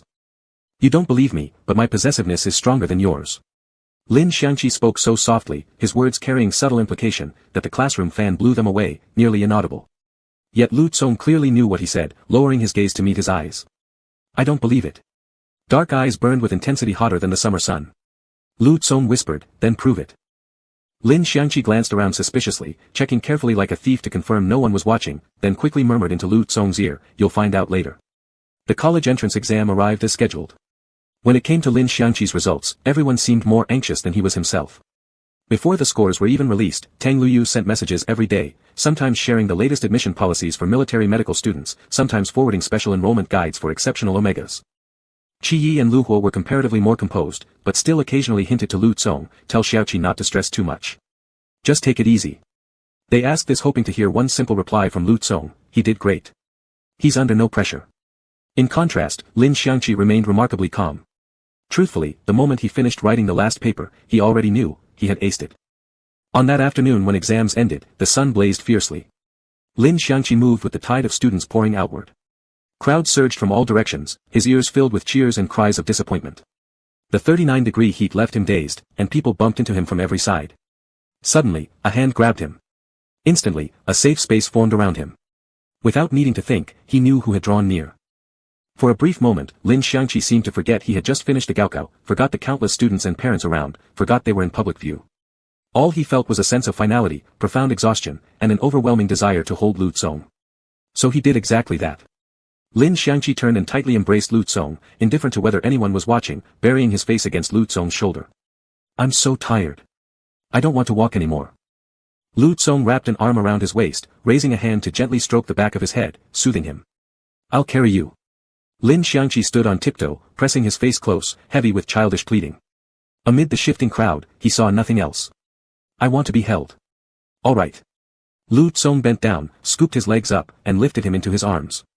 Lin Xiangqi clung to him like a koala, comfortably nestled against Lu Tsong's neck, eyes closed in drowsy rest.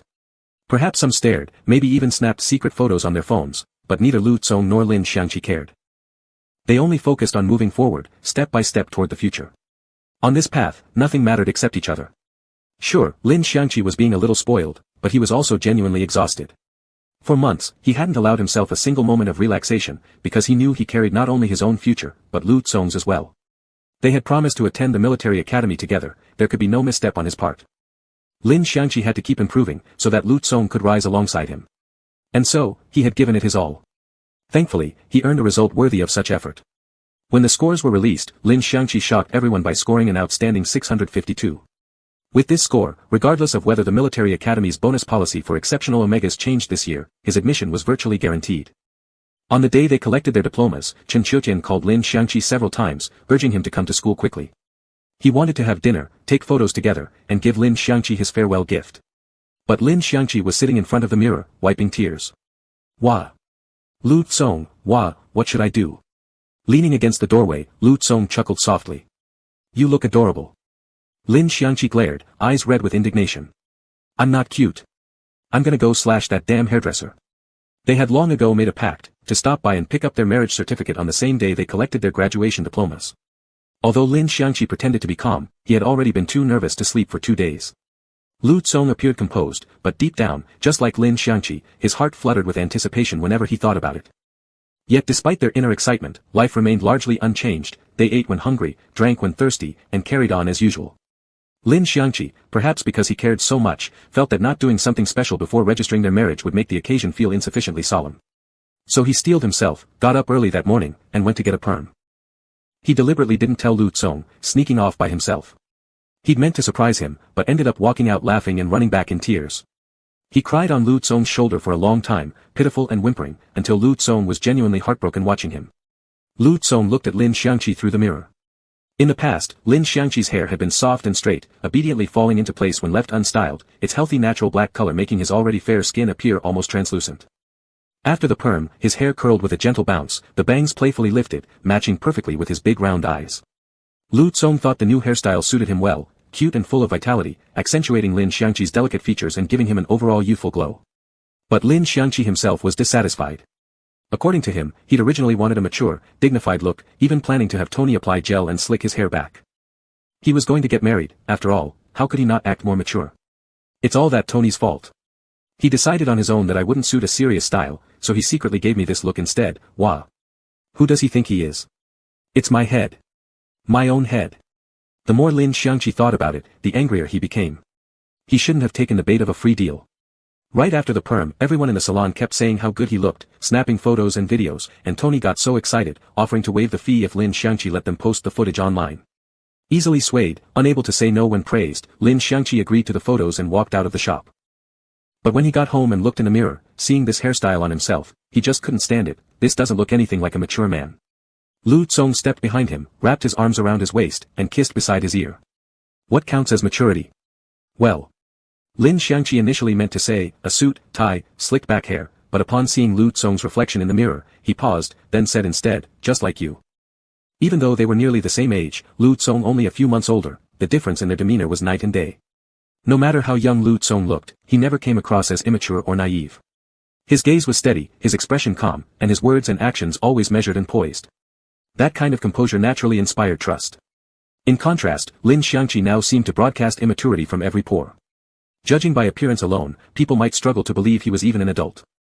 Putting aside the late development of his gland, those eyes of his always held an untouched innocence, creating the illusion that he knew nothing of the world's harshness. This is just fine, Lu Tsong told him. Why chase after maturity? At first, Lin Xiangqi didn't want to admit it, but after being stared at quietly by Lu Tsong for a moment, he finally surrendered and confessed, if we go to the civil affairs office to register like this, without parents accompanying us, and we're still so young, what if they think we're just fooling around and refuse to issue the certificate? So that was what he was worried about. Lu Tsong gently stroked his chin and explained slowly, the alliance's legal marriage age is 20 for betas. For alphas and omegas, depending on compatibility classification standards, it's flexibly adjusted to between 18 and 20. Specifically, AO pairs with a compatibility above 99% can independently apply for marriage once they turn 18. Lin Xiangqi blinked, looking at him strangely. I know that. Why are you suddenly reciting regulations?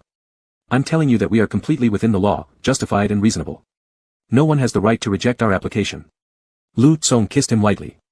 And 3 months ago, we already submitted our compatibility data to the Pheromone Development and Evolution Center. The Civil Affairs Office must have our records by now. They know we'll marry eventually, and they'll support us. After hearing that, Lin Xiangqi's heart suddenly started thumping hard. Really? Really? Lu Tsong's calm and unwavering attitude gave Lin Xiangqi a deep sense of security, allowing him to finally lower the anxiety he'd been carrying. Lin Xiangqi turned to face his reflection in the mirror again and whispered, now that I think about it, this hairstyle isn't actually that bad. What do you think? His eyes sparkled, the corners still faintly red with lingering, as he looked at Lu Tsong with hopeful anticipation. I think. Lu Tsong's hand suddenly slipped beneath his shirt, warm palms gliding over Lin Xiangqi's waist.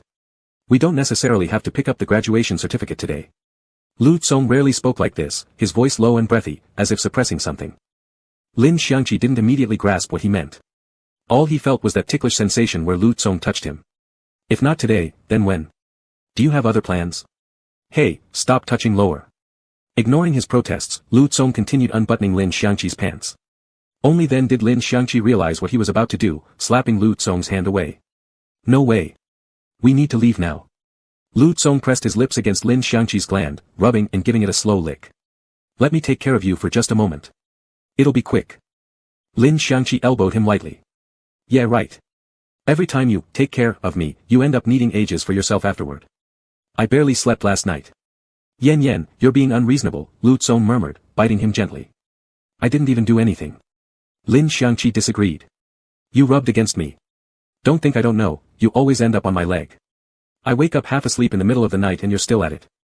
Lu Tsong froze momentarily, an expression of helpless exasperation crossing his face. Baby, does that even count? Lin Xiangqi looked straight at him, defiantly justified. If that doesn't count, then what exactly are you planning to do? Come to think of it, Lin Xiangqi found Lu Tsong really strange, he loved kissing, hugging, and all kinds of physical contact. That part was normal enough, since Lin Xiangqi enjoyed those too. But what Lu Tsong seemed to enjoy most was rubbing against Lin Xiangqi's legs every night before bed. At first, Lin Xiangqi thought it was just because his pheromones had built up and needed release.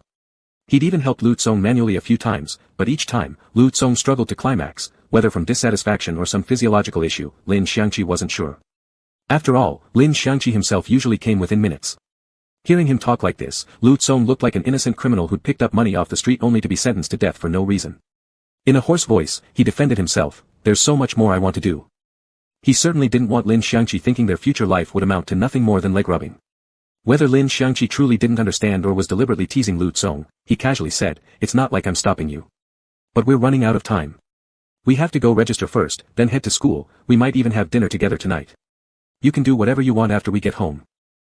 His tone was so nonchalant that Lu Tsong couldn't tell whether he was genuinely dismissing him or simply failing to comprehend. Anything I want, is really allowed? Lu Tsong asked softly, as if afraid a louder voice might startle Lin Xiangqi. Lin Xiangqi grinned and suddenly reached up to pinch Lu Tsong's cheek. Go ahead, go ahead. Like I don't know your little hobby by now. You're addicted to playing with my legs. Lu Tsong gazed at him in silence, emotions churning behind his brows, yearning to speak, but ultimately restraining them all.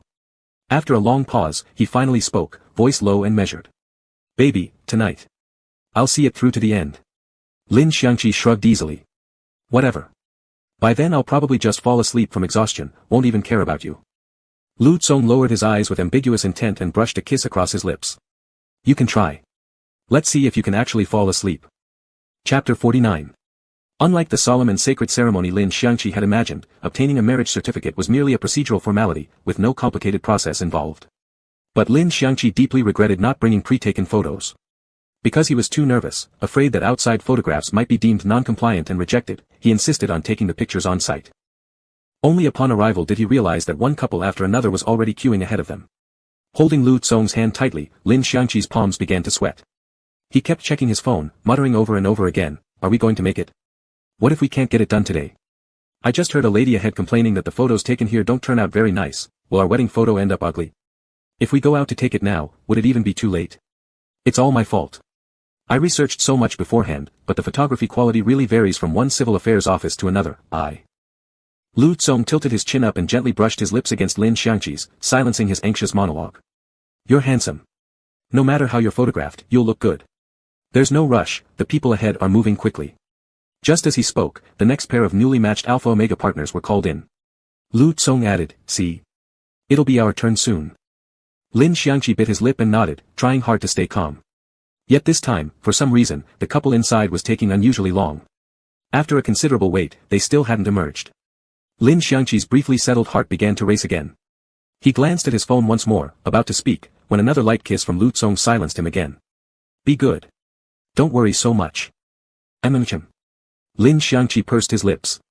He knew he was overreacting. At that moment, an Omega sitting beside Lin Xiangqi, also waiting to take photos, suddenly laughed and said kindly, "Don't worry, it goes really fast after you get the photo taken. You'll have your certificate in minutes. No chance of not getting married today." After comforting him, the Omega lowered his voice, teasingly leaning close to Lin Xiangqi's ear, "Your husband is so gentle." Husband. Lin Xiangqi suddenly shivered, then stammered out, thank you." Before the words fully left his mouth, the display screen showed their number had come up. Lin Xiangqi shot straight up, jerking abruptly, giving the Omega a quick nod before dragging Lu Tsong into the studio. His entire face flushed an unnatural pink, embarrassment spreading down to his neck. Lu Tsong studied him for a long while, then gently touched his forehead and neck. His temperature seemed normal. "Why is your face suddenly so red?" Lin Xiangqi blinked rapidly. "It's hot." Whether or not Lu Tsong believed him, he didn't say. He simply smiled faintly, pulled Lin Xiangqi closer, and guided him into the photo booth. The shoot went perfectly. Just as Lu Tsong had said, Lin Xiangqi's face could never turn out unflattering. And when he smiled, the photographer nearly couldn't stop clicking. The images clearly captured something exceptional. The remaining procedures passed swiftly. Within half an hour, all formalities were complete, and they stepped out of the marriage registration office. Outside, bright sunshine nearly blinded Lin Xiangqi, yet he stubbornly held their marriage certificate under the sun, studying it carefully. "We're really married," Lin Xiangqi murmured in wonder. "So surreal. A year ago, I'd never even imagined this." Lu Tsong looked at him and said honestly, "I've been imagining this day for 10 years. Lin Xiangqi chuckled, giving him a playful side-eye. 10 years ago, you weren't even 9 years old." Lu Tsong replied, "I matured early." Lin Xiangqi laughed, poking his cheek. "Oh really? How early, exactly? Tell me." In a calm yet deeply earnest tone, Lu Tsong said, "The very first time I realized what liking someone felt like, I already knew it was you I liked." Lin Xiangqi paused slightly, struck by the simple yet tender confession. He decided he couldn't lose. At least not in the art of saying sweet things. So, lifting his chin proudly and hands on hips, Lin Xiangqi declared firmly, "Back when I didn't even know what liking someone meant, I already liked you. I win." Lu Tsong's gaze froze. He stared at him for a long moment, then softly laughed. You win." In truth, Lin Xiangqi knew there were many things between them that had unfolded naturally. Including this act of registering their marriage. The first time they had confessed their feelings, Lin Xiangqi had already considered it a successful proposal. But Lu Tsong was cautious by nature, so shortly before registering their marriage, he bought a ring, planning to formally propose all over again. That night, however, Lin Xiangqi discovered the plan early. Before Lu Tsong could even drop to one knee, Lin Xiangqi urgently stopped him. He said to Lu Tsong, "You know I'm not good with these things. Don't do it. No need for a proposal, I'm clearly willing anyway." Lin Xiangqi disliked overly elaborate rituals. He preferred the quiet, natural way things were between them. Every grand declaration of a shift in their relationship made Lin Xiangqi anxious, as if it invalidated how close they'd already been in the past. Lu Tsong, of course, knew Lin Xiangqi's temperament well. What Lin Xiangqi truly wanted was a steady, unwavering state. Romance and surprises required too much build-up. Lin Xiangqi only needed absolute security. No other fuss, Lu Tsong said, pulling out the ring with a soft smile and showing it to him. "I just want to put this on your finger. Is that okay?" "Of course it is." Lin Xiangqi obediently held out his hand, allowing Lu Tsong to slip the simple wedding band onto his finger. Then he did the same for Lu Tsong. They were the people who understood each other best in the world, so sometimes, nothing grand was necessary. An ordinary decision, seemingly insignificant to others, could mean a lifetime to them. Damn it. Ahahaha. The couple I've been rooting for is real. Let me see. I've never seen a marriage certificate before. Wait, am I going crazy, or has the world gone mad? Did Cheesy really just marry the class monitor like that? Just like that? Dude, is that even the point? More importantly, how did Lin Xiangqi turn from a beta into an omega? What about our glorious past, the brotherhood among betas, what does that even mean now? Chen Qiutian was quietly admiring his beloved couple's wedding photo when he murmured beside them, consider yourself upgraded. Seriously, is no one else bothered by the fact that they got married? Someone shouted. For a brief moment, everyone fell slightly silent, then someone finally said, how should I put it, honestly, this might be the least surprising thing of all. Lin Xiangqi and Lu Tsong were surrounded 3 layers deep by their classmates, bombarded with endless chatter. Clearly, their marriage had become a far bigger sensation than sharing college applications. At first, Lin Xiangqi hadn't planned to tell everyone directly. Getting married right after graduation was certainly juicy gossip, and he didn't particularly want to become a legendary tale passed down through word of mouth. The reason they announced their marriage so publicly, however, was all thanks to homeroom teacher Qin Xiao. Qin Xiao genuinely felt it was a tragedy that Lu Tsong, scoring just 1 point short of a perfect score and earning additional points from multiple competitions, was barred from applying to regular universities simply due to his pheromone profile. These past few days, Qin Xiao had been tormented by the injustice of it all. So he used every connection he had and finally uncovered an extreme solution. If there was a high compatibility omega who entered the same university as Lu Tsong, the school could reassess the danger level of Lu Tsong's pheromones. For an alpha whose pheromones couldn't be controlled, having an omega nearby would serve as the most effective safeguard. So Qin Xiao told Lu Tsong, I've confirmed it. The response from Capital University says that if, before the semester starts, you can find an omega with over 90% compatibility who is either already enrolled at Capital University or will be admitted this year, they'll consider making special arrangements for your enrollment. Naturally, Qin Xiao didn't mean for Lu Tsong to immediately marry such an omega. If such a match could be found, it would simply ensure that if Lu Tsong ever lost control of his pheromones at university, there'd at least be a highly compatible omega present to defuse the situation. In truth, Qin Xiao's idea made sense. In fact, Lin Xiangqi had once considered this very plan himself. But now that they had decided to attend military academy together, there was no longer any need to use this route to gain university admission. Unaware of their current circumstances, Qin Xiao believed this was currently the best possible path. And so today, the moment he saw Lu Tsong, Qin Xiao immediately urged him, go apply for a pheromone compatibility test right away. If you find a suitable omega, you don't have to rush into dating or marrying them, just try to negotiate some sort of arrangement. Teacher Qin, actually, we're already married. Lin Xiangqi raised the marriage certificate with both hands and handed it to Qin Xiao. Qin Xiao had been so preoccupied with figuring out how Lu Tsong could get into university that he absent-mindedly praised him, good, good, good.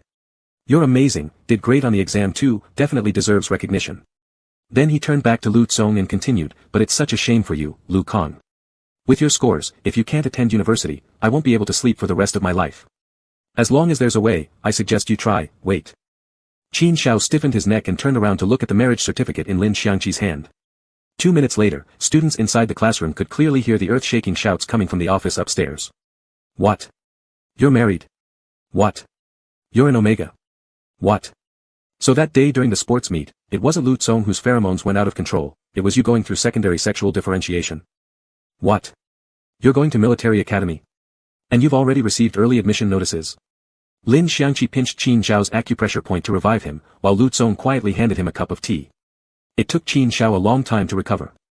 He let out several deep sighs but couldn't form any words. He had been kept in the dark, and yes, he should have been angry, but given how perfectly everything had turned out, he simply couldn't bring himself to stay mad. This was no ordinary military enrollment, this was Alliance Military Academy. Getting in meant half a foot already planted in the upper echelons of the military command. Even ordinary civilians with no knowledge of the system knew that regular soldiers had to risk their lives and shed blood just to climb one step, while graduates from military academies started at the top from day one. And precisely because of that, admission demanded excellence in every single aspect. That these two kids had not only gotten accepted together but brought honor to their entire school, how could Qin Xiao possibly complain? All he could do was point at them helplessly, half angry and half laughing, and say, you two little rascals, don't even think about skipping me when you host your wedding banquet. Of course not. Lin Xiangqi was always quick to flatter. With sweet words, he said, we'll send you the invitation first, we'll come personally to invite you ourselves. Later, as Lin Xiangqi and Lu Tsong walked out of the office, they found a whole line of eavesdroppers already standing outside, hiding by the wall. Everyone exchanged glances, then grinned mischievously at the two of them. And just like that, the news of Lin Xiangqi and Lu Tsong getting married spread far and wide, completely by accident, on the very day of graduation. That night, the celebration lasted until very late. Several times midway, Lu Tsong had planned to take Lin Xiangqi home. But Lin Xiangqi was in such high spirits that he couldn't stop celebrating. Every toast, from those wishing him success in life or happiness in marriage, he happily drained glass after glass. No one dared to toast Lu Tsong. Even though everyone now knew Lu Tsong wasn't an alpha who'd easily lose control, and even though his omega was right beside him, anyone who had ever smelled his pheromones still couldn't hide their instinctive awe. At first, Lu Tsong tried to shield Lin Xiangqi from too much alcohol, but every time he took a glass for him, Lin Xiangqi pouted and insisted on pouring 2 more for himself, refusing to let Lu Tsong take another sip. Lu Tsong could do nothing but let him keep drinking and laughing with his friends. By the time they returned home, it was already past midnight. After getting out of the car, Lin Xiangqi slumped onto Lu Tsong's back, mumbling, "Wine, all for me, none for Lu Tsong. Lu Tsong's tolerance is so bad." Without a word, Lu Tsong carried him into the bedroom, gently set him down on his side, and moved toward the bathroom to draw a bath, intending to wash off the stench of alcohol from Lin Xiangqi's body. But Lin Xiangqi reached out and grabbed his arm, stopping him. "My head hurts a bit." Clinging pathetically to Lu Tsong's arm, he rubbed his face against it. Lu Tsong glanced at him, slowly pulling his hand away. "I'll go get some hangover medicine." Lin Xiangqi looked at the collar around Lu Tsong's neck, the one he never took off, and asked softly, "No pheromones tonight?" Lu Tsong seemed to sigh. Not tonight." Lin Xiangqi's voice instantly turned pitiful. "Are you abandoning me?" Lu Tsong stayed silent for a long while. Then he leaned down and pressed a gentle kiss to the nape of Lin Xiangqi's neck. "I'm not abandoning you. If you're really in pain, I'll give you pheromones. But Yan, please try not to inhale mine tonight." Lin Xiangqi didn't understand. Hadn't Lu Tsong said it himself? Pheromones were the most effective medicine, they calmed emotions and eased pain. He was hurting now, why wouldn't Lu Tsong give it to him? For the first time in his life drunk, Lin Xiangqi inexplicably sank into a sudden, baseless sorrow. He began to gloomily recite some sentimental online phrases he'd seen. Sure enough, once a man gets what he wants, he stops cherishing it. Love this, love that, in the end it's all the same. Lu Tsong, ? Amused and exasperated, Lu Tsong sat down and pulled him into his arms, soothingly kissing his cheeks as he explained, "I drank tonight too. If I release pheromones, I might not be able to control myself." Lin Xiangqi was drunk, but still retained a sliver of clarity. He immediately seized on the loophole in Lu Tsong's words. "Liar. Last time you drank, you still kissed me." Lu Tsong seemed to recall something, his gaze suddenly darkening as he stared at Lin Xiangqi for a long while. "That time, I nearly lost control too." Lin Xiangqi's head was spinning, his thoughts sluggish, he couldn't grasp the logic. If it was okay then, why isn't it okay now? Lu Tsong knew he was thoroughly drunk. Pinching Lin Xiangqi's cheek gently, he said, "I'm not calm tonight." Lin Xiangqi opened his hazy eyes. "Why?" Lu Tsong felt that Lin Xiangqi was doing something terribly cruel, getting himself so drunk, leaving Lu Tsong alone in turmoil.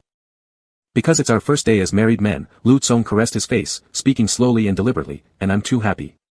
I'm afraid I won't be able to control myself, that I might hurt you." Lin Xiangqi understood that sentence perfectly.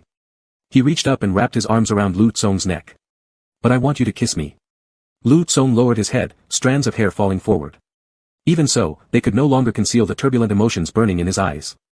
Lin Xiangqi couldn't read the conflict in Lu Tsong's gaze, a helpless confusion between wanting to give in to desire and fearing he would. All he knew was that he hadn't received the kiss he waited for, and he wasn't satisfied. So he lifted his chin and lightly licked Lu Tsong's lips. "Kiss me, okay? Yan." Lu Tsong could suppress his own longing, but he was defenseless against even the slightest provocation from Lin Xiangqi. The murky haze was instantly consumed by a blazing flame. Finally unable to endure any longer, he gripped the back of Lin Xiangqi's head and crushed their lips together. At the same moment, the collar's pheromone overflow alarm went off in frantic beeping. Something inside Lin Xiangqi's stomach felt like it was burning, searing through his organs and bones until every inch of him felt scorching hot. His body turned limp and powerless, yet his blood boiled fiercely, as if he were nailed to a torture rack, repeatedly pierced by instruments. Somehow shielded by the dense smoke of surrounding pheromones, his body endured this intense penetration without pain. But he was so exhausted. In the suffocating haze, he reached out to grab the one executing him, whimpering indistinct pleas. He thought he had said, "Please stop," but nothing coherent came out, just gasping breaths and muffled moans escaping through his nose, broken and pitiful beyond words. "Baby, why are you crying?" That familiar, gentle voice should have brought Lin Xiangqi comfort, yet it carried a hint of unsatisfied desire that made him shiver. "All the pheromones you want, I'll give them to you. Okay?" "No, absolutely not." Lin Xiangqi's lips were pried open, his tongue sucked until it ached. He couldn't utter a single word.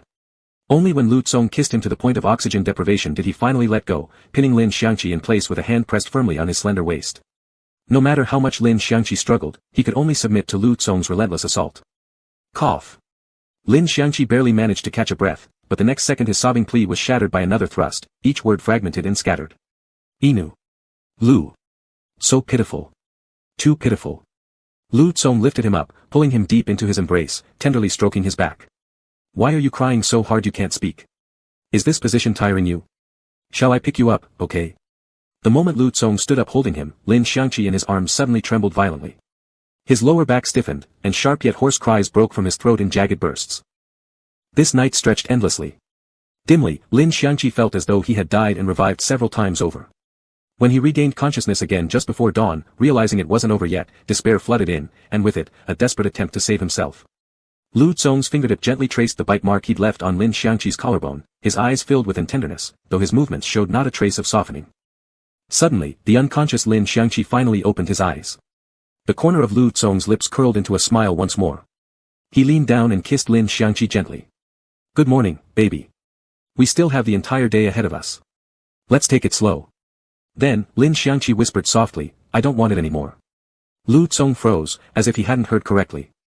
He stared at Lin Xiangqi's lips, then slowly leaned in closer, pressing his ear near his mouth and whispering, Baby, what did you just call me? Lin Xiangqi's voice was hoarse beyond recognition, every word strained with effort. It was clear he wasn't used to the term yet, he'd clearly just learned it from someone else, and though it came out soft and muffled, it jolted Lu Tsong wide awake. Husband, really no more. Chapter 50. The first thing Lin Xiangqi did upon opening his eyes was let out a deep sigh of relief. It was finally over. And somehow, he was still alive. He owed his survival to Lu Tsong's mercy. He tried to sit up, but the moment he moved, his entire skeleton felt like it had been disassembled and reassembled, everything aching and unfamiliar. Lin Xiangqi managed to lift his upper body half a meter before collapsing back down with a thud. A soft chuckle sounded from beside him. Neck stiff, Lin Xiangqi twisted his head around and spotted the culprit, Lu Tsong, seated at the table, propping up his cheek with one hand, watching him with calm amusement. Lin Xiangqi glared. You're laughing. It was better not to speak. Once he opened his mouth, the despair set in all over again. His voice was hoarse, as if he'd swallowed a handful of sand, each word scraping out roughly, grain by grain. How could someone sound like this? Well, perhaps it was an ultimate bubble voice effect. Ready to get up? Lu Tsong walked over and scooped him into his arms.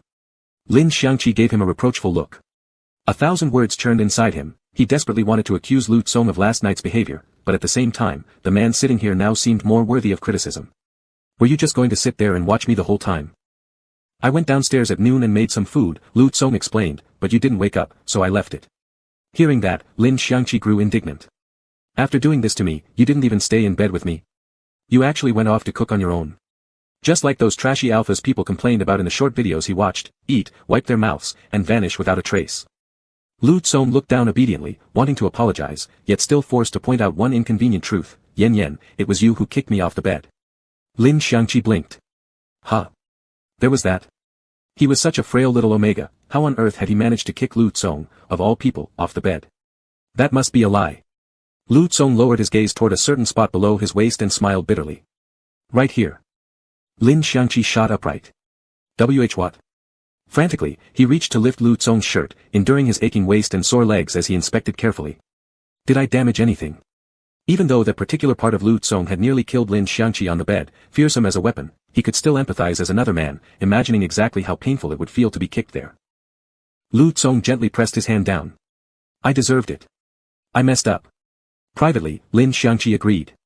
Before this, how was he supposed to know that Lu Tsong, when driven wild, could be so terrifying? Even after Lin Xiangqi pleaded for mercy several times, Lu Tsong hadn't stopped, in fact, he'd only grown more relentless. That single kick hadn't even qualified as real punishment. It had simply been self-preservation. Lu Tsong's hand slid beneath Lin Xiangqi's lower back, massaging gently. Still hurting? Lin Xiangqi instantly melted, his strength ebbing away as he slumped against Lu Kong, a little. Lu Tsong released a bit of pheromones toward him. But Lin Xiangqi, still trembling with lingering fear, quickly said, no pheromones, please. Keep them to yourself. He was genuinely afraid. What if Lu Tsong lost control again while releasing them? Lu Tsong didn't fully withdraw, instead, he continued passing subtle traces through physical contact. Then, softly, he murmured, I'm sorry, Yen. I went too far. There was a hint of dread behind that apology. Lu Tsong had imagined, if given another chance, he should have held himself back. Tang Luyu had already warned him, Lin Xiangqi's birth canal was still fragile, completely unready for a permanent mark. Logically, Lu Tsong knew he shouldn't attempt it. But both of them had been drinking, and Lu Tsong's pheromones were notoriously hard to control. Under such circumstances, the slightest loss of restraint. Fortunately, Lu Tsong had kept control. But judging from Lin Xiangqi's reactions, he clearly hadn't been satisfied with Lu Tsong's performance. Otherwise, why would he have kicked him straight off the bed? Humph, Lin Xiangqi grumbled quietly, unable to bring himself to say anything too harsh. Though he truly had been frightened, terrified, even, by that version of Lu Tsong. The everyday Lu Tsong was gentle, which only made the contrast with the one in bed all the more jarring. That other Lu Tsong was vicious. Lin Xiangqi had no experience or knowledge in these matters, he should have been treated gently, slowly guided through everything. Yet last night, Lu Tsong hadn't allowed any gradual preparation. He'd been like a ravenous beast ready to devour him whole, brutal, forceful, each impact threatening to crush Lin Xiangqi's insides into dust. Even thinking about it now sent shivers through him. Suppressing his voice, he whispered, "Don't do that again next time." "Okay." Lu Tsong replied, in a tone so docile, so ready to accept any punishment, that it made Lin Xiangqi's heart ache. "I'll change." Lin Xiangqi exhaled, finally relaxing.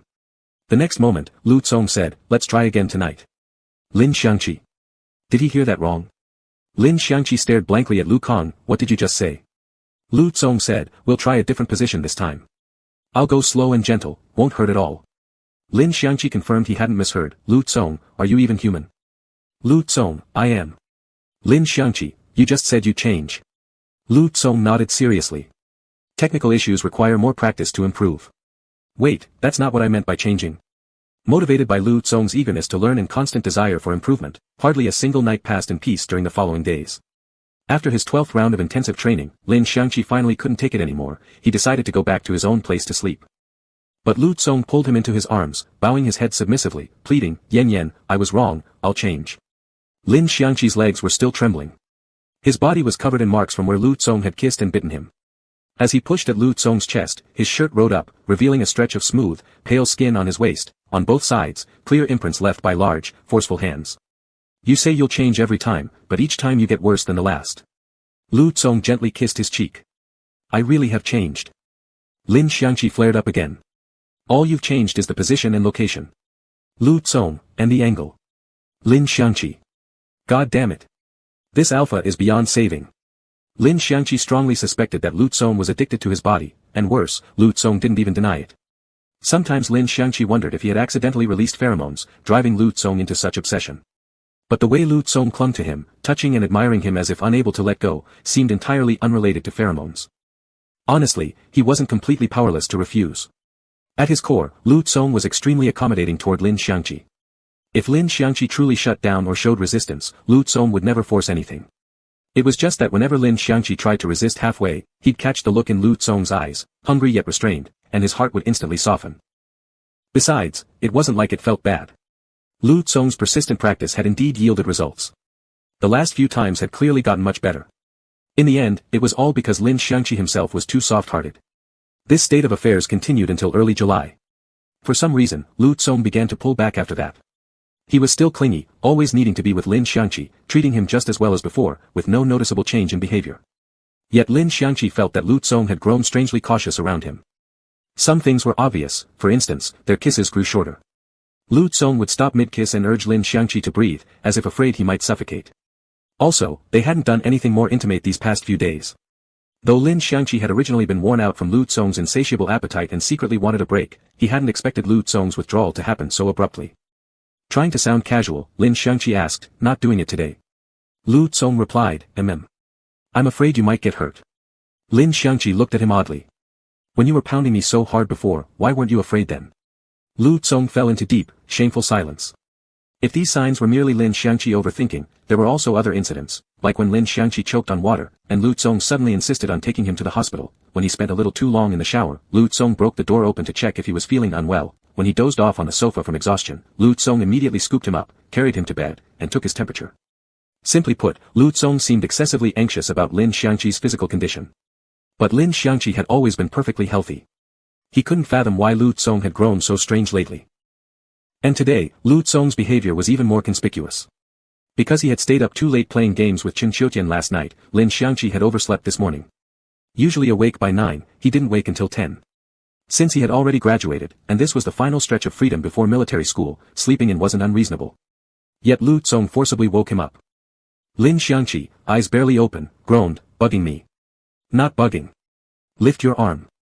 Lu Tsong stripped off his pajamas, took out a clean t-shirt, helped him put it on, and said, don't sleep too much today. Lin Xiangqi frowned, confused. Are we going out somewhere? They had almost done everything together lately, eating, drinking, having fun, and now, apart from traveling out of town, there didn't seem to be anything new left to do. But military school started on a different schedule than regular universities, and since they were both waiting for official notices, they didn't dare go too far. Lin Xiangqi couldn't think of anything else to do. Lu Tsong said, let's not go out. We'll stay home today. Lin Xiangqi was even more puzzled. If we're staying home, why can't I sleep? Sleep tomorrow instead, okay? Lu Tsong gave no explanation, only made the request. Lin Xiangqi studied Lu Tsong up and down, then slowly draped himself over his shoulders, clinging to him playfully. What special plans do you have for me today? Lu Tsong chuckled softly. Sorry, no special program. Lin Xiangqi, then why won't you let me sleep? Lu Tsong avoided his gaze, speaking quietly, it'll be fine tomorrow. Something's off. Lu Tsong was rarely this strange. He was usually so methodical, steady, and dependable, someone who always made Lin Xiangqi feel safe. For him to keep dodging the topic and behave so oddly, there had to be a reason. But Lu Tsong clearly didn't want to talk, so Lin Xiangqi didn't press. He went along with Lu Tsong, agreeing not to nap during the day and just spend time at home instead. Besides, as long as Lu Tsong was with him, Lin Xiangqi didn't find it boring at all. They passed the morning playing games, had a hearty lunch, then curled up together in the afternoon watching movies. Time flew by quickly, and Lin Xiangqi nearly overlooked Lu Tsong's odd behavior altogether. Until he received a message from Chen Qiutian that evening. Chen Qiutian, image. Chen Qiutian, Xiangzi. Look at my admission letter, I'm officially going to college too. Compared to his usual scores, Chen Qiutian had performed exceptionally well on the Gaokao and gotten into his first choice university. He'd actually known a few days earlier that he was accepted, but only received the official notice today. Chen Qiutian seemed thrilled, and Lin Xiangqi was genuinely happy for him. Just as Lin Xiangqi was about to reply, his hand froze mid-typing. A sudden flash of realization struck him. He remembered the story he'd told Lu Tsong about the dream he'd had, where in that future, he died suddenly on the very day he received his admission letter. And incredibly, that date lined up exactly with today. Lin Xiangqi had a rather carefree nature. Ever since Shen Xiaolan told him the story had already changed, he'd completely dismissed the fear, believing that terrible future would never come to pass, so naturally, he hadn't dwelled on the idea of dying young anymore. But apparently, Lu Tsong couldn't let it go so easily. Now that Lin Xiangqi finally understood, he didn't know whether to laugh at Lu Tsong for being overly cautious, or scold himself for being thoughtless. This was supposed to be a death date tied to his fate. And he had completely forgotten it. Lin Xiangqi set down his phone and looked up at Lu Tsong. The movie was still playing on the TV screen, though neither of them was really watching. Lu Tsong held him close in his arms, outwardly calm, but inside, perhaps already in turmoil. Lin Xiangqi noticed that every few minutes, Lu Tsong would unconsciously glance toward the clock in the living room. Clearly, he was counting down, hoping the day would end quickly. Lu Tsong rarely looked so helpless. From Lin Xiangqi's perspective, if fate truly couldn't be changed, what could they do anyway? Nothing but wait. That's why Lu Tsong had been acting so strangely these past few days. He was afraid something might happen to Lin Xiangqi today. That fear had shaken him, thrown him into chaos, left him unsure how to cope. Lin Xiangqi, ever optimistic, believed things were heading in a good direction, so he could forget the significance of this day without much trouble. But for Lu Tsong, every single thing concerning Lin Xiangqi was a matter of life and death. There was no way he could face it lightly. Even the slightest possibility terrified him, that he might lose Lin Xiangqi. From the corner of his eye, Lin Xiangqi saw the clock had only reached 6 in the evening. It was still so far from midnight. He didn't want to let Lu Tsong suffer like this for the rest of the day, but he also knew that no amount of reassuring words could ease Lu Tsong's anxiety. Until today was truly over, Lu Tsong wouldn't be able to relax. Snuggling deeper into Lu Tsong's embrace, Lin Xiangqi suddenly released a faint trace of pheromones. Lu Tsong stiffened, looking down at him. What is it? Lin Xiangqi smiled sweetly. Kiss me. Lu Tsong blinked slowly, as if hesitating, but the scent, combined with those beautiful, tempting eyes that hooked straight into his soul, made resistance meaningless. In the end, he leaned down and kissed him. Lin Xiangqi wasn't satisfied with just kissing. He unbuttoned Lu Tsong's shirt himself. Lu Tsong hesitated, caught his hand, and said, not today. I want to. Lin Xiangqi stared straight into his eyes. Give it to me.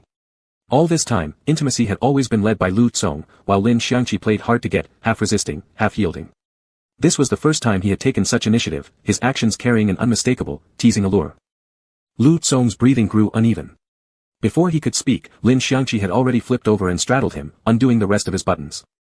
Lu Tsong supported Lin Xiangqi's waist, unsure what to say, so he simply murmured his name, Yan Yan. Lin Xiangqi looked down at him mischievously. Are you going to reject me? I'm giving you a chance. Lu Tsong gazed at him for a moment, then suddenly smiled. I won't do something that foolish. Lin Xiangqi rewarded him with a kiss. They made love all over the living room, on the sofa, on the carpet, in front of the dining table, leaving traces of intimacy everywhere. Time slipped away second by second. Breaths and heartbeats intertwined. No matter what Lin Xiangqi had intended at first, as their bodies pressed tightly together, both he and Lu Tsong forgot everything, lost in the moment, unaware of time or place. After who knew how long, Lin Xiangqi's legs went weak, and he collapsed onto Lu Tsong, whispering, thirsty. Lu Tsong got up to pour water, still keeping close, brushing against him as they moved. With every step, Lin Xiangqi let out soft moans, but the alpha's pheromones were considerate enough that he felt only pleasure and comfort, shivering pleasantly from head to toe. Supporting one of Lin Xiangqi's legs with an arm, Lu Tsong brought the cup to his lips. But instead of drinking, Lin Xiangqi handed the water to Lu Kang. You drink. Lu Tsong paused, then gave a gentle smile. All right. He took a sip of the warm water from Lin Xiangqi's hand. Before he could swallow, he leaned in and kissed Lin Xiangqi again. Warmth flowed between them as their breaths mingled, the air thick with the sweet, creamy scent of coconut milk. Suddenly, Lin Xiangqi's eyes lit up. He pointed excitedly. Look at the time.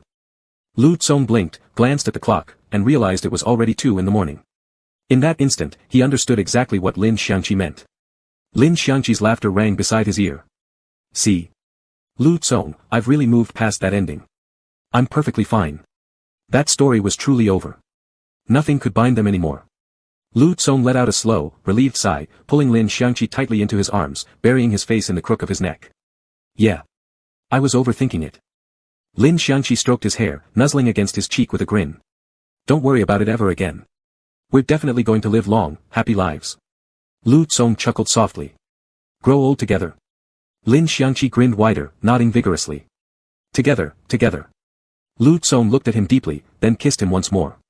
This time it was gentle, like sealing a promise, confirming a vow. Lin Xiangqi rested his forehead against Lu Tsong's, catching his breath.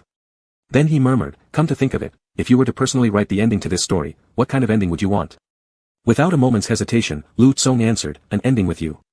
Lin Xiangqi had only asked idly, half in jest. He had thought that with Lu Tsong's vast knowledge and imagination, he'd paint a dazzling, elaborate finale. But that wasn't what happened. Lu Tsong's answer was so simple, yet so certain. As if from the very beginning of the story, he had already decided on this ending. Every action, every choice, had been quietly building toward it. Each memory, each quiet effort over time, had all served one purpose, reaching an ending where Lin Xiangqi was by his side. Now that dream had come true, there was no need to wish for anything more. In the silence that followed, Lu Tsong suddenly pulled out a tissue, gently wiping the sweat from Lin Xiangqi's cheeks. His tone was soft but deliberate. What about you? Lin Xiangqi, me? Lu Tsong looked at him with a knowing, almost playful smile.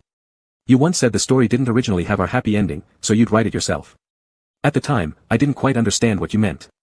Now I do. So I'm curious, do you have an ending in mind? Hearing those words, Lin Xiangqi froze for a long moment. It should have been such a simple question. Lu Tsong could answer it effortlessly. Yet when it came to himself, his mind suddenly went completely blank. It wasn't because he desired some grand, extraordinary happiness. It was simply that, in that moment, he couldn't think of any unfinished longing, any remaining regret. He began reflecting on the past, examining his own heart, trying to uncover some lingering wish left unfulfilled. In Lin Xiangqi's memories, there was their first meeting as children, and his clumsy, uncertain youth. He remembered sharing every joy with Lu Tsong, turning to him in every moment of helplessness, enduring every pain with Lu Tsong by his side, and growing under Lu Tsong's watchful eyes. Every scene in his memories included Lu Kang. Lin Xiangqi suddenly realized that in his short 18 years of life, Lu Tsong had already occupied 13. Without even noticing, Lin Xiangqi had long grown accustomed to having Lu Tsong beside him. Lu Tsong had become a part of his existence, a person he loved as naturally as drinking when thirsty or sleeping when tired. And if Lu Tsong were removed from those memories, everything would feel dull and meaningless.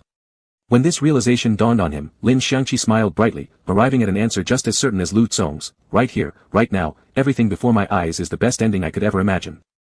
He had gotten what he wished for. He wanted nothing more. This was truly the best possible ending. The end.